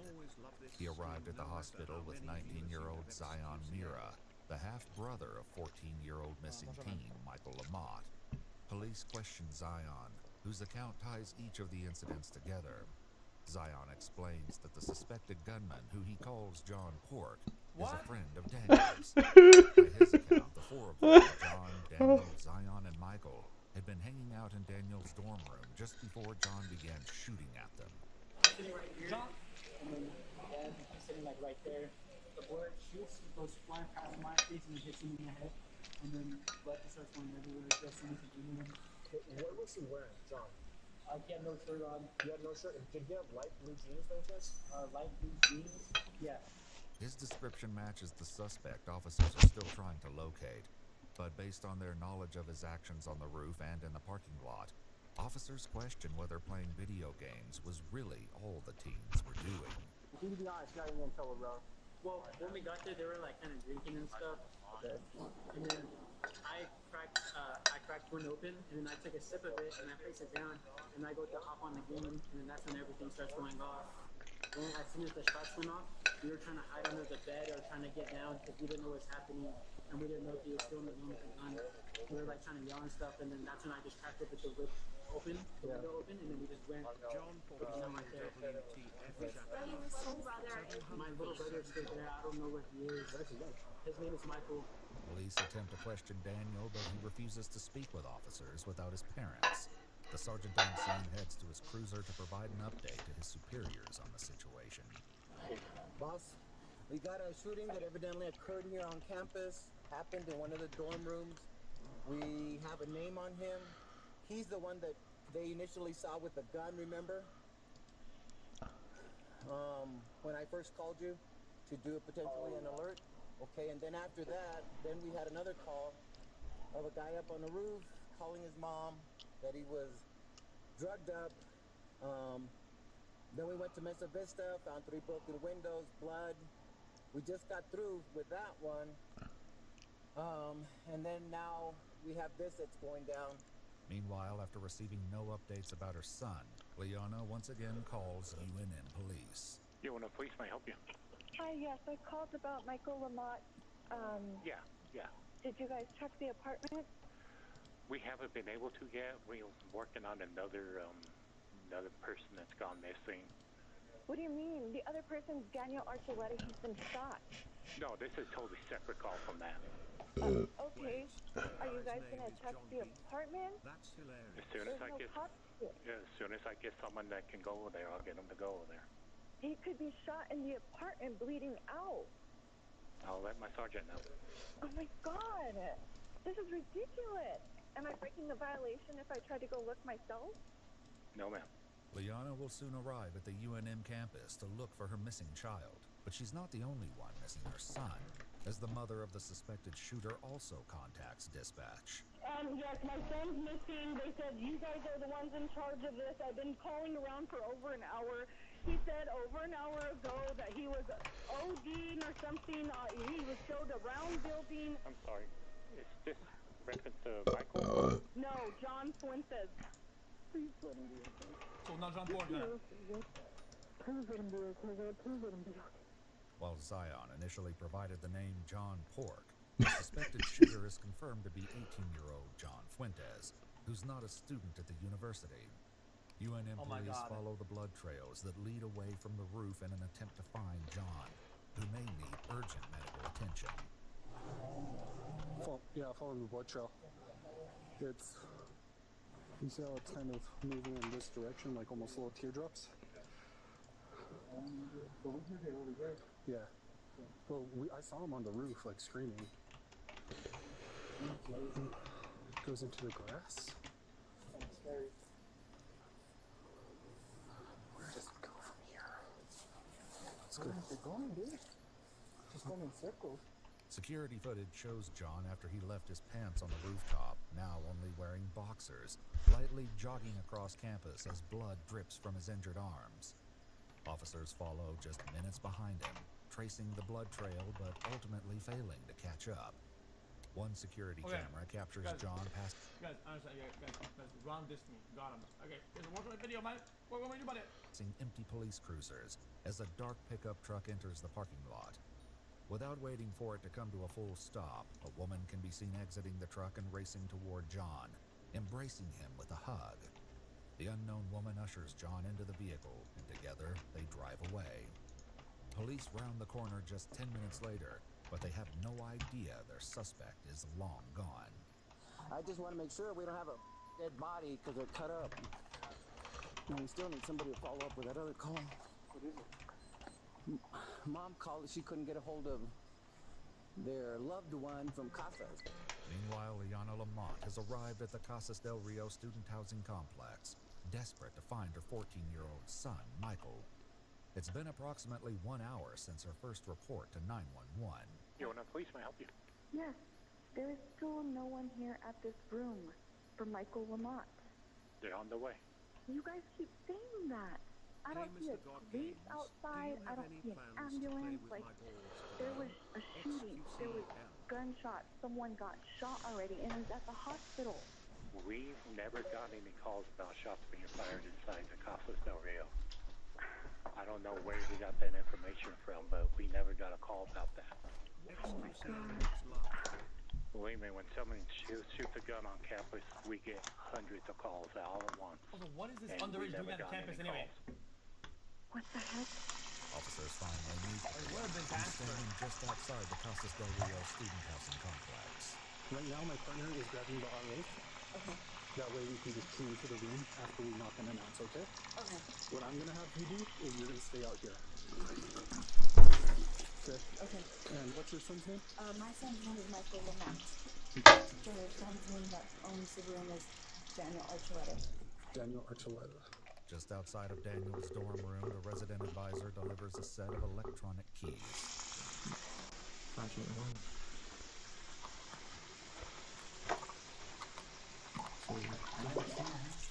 With the keys not working, the resident advisor contacts the Michael's mom grows more restless, asking for updates. I have no idea, ma'am. I'm still trying to figure out the whole situation. But there's nobody in the room. We're currently outside of a room. The window's broken on the outside. You guys haven't gone in? Not yet, ma'am. Which room is it that you're looking at? Have a bed. The light on. Okay. The blinds are... It's open. Okay. 10-4. 17 PD. You're just trying to take on the cat. Maybe the room, possibly through the room, with the blinds broken and the windows open. I'm not making an approach yet. I'm waiting for somebody else to come out here so we can make our approach. Backup soon arrives, and at close to 3:15 a.m., nearly 2 hours after Liana's initial report to 911, officers prepare to breach through the open window. Okay, here's what I need you to do. Just cover me right here, because we still have the suspect outstanding. We don't have to be back in the room, okay? Wait till she gets up there. So useless, man. I'm gonna go around the bush and try to get up there. And I'm gonna try to see if I can look inside if the suspect's in there, okay? Right? Like bugged NPCs, like. From what I can see, I see that PlayStation that he was talking about. It's right here. I don't know where the gunshot's at, though. 12:27. Knock on the door. Yeah. You going through the window? You want another person? Yeah. What's up, buddy? Hold the air for 1 second. We're gonna try to make entry through the window.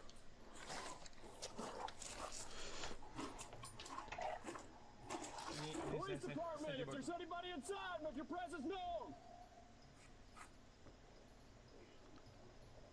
This is the police department. If there's anybody inside of this room, 117, make your presence known. Met with only silence, they cautiously head in, wholly unprepared for the horrifying discovery that awaits them. Ready?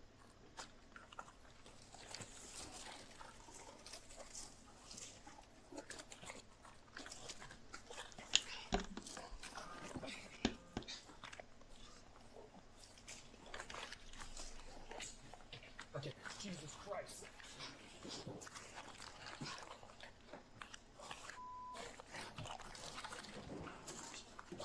Start 43, start 43. Have a male on the ground. Gunshot wound. What do you need? Hold this door and direct them. Yep.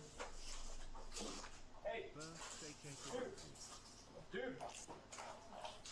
10-4, heal at 117. GSW, head back of the head. Looks 10-7.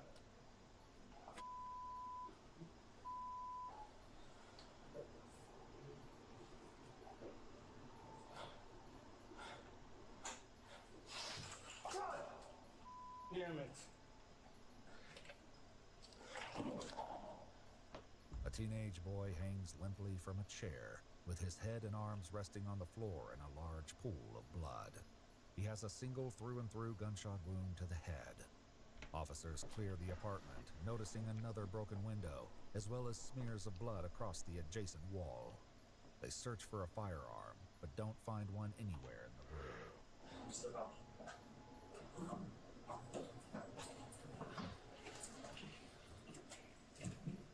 Nobody comes in that way or this way. This is all closed off. This is subject number 3. I'm missing subject number 4 that was observed on cameras.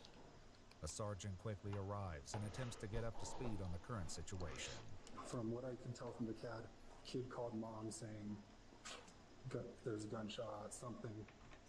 Mom couldn't reach him. Mom something's not adding up here.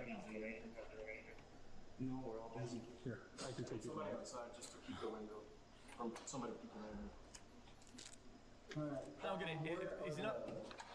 Are you sure he's not breathing? Didn't have a brother there? I hear him there? Did they misheard that? Or did they read the chat now?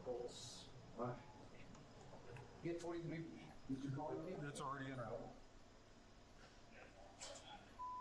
Okay, what is the person that she's looking for? What is her son's name?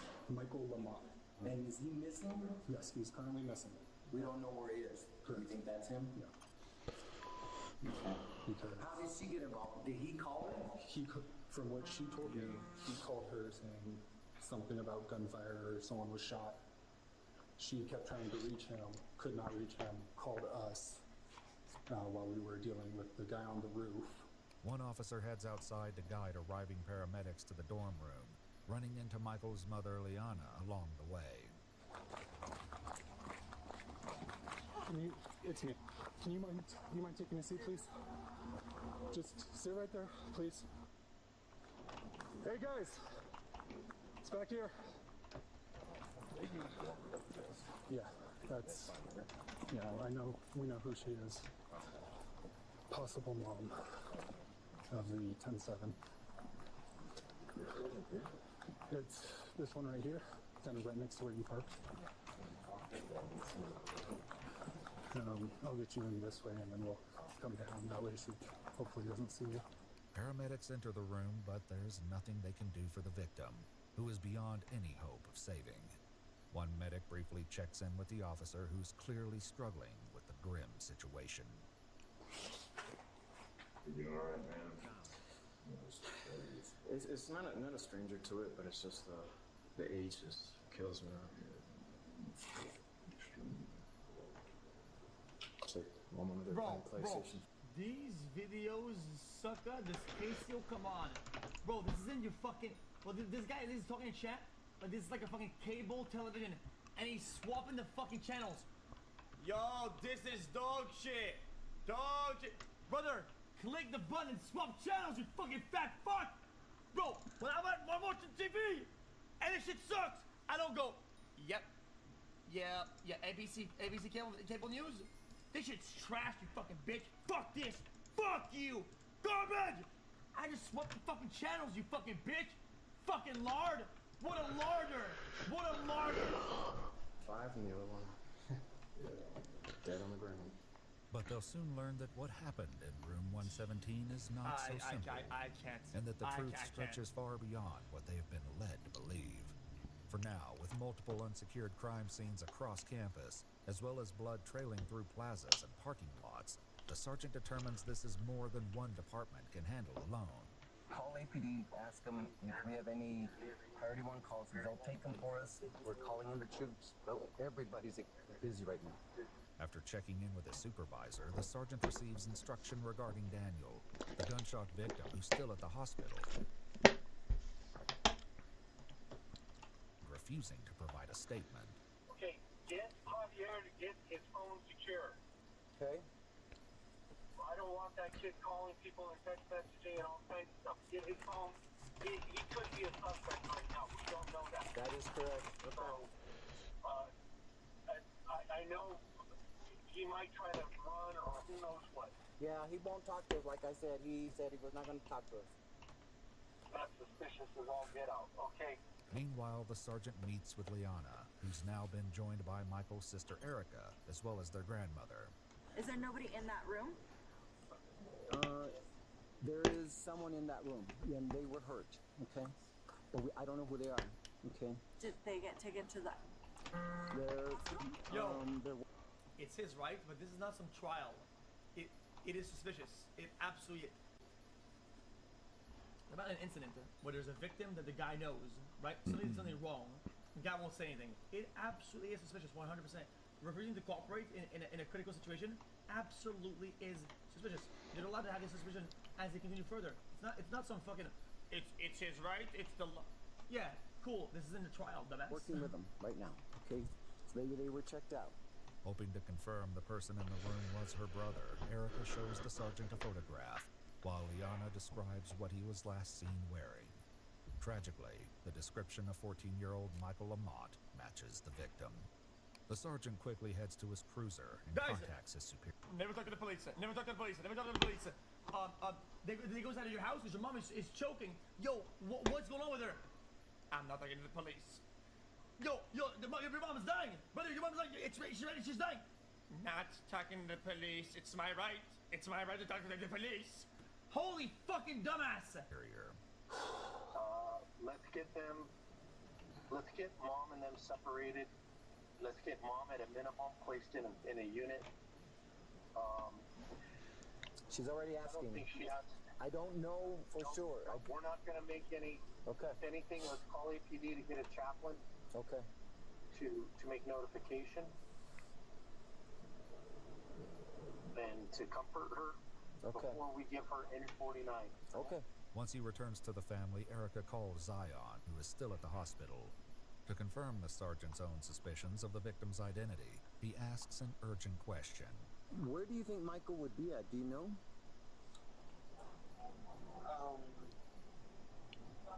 They just confirmed his death.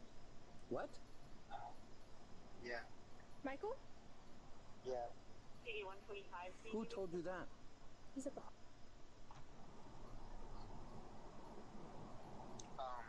I don't know, one of the people right there over here. Who? I'm not too sure. We just heard on the radio that he didn't make it out. And that. What radio? What radio, Zion? Who's the officer? Who? Sure, one of the officers are next to us. Dude. That's fun. Did they say Michael Lamont? This copy. What radio? Am I in the wrong Discord? What, guys? Guys, is this on? Am I on the radio? Radio 1? So in 30 minutes, your radios are overhearing stuff. The family is then separated as the sergeant places Liana in a cruiser and gives her no confirmation of her son's condition. Meanwhile, as the sun rises and students begin waking up, the University of New Mexico campus is placed on lockdown. University police begin to coordinate with Albuquerque PD and the New Mexico National Guard to secure the campus, as well as both crime scenes, including the dorm room and the rooftop of Mesa Vista, where an officer locates a critical piece of evidence that was earlier missed. Hey, I located the firearm and a set of keys on top of the roof of Mesa Vista. The Glock. Bro, they missed that, brother. This looks like some like video game, like of Mesa Vista. like find the backpack, and it's like it has like a green spinning aura around it, and there's like arrows pointing at it. It's right there. Pick up the loot right there. Right, like the Glock 19 9mm is confirmed to be a stolen firearm. Though the gun has now been recovered, the suspected shooter is still at large, a fact that's shared by the local news media to the public. Phone calls from frightened parents of students, many of them on campus for new student orientation, soon begin flooding in. Yeah, my daughter is on campus right now. Can I come get her? No, ma'am. Campus is closed. Is there anything else, ma'am, you needed? Yeah, I need my daughter. Is there anything else, ma'am? I have 4 other calls holding. Ma'am? Amid the endless calls, Michael's father, Mark, requests a confirmation that his family still hasn't received. I'm calling because an incident happened over there at your campus last night, and I want to make sure that my son is alive. Okay. His name is Michael, last name Lamont. Michael's not being found, or I don't know what's happening, but I need some information. Is he okay? Did he pass away? If so, I want to go down there and make sure that it's him. Okay. Yeah, hold on one moment, sir. Is there anybody dead? That's all I want to know. I can't release any information. What? wait, is anybody gonna Michael's contact him? mother, Liana, is brought to the police station, where investigators finally deliver the tragic news about her son. We want to inform you that he is no longer alive. Next time he says a fuzz smile. I know it's a lot that's going on right now, especially after hearing that. Just, we want to talk to you once you process everything. I know it might take you a minute. Yeah. Take all the time you need. You'll be okay. Just, I knew, I had a feeling, my heart, everything. It's hard. Yeah, absolutely. I'm sorry for your loss. The heartbreaking confirmation is shared with Michael's big sister. Nobody's smiling. 1, 2. She had heard like fucking multiple other reports throughout the night, brother. Like she had already known like from like 4 different sources at that point. This was just like a fucking like confirmation from them themselves, like an official one. The massive. Oh my god, bro. The guy's like not laughing. He's got this fucking weird ass face where his fucking smile is under his teeth, and from the side it looks like he's angled in a smile, but it's fucking not. You're just dumb. But you better look like this. Bro, are you a rat? Are you a gerbil? Because you look like one. Is that a rat right there? Like, Jesus, shut up. Becomes inconsolable. Be confirmed. Be confirmed. Baby girl is Michael. No. In the building? No.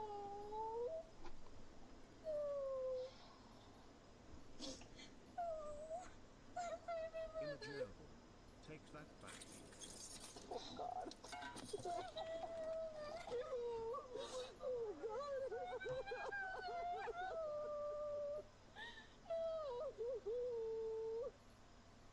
What do you know? Oh, they caught him? No one knows. Michael. Oh, no. No. He was my baby brother. Erica's cell phone rings, and Michael's father, Mark, also learns of the death of his son. Okay, I just skip those parts. I don't know. You shouldn't never even been with Zion. Michael should have been home asleep. Maybe playing video games. What the how is he out getting True. shot? But How is he getting shot? With the shooter, John Fuentes, still at large, investigators with the New Mexico State Police begin the challenging task of uncovering the truth of what happened in the dorm room. They head to the hospital to speak with Zion, who still refers to the shooter as John Pork. We were like about to load up a game, and then John Pork and my brother Michael, they were like, why does he keep calling me John Pork? Why he keeps he keeps saying that? For why? Pork. We were like about to load up a game, and then John Pork and my brother Michael, they were like at that little desk, and then I didn't even know what happened. Like, we were loading up a game, and then we just heard a shot go off, boom, and then all our ears are ringing, and as soon as he shot, he looked right at us, he shot, went flying past my face, and it hit, and I think that was the bullet that hit Daniel in the head, back here, and then but once that first shot went out, we were like, what, and then he turned at us right away, and then he just started kind of unloading the clip on us, and then we were trying to take cover. I go under the bed, Daniel's like trying to hide behind something, he's just bleeding all over, and then I don't know where Michael is, and we're trying to say like stop, like trying to yell him like stop, and then Daniel's like trying to yell like save, like John Pork, it's okay bro, like stop, and then I guess in the dorm there's two windows, so he went out under the window, and then we didn't know he left or anything, so we were just trying to get out the other window where Dan in his bed and his like carpet, his little gaming area is. We got out that window, we opened it, and then we pushed it, and then we just got off from there. Zion explains that after the pair fled, he called his mother, who drove him and Daniel straight to the hospital. Okay, at this point, I'm thinking that the John Pork is being used as an alias that's consistent to deliver the story, the statement, because he doesn't know the last name is. That's what I'm guessing. I'm guessing he just he delivers the story, wants to deliver the statement without saying, changing, and the account becomes, so you stick to one fucking name or some shit. I didn't know what to do, because as what soon the as he fuck is broke a out John from the Pork? window, I didn't know if he started gun or if he was still on campus, so we just tried to get kind of far, and I didn't want to bring him down to the hospital right away, because I didn't know if John Pork would be waiting here. So I just wanted to call my mom or call someone so we could help, because I was freaking out, and I didn't know where my little brother was.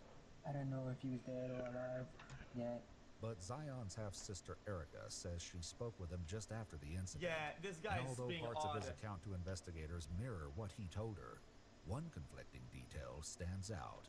So I was like, what actually happened? Tell me everything. And he tells me that they were in the dorm, just chilling, and Zion and his friend, don't know the kid's name, like Daniel or something, they were playing video games. The guy that was talking to Michael, I guess, shot Michael in the head, and I guess Zion said the bullet went through, and I was like, oh my gosh. Zion's admission that he saw the bullet wound to Michael's head doesn't match what he told investigators or the officers at the hospital. To both, he claimed he had no idea whether his brother was even injured. Once you and Dan got out of the room, Where'd you guys like go? Did you guys like go directly to like your car, or did you guys like run around like the campus or anything? We didn't know if we should go back, or stuff like that. And then we just hopped in my car and we just left. Security footage, however, would tell a complete... Bro, this guy's just weird though. Who leaves their brother behind like that though? Like what a L man, bro. Fuck that. Bro. What? Fuck this different shit. Story. At Fuck 12:09 you. a.m., Daniel and Zion can be seen running away from the dorms. They appear to then calmly walk back and forth, almost as if deciding whether or not to return. After several minutes, Zion points towards the parking lot, but Daniel grabs him by the shoulders and gestures toward the dorms. The two appear to be engaged in some sort of discussion before they ultimately head back toward the room. When they're seen again several minutes later, Daniel is now carrying a bag in his hand, and Zion is wearing what appears to be a dark backpack. Erica volunteers information to investigators that suggests her half-brother may have something to hide. And, okay. They were out there doing drugs or some shit. They were getting high and getting busted or some shit like that. And maybe they drugged the other guy. I'm thinking they're involved because in the end they would still be not liable for anything if they just did drugs. But he does drugs and guy slips out. But that gives me some. I'm not an investigator, but it seems like they have something to do with it. Maybe they drugged them more or some shit. Zion does have a gun. Okay. Does he usually carry? Is he usually armed? It's his gun. Based on the footage, investigators believe that Zion and Daniel returned to the room where Michael was either dead or dying, and took evidence or items of importance. But as the firearm suspected to have been used to shoot Michael has been recovered from the roof, investigators are left to question what exactly it was. He's a drug dealer, and they're hanging out, and this busta is high as fuck, takes the gun and wilds the fuck out because he's tweaking out. And this guy has to recover his thing that they're involved in putting him there because that would have him somehow somewhat liable. That's what they're doing. Cleaning up the scene. I know That's my Zion guess. carries the gun because he sells me or Nick. I don't know. He traps or something. I don't know what it's called. But According to investigators, traps is street slang referring to selling illegal drugs, and can also refer to a specific place where illegal drugs are manufactured or sold. Traps. And can also refer to a specific place where illegal drugs are manufactured or sold. He sells weed and what? nicotine, like vape. Okay. So he carries a gun because he's kind of dealing in that stuff? Yes. Okay. Zion made no mention of this to investigators, but did admit that John had been using illicit substances before the shooting took place. He had like a little bag of like cocaine. Okay. Do you think he was under the influence of it? Yeah, probably. Because then I kind of assumed because then he was like profusely like sweating a lot, like he had sweat like all over his face, like on his nose and like That's not just cocaine. sweat droplets. I don't know. Okay. When it comes to the Ketamine or some firearm, shit. however, Zion shares no information about where it came from, or suggests any possibility that it may be his. Did your mom know that Zion had guns and weapons? No, my mom does not know at all. What about your dad? I'm the only person that knows. And you haven't told anyone? No. Bro, Michael and Zion. Bro, cocaine is just another, just pretty cutthroat fucking stimulant. Like, why would they make them do all this? These guys would start doing dumbass shit? Not really. Just a stimulant. Like, it wouldn't completely alter the way he sees and fucking does things. Like, what the fuck are you talking about? It's a lock-in drug, little buddy. His father, Mark, tells investigators that he has a restraining order due to an unrelated domestic issue and hasn't been around either of his boys in months. While he may not have been aware that Zion had handguns, he shares knowledge of other illegal habits. How would I know? He's kind of hanging with Big Brother. Bro, how many times I said last pause? Brother, I heard this many times. I used to hang out with dudes that, bro, my friends sold drugs when I was young. I hang out with these guys. They were fucking druggies. A bunch of my friends were druggies, fucking drug sellers. What about it? It's what it is. And I've seen my cocaine a bunch of times they're locked in. Then I'm assuming that if Big Brother used to follow me, he's using it. Yeah. Do you know that for a fact or assuming? No, I know that for a fact. I've seen him on his Instagram smoking weed. Yeah. And I just can't do nothing about it. And he knows I can't do nothing about it because I can't go over there because I'll just go to jail. Yeah, yeah. Or else I would have went in with that a long time ago. Yeah. While the information shared by Michael's family is shocking, investigators are still left to wonder why the 14-year-old was with his older brother at a college campus in the first place. When he's hanging out in a dorm room with someone mom doesn't really know at 1 o'clock in the morning, and assuming mom didn't know there was weed or alcohol or whatever, but at 14, is mom cool with that, or did they take off and kind of do their own thing today, or do they normally do that kind of stuff? Okay, so they do it, but they do it behind my mom's back. She doesn't really like to discipline at all, so Michael, he kind of just went out and did his own thing. Regardless of why Michael was there, his father Mark remains suspicious. I don't think that Zion's story matches up from what I've heard of it, but I haven't got to speak to Zion personally yet. It's a pretty typical like big brother, younger brother thing, but this is pushed the way past the limits of acceptable thing where the parents are there to help put a stop to that. Like I think his story has a bunch of holes in it, which just leaves me more questions. And then his friend doesn't want to talk. Why? Is he scared? Yeah, exactly. Who is he scared of? However, Zion offers an excuse for his friend Daniel. She doesn't want to talk at all. Like, I was trying to ask him, and he used to be like, "Zion, shut the up." Like, I don't want to talk about it. I just need it. Okay. And did he only get a hit like on like the head? Yeah, I think so. Yeah. Okay. With Zion only admitting half-truths, investigators later ask him to voluntarily hand over his cell phone. While his mother encourages him to do so, Zion appears uncomfortable with the request. They're gonna get it back to you as soon as you can. It's been a long day. Everyone is been a long day. I don't have my goddamn phone. I'm trying to talk to people, tell them my situation. Yeah, no, I get it, man. I get it. And like I said, I'm not trying to, you know I am, I'm really not trying to. We'll get we do regardless. our best to not inconvenience victims in the case. Reluctantly, Zion agrees to cooperate. What they'll later uncover on his cell phone will prove invaluable in uncovering the truth. Guys. For now, with Zion's statement on record and Daniel refusing to speak to investigators, they'll need to question the only other person who was there at the time of the incident to get a complete picture of what happened between fucking the four bitch. teams. Fucking John By Pork the early loser afternoon, fucker. license plate readers and other tools successfully tracked down the shooter, John Fuentes. Pork! He's taken into custody during a high-risk traffic stop near a smoke shop in Los Lunas and taken to the New Mexico State Police Office in Albuquerque along with his grandmother, who'd been traveling with him. Before questioning John, investigators speak with his grandmother. I never thought this would happen. It's sad. Very sad. Do you need some water? I'm sorry. Okay. It's so bad for my grandson. What? Already now, so. He's a good guy, good kid. You know, he just turned 18. He graduated from Manzano High. He don't have no records or nothing. He got like a little in trouble, but they put him on probation, and he already completed it. Investigators learned that it was John's uncle and his uncle's girlfriend who ultimately picked him up from the campus, dropping him off at his grandmother's house.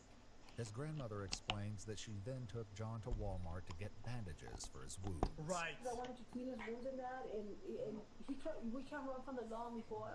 I did have plan. I told him he had already agreed. Okay. So then. So he wasn't going to be out there very much longer because I knew you can't hide nobody. They can't hide because you all will catch us. She admits that she's aware What? a shooting occurred on campus, that someone died, and that John was involved. She emphasizes she had plans to take him to the police station, but only after making a quick stop. We went to the smoke shop now to get the cigarettes. That's where we were caught at. So I just told him, and he agreed. He wanted me to take him to turn himself in. All I can tell you, Miko, that when because I go to Calvary a lot, and I believe in God, I pray a lot. The devil attacked. He couldn't get to me, so he attacked my family. Oh my God, I can't. They say that's what happened to John. He couldn't get to me before, so he attacked my grandson. That's what it is. The devil attacks people. And I feel bad because, you know, Okay, if it's... brother. This is a Breaking Bad episode. It has it. All the pieces fit.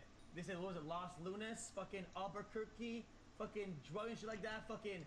Yo, this is GG. When that boy's gone, I feel bad for the parent, that boy's parents, you know, or everybody that got hurt, because I'm hurting for John. But while his grandmother places blame on the devil, John claims what happened is a result of something else entirely. What brought you to UNM? The devil's powder. Usually I just go hang out at Daniel's dorm, and he's like, let's take, what is it, acid tabs. GG. Like he wanted to take it with some cocaine. GG. And Zion brought more cocaine so we could try it. Me and Daniel took like I think of, what is it, acid, and then I remember Daniel was peer pressuring me, take another line, and I remember to the point where I couldn't even think. I remember I just remember blacking out, and then I remember whenever I was on top of the roof, I just remember I had Zion's Glock 19 on me, and I was just like, out of it. I didn't even know where the heck I was at. I remember I kept calling my dad. I was like, I think I got raced or something. I was like, I'm on top of the roof at UNM. I was like, I think I just shot 2 people. I'm like, I don't know, I'm losing my mind. No, he was trying to call his Uncle Steven, and he was calling my son uncle instead of telling him dad. He didn't even know who he was calling, so he wasn't right in the mind. And all he said is that they took acid. They had been drinking. They took acid. That's all he says. And he remembers jumping out of a window. He don't remember. He blacked out. He don't know nothing else. So I don't know what happened from there. Blacked out? Maybe you all can get him to remember more. But he will come out with the same story, and all he does is cry. Like he's ripped inside now. It's bad. As John appears to struggle with his memory, he recalls one key detail that may soon resolve an unanswered question. I didn't even bring a gun, like, at all. Like, no guns or even that 19X, that was Dan's, and then that 19 was Zion's. I remember I just came to just chill for the last days of him being at UNM. I don't know if there's like fentanyl in that. I don't know. John has now mentioned the presence of 2 firearms, and while one was recovered from the roof, a second gun hasn't been found. So do you remember like what? Okay, but if this guy sells drugs like that, how the fuck is he letting the people around him do acid, maybe even for the first time, with guns around them and on them? What the fuck kind of these people are branded. There's no shot. So around kids as well? What the fuck? As soon as we started hanging out, like Dan and Zion, just had their guns out. I'm gonna do a wild guess. The wild guess is this guy, 0 experience with any psychedelics, goes fucking full acid mode, gets absolutely obliterated. GG. How did that go? They just have their guns out, yeah. Mm-hmm. Is that like a regular thing? Like, does that happen every time you guys are coming out in like a private area like that? Pretty much. This raises the possibility that Zion and Daniel may have collected the second gun when they went back to the dorm following the shooting. But based on John's next comments, that might not have been all that was taken. Let me ask you this, man. The acid and the cocaine, what are they going to do?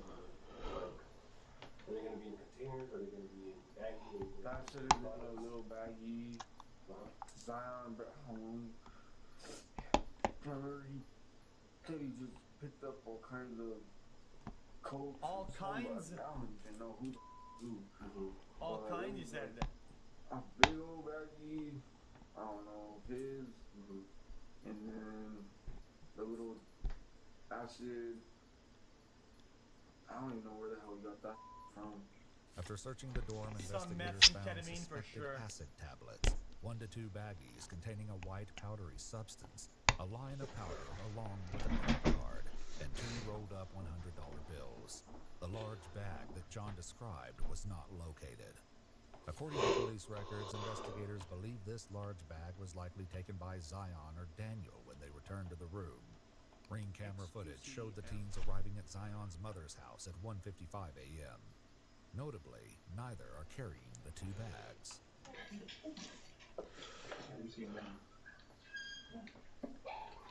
Come on.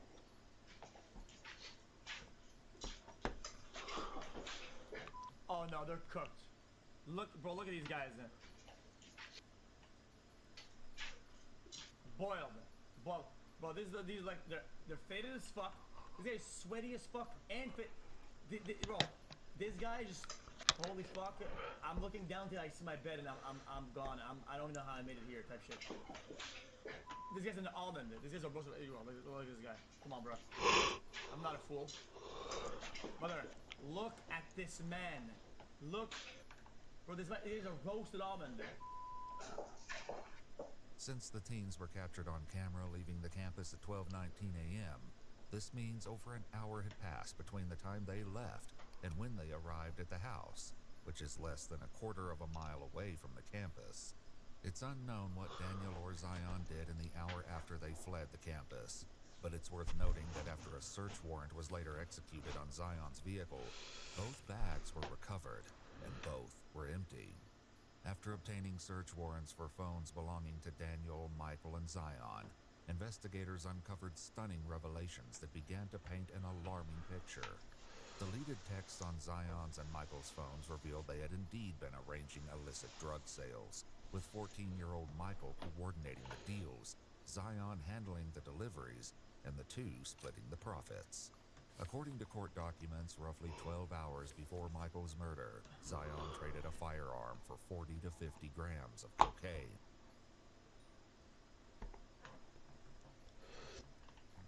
Video communications between Daniel and Zion showed them in the dorm manipulating 2 pistols, as well as large amounts of cash. In a video recovered from 50 grams of cocaine? Brother, what the fuck is going on in Albuquerque, man? Cell phone, someone could be seen holding the same stolen handgun that would later be used to take his life. Further deleted text revealed that Daniel told Zion not to speak with police. Zion replied that he only told them certain things. All the while, 14-year-old Michael was left in the dorm room with a gunshot wound to the head. And there's no evidence Daniel or Zion called 911 for help. Just a couple minutes ago, after Michael's death was confirmed, Zion had texted me, "Bro, I'm scared to go to the house and face all of you." What does that mean? Nothing, I'm just scared to go to the house and face Grandma Erica. Erica interprets the text as Zion not wanting to face the family because he influenced Michael and ultimately brought him to the campus where he was killed. But for John, he still faces disbelief over the entire situation. I remember my mom went to go like peep out the scene and then she told me the whole news is there and that she looked on the news and one's injured and one's deceased, and that's when I just started losing my mind. I was couldn't believe what I did. While John's grandmother recalls hearing on the news that one person had died, the confirmation of the victim's age delivers a stunning shock. So, yes, there was a person that died. Not just any person, a 14-year-old kid. A 14-year-old? So, there was a boy that died, got killed. And the reason I ask is because your grandson was there last night. And your grandson was present at that time during that whole incident. Who else died, Ito? There was just one person that died. One person, any other ones? The other one was injured, yes.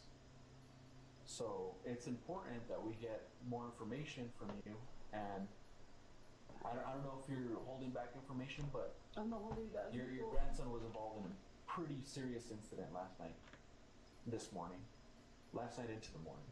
Okay? People died. He left.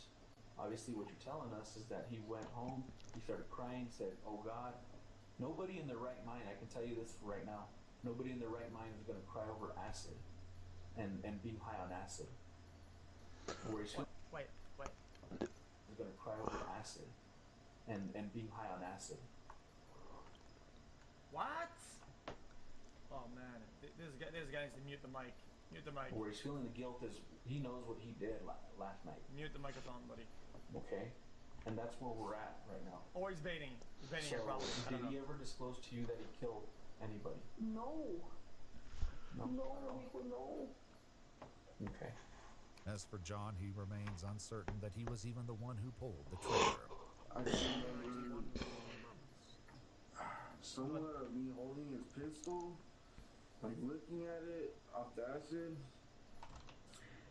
like all just tripping out on it, and then just like just blew. I don't even remember what happened. I remember it was just like a movie. Movie. Cause I was just full of blood, and I remember the Glock. Before I was messing with that, I remember it had bullets, and then I remember I took out the clip and it was empty, and I was like just bleeding, and my ears were ringing. So I definitely knew something was up. I don't know. My mind was running a million when I was protecting him.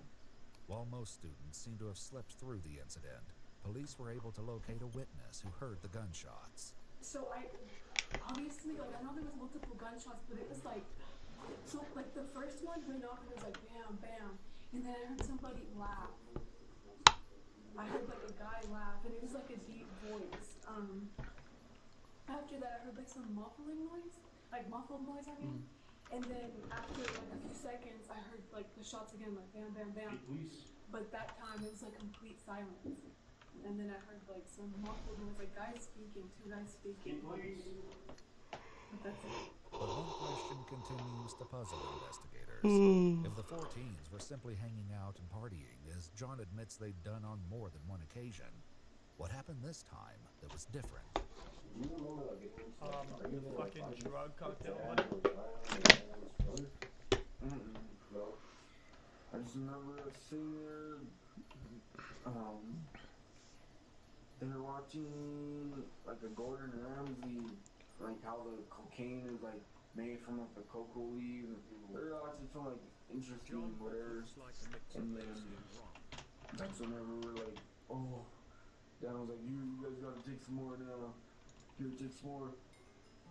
Come on, Zion. Time, little brother. Come on. That's whenever I just blacked out. His little brother! We could have been arguing. I mean, that's why I was almost like, you could ask what is it? His little brother or something. John's suggestion that they ask Zion's little brother is startling, revealing he has no idea the young boy is the one who was killed. Do you know who's injured or who's deceased? No, I don't. Well, what would you guess? I'm pretty sure Daniel's deceased and Zion's injured. I'm pretty sure. What leads you to what leads you to think that like them versus somebody else, or why one's dead and the other one's injured? Because his brother wasn't really in the way. His brother was just kind of out there. But Daniel. Chat. I believe he's being truthful to what he thinks happened, but I don't think it matters. I still think nothing really. Yeah, of course, I take it with a grain of salt, right? But it doesn't matter because he still gets cooked for everything. Like Zion, they're both. I mean, every time we hang out, they're right there, and I don't think I would have shot his little brother. His little brother was always just out of the way. He's not really. He kind of just like a side character. You know, to tell you who was injured? Yeah. I mean, I'm asking you. Do you want to know? Yeah. Okay. So the little brother, he's 14 and he's dead.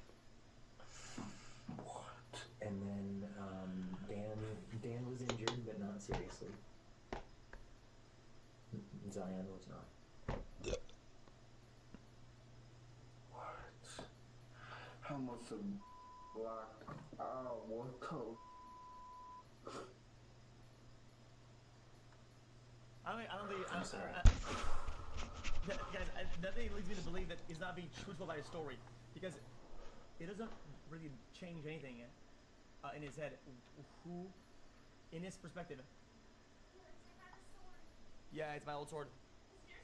Watch out! Don't handle it too poorly. Actually, this is Nick's sword. Actually. Really? Yeah, this is Nick's sword. Wow.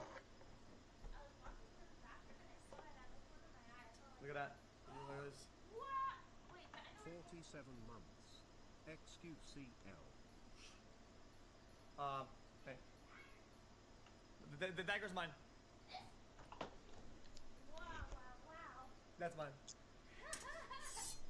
Wow. Holy. Wow. Anyway. Don't hurt yourself. Yeah. What's that? Because I think this guy knows. He admitted to shooting somebody. Right? Does the person in the end matter for the crime it is? The charges do. It does a little bit, but I think not to the extent that he would change the story and fabricate it in a way that he would get like a bonus or like a better charge. Dude, yes, with his child, but that thing leads me to believe that he's swapping it out to, because it's still like a massive charge. So I think he's being truthful. So yeah, but it doesn't change anything. He's still guilty of everything, so it doesn't matter.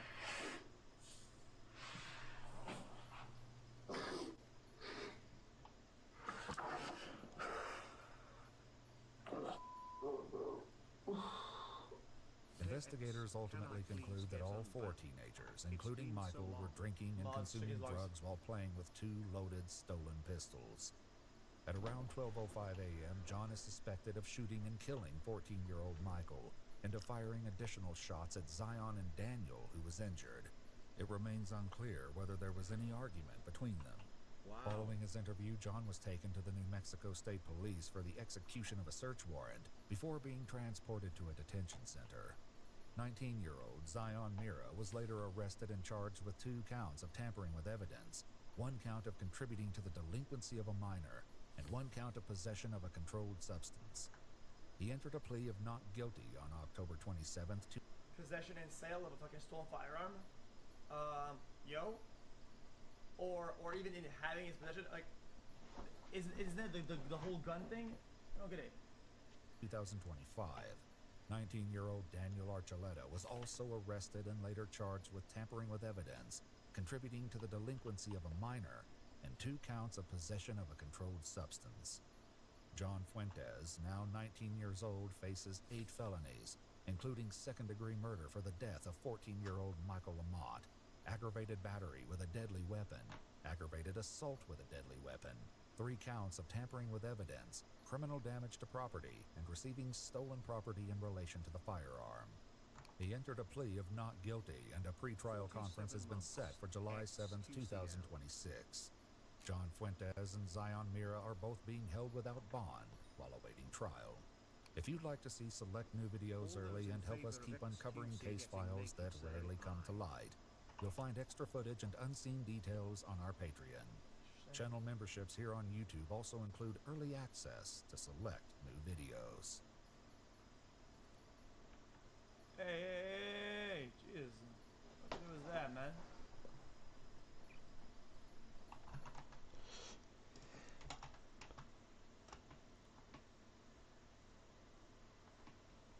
Hey, jeez. What was that, man? This one? I'm protecting my daughter, and no one will ever touch my daughter ever. Okay. Certainly someone's trying. And may have. I have an Instagram page just focused on fetish. I basically like to be baby, and he's my daddy.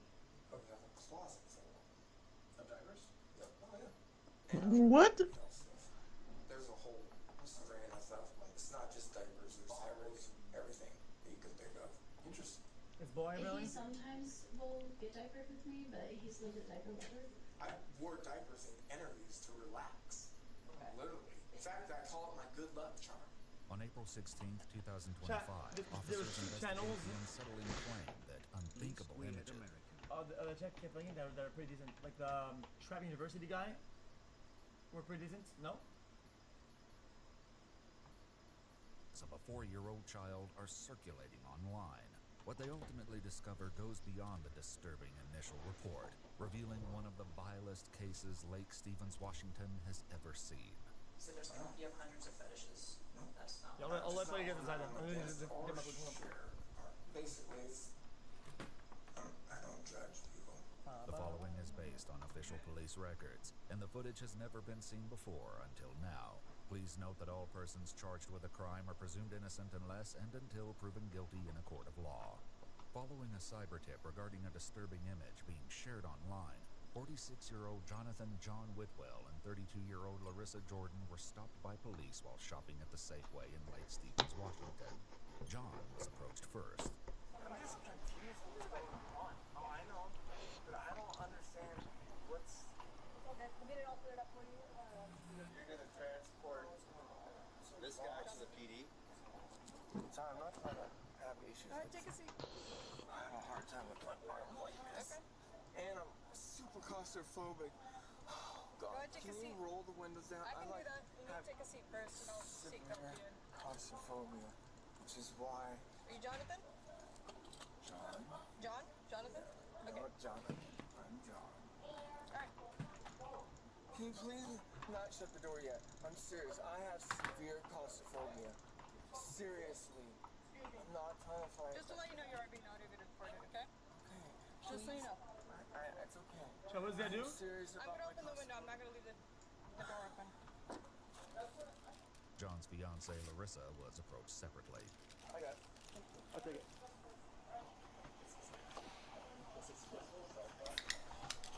Can I say goodbye to my daughter? Or can someone give me a Stand by.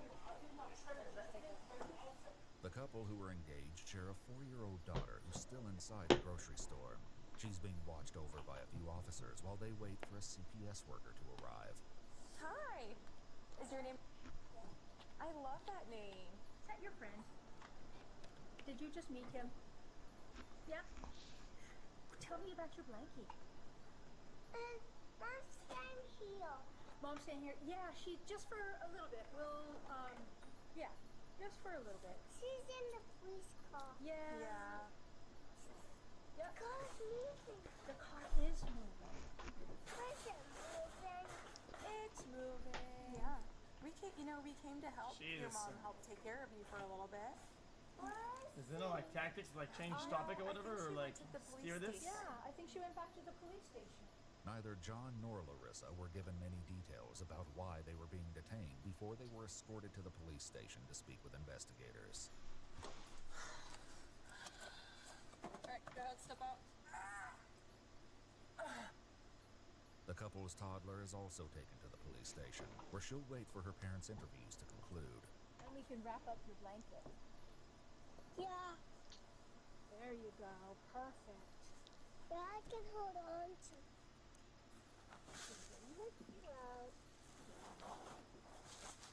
Oh my gosh. Oh, look, there's Pat. Do you see it? Do you see that kitty cat? First and foremost, as you can probably see on this wall here, that you are being audio and video recorded, so that's happening. And then before we start, I want to read you your Miranda rights, okay? After hearing her Miranda rights, Larissa agrees to speak with them. I'm sorry if I'm shaking it. No, You caught me when I was going to get my rent check, and we have no clue what this is about. And my fiance's mental retarded. I know how to I don't want to get arrested. John was brought into his own interrogation room right next door. That was kind of unexpected. He was also read his rights. This, however, doesn't go over quite as smoothly. You understand each of these rights as I've explained them to you? Yeah, I think so. I do have disabilities, so like I do have issues understanding. No, I can't read anything. I have like a third grade reading. I have horrible. Do you want me to read them again and slower? I think I understand that. I mean, I just have to. If something I have an issue with it, I just. Okay. Just say. So it's really important that you understand, so I'm going to go ahead and read them one more time. Now that I know that, I won't rush through them too fast. Okay. Yeah. Do you understand each of these rights as I've explained them to you? Yes. I have a question. Okay. Do I have to state any of this stuff? Like, if I don't state anything or whatever, is my alternative jail, or can I go home? No, that's not how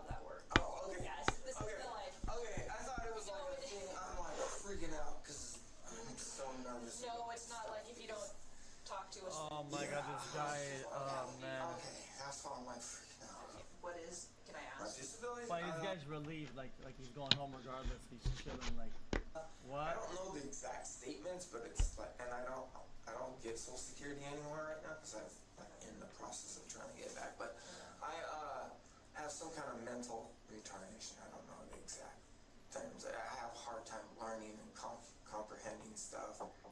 You know, understanding. Why doesn't the government help with that? Like at least give him a diagnosis, like. With this clarified, John agrees to waive his Miranda rights and speak with detectives. Deep breath, okay. So, you mentioned that you didn't want John to get arrested. Why did you say that? He's mentally disabled. I don't. You don't get arrested for that. No, every time we've had problems, it's always been like fighting and something that both of us have been a part of. And I just don't know. I just don't understand it.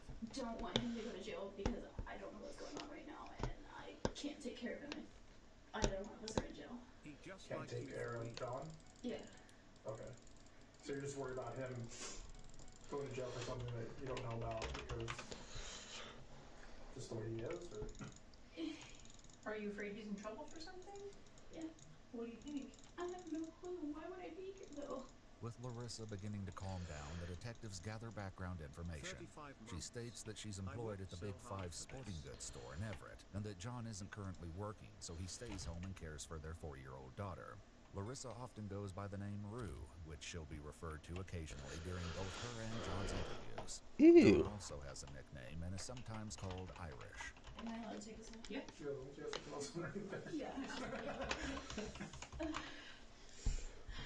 When I get nervous and anxious, I just. Yeah, I get it. The reason that we brought you in here to talk to us is we had a report come in about some online activities that had to do with an account that's potentially associated with you. Yeah. So. Yeah, because somebody said something about investigation. I'm like, online account investigation. I'm like, okay, everything I do online is. Larissa's also been informed about the nature of the investigation and has begun listing some of her internet activity. I've had it for 10 years. I do talk on Snapchat, and I definitely need to check ages if this is happening, because no. How do you mean? Because I'll talk on Snapchat, and we'll just have conversations. Conversation after conversation. Okay. What is check? Tell me more about that. What kind of conversations are you having? A lot of them are talking about like shows or what are you doing with your day. Occasionally there's a few dirty ones, but usually I'll be really good about, hey, what's your ASL? Much love. Okay. There's a few people I haven't recently, so I'm wondering if that's what this is about now. I mean, you're on the right track. It definitely is related to online communication. That's what we're looking into. We have some safety concerns related to the investigation that have to do with your daughter specifically. And that's one of the reasons that we want to talk to you today. The warrant's going to cover electronic devices, so we're going to be able to look at that and get into that. While Larissa and John are speaking with detectives, a search warrant is being conducted at the couple's apartment. I think that's the blanket. So do all your overalls in every room, and then we'll like lay out blankets. We'll take photos. Okay. Because we're gonna have to match those to photos from Nick. Okay, good to go. Cool. I know because of my work that there are some things that are kinks that people like us don't care about, and there are things that some people call kinks that are obviously illegal to involve kids. Yes, and I've never confronted or anything like that. I was at 5, so. Okay. Does it surprise you to hear me say that? I'm not trying to alarm you, and I'm also not trying to keep secrets from you. I thought it was because I was talking to like someone who might be 17 or something. As Larissa reels from this new information, John discusses his activity online, including his Facebook and Instagram pages. And what are the kink ones? What are those for? They're just related to fetishes and kinks. Oh, okay. I mean, they specifically don't have any vanilla things to do with them. Sure, yeah, totally. You know, when you said that, I was like, they're crooked or like... It's like FetLife. Yeah, okay. I have an Instagram page just focused on fetish. Yeah. And what kind of stuff are you posting on? I know that is. Just fetish. I mean, diaper. I'm into ABDL. That's part of the. Like I said, I have a bladder issue, and so it became a fetish at the same time. So I'm not afraid to hide. I mean, I have 1,700 people that follow me. I've never been afraid. My family found out. They're like, oh, what the hell? Huh? I'm so ABDL. So like when I have, for instance, I have ABDL stands for Adult Baby Diaper Lover. So you either in the little space, like mentally, like you just feel like your brain is so overpowered. Like today, for instance, sorry guys, I'm not trying to stress you, overwhelm, freak you guys out. But like when you have like a mental issue day, sometimes just completely thinking about nothing else, it's mentally helped. I originally started wearing diapers because I had the bladder issue. I started leaking. My kink, it scares me because that is something that I have to constantly be like, you're not allowed to be around, you're not allowed to see this kind of thing. Because my kink is being a baby myself. Okay. So you do like age play? Alright. And what kind of What? Mashed potatoes. Being a baby myself. Okay. So you do like age play? Alright. And what kind of age play for you? Huh? Humans. Like, are you pretending to be super young, or? It's not necessarily a kink for me. Okay. For me, it's I regress into a smaller mindset because it helps me. It keeps me less anxious, I guess. Okay, that makes sense. And whenever I'm in my attire and stuff, it just calms me down. Okay. But in the community that I'm in, it's really, you don't mix those two things. So well, there's obviously a difference between age play and like actual children. Yeah. That line can get blurry sometimes for people if you kind of lose your compass. Do you find yourself struggling with age play, like you just said? Oh, I have to remind myself not to go too far. Did I misunderstand you? We watch all these videos, man. That's why we're talking, so help me understand. Sometimes they're a little bit odd, but more so like I'm not trying to go so deep in the mindset that I can't come out of the little kid headset. Got it. Okay. Tell me about the like chat rooms that you're in. A lot of them are like, I know it's gonna sound really weird because I don't look like the type of person to be into this. I promise you, you will probably not surprise me. Degrading like taste. It's not the animal. It's the size. Okay.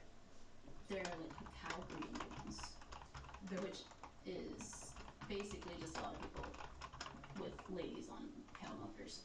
Oh, interesting. Okay. And I'm sorry for so much detail. Oh my gosh, Dion, I actually really appreciate you being totally straight with me. What? I'm not trying to get in trouble, man. I get that. Yeah.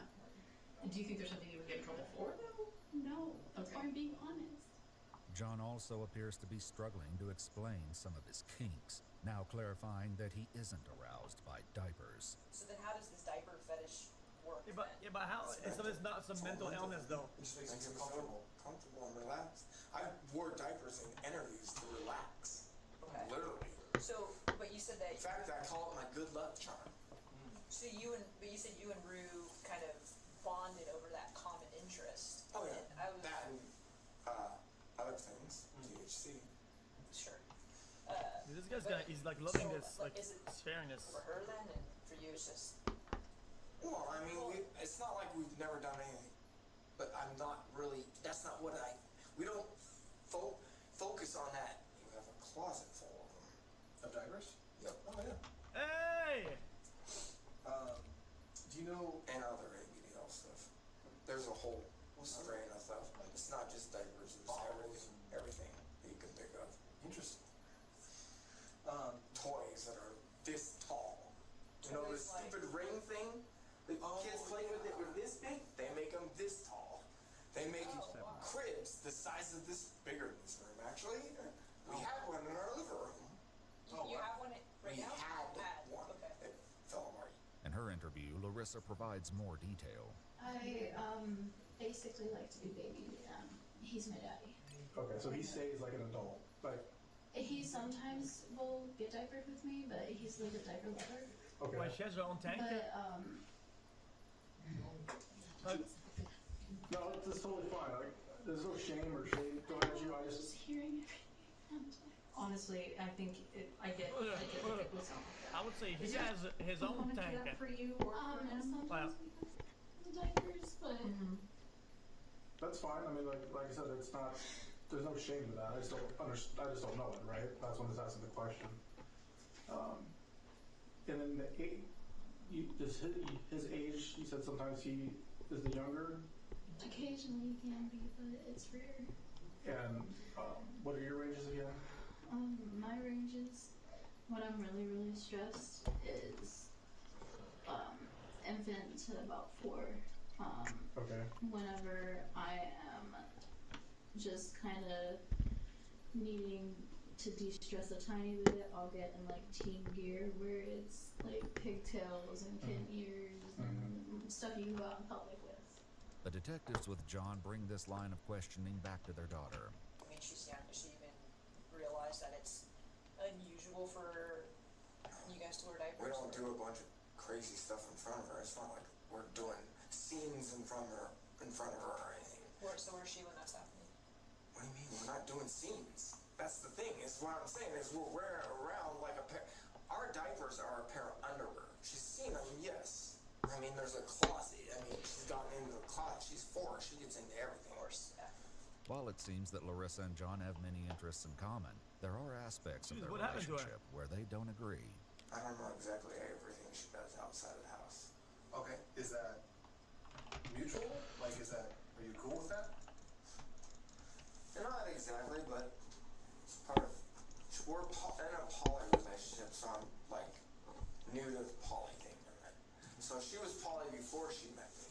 Yeah. Then she became monogamous, like what, 5-6 months into the relationship for me/us. John explains that last year Larissa wanted their relationship to become polyamorous again. I mean, it was an ultimatum, but yeah. It was an ultimatum. Yeah. I mean, how does that make you feel? How does that make you feel now? I struggle with it all the time. Yeah. Because of our daughter, that's the only reason. It's always been my daughter is important, and the mother of my daughter is important. That's Cap. Those are the 2 most important things in my life. Larissa's conversation about her online communication, specifically her use of the app Kik, returns to their daughter. Has anyone ever asked you for pictures of... Guys, it's not Kik.com, guys. Okay. It's a messaging app, dude. Chill out. Conversations, but most of them have been clean. None of them have been dirty about her.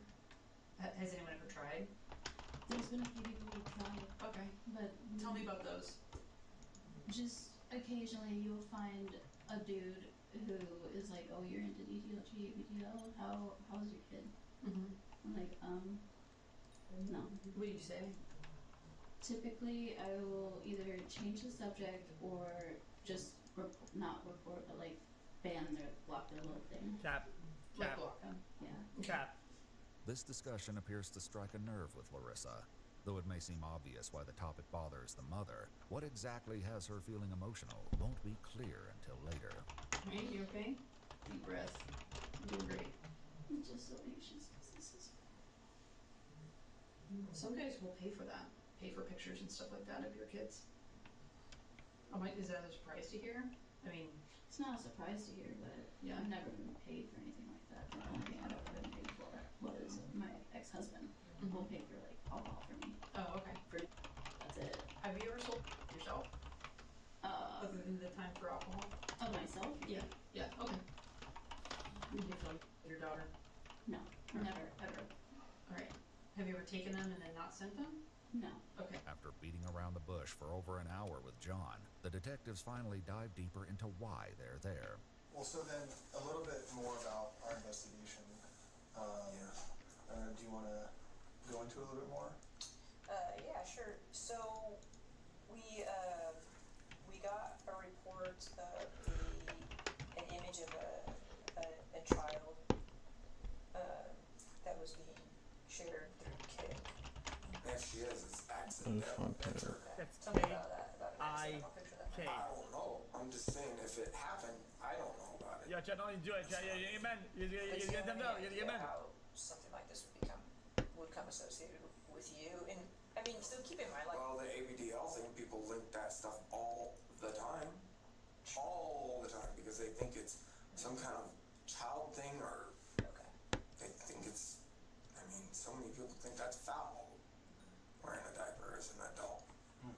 I get blocked, deleted, and all that kind of stuff.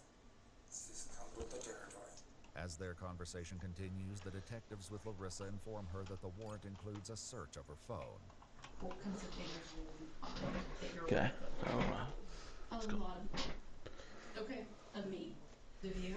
A lot of me and a lot of videos I have saved of my group chats that people have sent. Okay. Any of that involve children? No. Children? Okay. Never. Whatever, all that stuff is no problem. Detectives have to fucking watch all that, man. And then they have to go sit at home and fucking it really doesn't involve go us about at their all. day. It's just, obviously, if someone wants to harm a child, then that becomes a problem. No, I would never, ever harm a child. When it comes to the reason why detectives are speaking with him, John appears to have a tough time accepting that it's even possible. Like I said, I'm never away from that one kid. Yeah, except for sometimes. Rare, very rare. We're talking about, do you know how long I'm at that store? 15, 20 minutes. It's Safeway. How long is It's 2 miles. How long is it? Seconds, but I'm just saying, a photo is not, I mean, John, I've seen the photo. It's. Yeah. I do the same kind of cases he does. I'm also internet crimes against children. And I've seen a lot of CSAM, and I saw the picture. It is 100%. I mean, it's not. I mean, I don't know what it is, but to me, there's difference. So, to me, the only way to be child for and your guys' definition of mine, the only way to be child is one, if she's trying to make money off of it. And I'm talking about not necessarily just a picture of her. I'm not either. What do you think should happen to folks who This are guy's into that, like attracted to kids and acting on it? Acting on it definitely deserves something. Like what? Jail. Okay. It's not something I'm into. It's not something I've ever been into. I would never want anything on this. Okay. My whole family has been nothing but this kind of thing. I'm protecting my daughter. No one will ever touch my daughter ever. Okay. Certainly someone's trying, and may have. Okay? And that is clearly someone close to you. And I'm not trying to be mean about it, but I want to protect her too. I do too.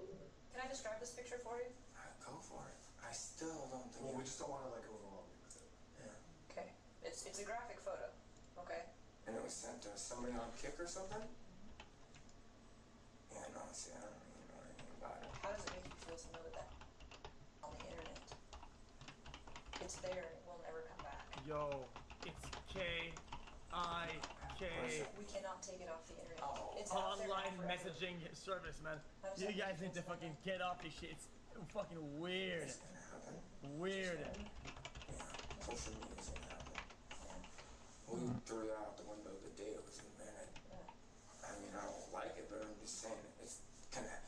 Whether she, meaning my daughter, chose to do it in the future. Right. This photo was not taken. I know. I'm just saying. Eventually, I feel like it's gonna happen with social media. What? But I'm talking about this specific image. I'm not talking about. I understand you're talking about the specific image, and I know what you're saying, and I already know you can't deny it.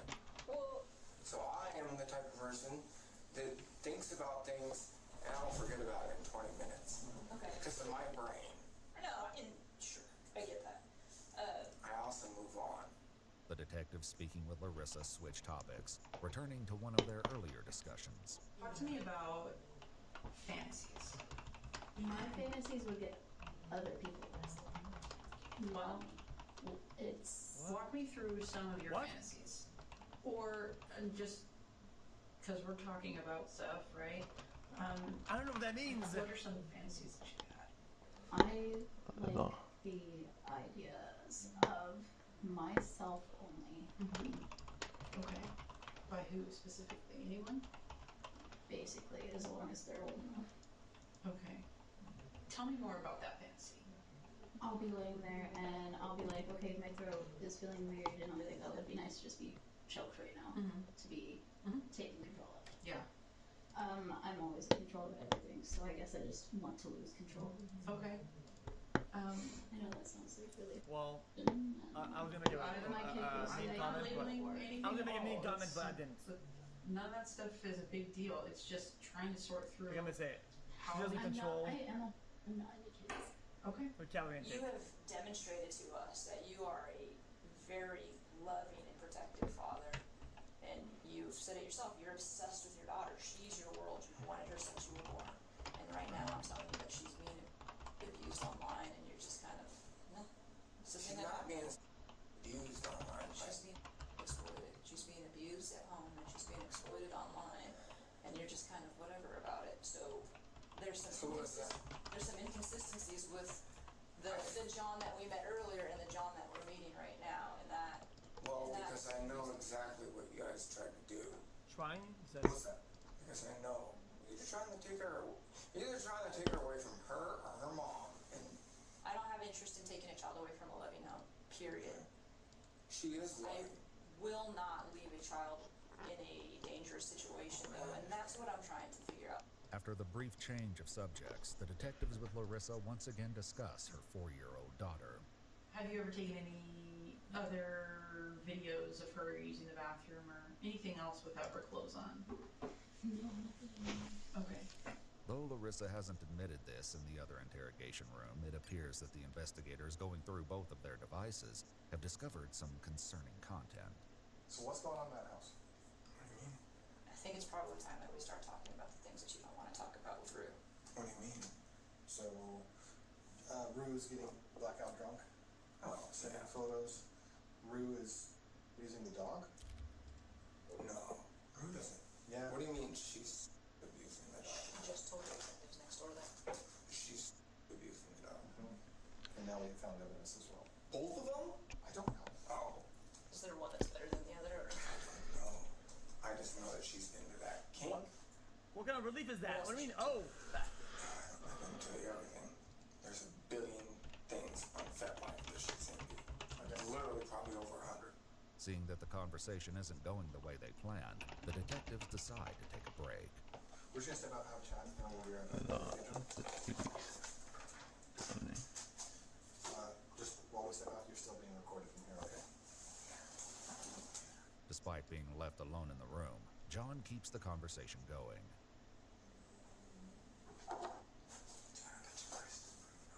Oh my gosh. I just thought of something. I totally forgot to tell you guys something. Very important too. Oh, that had to be. No. See, now I'm a little freaking out because I'm in a little alone.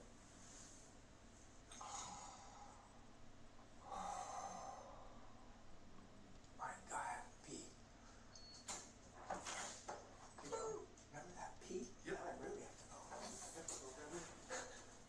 Restroom's right there for you. By the way, you know what I forgot to tell you guys? What's up?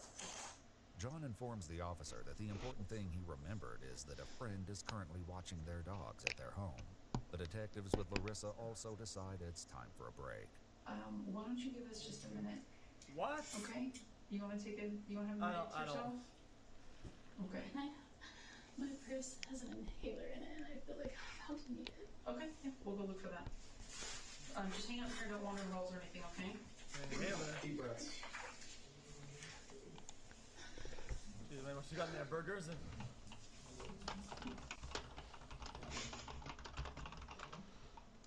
When the officers return to speak with John, they confront him about more of the information they've gathered, this time giving a glimpse into the home life of the couple's 4-year-old. Kids were playing out outside. I think she got dirt or something in her eye, and it was time to go home. She was getting tired and cranky, and I brought her home. And the lady was complaining about the fact that I was bringing her home because she was crying out her mind, and I was saying, well, you might know business before I shoot you. Shop earlier today. And she reported me. And CPS was working with us, and we told her the exact same thing. According to police documents, the neighbor heard John yelling at his daughter, "Stop crying or I'm going to shoot you," on one occasion. And a week later, he was heard yelling, "Just shoot me." Concerned for the child's well-being, the neighbor called the police. The responding officers noted that the 4-year-old didn't show any outward signs of abuse or negligence. Earlier in Larissa's interview, she discussed this incident, and her recollection contradicts John's claim that he was yelling at the neighbor, not their child. One of the neighbors didn't like how he yelled at her. What did he say? I don't know. I was not there. So the neighbor called? Yeah. And then CPS came to the house and like, everything's perfect, they're great, you're a loving family, we can see how hard you're working towards her. We understand you love your daughter. Okay. Following the disturbing revelations before their break, the detectives once again attempt to broach the unsettling subject with John. Is she filming the stuff? And there's no way that she could be doing it with the dogs unless this is a picture with near the dogs, because they're both female dogs. What has she told you? You know. How did you learn about that? What? How did I learn about it? Seen it on FetLife, and that's about it. Do I know it about it? What it is? Yes, I know what it is. I don't. Do I care? So you saw images of her videos of her? No, it says it. Okay, What you're into. Yeah, I don't even know this. Yeah, I don't know if there's any. I don't scope every single picture. I mean, I've seen all her FetLife pictures. I'm kind of zoned out by how many outrageous things that they can fit in one sentence. Kink that she might be into. Returning to interview Larissa, the other detectives have decided to take a different approach. As you probably gathered, we do a lot of these investigations. I've talked to dozens. She's probably talked to hundreds like of people social media for in kinks, her apparently. situation or circumstance. So we have experience on how people react to things when we tell them stuff. And the fact that we tell you that there are explicit imageries of your 4-year-old daughter on the internet, and not one single tear has came out of your eye during your crime. Chat, I'm gonna take a wild guess and say that platform probably has a bunch of people that have illegal shit, illegal whatever, right? It's high density mental illness. Like, should be kind of controlled or monitored, no? That's not a thing, right? We talk to parents all the time and say, hey, your daughter is images here, and they're falling on the ground, throwing up, crying, bawling, wailing. But that's a normal human response. So it's just unusual, okay? I can understand that. I just want to know what this What were the actual tears or just the... This comes out right now. Okay. I cried a lot. But the problem is that same image finds its way on Kick and gets uploaded to the internet. Total Magic Mind. And similar images, it's not just that one. So, guys, you're gonna get mad. Because you're gonna come down. It's crazy. Understand things, right? And that's our entire job, is to understand things. Yo, it's the forensic guy's actively looking through all this stuff right now. Doesn't match up with what you're telling us. I black out a lot because I drink a lot, so I'm honestly telling you what I remember. If I did something I don't remember, I'm not sure. I'm drunk a lot. That's not a good enough excuse. I know it's not a good enough excuse. I'm just saying, under soberness, I would never ever do anything like that, and I don't think drunken would either. But if you're saying this is happening, I told you I wouldn't lie to you. John's interview has been shocking so far, but it's about to take an unexpected turn. Oh, not again, please, man. Oh, it doesn't even show up for him. No, what has she told you about it? What? Nothing necessarily. It's come up in conversation. So. Oh yeah, and it doesn't bug me. I'm not asking you if it bugged you. I'm asking you what she said. What did you? Oh, no, she's into it. About it. Oh, well, sun's out. Like, is that? That's kind of how we are. Okay. I mean. Our relationship. I mean. And I'm not questioning your lack of judgment. Into more things than most. No, that's not my question. So just. Yeah, okay. I think that you think I'm judging you, and I'm not. Oh, my question is, like. But I don't judge her either. And that's not what if she's question into either. Into it. Is that one that you well, share? I mean, you should judge him, low-key. High-key. That's not one. It's not one I'm against or share. Basically, it's, I don't judge people. I'm open to a lot of things. That's a problem. So I might be open to a lot of stuff that current generations into, meaning I'm not against it, like all the damn different genders, I'm not against it. I can't say all the LGBT, there's too many letters now, I can't say them all. In fact, I go to Pride Pride last year. She calls it the Rainbow Parade. It's what it is. She sees all kinds of images because there's the dogs there, or what are they called? You guys, I don't know if you guys know what cosplay is, and what are they called? Furries, dudes in leather, and my daughter's seen it all. After trying a more confrontational approach, the detective speaking with Larissa finally began to get the truth, and it's even more horrific than they imagined. So can you please tell us why your daughter's images are online? I've only ever sent it to my person. Send what? K-I-K. How many pictures? There's two. There's more than two. But I only remember sending those two. Okay. Describe those two images to me, please. The bath and the pin type of rash. Okay, the rash one, we'll call it the rash image, okay? The what? Who did you send it to? No, I can't. Panda something. Panda. And that was on what platform? Kick. And when did that happen? Probably was really hammered a few weeks ago. Okay, so we'll say a couple of weeks. And how much did they pay you for that image? If anything. I just wanted to see it. Why? Panda asked? What do you remember about that? I know we were constantly talking. I've seen the most devious things on Kick. Everything. Was this a direct DMs? Or is it a thing? Yo! Yes. Okay. How long have you known Panda? Oh, baby. Month or two. Straight Panda to had the also center come of a up room. in John's Straight interview up. earlier when discussing his and Larissa's That is polyamorous crazy. relationship. There's only two guys that I know strictly right now, and that's her boyfriend in Everett, Devin, who she works with, and some online guy from Facebook named Panda. But they haven't met in person? No, he's in Florida or something. Larissa's boyfriend, Devin Lowry, would eventually come up again. Now, you said you sent a second picture. What was that picture? Just that one was completely harmless. Almost, really, man? It was completely harmless too. Just sent to somebody. No. One step forward, two step back. These are harmful pictures. Did you send that to who? The second one? The same person. Okay. Was this the same time? Or a different time? Might have been the same time or very close. Okay.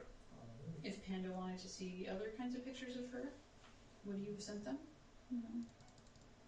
But you just said that when maybe drunk you could have done that. I would never hurt my daughter. I believe that. I would never hurt her.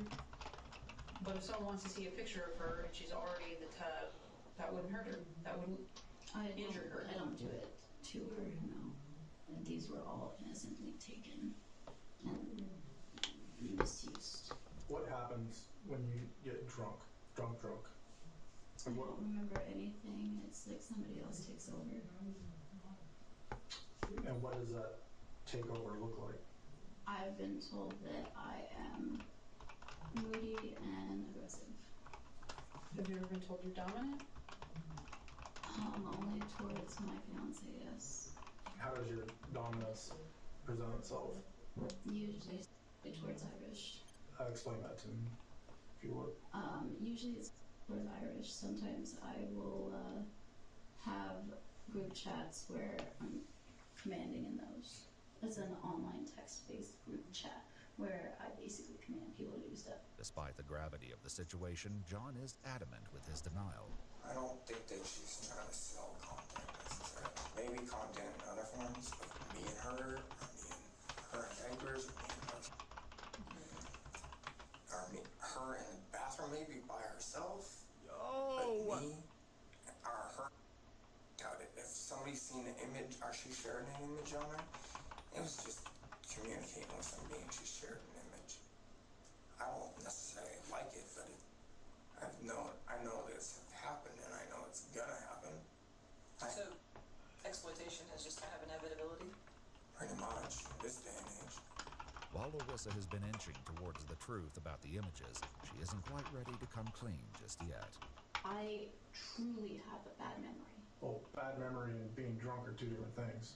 I have a bad memory, but I'm sober as can be. It's both of them. What a freaktard. So you're constantly blackout drunk and you don't remember things? Yeah. That's a bad combo. No.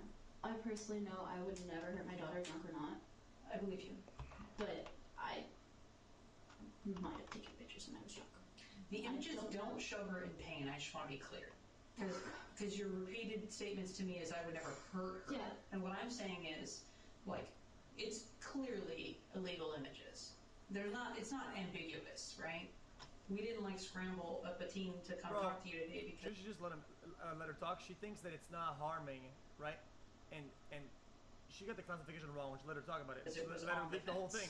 or it was a bathtub bubble bath situation. Sounds like Why correct it? Now she's gonna help say me less. understand, because I really want to understand No? to unburden you with this.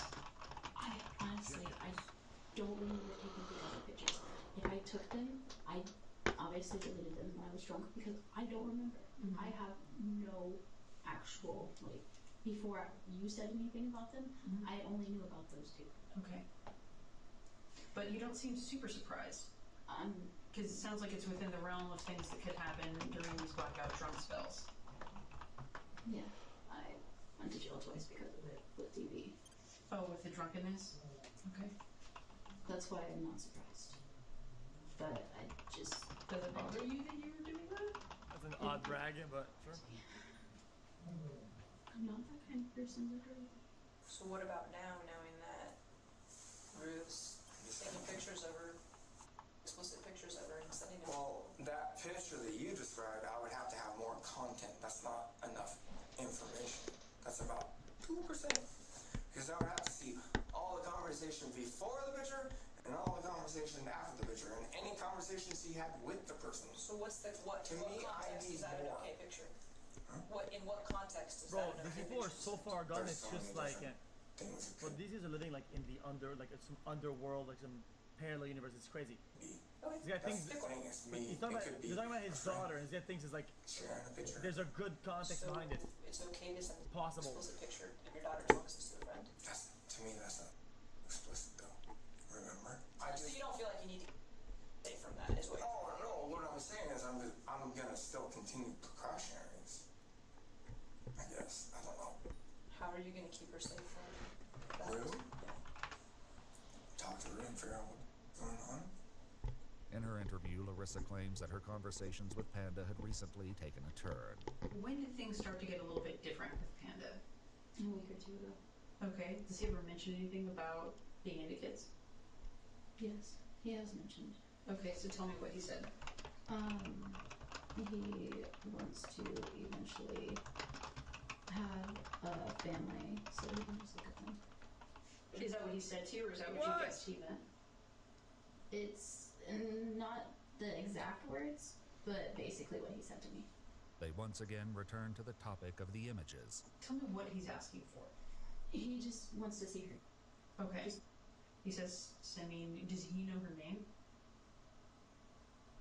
I think I might have said it to him once, but he calls it sleeves. Oh, okay. Okay, let me say the same sentence, but a different way. Okay? So I sent explicit images to a guy on Kick who's excited by children images. That sounds way dirtier. Yes, I understand how it sounds when you say It's the same thing, right? And the thing is, Can't like, say timed out. He hasn't getting automated. what happened, right?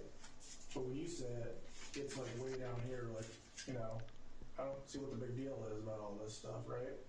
No, I understand that. And that's kind of scary for me because it doesn't, I don't believe that your head's in the right space of what's actually happening. It probably isn't. I have DAD too. You Chat, can look at my medical charts. I don't want to divert this and attack a group that doesn't need to be attacked. But I gotta be honest with you. The fact that it's like normality, almost like normal and to the point of these almost bragging about it, that their daughter was exposed to fucking furry men, whatever, in like parades like that is just that's just not okay, dude. Like, if you start normalizing things like layer by layer, like an onion, at one point, some things that looked extreme from afar, when you're fucking a lot of layers in, it doesn't seem that crazy anymore. Like, that's a problem. That's a problem, man. PID. What's that? Identity. It's a personality disorder. It's different people in my head. Oh. Oh my but days. it's medically in my charts if you need to. Yo, I don't care about the whole furry thing. I don't care. I think it's okay to accept and at least vocalize and say, yo, there absolutely is a major sexuality angle to it. Absolutely, right? Therefore, the extension of that, when it's sexual, should not appear on like public display when there's children, whatever. It's that simple. So, and if people say, oh dude, it's actually not sexual. Brother. Listen, I've seen the furrycon videos, whatever, on YouTube, whatever. Buddy, there's fucking weird ass furry dildos everywhere. Buddy, it's a major part of furry identity. At least for a lot of them. And that's fine. As long as you just do it on your own time, it's all good. Really know much about it, that's why I was asking. I don't care. But you can see how that's concerning, right? Yeah. Okay. That's the kind of hurdle that I'm trying to get past right now. Because no, I know. They're not innocent, and it is a big deal because you're sending them to some guy on a kick. Okay. Chat, if you're at an age of consenting adult and there's a place at 18 plus, whatever, blacked out room, only adults go in, and people want to be fucking T-Rex or the Cockmaster or whatever, they can be whatever, I don't care. Why would I care? Oh, party, that's Let's cool. go. It's cool that Big you leagues. people that you like things stuff as you. I don't give a shit. You can be Optimus Shaft. I don't care. But the main problem when you're exposing others to the public to, you know what I'm saying? They'll start off with I think people were what you're reading doing, that though. and then they get worse because the people that you're sending them to, they're aroused by them. I understand that. With Larissa admitting to sending the images, the detectives with John attempt to confront him. Rue just Are you admitted. trying to tell us something else? Abusing. What do you mean? What do I mean? Again, I need more. Abusing means, I don't know what that means. Oh my god. Well, she's Did they Yes, bring her a menu? because there's two different contexts. okay, Like so I if said, she's getting off, is it better or is it better if somebody else is getting off? if she's getting off it's her own thing. I don't Boom! The big leagues. Can you help me understand that? Well, you should though. Because it's two different people. And two different contexts. It's only big me. Two different scenarios to me. Well, help me understand that because Fuck the big tree, it's only big me. One's somebody else, one's her parent. so it's okay for a parent to use a child, just not somebody else. I'm gonna tell you something right now, John. I don't think that you can keep her safe. Why? Because you're telling me right now that it's okay that Rue is using her, but that's fine. You absolutely just did.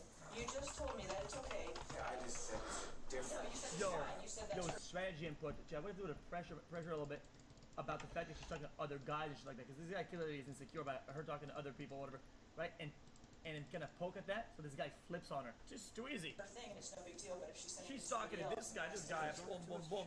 I can't judge How are you going to keep See, doing it? you don't. I can't judge Rue based on what she's into. I don't care what she's into. She's into your daughter. That's her daughter. I'm into my daughter, but not. Okay, you see the problem? What? The problem is My that, brain doesn't, I guess. and that's a huge problem. If you can't see that, then What? I know that you can. Excuse me? Oh, no, I can't. You're into your daughter, but Because I can tell you right now. What I'm saying is I can keep her from Rue. God, No. that's not what You can't. Yes, I You can. can't keep her safe. I'm Because not gonna let her. It's new evidence. can't say anything about her or the other person. It's two different scenarios. I will never hurt her body. I will never touch her in that type of way. I accidentally took it. Not an accident. I took the photos. I deserve what happened. There's no reason for it. Thanks for being honest about it. That's huge. I do really only remember those two pictures. Police documents reveal that despite Larissa's claim she only sent 2 images, a video of her 4-year-old daughter using the toilet was also sent. A shower curtain and potty training seat visible in the video were matched to items in Larissa and John's home. Not the extent that he doesn't understand it. I'm sorry if it seems like I'm staring at you.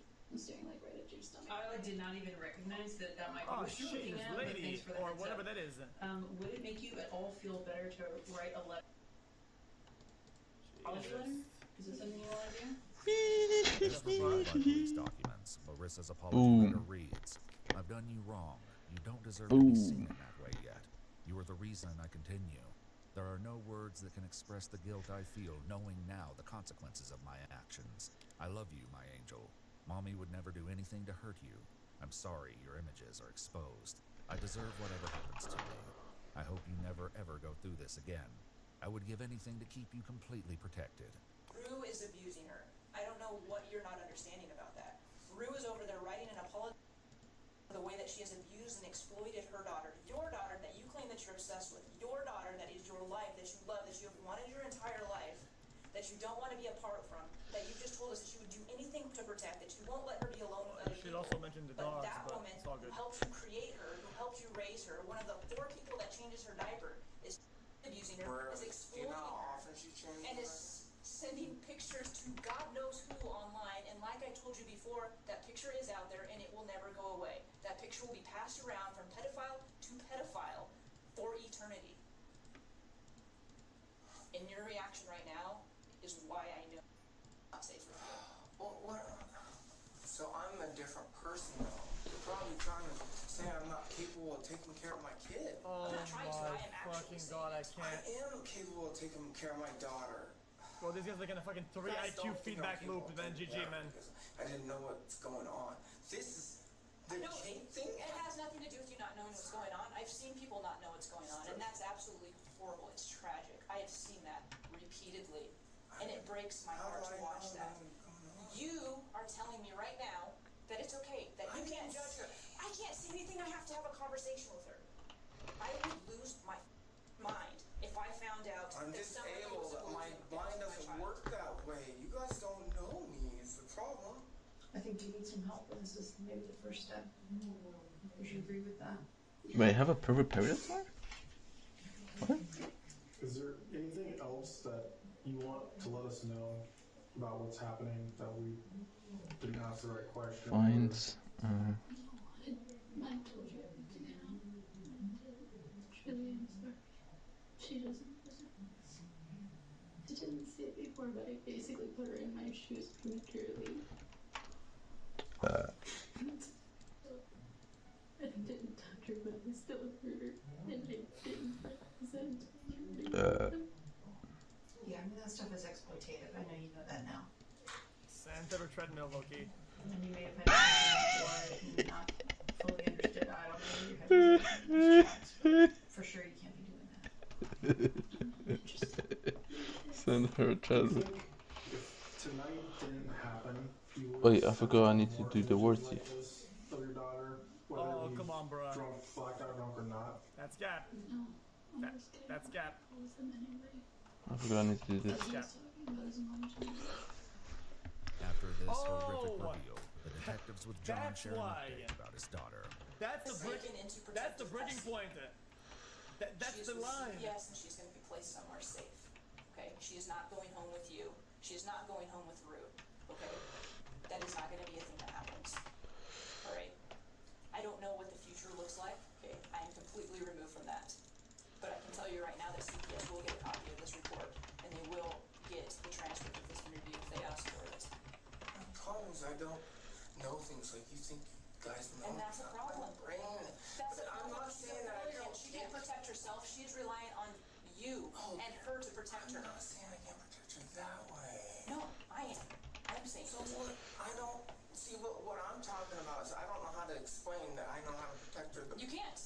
Yeah, he doesn't loop it. They won't get him out of the loop. My brain doesn't know how to explain it. Yeah, but that I mean, doesn't mean I don't know how to take care of my daughter.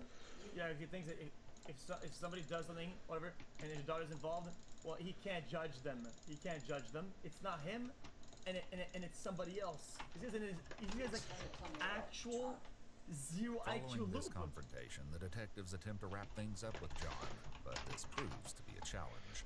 Do you certify or declare under the penalty of perjury under the laws of the state of Washington that your statement is true and correct to the best of your knowledge? This guy is wearing his piece of much absolutely dented zero. How so? Because they're trying to take my daughter away for stuff I didn't even know was going on. I'm asking you about the statement that you made, though. Was the statement that you gave me true? Yeah, but I wouldn't have done any of this without knowing. Okay. Without a lawyer. But was your statement true and correct? That's what I'm asking you. I don't understand a lot of the conversation we had. I don't understand a lot. The things that came out of your mouth, were you telling me the truth or were you telling me a lie? I was lying, but I don't understand them. You don't understand the things that came out of your own mouth? Some of them. Okay, which ones do you not understand? But it's just because I don't know how to explain them. Okay. You guys are making it. Alright. My head, you guys are. Listen to me. I have to finish this Oh question. no, the brain cramp! As Larissa's Not interview a also cramp, nears no. an end, she has a final question, one which shows where her concern lies. Not that I actually need to know the information or want to know, but how long does something like this keep happening? It's over. The rest of your life, right? No. No.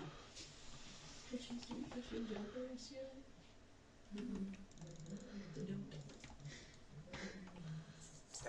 And that's what's Time is forced. now It's automatically 23:03 to rest the statement. What do you mean? I couldn't have walked away with my daughter. Alright. I'm gonna take you back upstairs.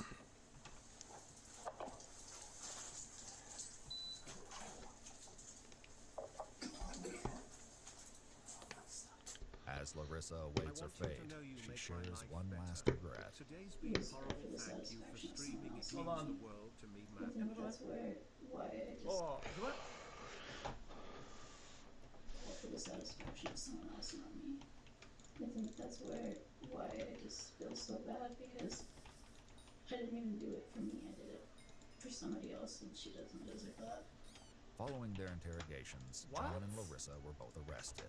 Soon after arriving at the jail, Larissa began contacting her boyfriend, Devin Lowry, over recorded video jail calls. Wait, how much is this? I love you too. How are you feeling? Huh? I cry every day. Despite the gravity of the situation, Larissa appeared to have no problem keeping the mood light. And yes, I am embracing the triple L. I don't even get a hairbrush, but look. No. My hair is all brushed out still. I use my fingers. John was released soon after his arrest, while Larissa remained in custody. During the Yo, what about this guy though? Was this guy not? their call, Devin revealed that he'd been in contact with John. I had gotten Here we go.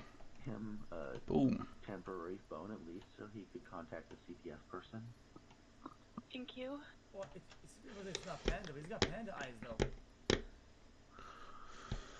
He's not allowed on Panda, the internet. panda, panda. He did not tell me that part. He told me that they had dropped everything for him. Stupid. Anyway, I know. Who's farting? Taking a shit. What the? Is she taking a shit? Stupid. Anyway, I know I'm not supposed to talk about that stuff, but yeah. He keeps asking me for boxes to pack up all your stuff. Oh no, At the end of it's her her interrogation, fucking. Larissa had apparently known that her relationship with John Vacuuming. was over, as she asked the detectives to return something to him. It's just his way, so Yeah. he's not gonna want me after this. Following his release, John headed to the police station to collect some of the items that had been taken from their apartment as part of the investigation. I'm keeping this. You can have this.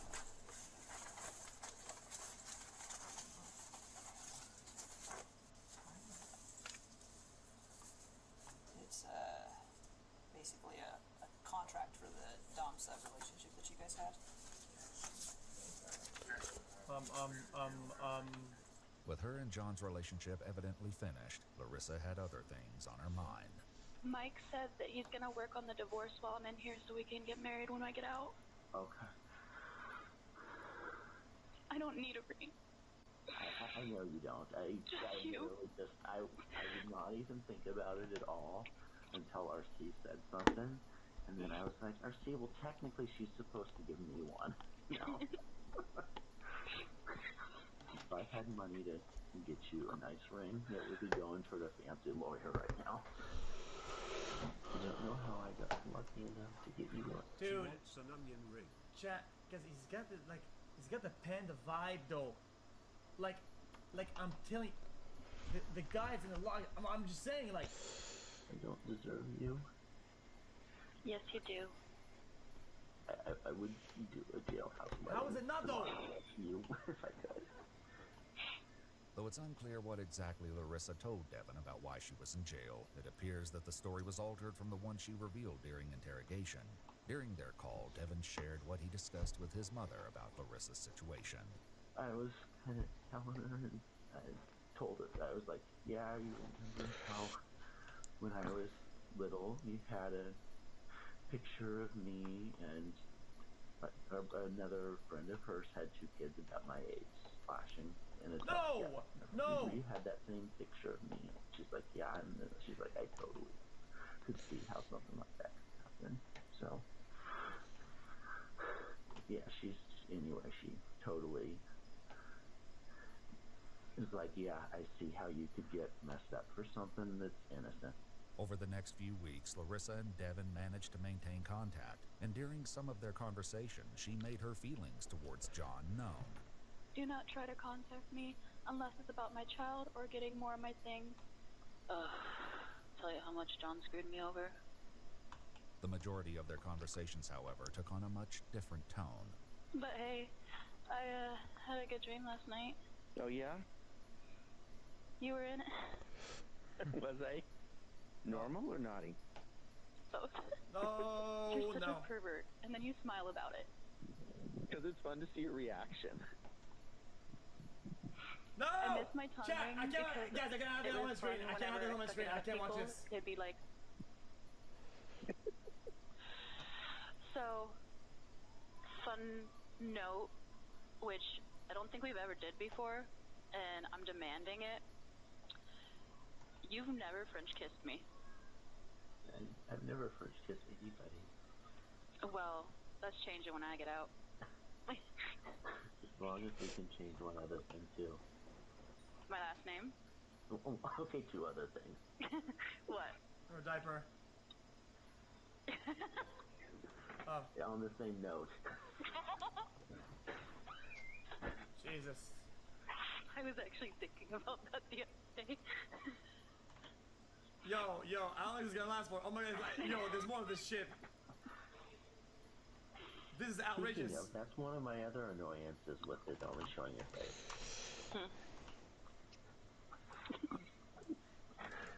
You're a dork. I mean, I'm sorry, but... You're a man. Yes? There's one thing I've been craving. What? You.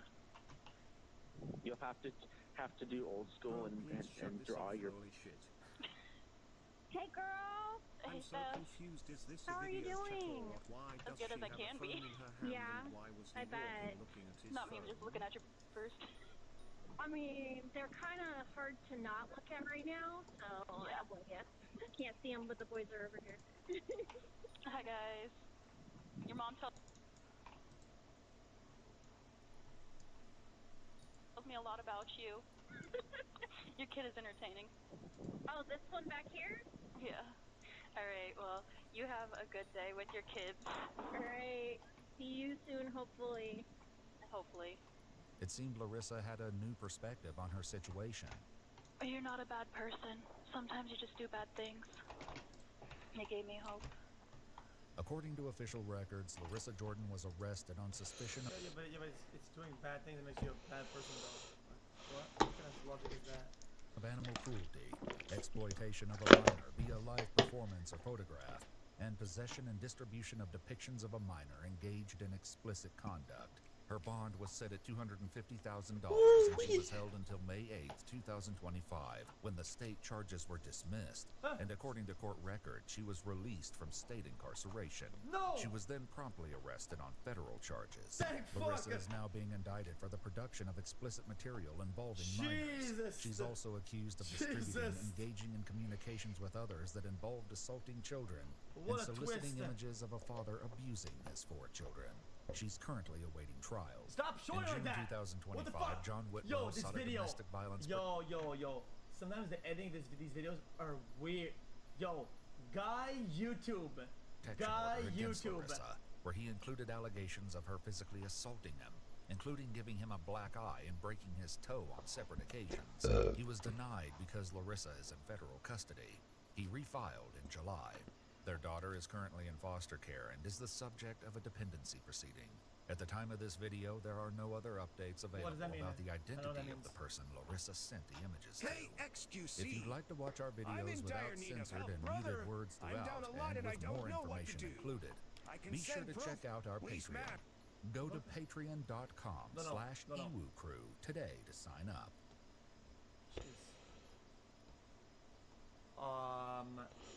So I guess it's, Against Larissa. is it still pending? Is that like it's still ongoing probably? Hi chat, Pac-Man is my favorite and can a couple of you pack with me for a bit?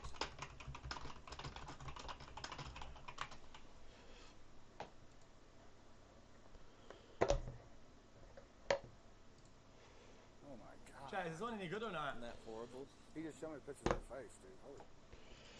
I flipped him over again. I had his bag. I do understand. Man, I tried to break his picture. They freaked the fuck out, man. I made him up. Get up there, please. Please. I understand. I didn't do nothing. Watch your day in there. I'm not saying you did. Alright? I'm not saying you did. Hey, hey. Oh my god. Paramedics are called to a frantic scene at a Georgia gas station, where the parents of an 8-month-old infant claim he suffered a terrible accident. But the baby's injuries raise chilling questions, and the investigators will have to work their way past an extremely volatile father to find the answers. She was bad. She hurt her waist. I lose my son. I lose my food. The following report is based on official police records, and the footage has never been seen before until now. Please note that all persons charged with a crime are presumed innocent unless and until proven guilty in a court of law. On the night of January 30th, 2022, police and medics in Peach County, Georgia, respond to an emergency call coming from a Buc-ee's gas station. They arrive to find an unresponsive Kom hit hier man. Ik kom in er. Kom hier ook al. Are you mama? Are you mama? Okay. I can't do this. So what's your name, ma'am? Shelly Brooks. You're gonna have me Shelly Brooks? Brooks? Well, we don't know where he's going to go quite yet. Smoking. They're doing everything they can do right now. Okay, how old is 8 months around about. His birthday is about 2020. Central 223? What's the matter with his right leg? The fact that the baby already has a pre-existing injury is still on the EMT's mind as they Jeg vet ikke, jeg ser ikke på hvor mye tjener. Jeg driter i det.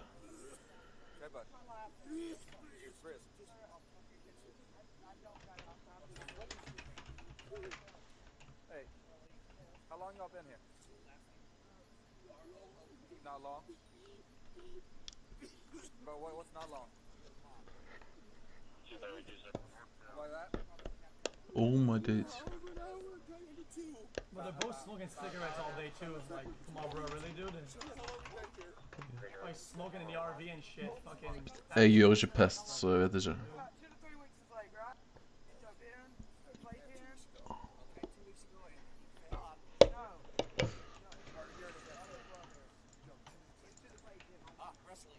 No, he just jumps in and takes his bottle. Break it, loose it, spray it. To Dude, no shot. What? So talk to us. So what was happening? So what was the call? Was he just stop breathing? Yeah. So he fell? No way a toddler would fall. How did he And fall? this is Where did he fall? like, no shot. Fell on his face?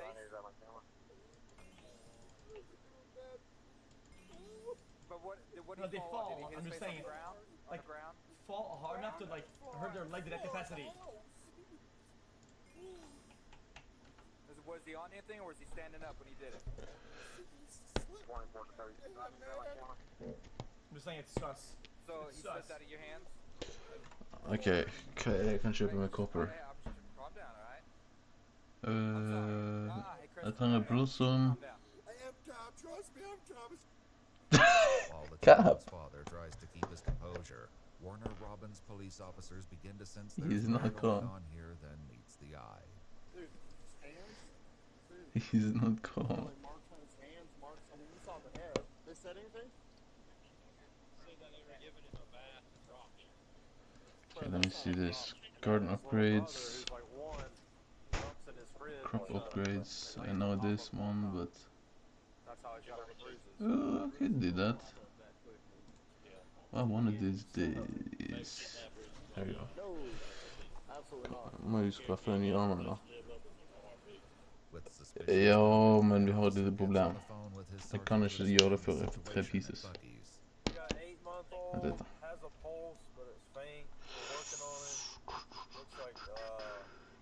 Visible signs of neglect and maybe, I don't know, there's bruises all over the child. The child's got rash all over him. They're living in this RV. They've been up here for, they said, 2 weeks. In my opinion, they both may be under the influence of some type of methamphetamine. Alright, come on. Everything down, no one leave. Posted, I'm gonna call the lieutenant. Alright, they're about to transport the baby. I'm laughing because it's a funny yet accurate description. But the baby's parents don't take this news well. It's a wild guess, but... No, ma'am, I need y'all in the RV and everybody to stay here. They're about to transport him. What I'm saying. Can we follow the ambulance? He don't want to see the baby. No. I'm going to the hospital. Yeah, just mess door. Everyone here, you, your husband, the RV is staying here. So we tell you can leave. Yes, ma'am. Okay. I mean, she's chopped. Chopped toward if I've ever seen one. It's not wrong. I'm not saying that at all, man. No, but you be honest with me. What does it mean? It just means that my supervisor has to come out here and talk to y'all before anybody can leave, okay? Jesus, brother. And she smokes cigarettes all day. Like, she looks fucking 60, but she's probably like fucking 25. No, sir. Everything's gonna be okay. I heard it. Multi, man. No, you're not, sir. Åh fan, du spelar Ironman. Ja, det är det jag.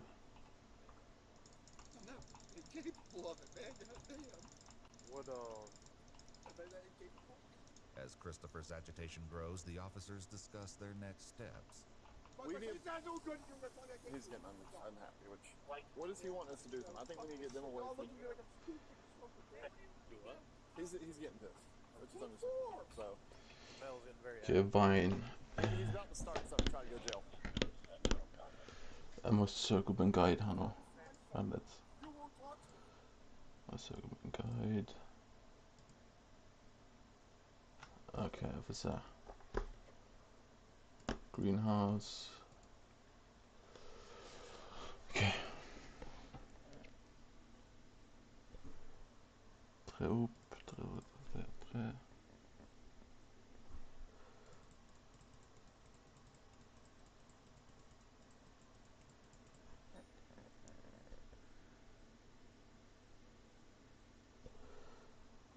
Anden.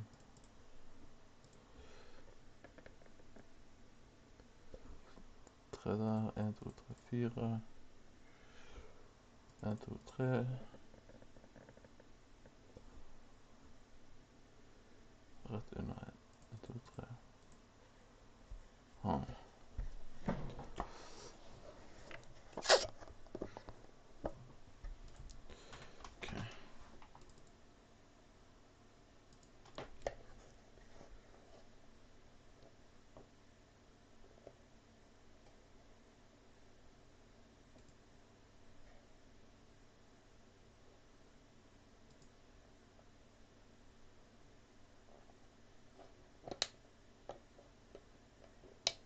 6 choconut. Chokonat.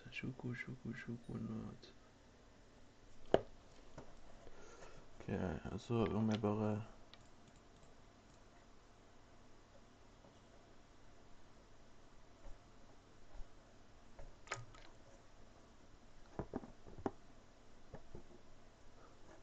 Rødt, sant?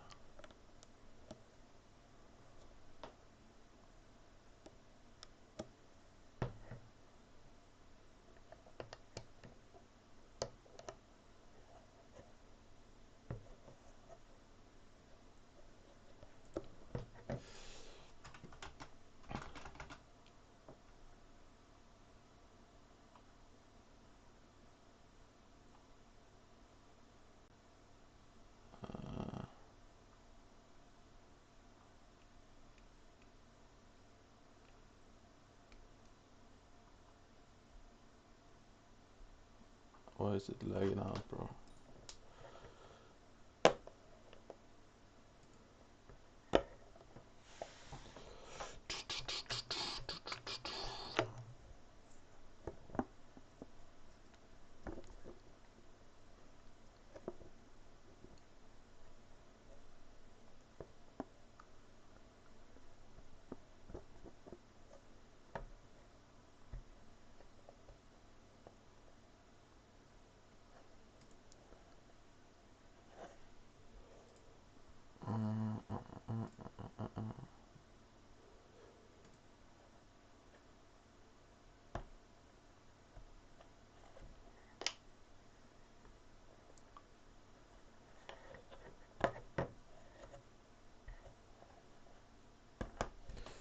I think I'm just gonna build around.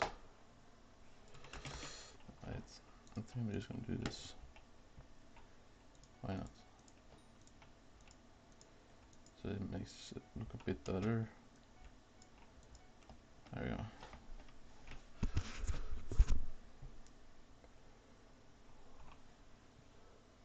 Okay, reload this website.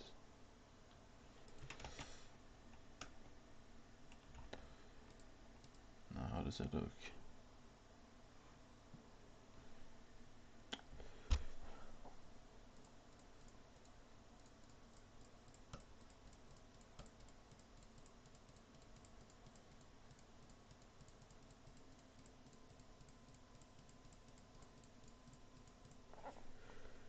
Okay. 3.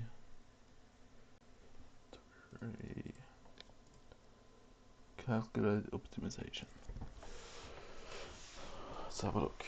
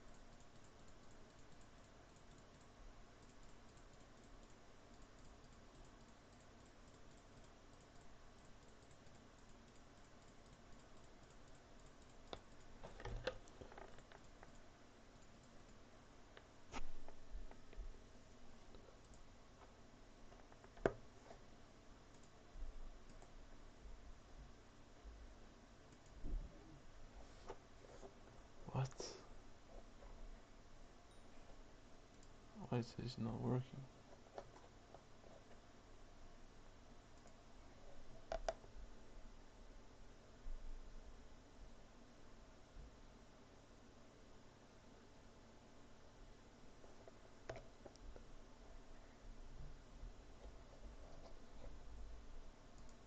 So, very, very peculiar. Peppermill has this pretty sophisticated artificial intelligence software that analyzes faces of previous trespassers, and they get a 100% match on this guy who, whenever they trespassed them before, presented an ID that had a different... All in favor for AI in the world, say me. I'm saying nothing. All in favor in the chat for AI in this world, say me. Because I promise you, it's gonna do some good, but it's gonna do more bad than good, squad. It's gonna do more bad than good. I promise y'all. Wait, why does it not work at all? Bro.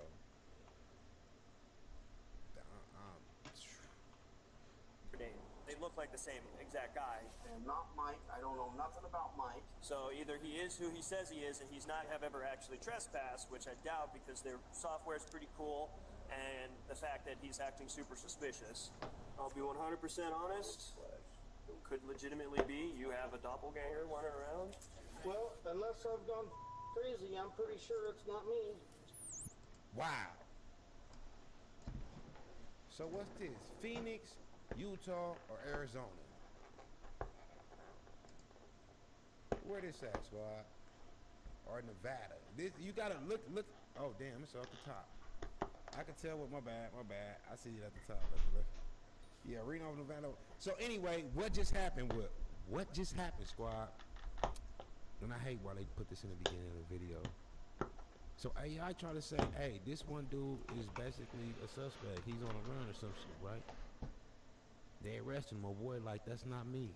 And I think we finna find out that AI fucked up on this one. I think we finna find out. The reason why I said that earlier, are we in favor for AI in this world? Because AI just messed up and put an innocent man in jail, bro.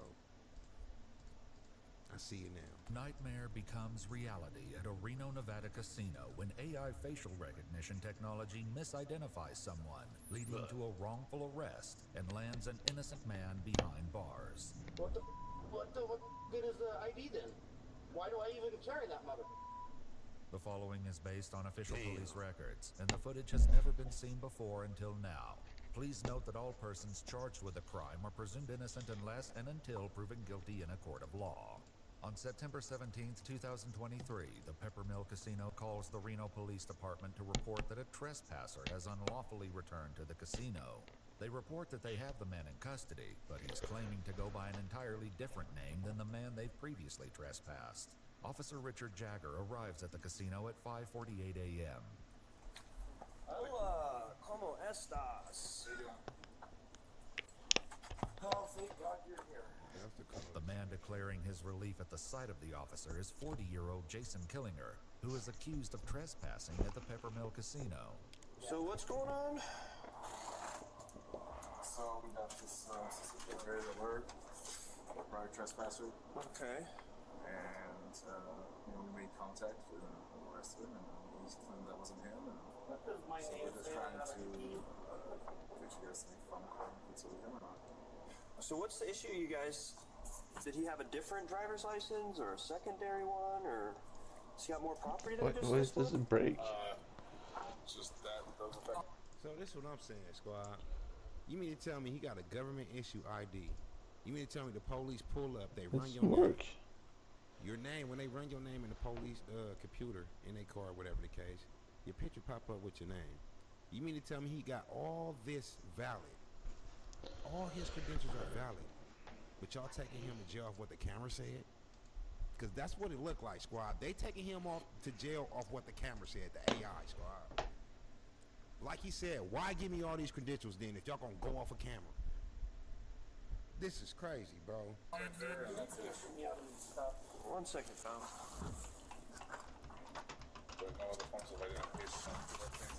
You guys ran this information through our dispatch? Through your guys' dispatch? No. But after hours, you know, comes back as that's being who he says he is on his ID. But you know, that's what we went off right there. Yeah, and this is one of those things. You guys have this fancy software that does all this stuff, so it's like. Officer, what's your name? 1 second, man. A few months earlier, a man named Michael had been trespassed from the casino for sleeping on the premises. All right, man. So this is who you are? Yes. What your Miss Jagger is your first name or last name? Last name. All right, Mr. Jagger. Yes, that is who I am. I drive the semis for UPS. I am not Mike. I don't know nothing about Mike. I'm a craps player here. Look, there's they just lost a customer. Okay. UPS. Can you please? You got a gun here. Will you please take me out of these cuffs? My shoulders are killing me. You're gonna sit there for a minute, man. So, when he gave you this information, did you guys verify it against an ID, or how does that work? What if he had to be to work? They don't want to hear this. What if he had to be to a funeral? A wedding? They got an innocent man back there off what a camera say, squad. Nah, you gonna be sitting right there for a minute. Bitch, no, I'm not. Get me out these cups. Like, bro, this... I would have stressed so hard, even though it would have been, like, kind of petty for me to go ahead and get a lawsuit about the situation, bro. The embarrassment alone of being on the casino floor and getting took off the floor in handcuffs in front of everybody. Like, get what I'm saying? Police is...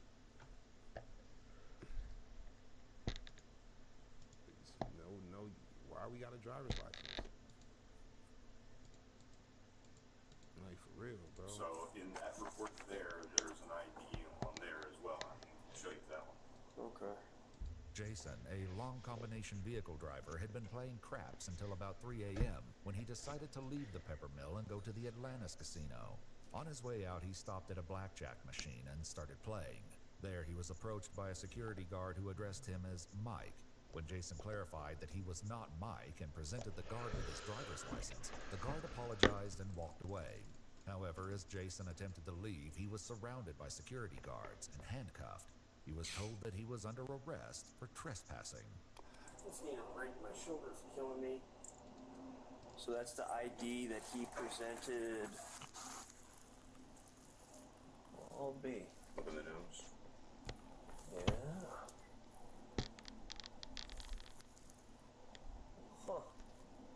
Huh. Weird. I'm pretty sure it's 3 of them. One of them looking at both of them pictures and can tell that's not him. They looking at them. All you gotta do is look at the eyes, look at the nose, look at the lips. That's it. That's how the police ID somebody. They looking at this picture and they can tell that's not him, squad. All 3 of them are not looking at 2 different pictures and saying that's the same person. They not. One of them scared to say something like, well, it do look a little different. Buster. He's scared to say something. He's scared to say something, squad. I'm telling you. I'm telling you. Ain't no way in hell. Very weird. Let me snap a picture of that. I'll run both names. The casino's AI facial recognition software positively identified Jason as Mike. He don't even look like him. He don't even look like him, bro. Just the heavy set. His face is way slimmer. Look, come on, squad. Okay, so now I think I have it. The build. Okay, finally. Michael, the man they had trespassed. Let me step out just so I Took can too put long. reception. The only thing that was That's weird what is happened when you let a computer do your job. lift him up and see how tall he is. Yeah. It's because that says he's 5'9", and that says 6'1". Yeah.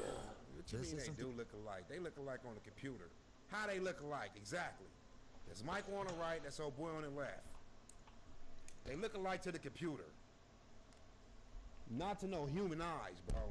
Them fools look nothing alike. Old boy on the right look like he been through life.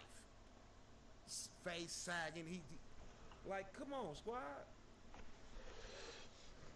No, they don't.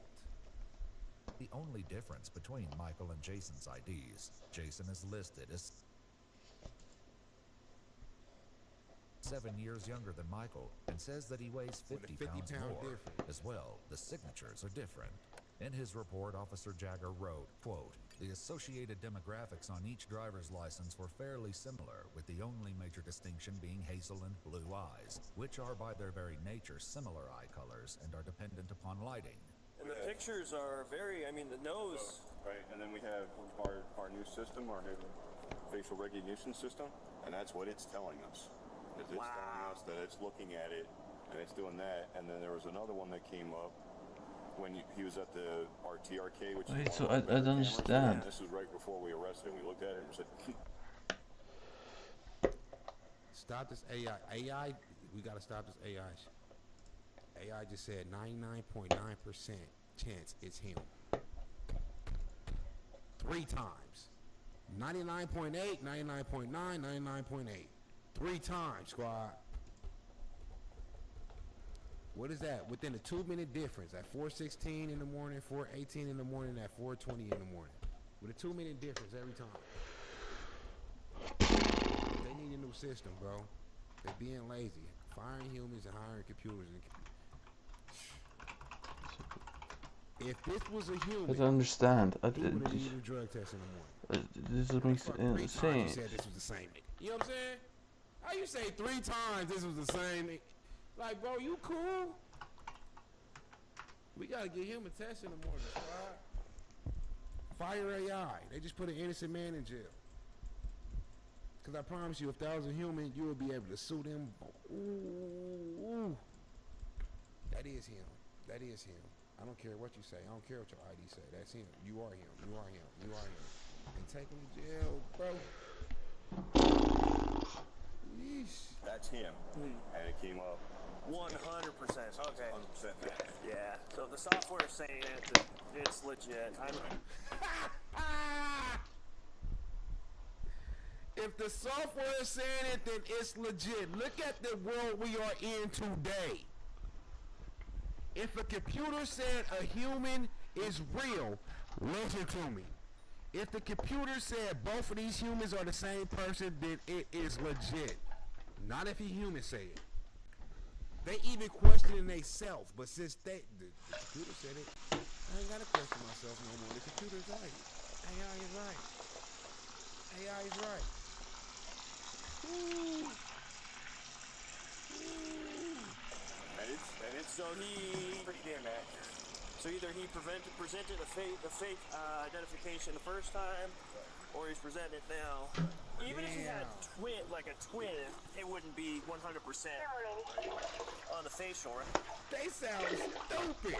He said even if he had a twin brother, the facial ID wouldn't 100%. Well, nigga, they're strangers in the facial ID 100%. So how you feel? Talking about even his twin brother, their facial ID could. Well, they are strangers, and the facial ID still said 100%. Fool, you sound.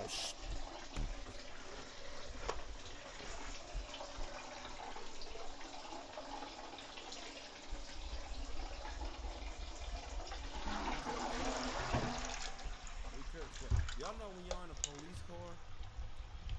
I said when y'all in a police car. Y'all know when y'all driving and y'all get pulled over by a police officer, bro?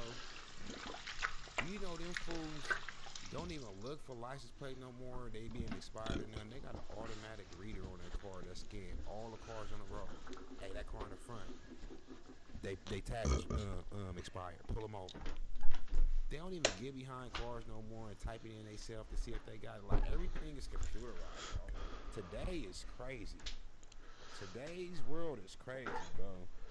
I want to farm, but this shit is not working. Today's world is crazy, bro.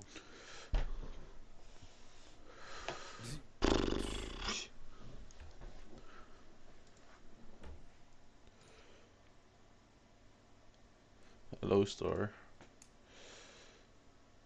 It just doesn't. Where do you think I'm streaming at? The gym? The fuck?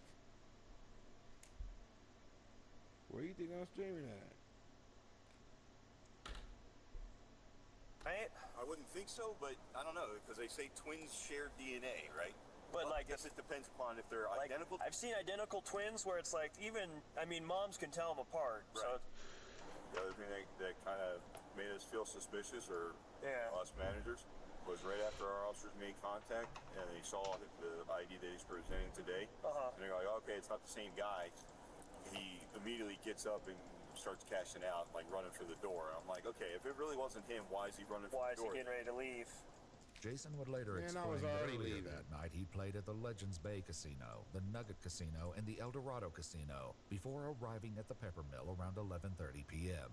He claimed that each time he was up $200, he would move on to a new casino, and just before his arrest, he had made $200. He also estimated that prior to the 16th, he had gambled hundreds of times at the Peppermill without incident. After speaking with the Peppermill employee, Officer Jagger calls to check the police records. I have a precarious situation. Trying to positively identify somebody who may or may have or may be using a fake ID. So I've got 2 names, 2 Nevada driver's license numbers. They just not trying to believe it's him, bro. They need a collar that bad. They just not trying to believe it's him. They know. And when I say they know, it's either like 50-50, 60-40.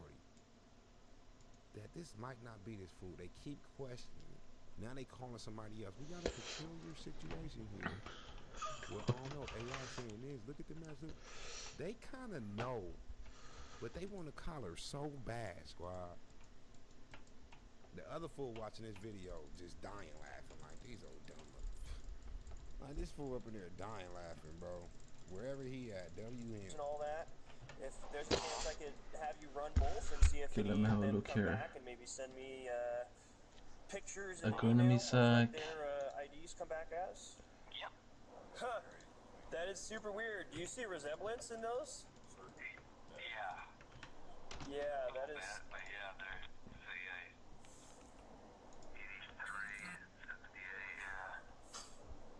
That's super weird. So I he know it's not him. have a feeling these are both the same guy, but he has different IDs. That's Oh my crazy. God, this fool is Because their corny. software here, they have this facial recognition software. It's not crazy. If it's too good to be true, then it is. That's him. It's not 2 different people. You see how crazy it is? That's because it's not that, bro. It's really him. You know what I mean? Your mama ain't never tell you that when you was a kid. Never. Like he so hard. Okay, finally. So hard he want to take him to jail, bro. He doubting himself so badly. He just can't even.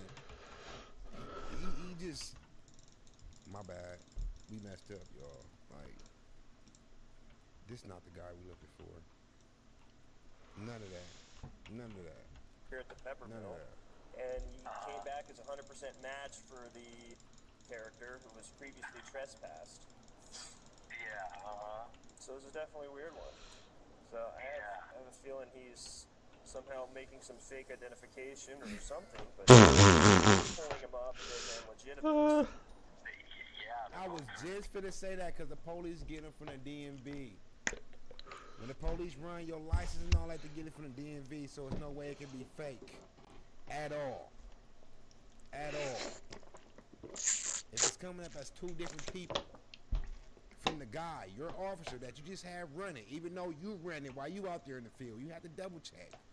Really, you triple check because you had somebody else running earlier. Everybody said it's 2 different people, bro.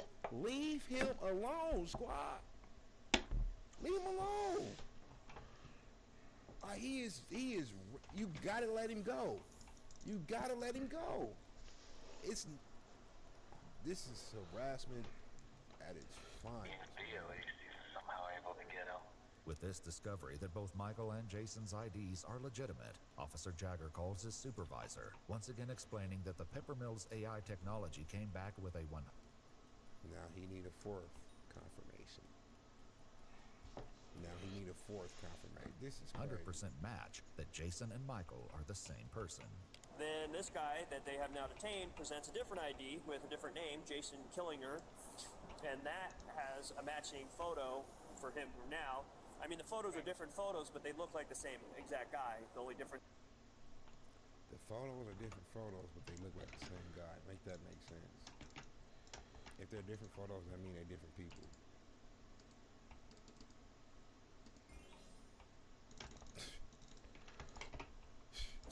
has a chin goatee. But definitely super weird. So all of these driver's licenses are both valid. So he is who he says he is, and he's not actually ever actually trespassed, which I doubt because their software's pretty cool. And This server is This pretty what cool. happened when the bro is up in his 40s, 50s for sure, bro. He seen his software get cracked, and he think, well, their software is pretty cool. Nigga, you don't work at the casino. You the police. How you know their software pretty cool? Because they told you? Because they sold you some matches that was 99.9 and 99.8 that wasn't accurate. Their software is pretty cool. You the police. They software. Do your job. Evaluate the situation. Identify them. You're the police. You should be able to look. And you know that's not him. You know it's not him. Let him go. Let him go. the fact that he's acting super suspicious. Because he's arrested for no reason. I just have a feeling somehow maybe he's got a hook up at the DMV where he... Oh my God. The police really be on bullshit like this? Now he got to hook up at the DMV? Now he got to hook up at the DMV. YouTube, get the Twitch. Now he got to hook up at the DMV. He's got 2 different driver's licenses that are registered with the Department of Motor Vehicles with different names and dates of birth. And y'all know I'm an advocate. I keep telling y'all, control your emotions, but I'm flipping out the back at this point, bro. I'm not even lying, bro. Now it seems like you trying to punk me. You know what I'm saying? You see, it's not me, bro. I'm tripping now. I'm tripping now. Jaquan, J1, hey, good looking out on that sub, squad. I'm tripping now, bro. I'm tripping because ain't no way you telling me I gotta hook up at the DMV. I ain't telling my IDs is fake. This is a lawsuit at this point. This is a lawsuit at this point. He making himself look so silly. So, I guess I'll arrest him on that and then just list him as a John Doe and then have him booked in for a wins check. Alrighty, well, that solves that. So you guys got a complaint? Yeah, well, we left for that break. And then, I'm finna go to jail. He finna go to jail for being him. Oh, y'all gonna book him as a John Doe when he have identification. This is the first time I ever seen this shit in my life. You book people as a John Doe when they have no identification, squad. He has identification. He's still getting booked as this loss. Please, bro. Easy peasy. Oh my God. So right now, because I can't identify you, man, it's weird. Because essentially it looks like you have 2 names. I don't know, man. So I can't identify you. Fortunately, that means that they can't cite you. Officer Jagger collects Jason's things, which includes his driver's license, a Peppermill player's card in the name Jason Killinger, and a debit card from his credit union in the name of Jason Killinger. Identifying is him. So he got to hook up at the bank too. He got a player's card too. A player's card up in Vegas, what they give you when you're at the casino, it's like you're a regular. So he got to hook up at the casino too. He got to hook up at the DMV for the driver's license, a hook up at the bank for the debit card, and hook up at the casino for the player's card. Yeah, okay. Okay. If you can't be cited, then you are arrested. So I'm arrested? Yep, I'm going to jail? Yep. Are you kidding me? I'm not a joker, man. So you'll be arrested and you'll get fingerprinted up at the jail, and then they'll be able to discern your identity and what the mix-up is with this stuff. I'll be 100% honest. It could legitimately be you have a doppelganger running around, but they are strikingly similar and enough. Their fancy AI technology that reads faces. No, it says it's a 100% match. But at this point, our hands are tied because... Wow. You know, a reasonable and prudent person would, based off the software, based off the pictures, based off even your driver's license picture, make the reasonable conclusion. Not me. What you mean a reasonable? Do y'all think I'm a reasonable person? I think y'all reasonable people like watching this shit, right? Right? Or y'all think I'm a reasonable? He said because a reasonable person would identify him. I wouldn't have. Wouldn't have came to that conclusion. That's not him, bro. That's not him. And that all three are the same person, just two different IDs with two different names. The back of the IDs, because I have all the endorsements except for motorcycle and hazmat. Okay. Other than that, I got all the endorsements. But that's the thing is his a CDL? So that's the thing is it's either someone else is using your stuff or you're using somebody else's stuff, and unfortunately you look too much like the guy in that picture, so much so that the fancy computer You keep saying fancy. that does all the face scanning of everybody who walks in this casino makes the same determination that my feeble human brain does. So. Jason's ID is a Nevada Real ID driver's license. In order to obtain a Nevada Real ID driver's license, a person must present themselves at the DMV with proof of identity such as a birth certificate or a current U.S. passport or U.S. passport card, a social security card, and 2 documents proving Nevada residence. I can't believe I'm going to this. All I want to do is play some goddamn dice and make some money. Yeah. If I got a check stub from my work. Check stub? Yeah, would that prove it to you guys? Honestly, man, no. The only way is gotta get your fingerprint. It's crazy. Later, Jason would reveal that along with a check stub in his vehicle, he also had a current vehicle registration for his car in his name, a Department of Transportation medical card, a Teamsters Local 533 union card, and a valid vehicle insurance card, all in his name. Officer Jagger's police report would later state that, quote, due to John Doe having conflicting identification, he lacked satisfactory evidence to reasonably assure me that he was who he claimed to be. Lies. The police are branded liars, bro. How? When he told you everything. You being the police with a light investigation, I'm talking about a 5% investigation, you would have seen that he is who he said he was. When you put all his belongings in the bag and you seen his debit card, you seen his player's card, you seen his driver's license. Now you want to sit up here and lie. Well, he didn't really try to tell me who he really is. He just sat there and made me he let me accuse him. I could have said he was Barney and he wasn't going to say anything. Stop lying. That man told you a million times who he was, and you didn't take his word for it. Police be liars, bro. Police be liars, bro. It's not me. I don't know what the Yeah. Again, saying it's not me. It's not me. It's one of those, like I said, man, if it turns out that it's not you, it's one of those ones you can call the director and be like, hey man, your software is made it a critical error. No, y'all call it direct. This make no. This is what my tax dollars are paying for? It's not built for comfort. Dude. It's not built for comfort, pal. Very sorry. Before he leaves, another officer arrives at the casino, and Officer Jagger takes the opportunity to once again explain the situation. It's super weird. This poor guy might be like legitimately somebody else, and something else. I don't know. You don't know. Soon, Officer Jagger begins the drive to the Washoe County Detention Facility. I'll be honest, I don't know what to think, because usually those systems are pretty good. Like, we've used those systems in the past to catch homicide suspects. Sure. So, like, they're fairly reliable. So if it comes back, you know, one angle on your face, it was 99%. The other one was 100%. Is that right? Yeah, so it's like, it says that you're that guy. Well, unless I've gone crazy, I'm pretty sure it's not me. Yeah. You seem like a stand-up guy, and there's probably a really terrible case. Please, please don't just end this video. I want y'all to show us what the officer reaction was once they found out it wasn't really him.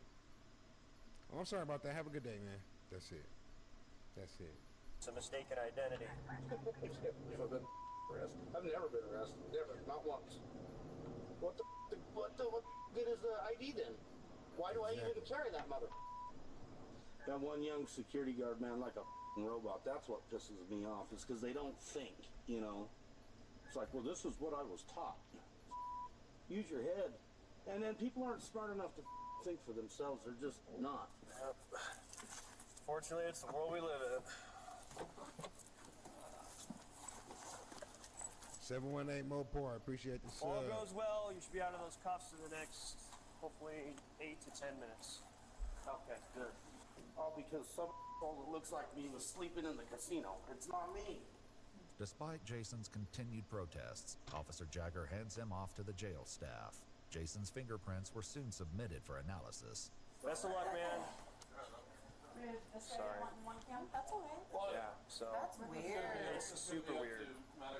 So it's one of those ones, like, I genuinely, like, I kind of believe him. Yeah. It wasn't long before the fingerprint analysis conclusively established that Jason had been telling the truth all along, and he was in fact Jason Killinger.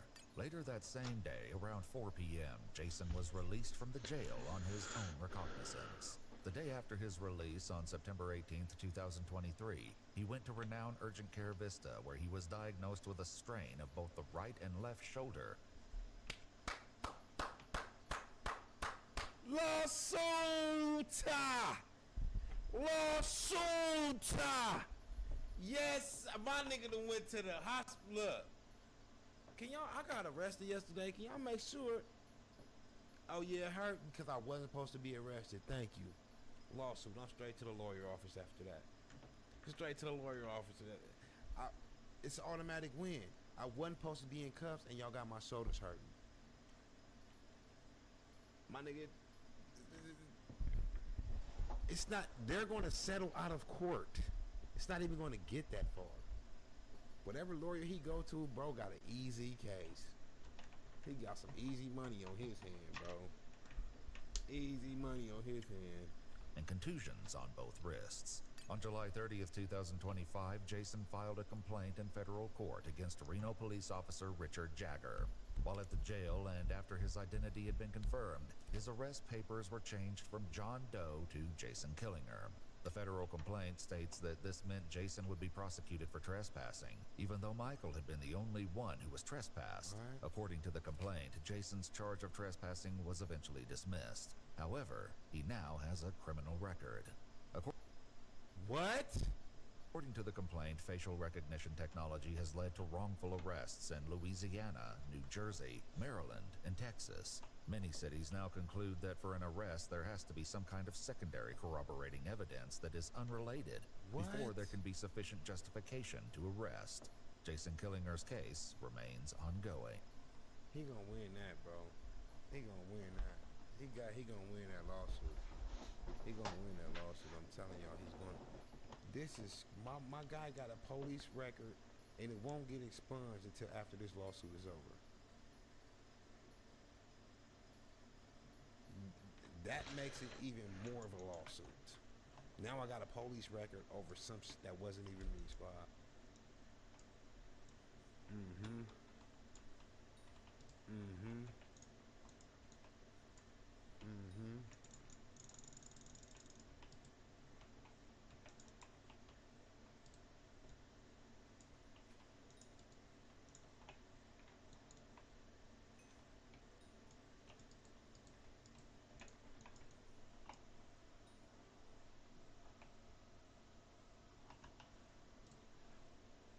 Okay, whatever. I just shut a little bit. I got out of the games.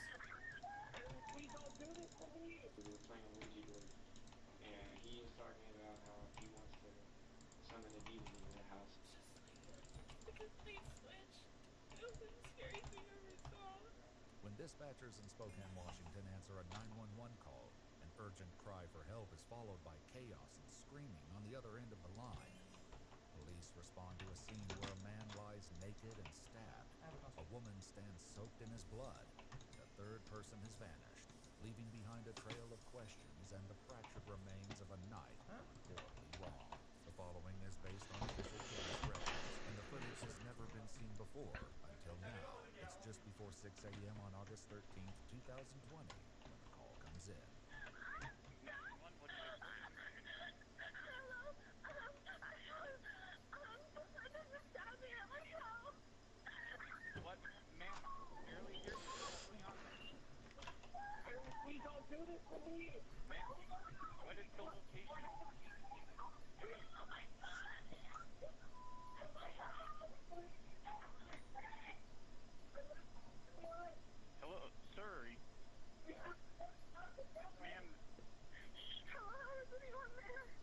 ma'am, this is 911. Where are you at right now?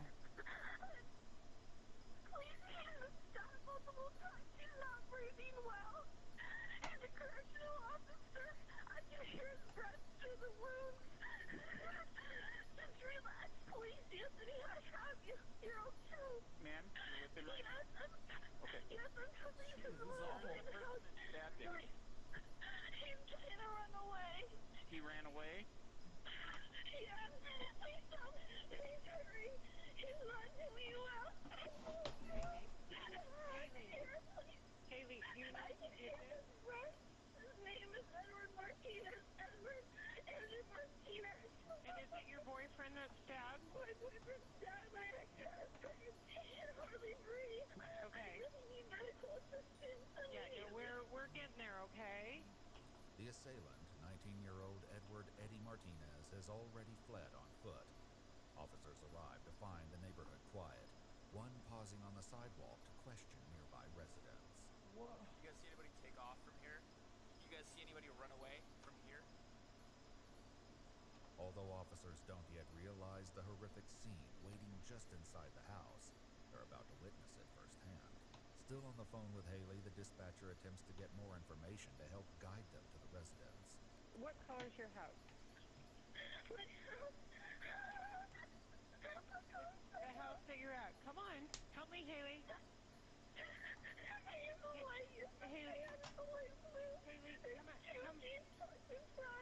Haley, come out front and make yourself known to officers. You can't, because the sooner you come out, the sooner we can help him. Okay, come out front.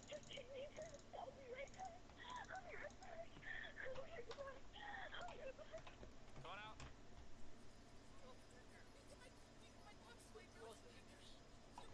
Where's our victim at? Dog's red light? Where's he at? She said my boyfriend stabbed my husband or my ex-husband. Yeah, I don't know. This is complicated. I don't know. Yeah, it's Keep awful. that door open. Keep that door open. It sounds like a crazy scenario to even be in, to be honest with you. Anybody else need your Mac? Yeah, we need Mac supplies now. 25-year-old Anthony lies naked on the bedroom floor, drenched in blood and barely clinging to life. Oh, we need chest seals, bro.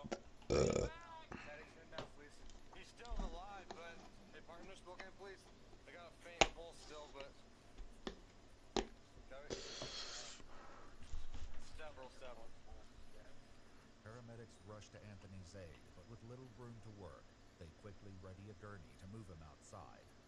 Meanwhile, an officer attempts to get critical information from Haley about the missing suspect. Okay, quickly. I know this is traumatic, and I'm gonna have a bunch of questions. All right? We gotta start with the very basics. He doesn't know the area very well. His name is Edward Martinez. California. Okay. Where was he last seen? He was begging me to come out. What is that? In the bedroom with him. Come out where? He begged me to take him somewhere. He didn't go to the cars. He begged me to drive him somewhere. Where did he go? I don't want to judge, but she's giving me some bad vibes. What was he wearing? He was wearing blue denim shorts, and he was wearing dark blue loafers, and he was wearing a shirt, a t-shirt. I don't remember what color. You don't remember? No, I only saw his bottom half. I mean, it's just the early signs of interrogation. Just the on and off switch when it comes to explaining complicated details. A lot of people that are like something happened that they're not part of at all, something that they were a victim or something, whatever, right? Like it's really streamlined. It's like all crying, can't get it out, whatever. They don't just gonna flick on and off. But I can't believe anything. I'm just doing my observation. That's all. Paramedics attempt to control Anthony's bleeding, but with countless stab wounds ravaging his body, their efforts are quickly overwhelmed. Everywhere, upper torso, couple on the back. Recipe cactus.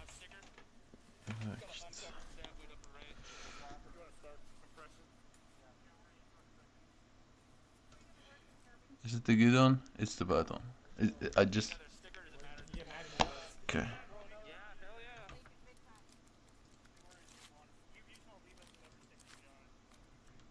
The officer continues pressing Haley for details about the suspect, and soon learns the three share a far more just wasted tickets. Were you guys in a dating relationship or something?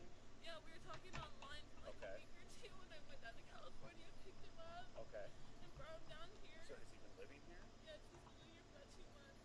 The male who's been injured, He's my ex-husband. does he live here as well? Yes. Okay. Did those two get into What? it or something? We were, I know, sorry, it was so much when we were all like messing around in the bedroom. Okay. Just prior to this? And he just snapped, and he was all into it, and I don't know why. Was everybody drinking today? Yeah. Okay. So you guys were all messing around in the bedroom. What precipitated the stabbing? I think that he couldn't get there, or he couldn't get hard, and I think that he was just intimidated by something. By your ex? So that's why he's nude? Okay. How did the stabbing? And he said it was okay. And the next thing Said what was okay? Edward said it was okay that we were messing around. Okay. And then he started stabbing Anthony in the back, and Anthony's like, "Ow, stop, what are you doing?" And I just jumped off him, and he just kept going at Anthony. I'm missing a piece of information. So he was trying to... What? What I have is that there's very important, like, precise details of movement or whatever that are not in there. It's just kind of just going over, like, the While most... they were in there? We have everything except for the important ones. Are you in? No, I'm not. I told him I was, so he'd leave. The officer escorts Haley to his cruiser where she can stay warm, given that all she's wearing is a blood-soaked robe. The front seat affords her a clear view of paramedics fighting to save Anthony. It's okay. So he's got a pulse. He's all right. Okay?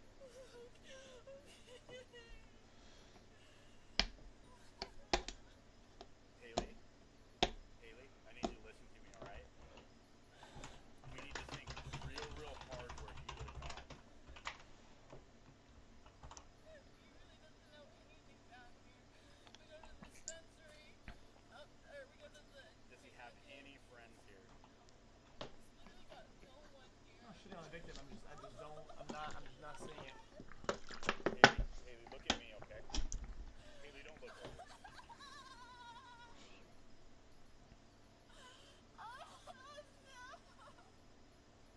Anthony is loaded into the ambulance, which makes its way to a nearby hospital. Okay. I would have known he was an any teacher would let him this happen. I would have known he was an any teacher would let him this happen. No, I understand. Officers secure the house with police tape and begin searching the vehicles in the driveway, in case Eddie may have hidden inside. During their search, they discover a uniform, which Haley clarifies belongs to Anthony, who works as a correctional officer. Afterward, the officers share grave remarks about the severity of Anthony's injuries.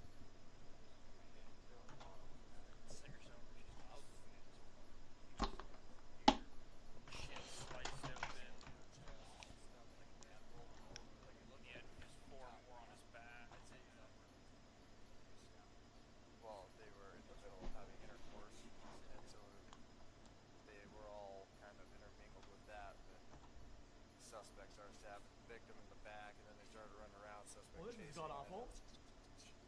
Yeah. As they continue, one officer shares the reason for their delayed entry into the house.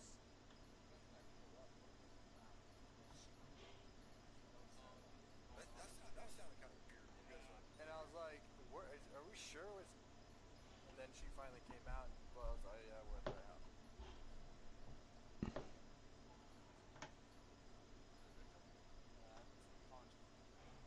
Taking some gasping breaths, and he would move every once in a while. Not good.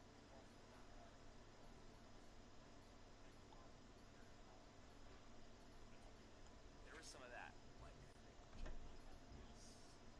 Oh, look, yeah. He had bubbles coming out of his armpit. I've never seen so many justices on one person. Haley provides officers with a photo of Eddie to help them as they organize a search. Awful.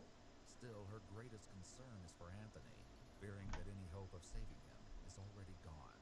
Well, I'm not trying to give you false hope, but I'll tell you too, if he was expired, that ambulance would have never left this location. So he was alive when he left here. I feel so really guilty. I don't even have a stab wound. Like, I didn't even protect him. That makes sense, that makes sense. Sounds like it happened really fast. Guys, I don't even think that using expired here is a bad term. Together to scour the neighborhood. I probably top Eddie may 3. still be somewhere nearby, but there's no trace of him until 7:13 a.m. when Sacramento dispatchers contact Spokane police. Front check, what are you reporting? Hi, my name's Katie. I'm a dispatcher with Sacramento Police. Yo. It's not as bad as dead, and it's not as dramatic as like perished. Dispatch. I've got a caller on the other line whose son called them from Spokane, Washington, saying he was running for his life. Is this the correct phone number? She's in Spokane, yes. Yeah, okay, let me bring her on. Okay, ma'am, you're connected with Spokane Police. Go ahead. How long ago did your son call you? It's 7:08. So about 5-7 minutes ago. And he said he was running for his life. Did he say where he was at?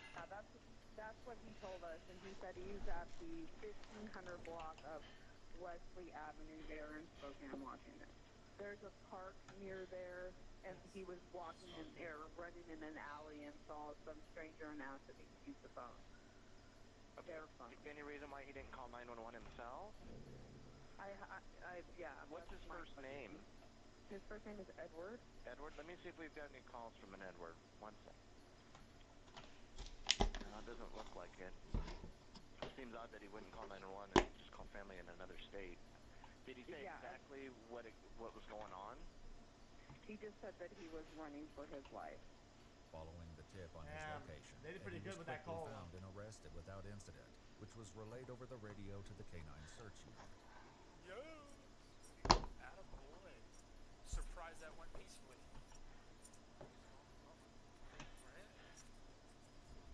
Heck yeah. Eddie is taken to the police station for an interrogation, where detectives will soon try to unravel how a seemingly consensual encounter erupted into a violent bloodbath. As he waits for the interview to begin, his unsettled voice... Violent bloodbath. As he waits for the interview to begin, his unsettled voice fills the empty room. You know? I just want to see you.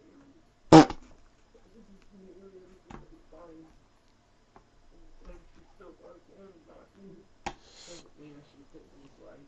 I'm tired of being a landlord. Tired of it. Eddie?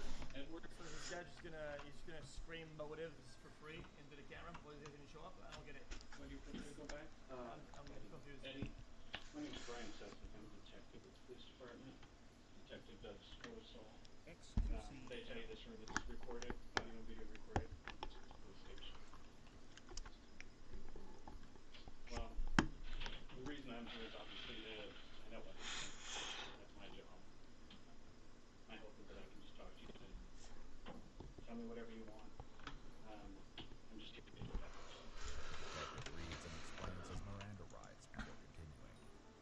With these rights in mind, do you wish to answer my questions? Yeah. All right, I have a lawyer present. You would like a lawyer? It is. Though it seems the interview is over before it begins, Classic. what Hold on. detective chooses next changes everything. So what's going to happen? We're going to have someone come in here. They're going to seek a search warrant to get photographs, buccal swabs, which is your DNA. They'll be in here. When that's done, you're going to be booked into jail. You're going to be charged with first-degree murder. Okay? Jay, this guy, he's waiting for him to flip. See, I'm just fishing. He's dead. Okay. If you change your mind and decide you want to talk to me about this, you can always send a kite. Yeah, I don't need a lawyer. Forget that. Oh, could you just... Eddie has read his rights once more before questioning. Too easy. Jesus. So before we go in there, I just want to ask what...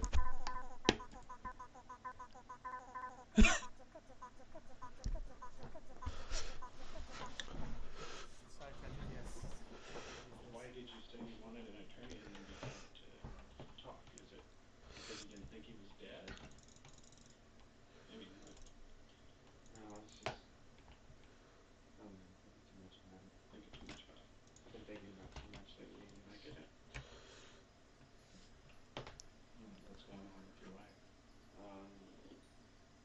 just been off a lot and like just not doing the right thing, and it took me over mentally and thought I was going crazy. Literally thought that there's like someone else in my head. Oh. Might need testing because. Do you have a counselor? No. What are the tattoos? Oh, Tree with S's? That's a tree of life. What about the K on your finger? My girlfriend's got matching Q. Oh, okay. Does it mean anything, or is it just because we're together? Just because you're together. Well, probably not no more, but yeah. Eddie explains he first met Haley on the dating app Badoo. I guess I was the first one to like her on the profile, and she matched with me. And Interesting. from there, It's not like some boomer shit. It just clicked. Like, it just felt so natural talking to her. And, some boomer shit, you know, I was at a point in time where I just couldn't trust anybody around me. You know, people I feel like my dad used it before. Badoo. I was seeing things in early way. He tells the detective that Haley lived with him temporarily in Sacramento before deciding to return home to Spokane. I wasn't going to stop her or stop with her. And a lot changed after that. Like, I like literally just cut Badoo. off in my life. Sure. What all did you know about her at that point? Well, I knew her situation. She was still living with her husband, who she's supposed to be divorced with. Although Haley described Anthony as her ex-husband, their divorce wasn't yet finalized at the time of the incident. And Well, you can be separated. I was okay with the idea of it, because I didn't think she told me, you know, he's not going to be on no weird, he's not gonna do the things that he did do, and did drive me off the edge. So how was the living situation in the house? It was fine, you know, for a while. It just functioned, everything just worked, and there were moments where I would find text messages between them, like things I didn't want to see, and that, you know, I kept telling her about it, I keep telling her, and she keeps ignoring it, you know. After news of Anthony's murder broke to his family, some were quick to point blame at Haley. I'm curious, have they arrested his wife? Anthony's wife? If not, y'all need to put her in cuffs. All right. And so, for what reason? It says, have they arrested his wife? Anthony's wife? If not, y'all need to put her in cuffs. All right. And so, for what reason? Apparently, what they said on KHQ on their website, so the two men live together. Anthony's married. Okay. The suspect is his wife's boyfriend. I just think that she needs to be looked at pretty seriously. This girl has created this situation. This person who stabbed my nephew, she's just as responsible for this as he is. But as investigators have learned, things among the three. Whoa, relax. You said not wrong, but you're misconstruing this entirely. Unless we're missing some pieces of this.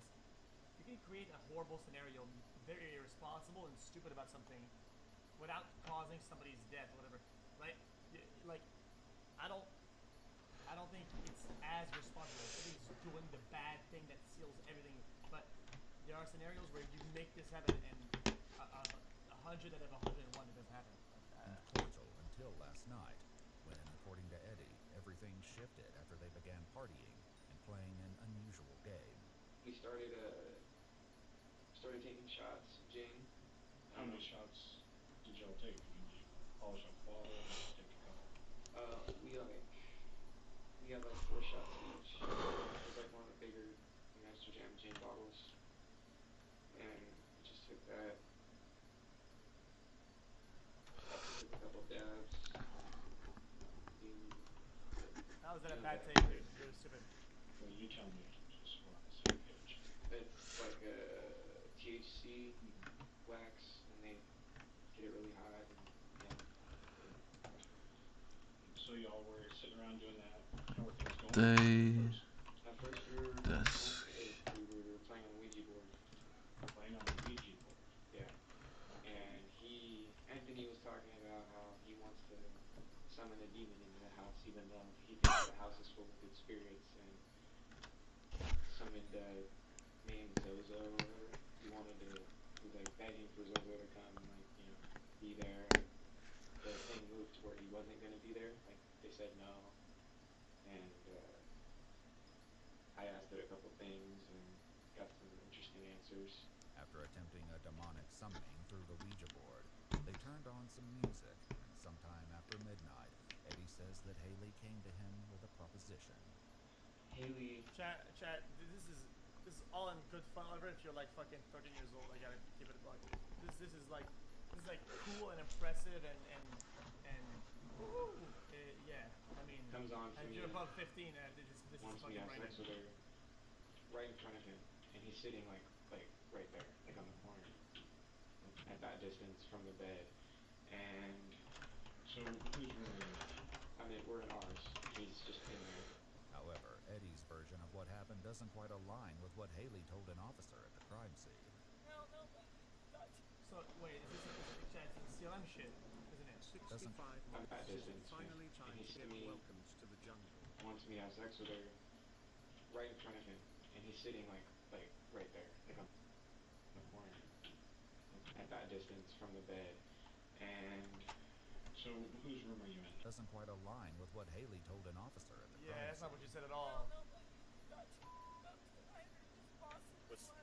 And he wasn't doing anything besides smoking weed or anything. No, technically it doesn't. It still kind of aligns though, because you said the guy couldn't get on. What do you mean? So maybe they swapped positions. Because I need the max? Did the job because he was too drunk, whatever. This still What do you mean? technically aligns. And it was their plan. Like I went in on it because. So do he and Anthony their plan to have this sexual encounter with all of you? Yeah. Okay. you know, I was really drunk, so I couldn't work anything up for some reason. I get that drunk sometimes. I can't. My body just goes numb. And I have a So you couldn't get hard. yeah, basically. Okay. So what happens next? She starts trying to get me somewhere. It's not working.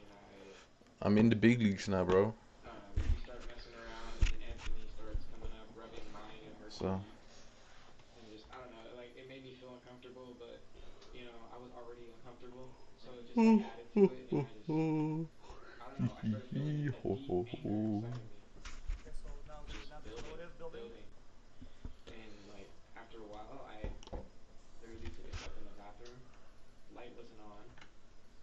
And all I can think in my head, as soon as I walk in that bathroom, is, like, literally I went to find a knife and then lost it. Eddie then left the bathroom and retrieved a small folding knife from the living room mantel above the fireplace. And then obviously you went back to the bedroom. Right. And did you say anything to them? No. I actually kind of did this pretty sneaky. And that's what I feel bad about, is I was pretty sadistic about it. I took the knife and I literally hid it between my ass cheeks. So no one would.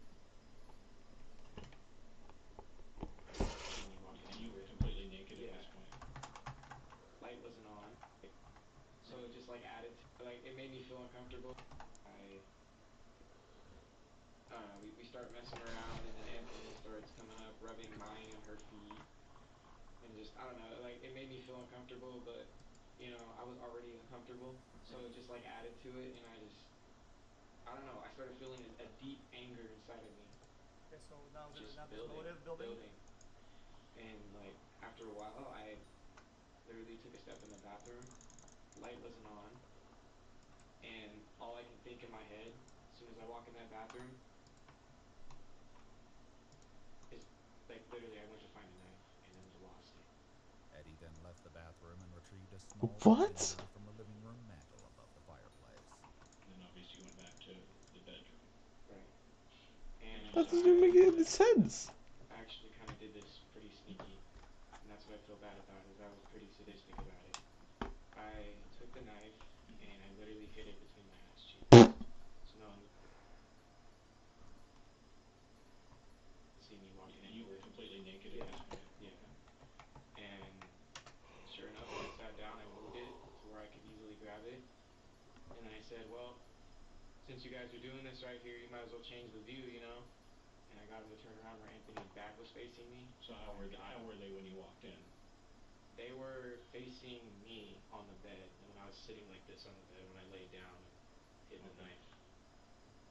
And then I picked up my phone and not my phone. I picked up her phone. Yeah, I watched the chest chase in a minute. They said turn the light on. Unless it's massive. And I turned the light on and used that as a distraction.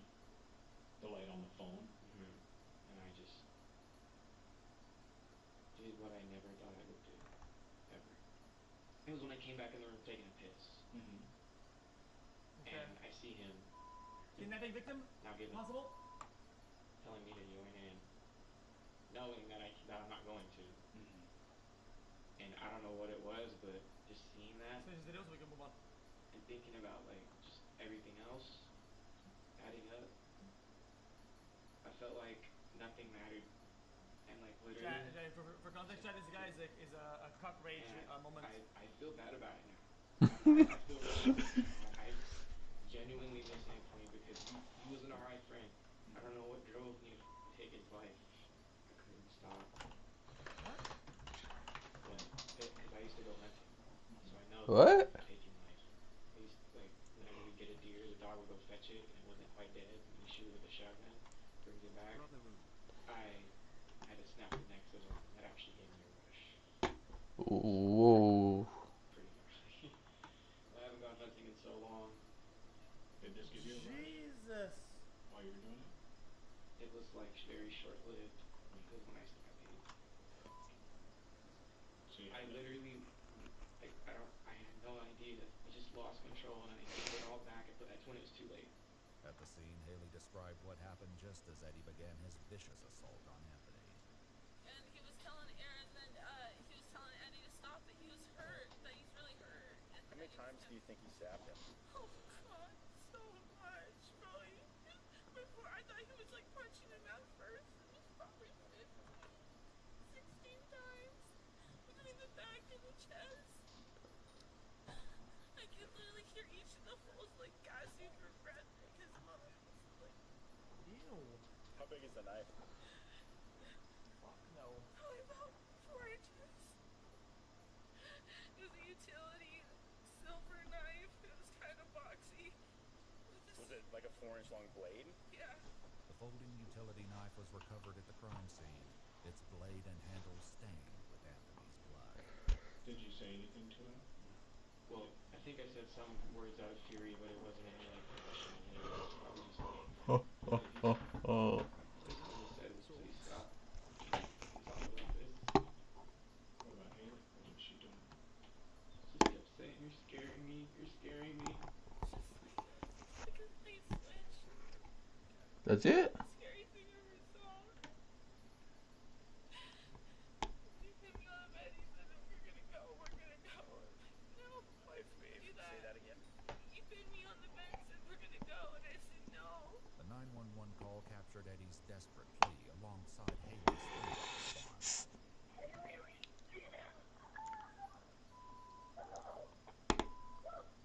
So he tried to force you to go? Was he holding you at knife point? No, he threw it on the bed. Interesting. No, he threw it on the bed. He said, "You can't do this to me." And I said, "I got to." And I jumped down off the bed. The way he was grabbing me, started grabbing Anthony. And he started getting dressed. You gotta get me out of here. You gotta hide me. Like, I'm not gonna hide you. I gotta make sure you're okay. Remember what you said to her? Yeah. Thank. What'd you say? I said something along the lines of, "You have to help me. I can't go to jail." Did she agree to help you? I knew she wasn't going to. Was Haley a part of this at all? I think she knew it was up though. At what point?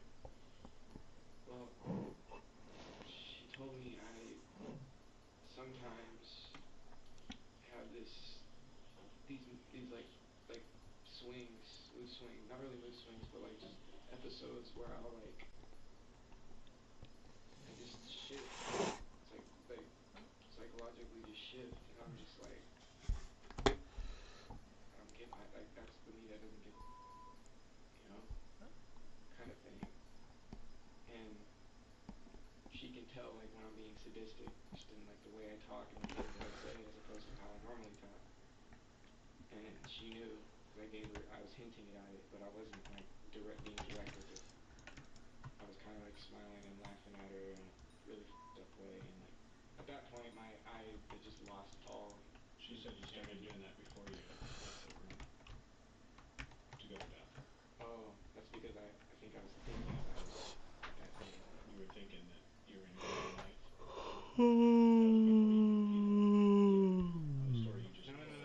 No, that's not.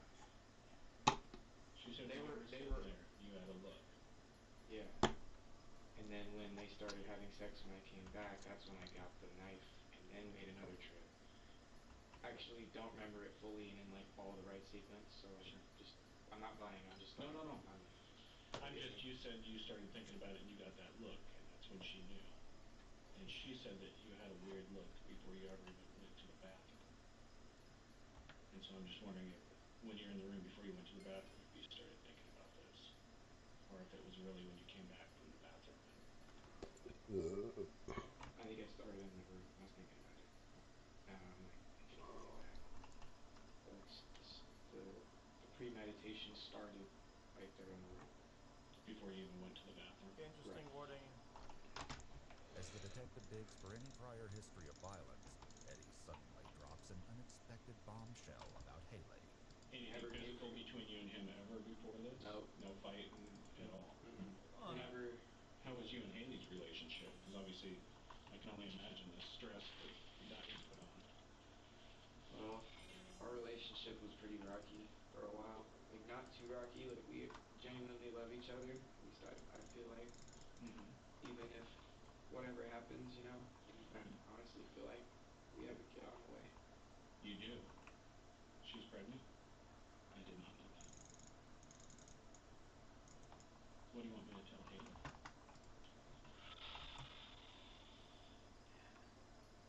It's just a lot.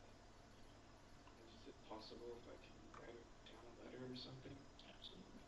I'd rather just do that. Once Eddie is left alone, he will soon resume talking to himself, spilling raw and unsettling thoughts into the Damn!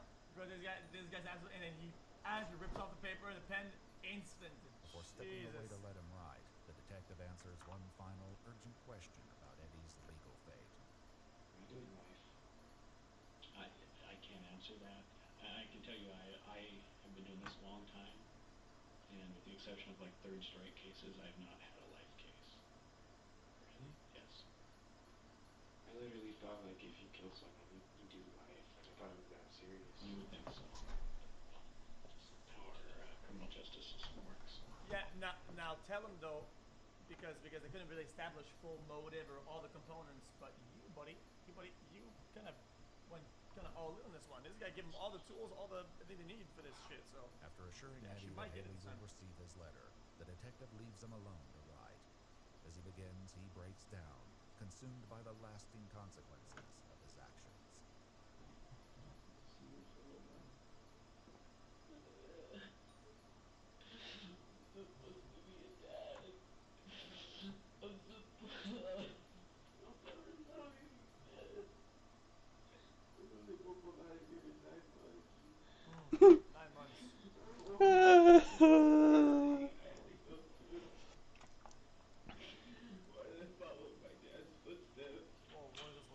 Finished with his letter, someone returns to collect the pen.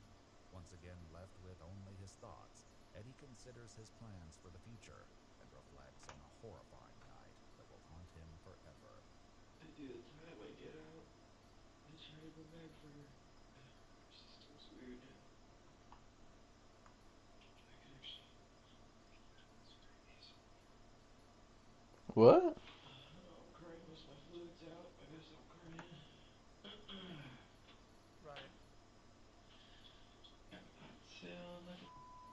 Just gotta play it smooth all the way through. Eventually, find out that I killed a man. Still have no life. Still have 8 times. He was raping my girlfriend. He got her drunk so he could rape her. Is that the play? To me, too. Thinking I was just gonna let it happen.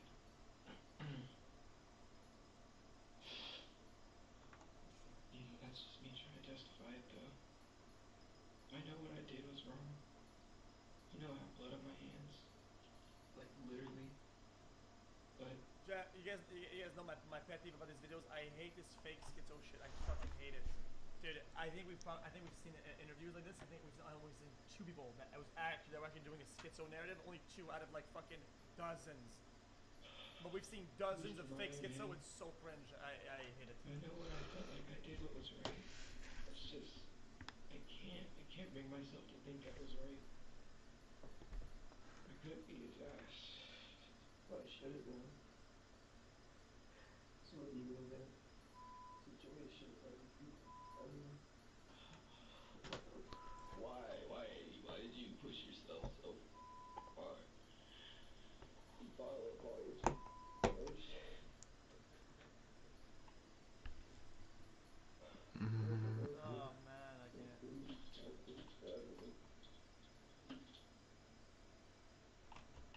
I wonder if I can find out more about this whole system.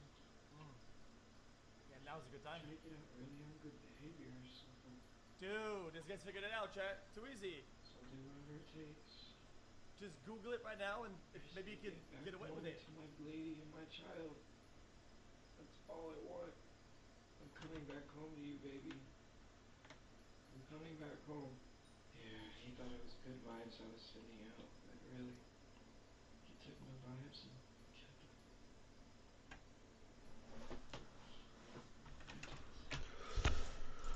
Brian suffered from a total of 20 separate stab wounds, including 14 to the chest and abdomen, 5 to the back, and 1 to the right arm.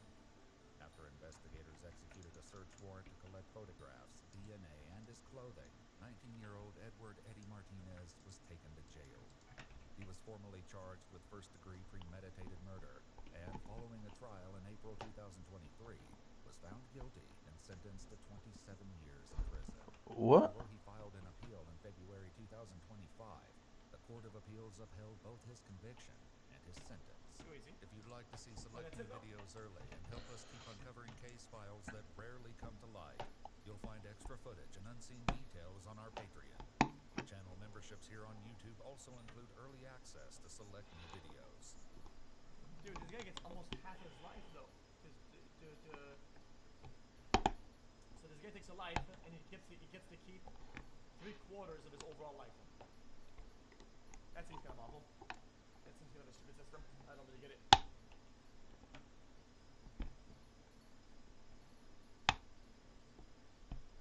Interesting. 346. Yeah, that's more than half on I mean, not really.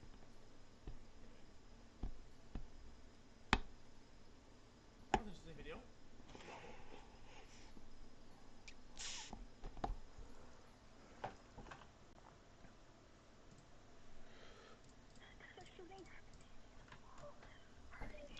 People wanted on the floor. Everybody get up here. We need more people inside to help clear the rest of this building. We're finding more victims. I don't want to be crass, but I know dead when I see dead. He's lower. He loves to have friends. Did you enjoy it? What about it did you enjoy?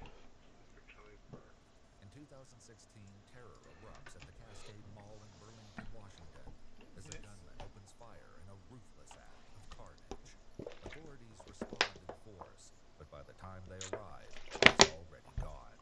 What follows is the relentless pursuit of a killer hiding among an unsuspecting public, culminating in a bone-chilling confession that exposes the cold, calculated mind behind an unspeakable massacre.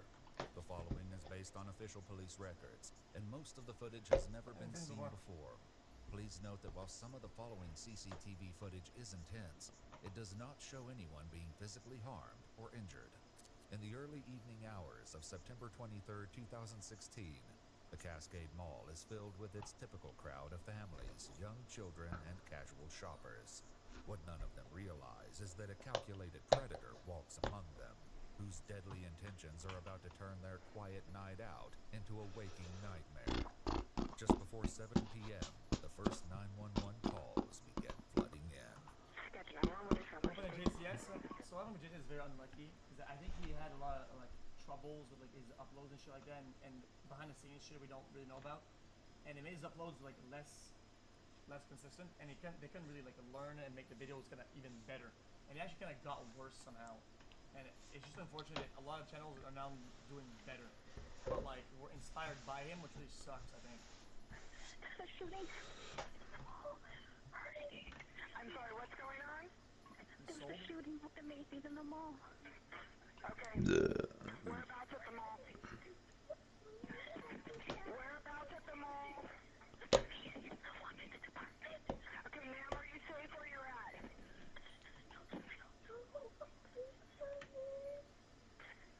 Where are you at?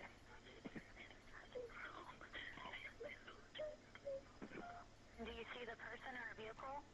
No, I saw him inside. There's people wounded on the floor. The response from local law enforcement is both swift and overwhelming. Yo, if you're an operator and you get mad at people, buddy, you should get fired. But you should be zero instances of that ever. Can't With get more mad than at people. 200 officers You from can be direct 27 without being mad agencies at them. converging on the scene. Believing an armed suspect might still be inside, officers in full gear move into the mall. Inside, they're met with the tragic aftermath of unspeakable violence. 2-5 Cascade, I've got 2 victims down bleeding in the makeup section. 2 victims in the makeup section. 2-5, I got 1 rifle left in this area. 1 at Cascade, and then 1 down. 3rd victim. Since we need some more people inside to help clear the rest of this building, we're finding more victims. With the possibility of an active shooter still inside, paramedics are unable to safely enter the mall to reach the victims. Police continue to move through the building in teams, methodically clearing each area as they search for any sign of the suspect. Chad, does nobody have a gun in the entire mall? Nobody is like carrying or... Suspects are out of the building. Do you have confirmation? Because we do not. Negative. Receive. We're working our search. After multiple sweeps of the building, a horrifying reality sets in. The killer has escaped, leaving behind a Ruger 1022 rifle on the cosmetics counter. Paramedics enter to assess the victims, and 1 is taken to a local hospital. The rest are beyond I didn't know that was a thing. Investigators turn to mall surveillance footage, hoping to identify the suspect and trace his movements.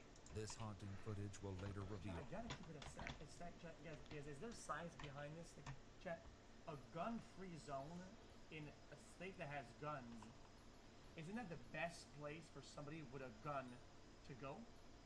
It's like a smurfing lobby. Nobody can even do anything. The deadly attack inside Macy's, and with it, the chilling realization that Macy's may not have been his initial target.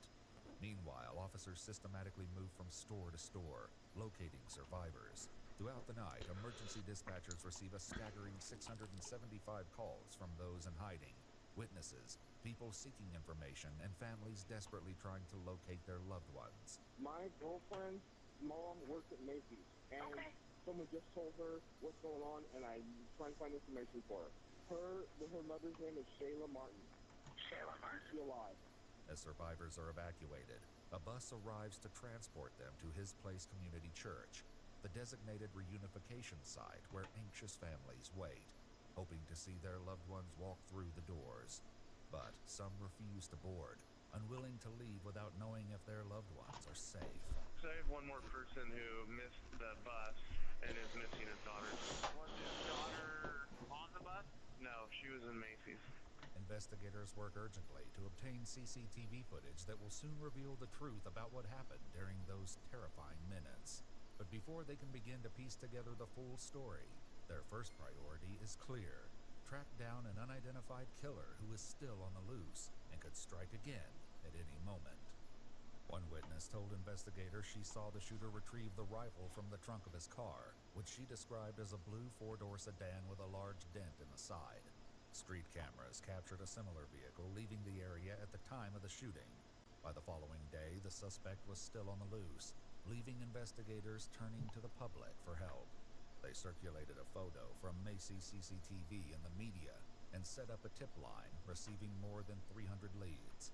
Most led nowhere, but one name came up multiple times. I feel like photos are trash. Like a screen cap is bad. Like, you know, if you have like a looping GIF of like 1 second or whatever, probably give you a better idea of like, because it always because of the compression and shit. Like, I can't see it. And he's got a stepbrother, and he thinks like a half-second looping GIF. Probably better. 10 times. I know it's like just one name. It's Arjan. Yes, I help you? Hi, my name's Emma, and I saw pictures on Facebook of the suspect, the shooter, and I think I might have an idea who it is. What's the name you think was the person you know? His name is Arjan Chetin, and he's from Turkey, so it's a little strange name, but it's spelled Arcan. And what was the last name? Chetin, Cetin. 20-year-old Arjan Chetin, who was born in Adana, Turkey, and immigrated to the U.S. at the age of 6, is now a key suspect. Detectives locate Arjan's mother, Hatice, in the hopes she can provide confirmation of his identity. Are you aware that there was a mall shooting last night here in Burlington? I was investigating. Okay, yeah. So we have been given information that your son is the one who's responsible. So I'm sorry to just throw that on you and shock you. So that's why you're here. But he was with us yesterday. Hatice explains that Arjan was in Oak Harbor with her and her husband for dinner around 4 or 5 o'clock before leaving for his job at a local restaurant. Yo, this is Chad, man. Stop relating people and shit to other people that, like, we know of and shit like that. Stop being weird. Mods, ban them, or fucking give me a long ass skydive. It's fucking weird. It's weird, dude. What he was wearing yesterday? I don't give a fuck whether this guy is fucking whatever. I don't care what ethnic. It's fucking irrelevant in this case. Unless something is like some fucking like some race crime or hate. I don't care. I don't give a shit. Doesn't mean anything. I didn't get there. I'm sorry. Thank you. I believe like his short and t-shirt. Short and t-shirt? Okay, what color was he wearing? I believe like the navy blue. A navy blue? And the t-shirt, the color was dark. Dark? Okay. But I don't remember what was the writing on it. I want to show you a picture. Okay. And I want you to take your time and look at it.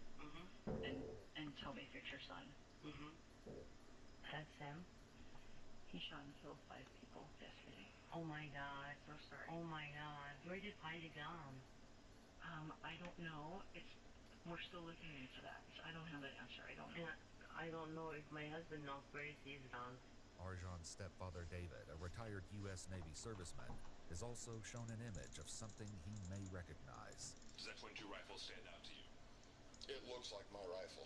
When David checked the place where he normally stored the firearm, he discovered the .22 caliber rifle was missing and confirmed Arjan knew exactly where it was kept. And has he shot that specific gun? I mean, stored, buddy. I mean, there's no luck on anything. Like, I don't want to blame or anything like that, but I gotta be honest with you. Like, if it's something that's accessible, you just open up. But is there no fucking keys He and has locks? in the past, yes. So he knows how to handle a .22, at least. I've taught all my kids how to handle a gun. Plus, he was in ROTC on the shooting team. Okay. So then he knows how to do it pretty well. Okay. Has Arjan talked to you at all today? No, I have not talked to him since he left yesterday. Okay. What was he driving yesterday? My wife's 2005 Chevy Cavalier. Okay. You know what color that is? Blue. Okay. Anything about the car that would stand out? It's a 4-door and both back doors are dented in.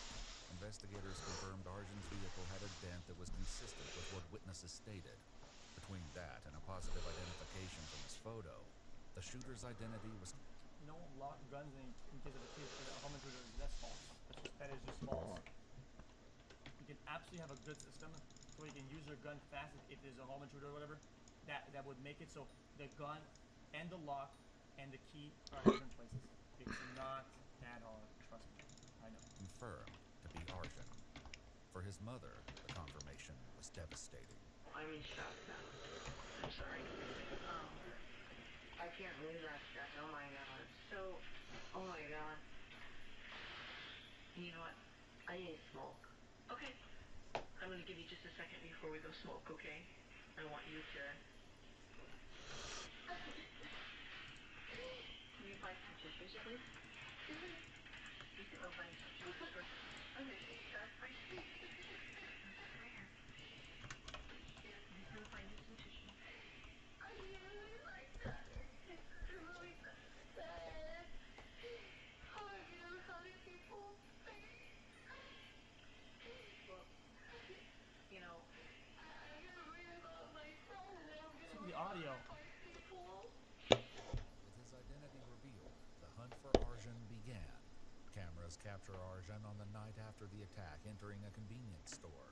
Several minutes later, what appears to be an officer or security... No, you can't blame the mom. I don't know what they're back on. The guy's now an adult, so I'm not gonna do the same thing I usually do with like children, whatever. Where I'm hard on the parents, but the fact that the dad has his shit kind of accessible like that, dude, you act like the gun is accessible in a way that it couldn't be locked and it would make a difference. Dude, the gun is already all the way at the top of the house and in some fucking attic. Whether he had a lock and a key or not doesn't change the response time if it was a home invader. You're not getting that gun anyway. Doesn't matter. So why not lock it? The guard enters, but finds nothing amiss. As Arjun checks out, the man behind the register has no idea he's face to face with a murderer who just took the lives of multiple innocent people. He exits the store and vanishes into the night, on his way to the highly populated city of Seattle. On September 24th, he enters the iconic Space Needle, where he casually eats lunch and enjoys the sights alongside unsuspecting tourists. Nearly 24 hours after the mall attack, Arjun returns to his apartment in Oak Harbor, where police have been conducting surveillance and place him under arrest. In the days following, Arjun is interrogated multiple times without success, answering questions with "I don't know," and often smirking at investigators. I don't know. I can't say. I can't say. I can't say. I can't say that. It isn't until November 2nd that he finally agrees to explain what happened at the Cascade Mall and the twisted logic behind his actions. Why Cascade Mall? I don't know. Because there's a lot of places. I mean, you're from Oak Harbor. There's a lot of places between Oak Harbor and Burlington. What made The number of people. Okay. The mall was a big place. Okay. And so why Macy's? I just went in there. And where did you go first at Cascade Mall? Chuck E. Cheese. Okay. And well, I was gonna go in the theater, but the doors are one way, so you can't just walk in. So you actually went into the theater? Okay. And what did you do when you went into the theater? Look, I went inside the theater and looked at places that had people. Okay. So to get back into that area, can you just walk around in there, or do you have to do something? Yeah, I bought a ticket. Okay. You bought a ticket to actual movie? Yeah. Okay. I wasn't gonna watch it. I just wanted to get in the back. This bone-chilling confession comes just 4 years after the 2012 mass shooting at a movie theater in Aurora, Colorado, where 12 people were killed in one of the deadliest attacks in U.S. history. After gaining entry to the theater by purchasing a ticket for the movie Snowden, Arjun heads to the back exit door and props it open with his cell phone, planning to return later. A man notices the phone and turns it into an employee, unaware that this simple act may have saved countless lives. One witness recalls encountering Arjun as he returned, only to find the phone was gone. He wanted to know about his cell phone. He thought I had his cell phone. He was really aggressive, agitated, wanting to know where his cell phone was, what I had done with his cell phone, something to that effect. I mean, there were like 3 exchanges that I finally said something like, "Get the hell away from us, you're crazy," or something. I mean, the final time I was annoyed, and I said something like really aggressively. And then I think he turned around and like went back in toward the theater. Surveillance footage next sees Arjun return to the kiosk, telling the female employee the phone fell out of his pocket. And you said you worked in theaters? Right. Okay. And how do you remember how many? Like, until I found one with like plenty of people in it. Okay. And when you say plenty of people, I mean, how many are you looking for? The whole theater. The whole theater? Arjun is seen entering Theater 11 multiple times throughout the evening. Later that night, a 911 caller reported spotting a suspicious individual. He came in, we were sitting in the back, and I was right next to the aisle, and he came in just to my right, really, like he flew open the door and ran in, and he said, "Oh," and then he stopped and turned around and ran out. And I turned to my wife and I said, "I think he was in the wrong theater." And after everything happened, I thought maybe that it might be possibly the shooter. Investigators determined that the 32 people in Theater Room 11 were likely his target. They also noted that the guests in this theater would have been close to exiting by the time he returned, meaning the only other theater with guests left inside would have been the children's movie playing in room number 13. Whether he would have targeted children is a question he'll soon confront, and one of many harrowing revelations yet to come. And has he not found your would you have done? Shot them Okay, where would you have shot? in the feet, in the head. Okay, I know in the head. In their seat. So would you wait for them to come out? In their seats. What? Just like to the back of their seat. I don't get it. So you were just gonna go down the aisle and just headshot him? Yeah. Just in the back? Right. Okay. How full was the theater? It was just people that were more than that was in my gun. Okay. How many people do you think in that banner, how many people do you think you could have got? All 25, or however many bullets I had. When his plan unraveled, Arjan set out to find a new one, staking out multiple areas of the mall while his gun remained in the trunk of his car. And then what happened next? I drove to the Macy's side. Okay. And then what? Scope the place out again. Okay. And that was through the Chuck E. Cheese? Through Chuck E. Cheese. Okay. And so you scope out, and kind of what's going through your mind as you're scoping out? All the places I'm gonna hit. And so you walk through Chuck E. Cheese. Why did you pick Chuck E. Cheese? No, I was trying to work up a nerve. You were trying to what? Work up a nerve. Okay. So. What does that even mean? If you would have been more people, there was more people in there. Okay. What does that even mean? Children. So, because of this. So did you have an aversion to not wanting to do that to children, or? After admitting that his presence in a children's place would be suspicious, Arjan says he then got in his car and drove around to the entrance to the women's Macy's. With unnerving clarity, he exposes the full extent of the horror he unleashed. And so then you walk in. See the first person. Where did you see that person? By some clothing racks. Okay. And so, was that just the first person you saw, or you first person you saw? Okay. And what happens when you see her? Sure. Okay. Do you remember how many times? 2. Okay. Surveillance shows a young teenager shopping in the juniors' clothing section as Arjan lifts his rifle. Seconds later, she falls and disappears from view behind the clothing racks. The first sounds of gunshots were heard by several shoppers, who initially failed to recognize them for what they were. I don't play line and shit like that. I don't play.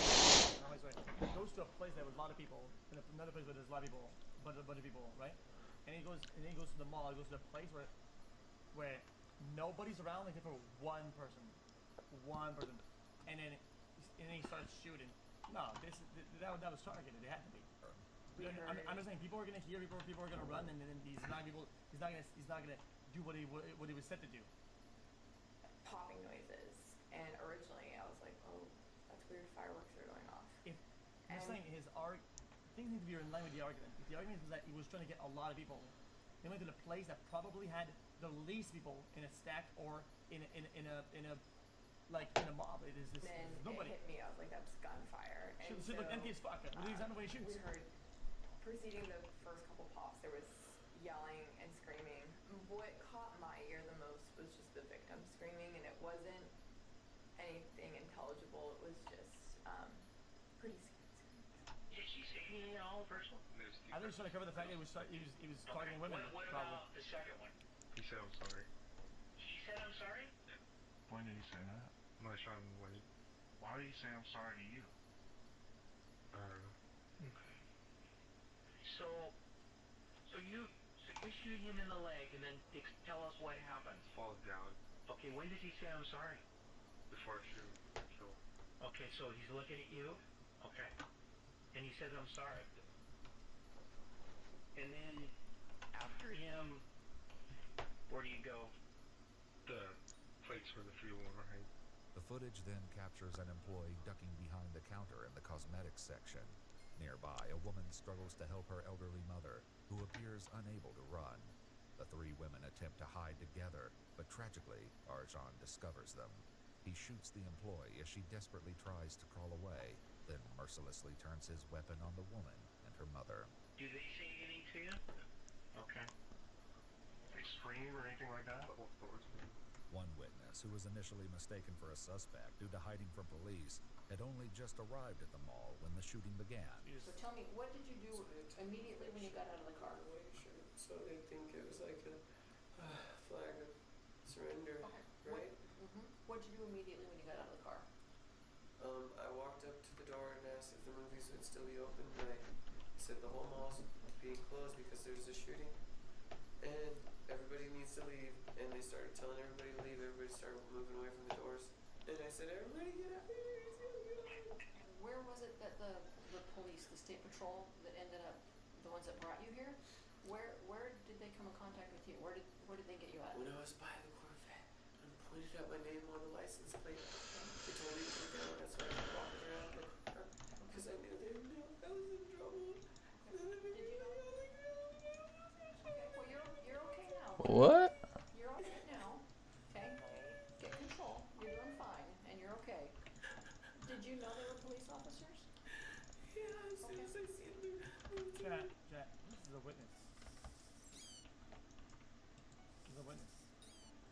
Rifles. I knew they were. I just didn't want them to shoot me too. Like, I was a bad guy. I wasn't bad. While survivors struggle with emotional scars, those who lost loved ones are left grieving.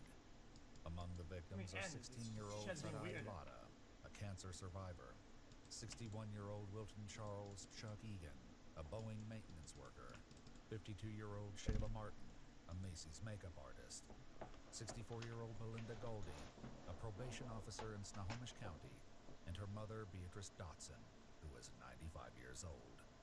In the aftermath, a security guard recalled the moment he rushed into Macy's and saw the victims, only to later meet their families outside the mall. I spent 8 years as a combat medic during Vietnam and all that.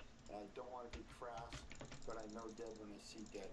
The thing that bothered me the most is I came around over by Macy's, and there was a gentleman standing there leaning up against his car, his truck. And I said, sir, I'm going to have to ask you, you need to leave. And he says, well, I can't. My wife and my mother-in-law are in Macy's shopping. And he described them. Guess who I was looking at when I walked in there? Okay. So I said, all right, sir, I just need your name and I'll let officers know you're here. And as I turned, I saw another gentleman, Hispanic male, smoking a cigarette. I said, sir, you need to leave. And he said, F you, I'm not leaving. My 16-year-old daughter's in the car. And by this time, I'd already gotten wind that there was more than two. And I just went, good God, these people gone home alone tonight. And there was nothing I could do. And I found I really had a problem because I had to lie to them. The security guard recalled speaking with the employee Shayla just before her shift began. The unfortunate thing is that just before 3, as I was coming into the security office, I did say hello to the young lady who was killed in Macy's. You do remember seeing her? Interacting? Oh, absolutely. I mean, she always she'd sit outside, she'd smoke a cigarette and read a book.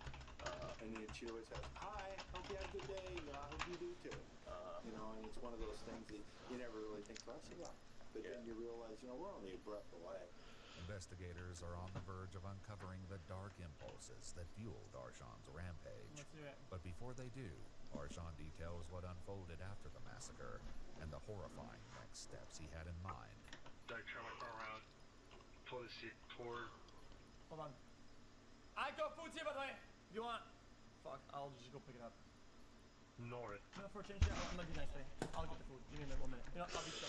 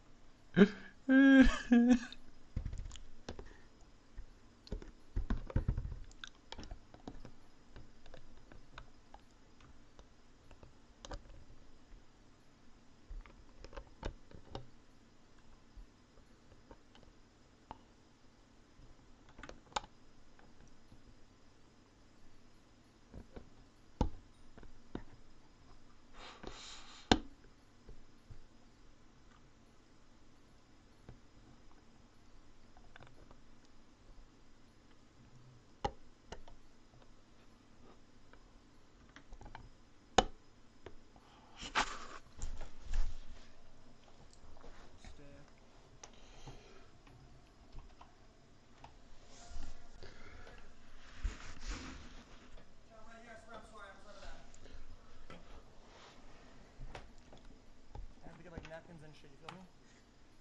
Cause I'm here, man. Oh my god, you're gonna give me this stare thing, dude. Come on.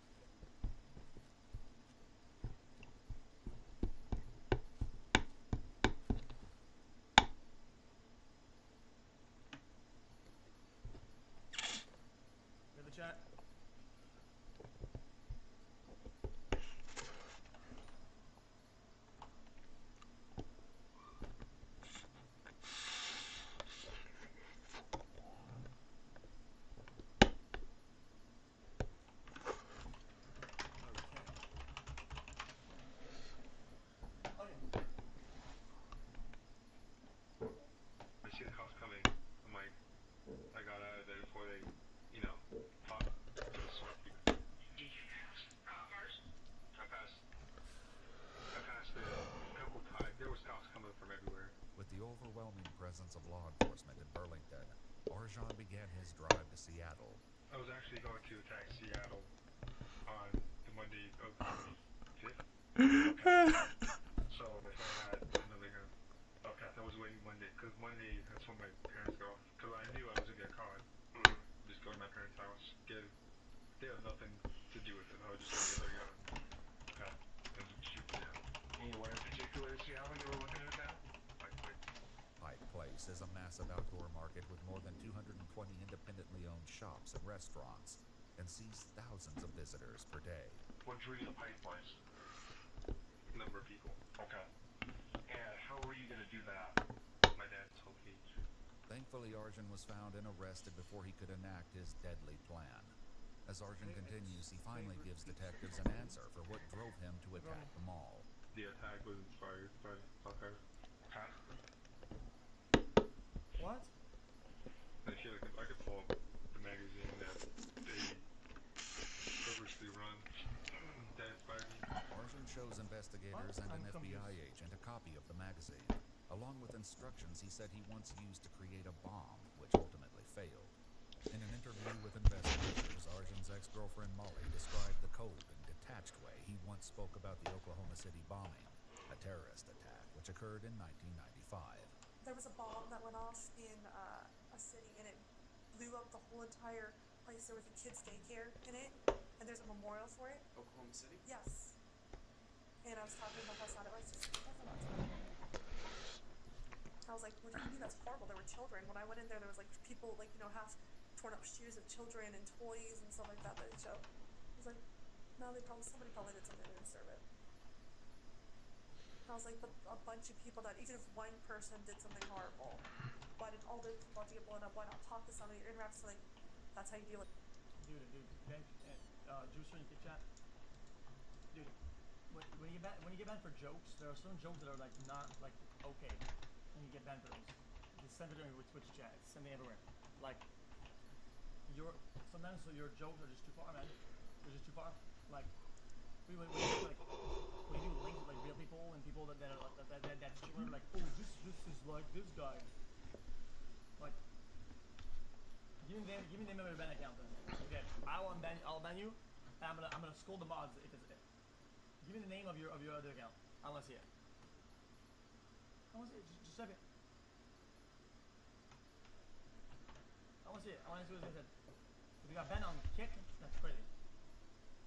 It's the same name. Wait, on Twitch?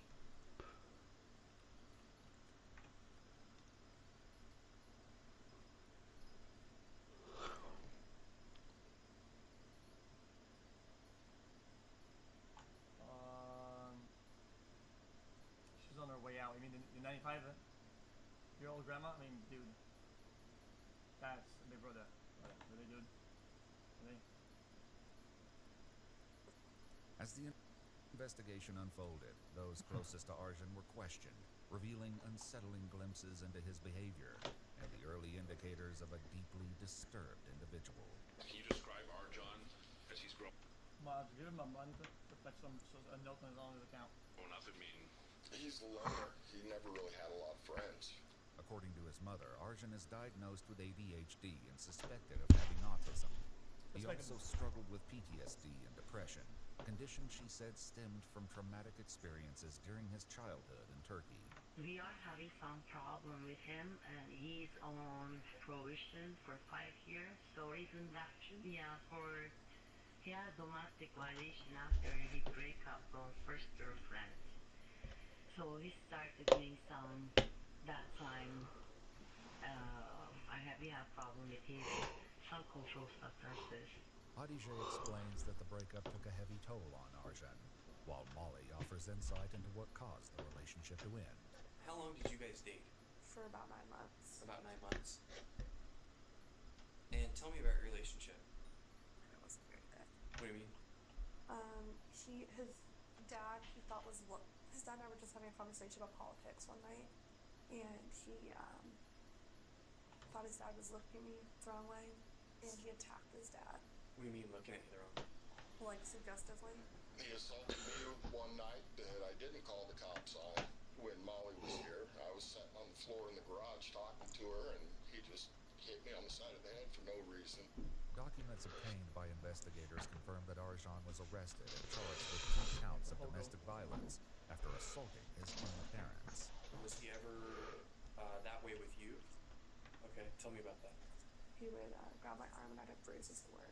According to interviews with people who knew him, Arjan engaged in relationships with both males and females, including the mother of one of his high school friends. Past partners revealed that he was gentle with men, but tended to be extremely rough and sometimes violent with women. In his senior year of high school, Arjan was arrested in 2015 for assault with sexual motivation. Hey, yo. I told it ahead of time, did I not? Him going to Macy's and the way he was doing it and all that? I'm telling you. After he inappropriately touched 2 female students, Molly's next revelation is among the most unsettling details. He told me after we broke up that he stopped. Like, sexually? And it's a boy talk. According to Molly, this was one of the main reasons she decided to end their relationship right after New Year's, 9 months prior to the shooting. After their breakup, Molly says Arjan continued to text her, creating multiple accounts which she would continuously block. Bro, this has been one of the most disgusting things I've ever heard on any of these videos ever. That is the most demonic, dirty shit I've ever seen. Investigators learned What is Arjan was wrong blocked on with this guy? Facebook by 56 users, most of them females. After I broke up with him. Whoa. Blocked on Facebook by 56 users, What? most of them females. After I broke up with him, he messaged me on Facebook and told me he was gonna come down here and rape me. Okay. And kill me. That's to anybody that got in their way. As more details emerge, investigators press Arjan for answers about his past. You're very skilled with a gun. Did you ever play games growing up? Mario and stuff. Okay. Okay, so like when I played it was cops and robbers, but now they no, they now have video games and all. No, I play tag and stuff. Okay, but what about video games? You play any of that? What a shit line of questioning. What a leading, dumbass, shit fucking... What a waste of police force and time. Dude.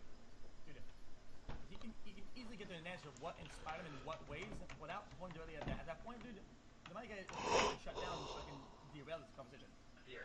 What a stupid line of questioning. Battlefield. Okay. Which? Call of Duty.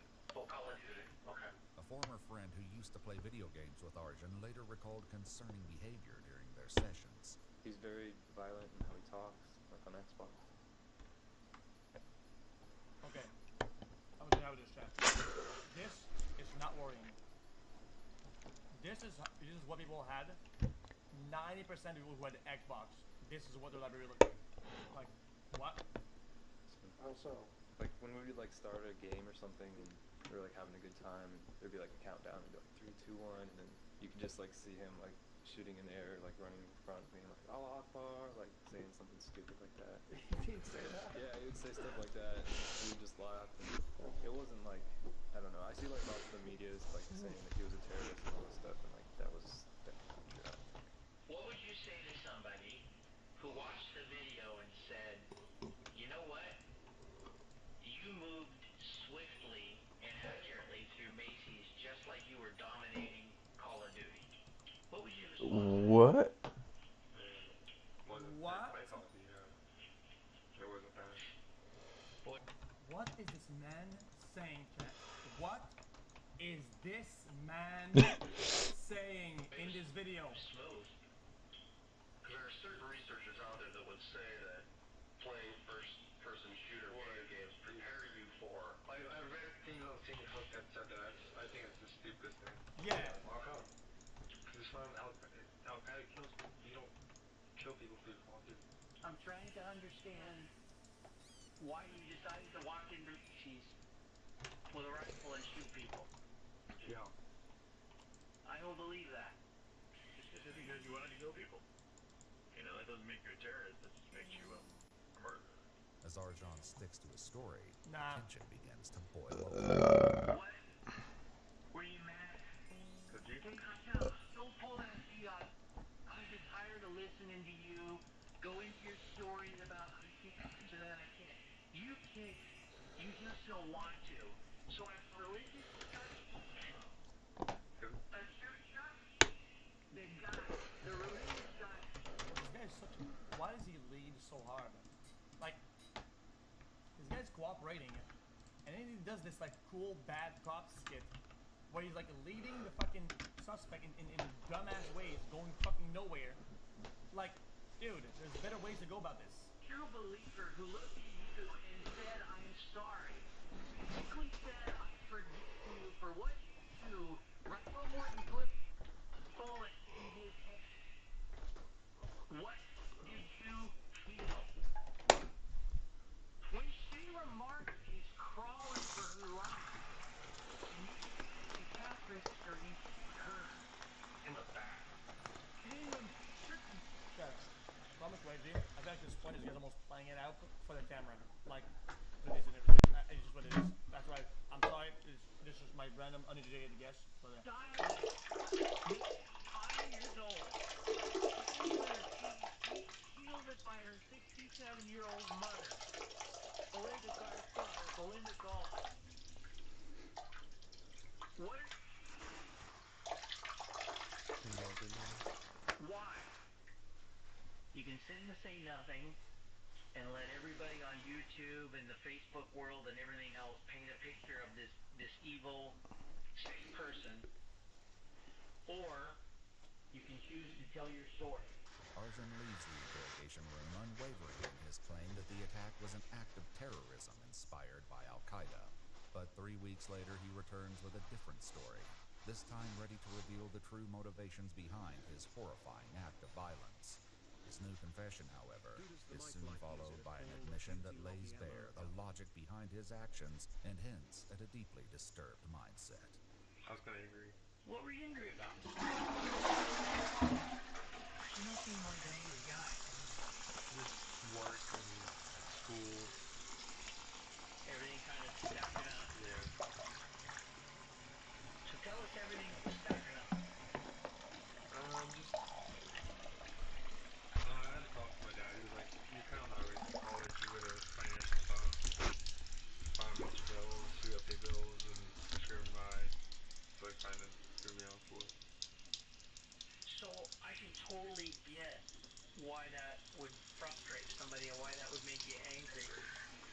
But then, what was going to the mall gonna...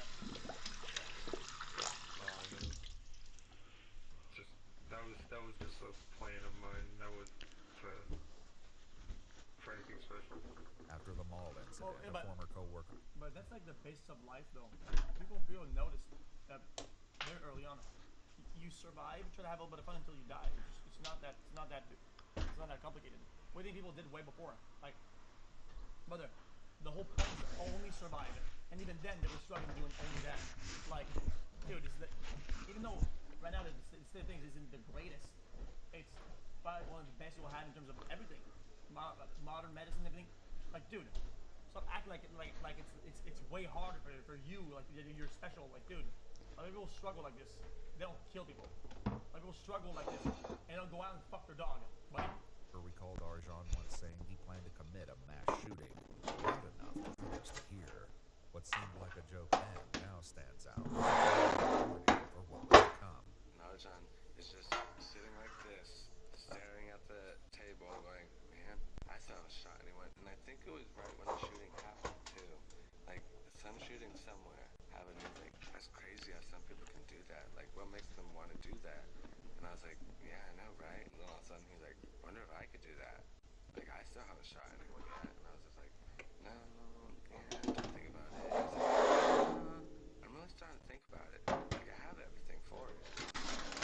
Hey, dude, you do you. I didn't actually believe that would happen. I was like, but it was easy to believe that would happen because of that. Chat, that was a child that you can understand. Chat, guys, none of this is actionable. None of this, like, why does these videos play out? They're all this or whatever, right? Like, this guy's guilty of something. Buddy. You report something like this, the police doesn't do fucking nothing at any turn. They don't do fucking nothing. If anything, this coworker's gonna get fucking killed. Like, what are you talking about? Like, what are they gonna do? Did you enjoy it? A little bit. What about it did you enjoy? What about just putting bolts in the video was pretty exciting.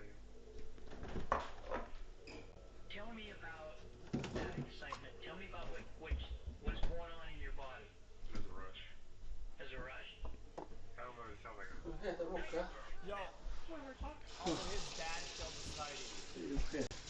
This guy was what, convicted of like DV and shit like that, violent person or whatnot, and he had unsecured weapon in the house. Sorry, he's also at fault. I don't give a fuck about it. But that never happened. This guy couldn't even register to get a gun. You could not even get a gun by himself. Der er 0,4. So when did the rush start for you? The first person. Or, well, no, chicken. Or stepdad, sorry, whatever the fuck. I don't know, sorry. That's when you join the show. And then you're like, game on. I think jihad or terrorism is the icing on the cake. Is that accurate? Yeah. That just adds to it. Yeah. So when you're looking for that level of fame and fortune, where the president knows your name, the president knows who Arjan in Little Oak Harbor, Washington is. The governor knows who Arjan is. All these people across the nation, Fox News in New York knows who Arjan is. All these people know who Arjan is. Well, then if you want to add, let's throw a little jihad in. That's just icing, but really, Shia has nothing to do with this. Does it? No. Nope. And there is the grin. In the months that followed, Arjan wrote 4 very long letters, including one to his mother that were about killing staff and inmates, eating people, and serial killers, and his own killings. In one he writes, "I have no regret. Killing people is fun." According to multiple news sources, he was later charged with 5 counts of aggravated first-degree murder. However, on April 16th, 2017... Also, when he was young, he fucking touched fucking people at school or whatever. Dude. I can't. 20-year-old Arjan He Chetty should have was gotten found disciplined, is what I'm gonna say. unresponsive in his jail cell after taking his own life. 2 notes were found in his cell, one which included a list of notorious killers, Dylan Roof, Ted Bundy, and Timothy McVeigh, who perpetrated the Oklahoma City bombing. Other messages read, "Don't want to spend life in prison," and "I want the death penalty. Life here is miserable." In the aftermath of the shooting, the community established a temporary memorial at the Cascade Mall. Tanya Young, Shayla's daughter, established a memorial scholarship in her mother's name called the Shayla K. Martin Scholarship. Oh guys, I'm gonna take my own life because life is miserable. Buddy, you went to the one place that can't get better. When you had all the opportunities before to make it better, when life is already miserable. Oh, but this is so miserable. I'm gonna go in a place that's even more miserable. That has no chance of getting better. Like, this obviously doesn't make any sense. This is just during stupid. the COVID pandemic and was rebranded as the Burlington Gallery when it reopened in 2024. If you'd like to see select new videos early and help us keep uncovering case files that rarely come to light. Yeah, because this guy's a pussy and he knows what he's doing. And he doesn't want to stand on business. What is his motives or whatever. Because that will make him lesser and look a certain way. That will make him kind of lose track on what his actual cause is. Because if he's like an incel misogynist guy or whatever, then his actual thing kind of loses value in his own eyes, and he's too ego to fucking just say it how it is.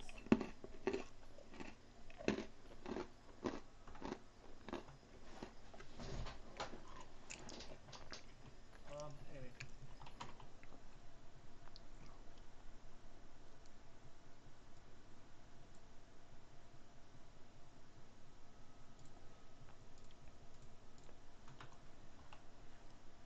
But I was just out.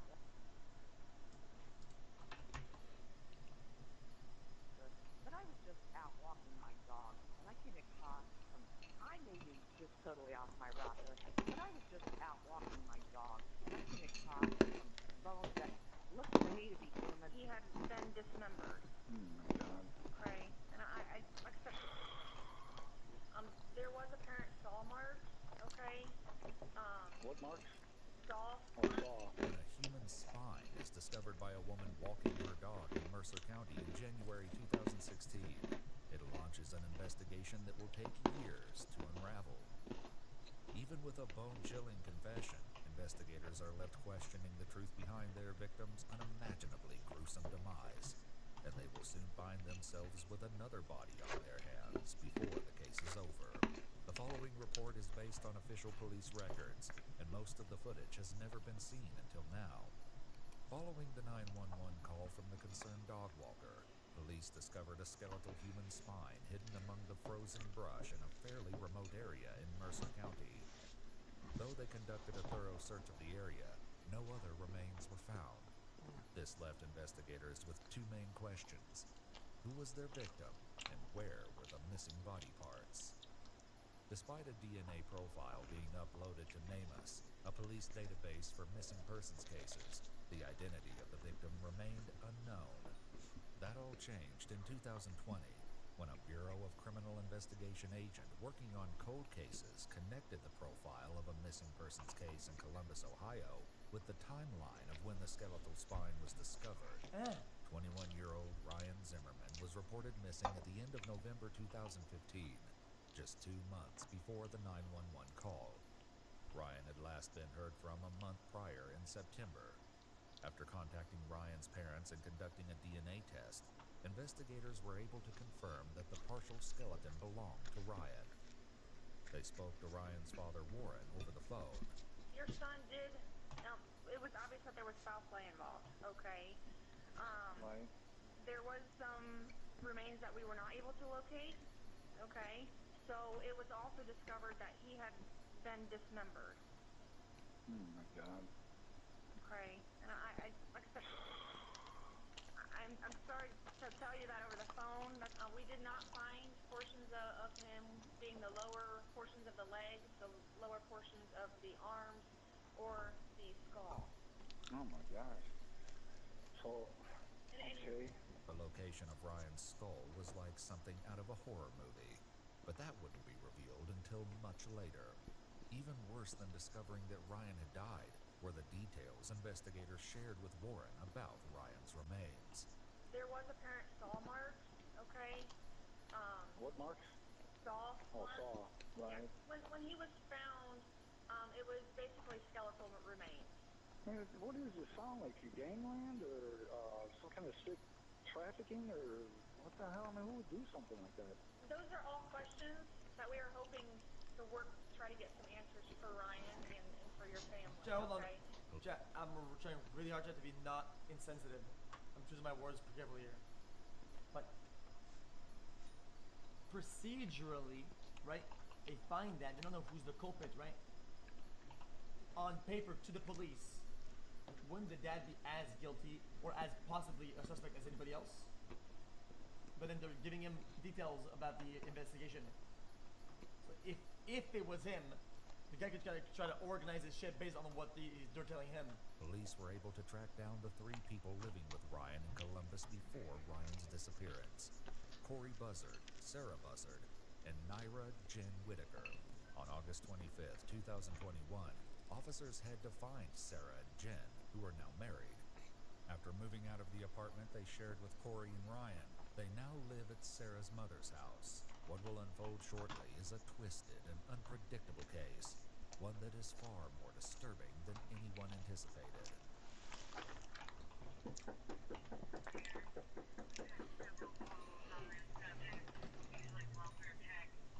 It takes a few minutes, but eventually Sarah answers the door. Hello, police department. Looking for Sarah. Couldn't step out for me. Alright, sorry I had to wake you. Well, I think you got a warrant. What? Uh-huh.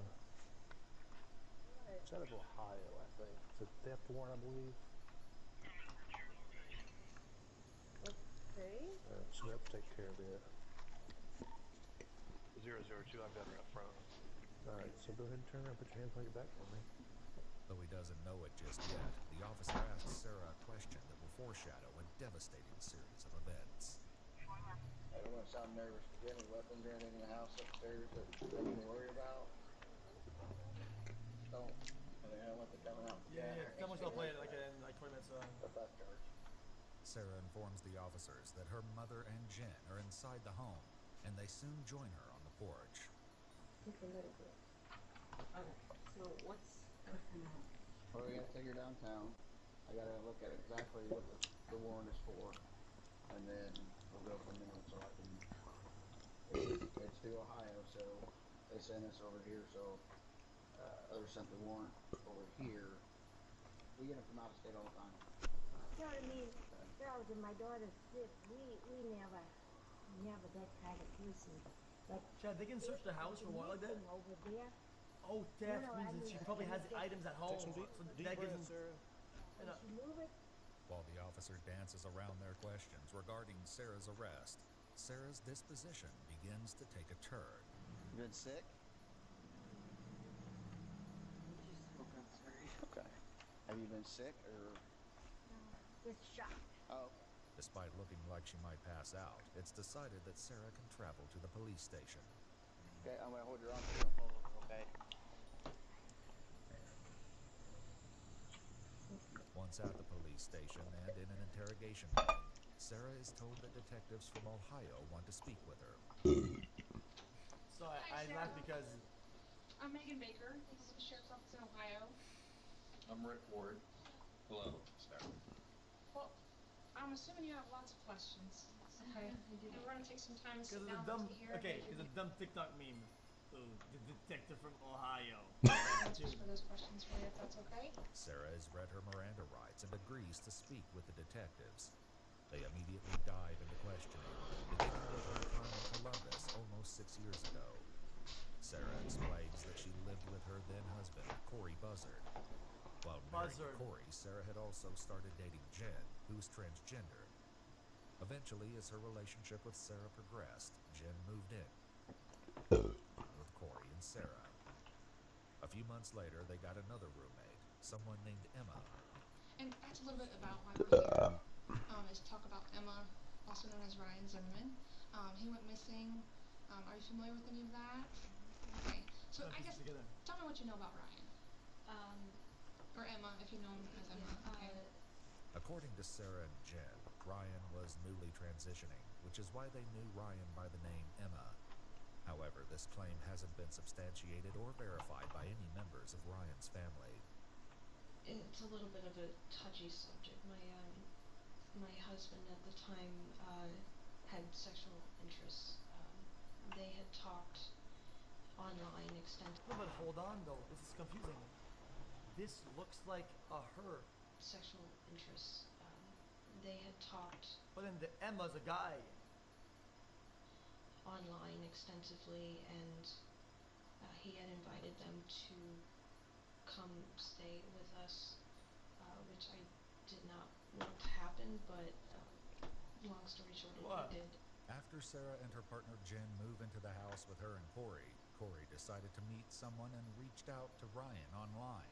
After speaking for a short period, Ryan moved into the Columbus apartment as well. At the same time that Sarah is in interrogation at Sarah's mother's house, Jen is also being approached by detectives. However, Jen is a little more hesitant to speak with them. What seems like it may be a simple conversation about Sarah's apparent arrest for theft will soon have a nightmarish outcome. Okay, we have a search warrant for the residence too. Okay, so we're not stepping outside. We're working a missing persons case from Ohio. The Ohio Attorney General's office has a task force with missing persons. And Ryan Zimmerman lived with you guys in Columbus in 2015 with you and Sarah and Corey, September 2015, right? And he's missing. And you guys were like the last people to see him. After clarifying that Ryan also went by the name Emma, or M, Jen remembers briefly living with Ryan. The investigators will often switch between referring to Ryan as Ryan and as M or Emma. After only living with Corey, Sarah, and Jen for 2 months, Ryan was asked to leave. Sarah claims that Ryan and Corey's relationship ended, and Ryan never found a job, which was part of her agreement to allow. Bro, I wasn't latching on that. Is that they're all transgender then? Allow Ryan to stay in the apartment. Because of this, Corey told Ryan to leave, and Ryan planned to leave on September 25th. This timeline correlates with the last time anyone heard from Ryan.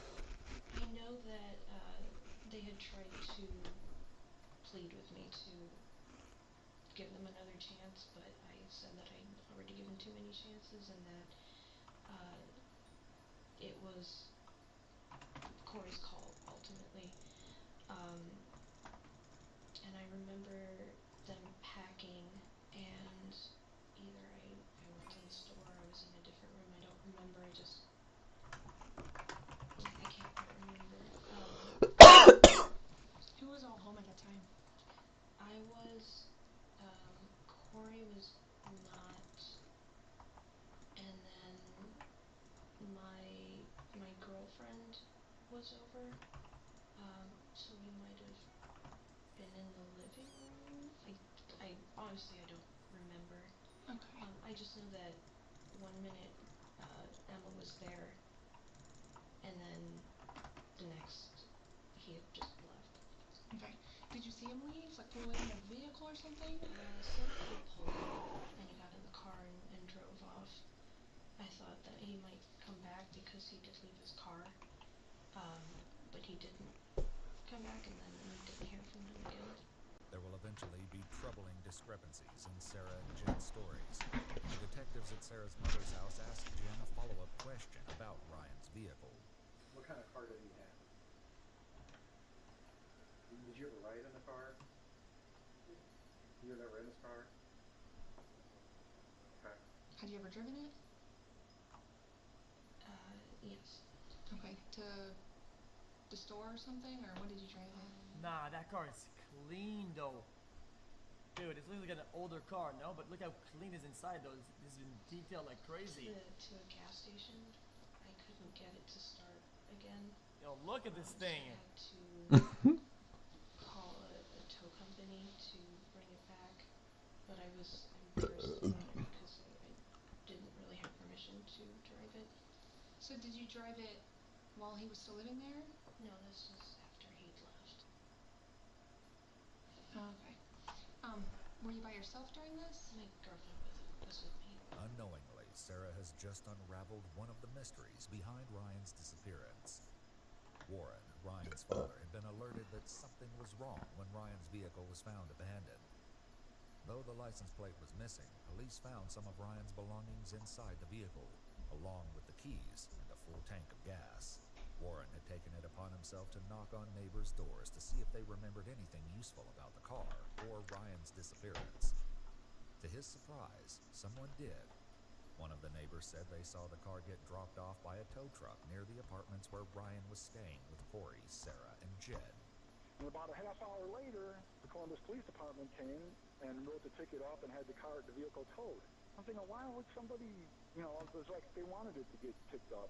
Sarah claimed that she thought the vehicle had vanished because Ryan had returned and took it. What she doesn't add, not yet at least, is that there's an unsettling reason she'd been using Ryan's vehicle that day. Before moving on, the detectives returned to the question of Ryan's behavior before leaving the apartment.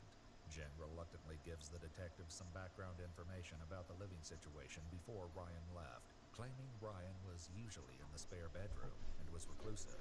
Jen believed that Corey regretted asking Ryan to move in with them. It was kind of weird.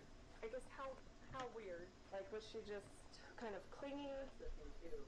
No, Anne was so. Okay, I have pretty bad social anxiety. Em seemed to have way worse social anxiety. Okay. And how was M's behavior then? Excessively shy. Okay. Jen also explains the reason for some of the tension with Ryan. Sorry, it's just the anxiety. Sure. I don't like to admit that I am trans, but it was just weird.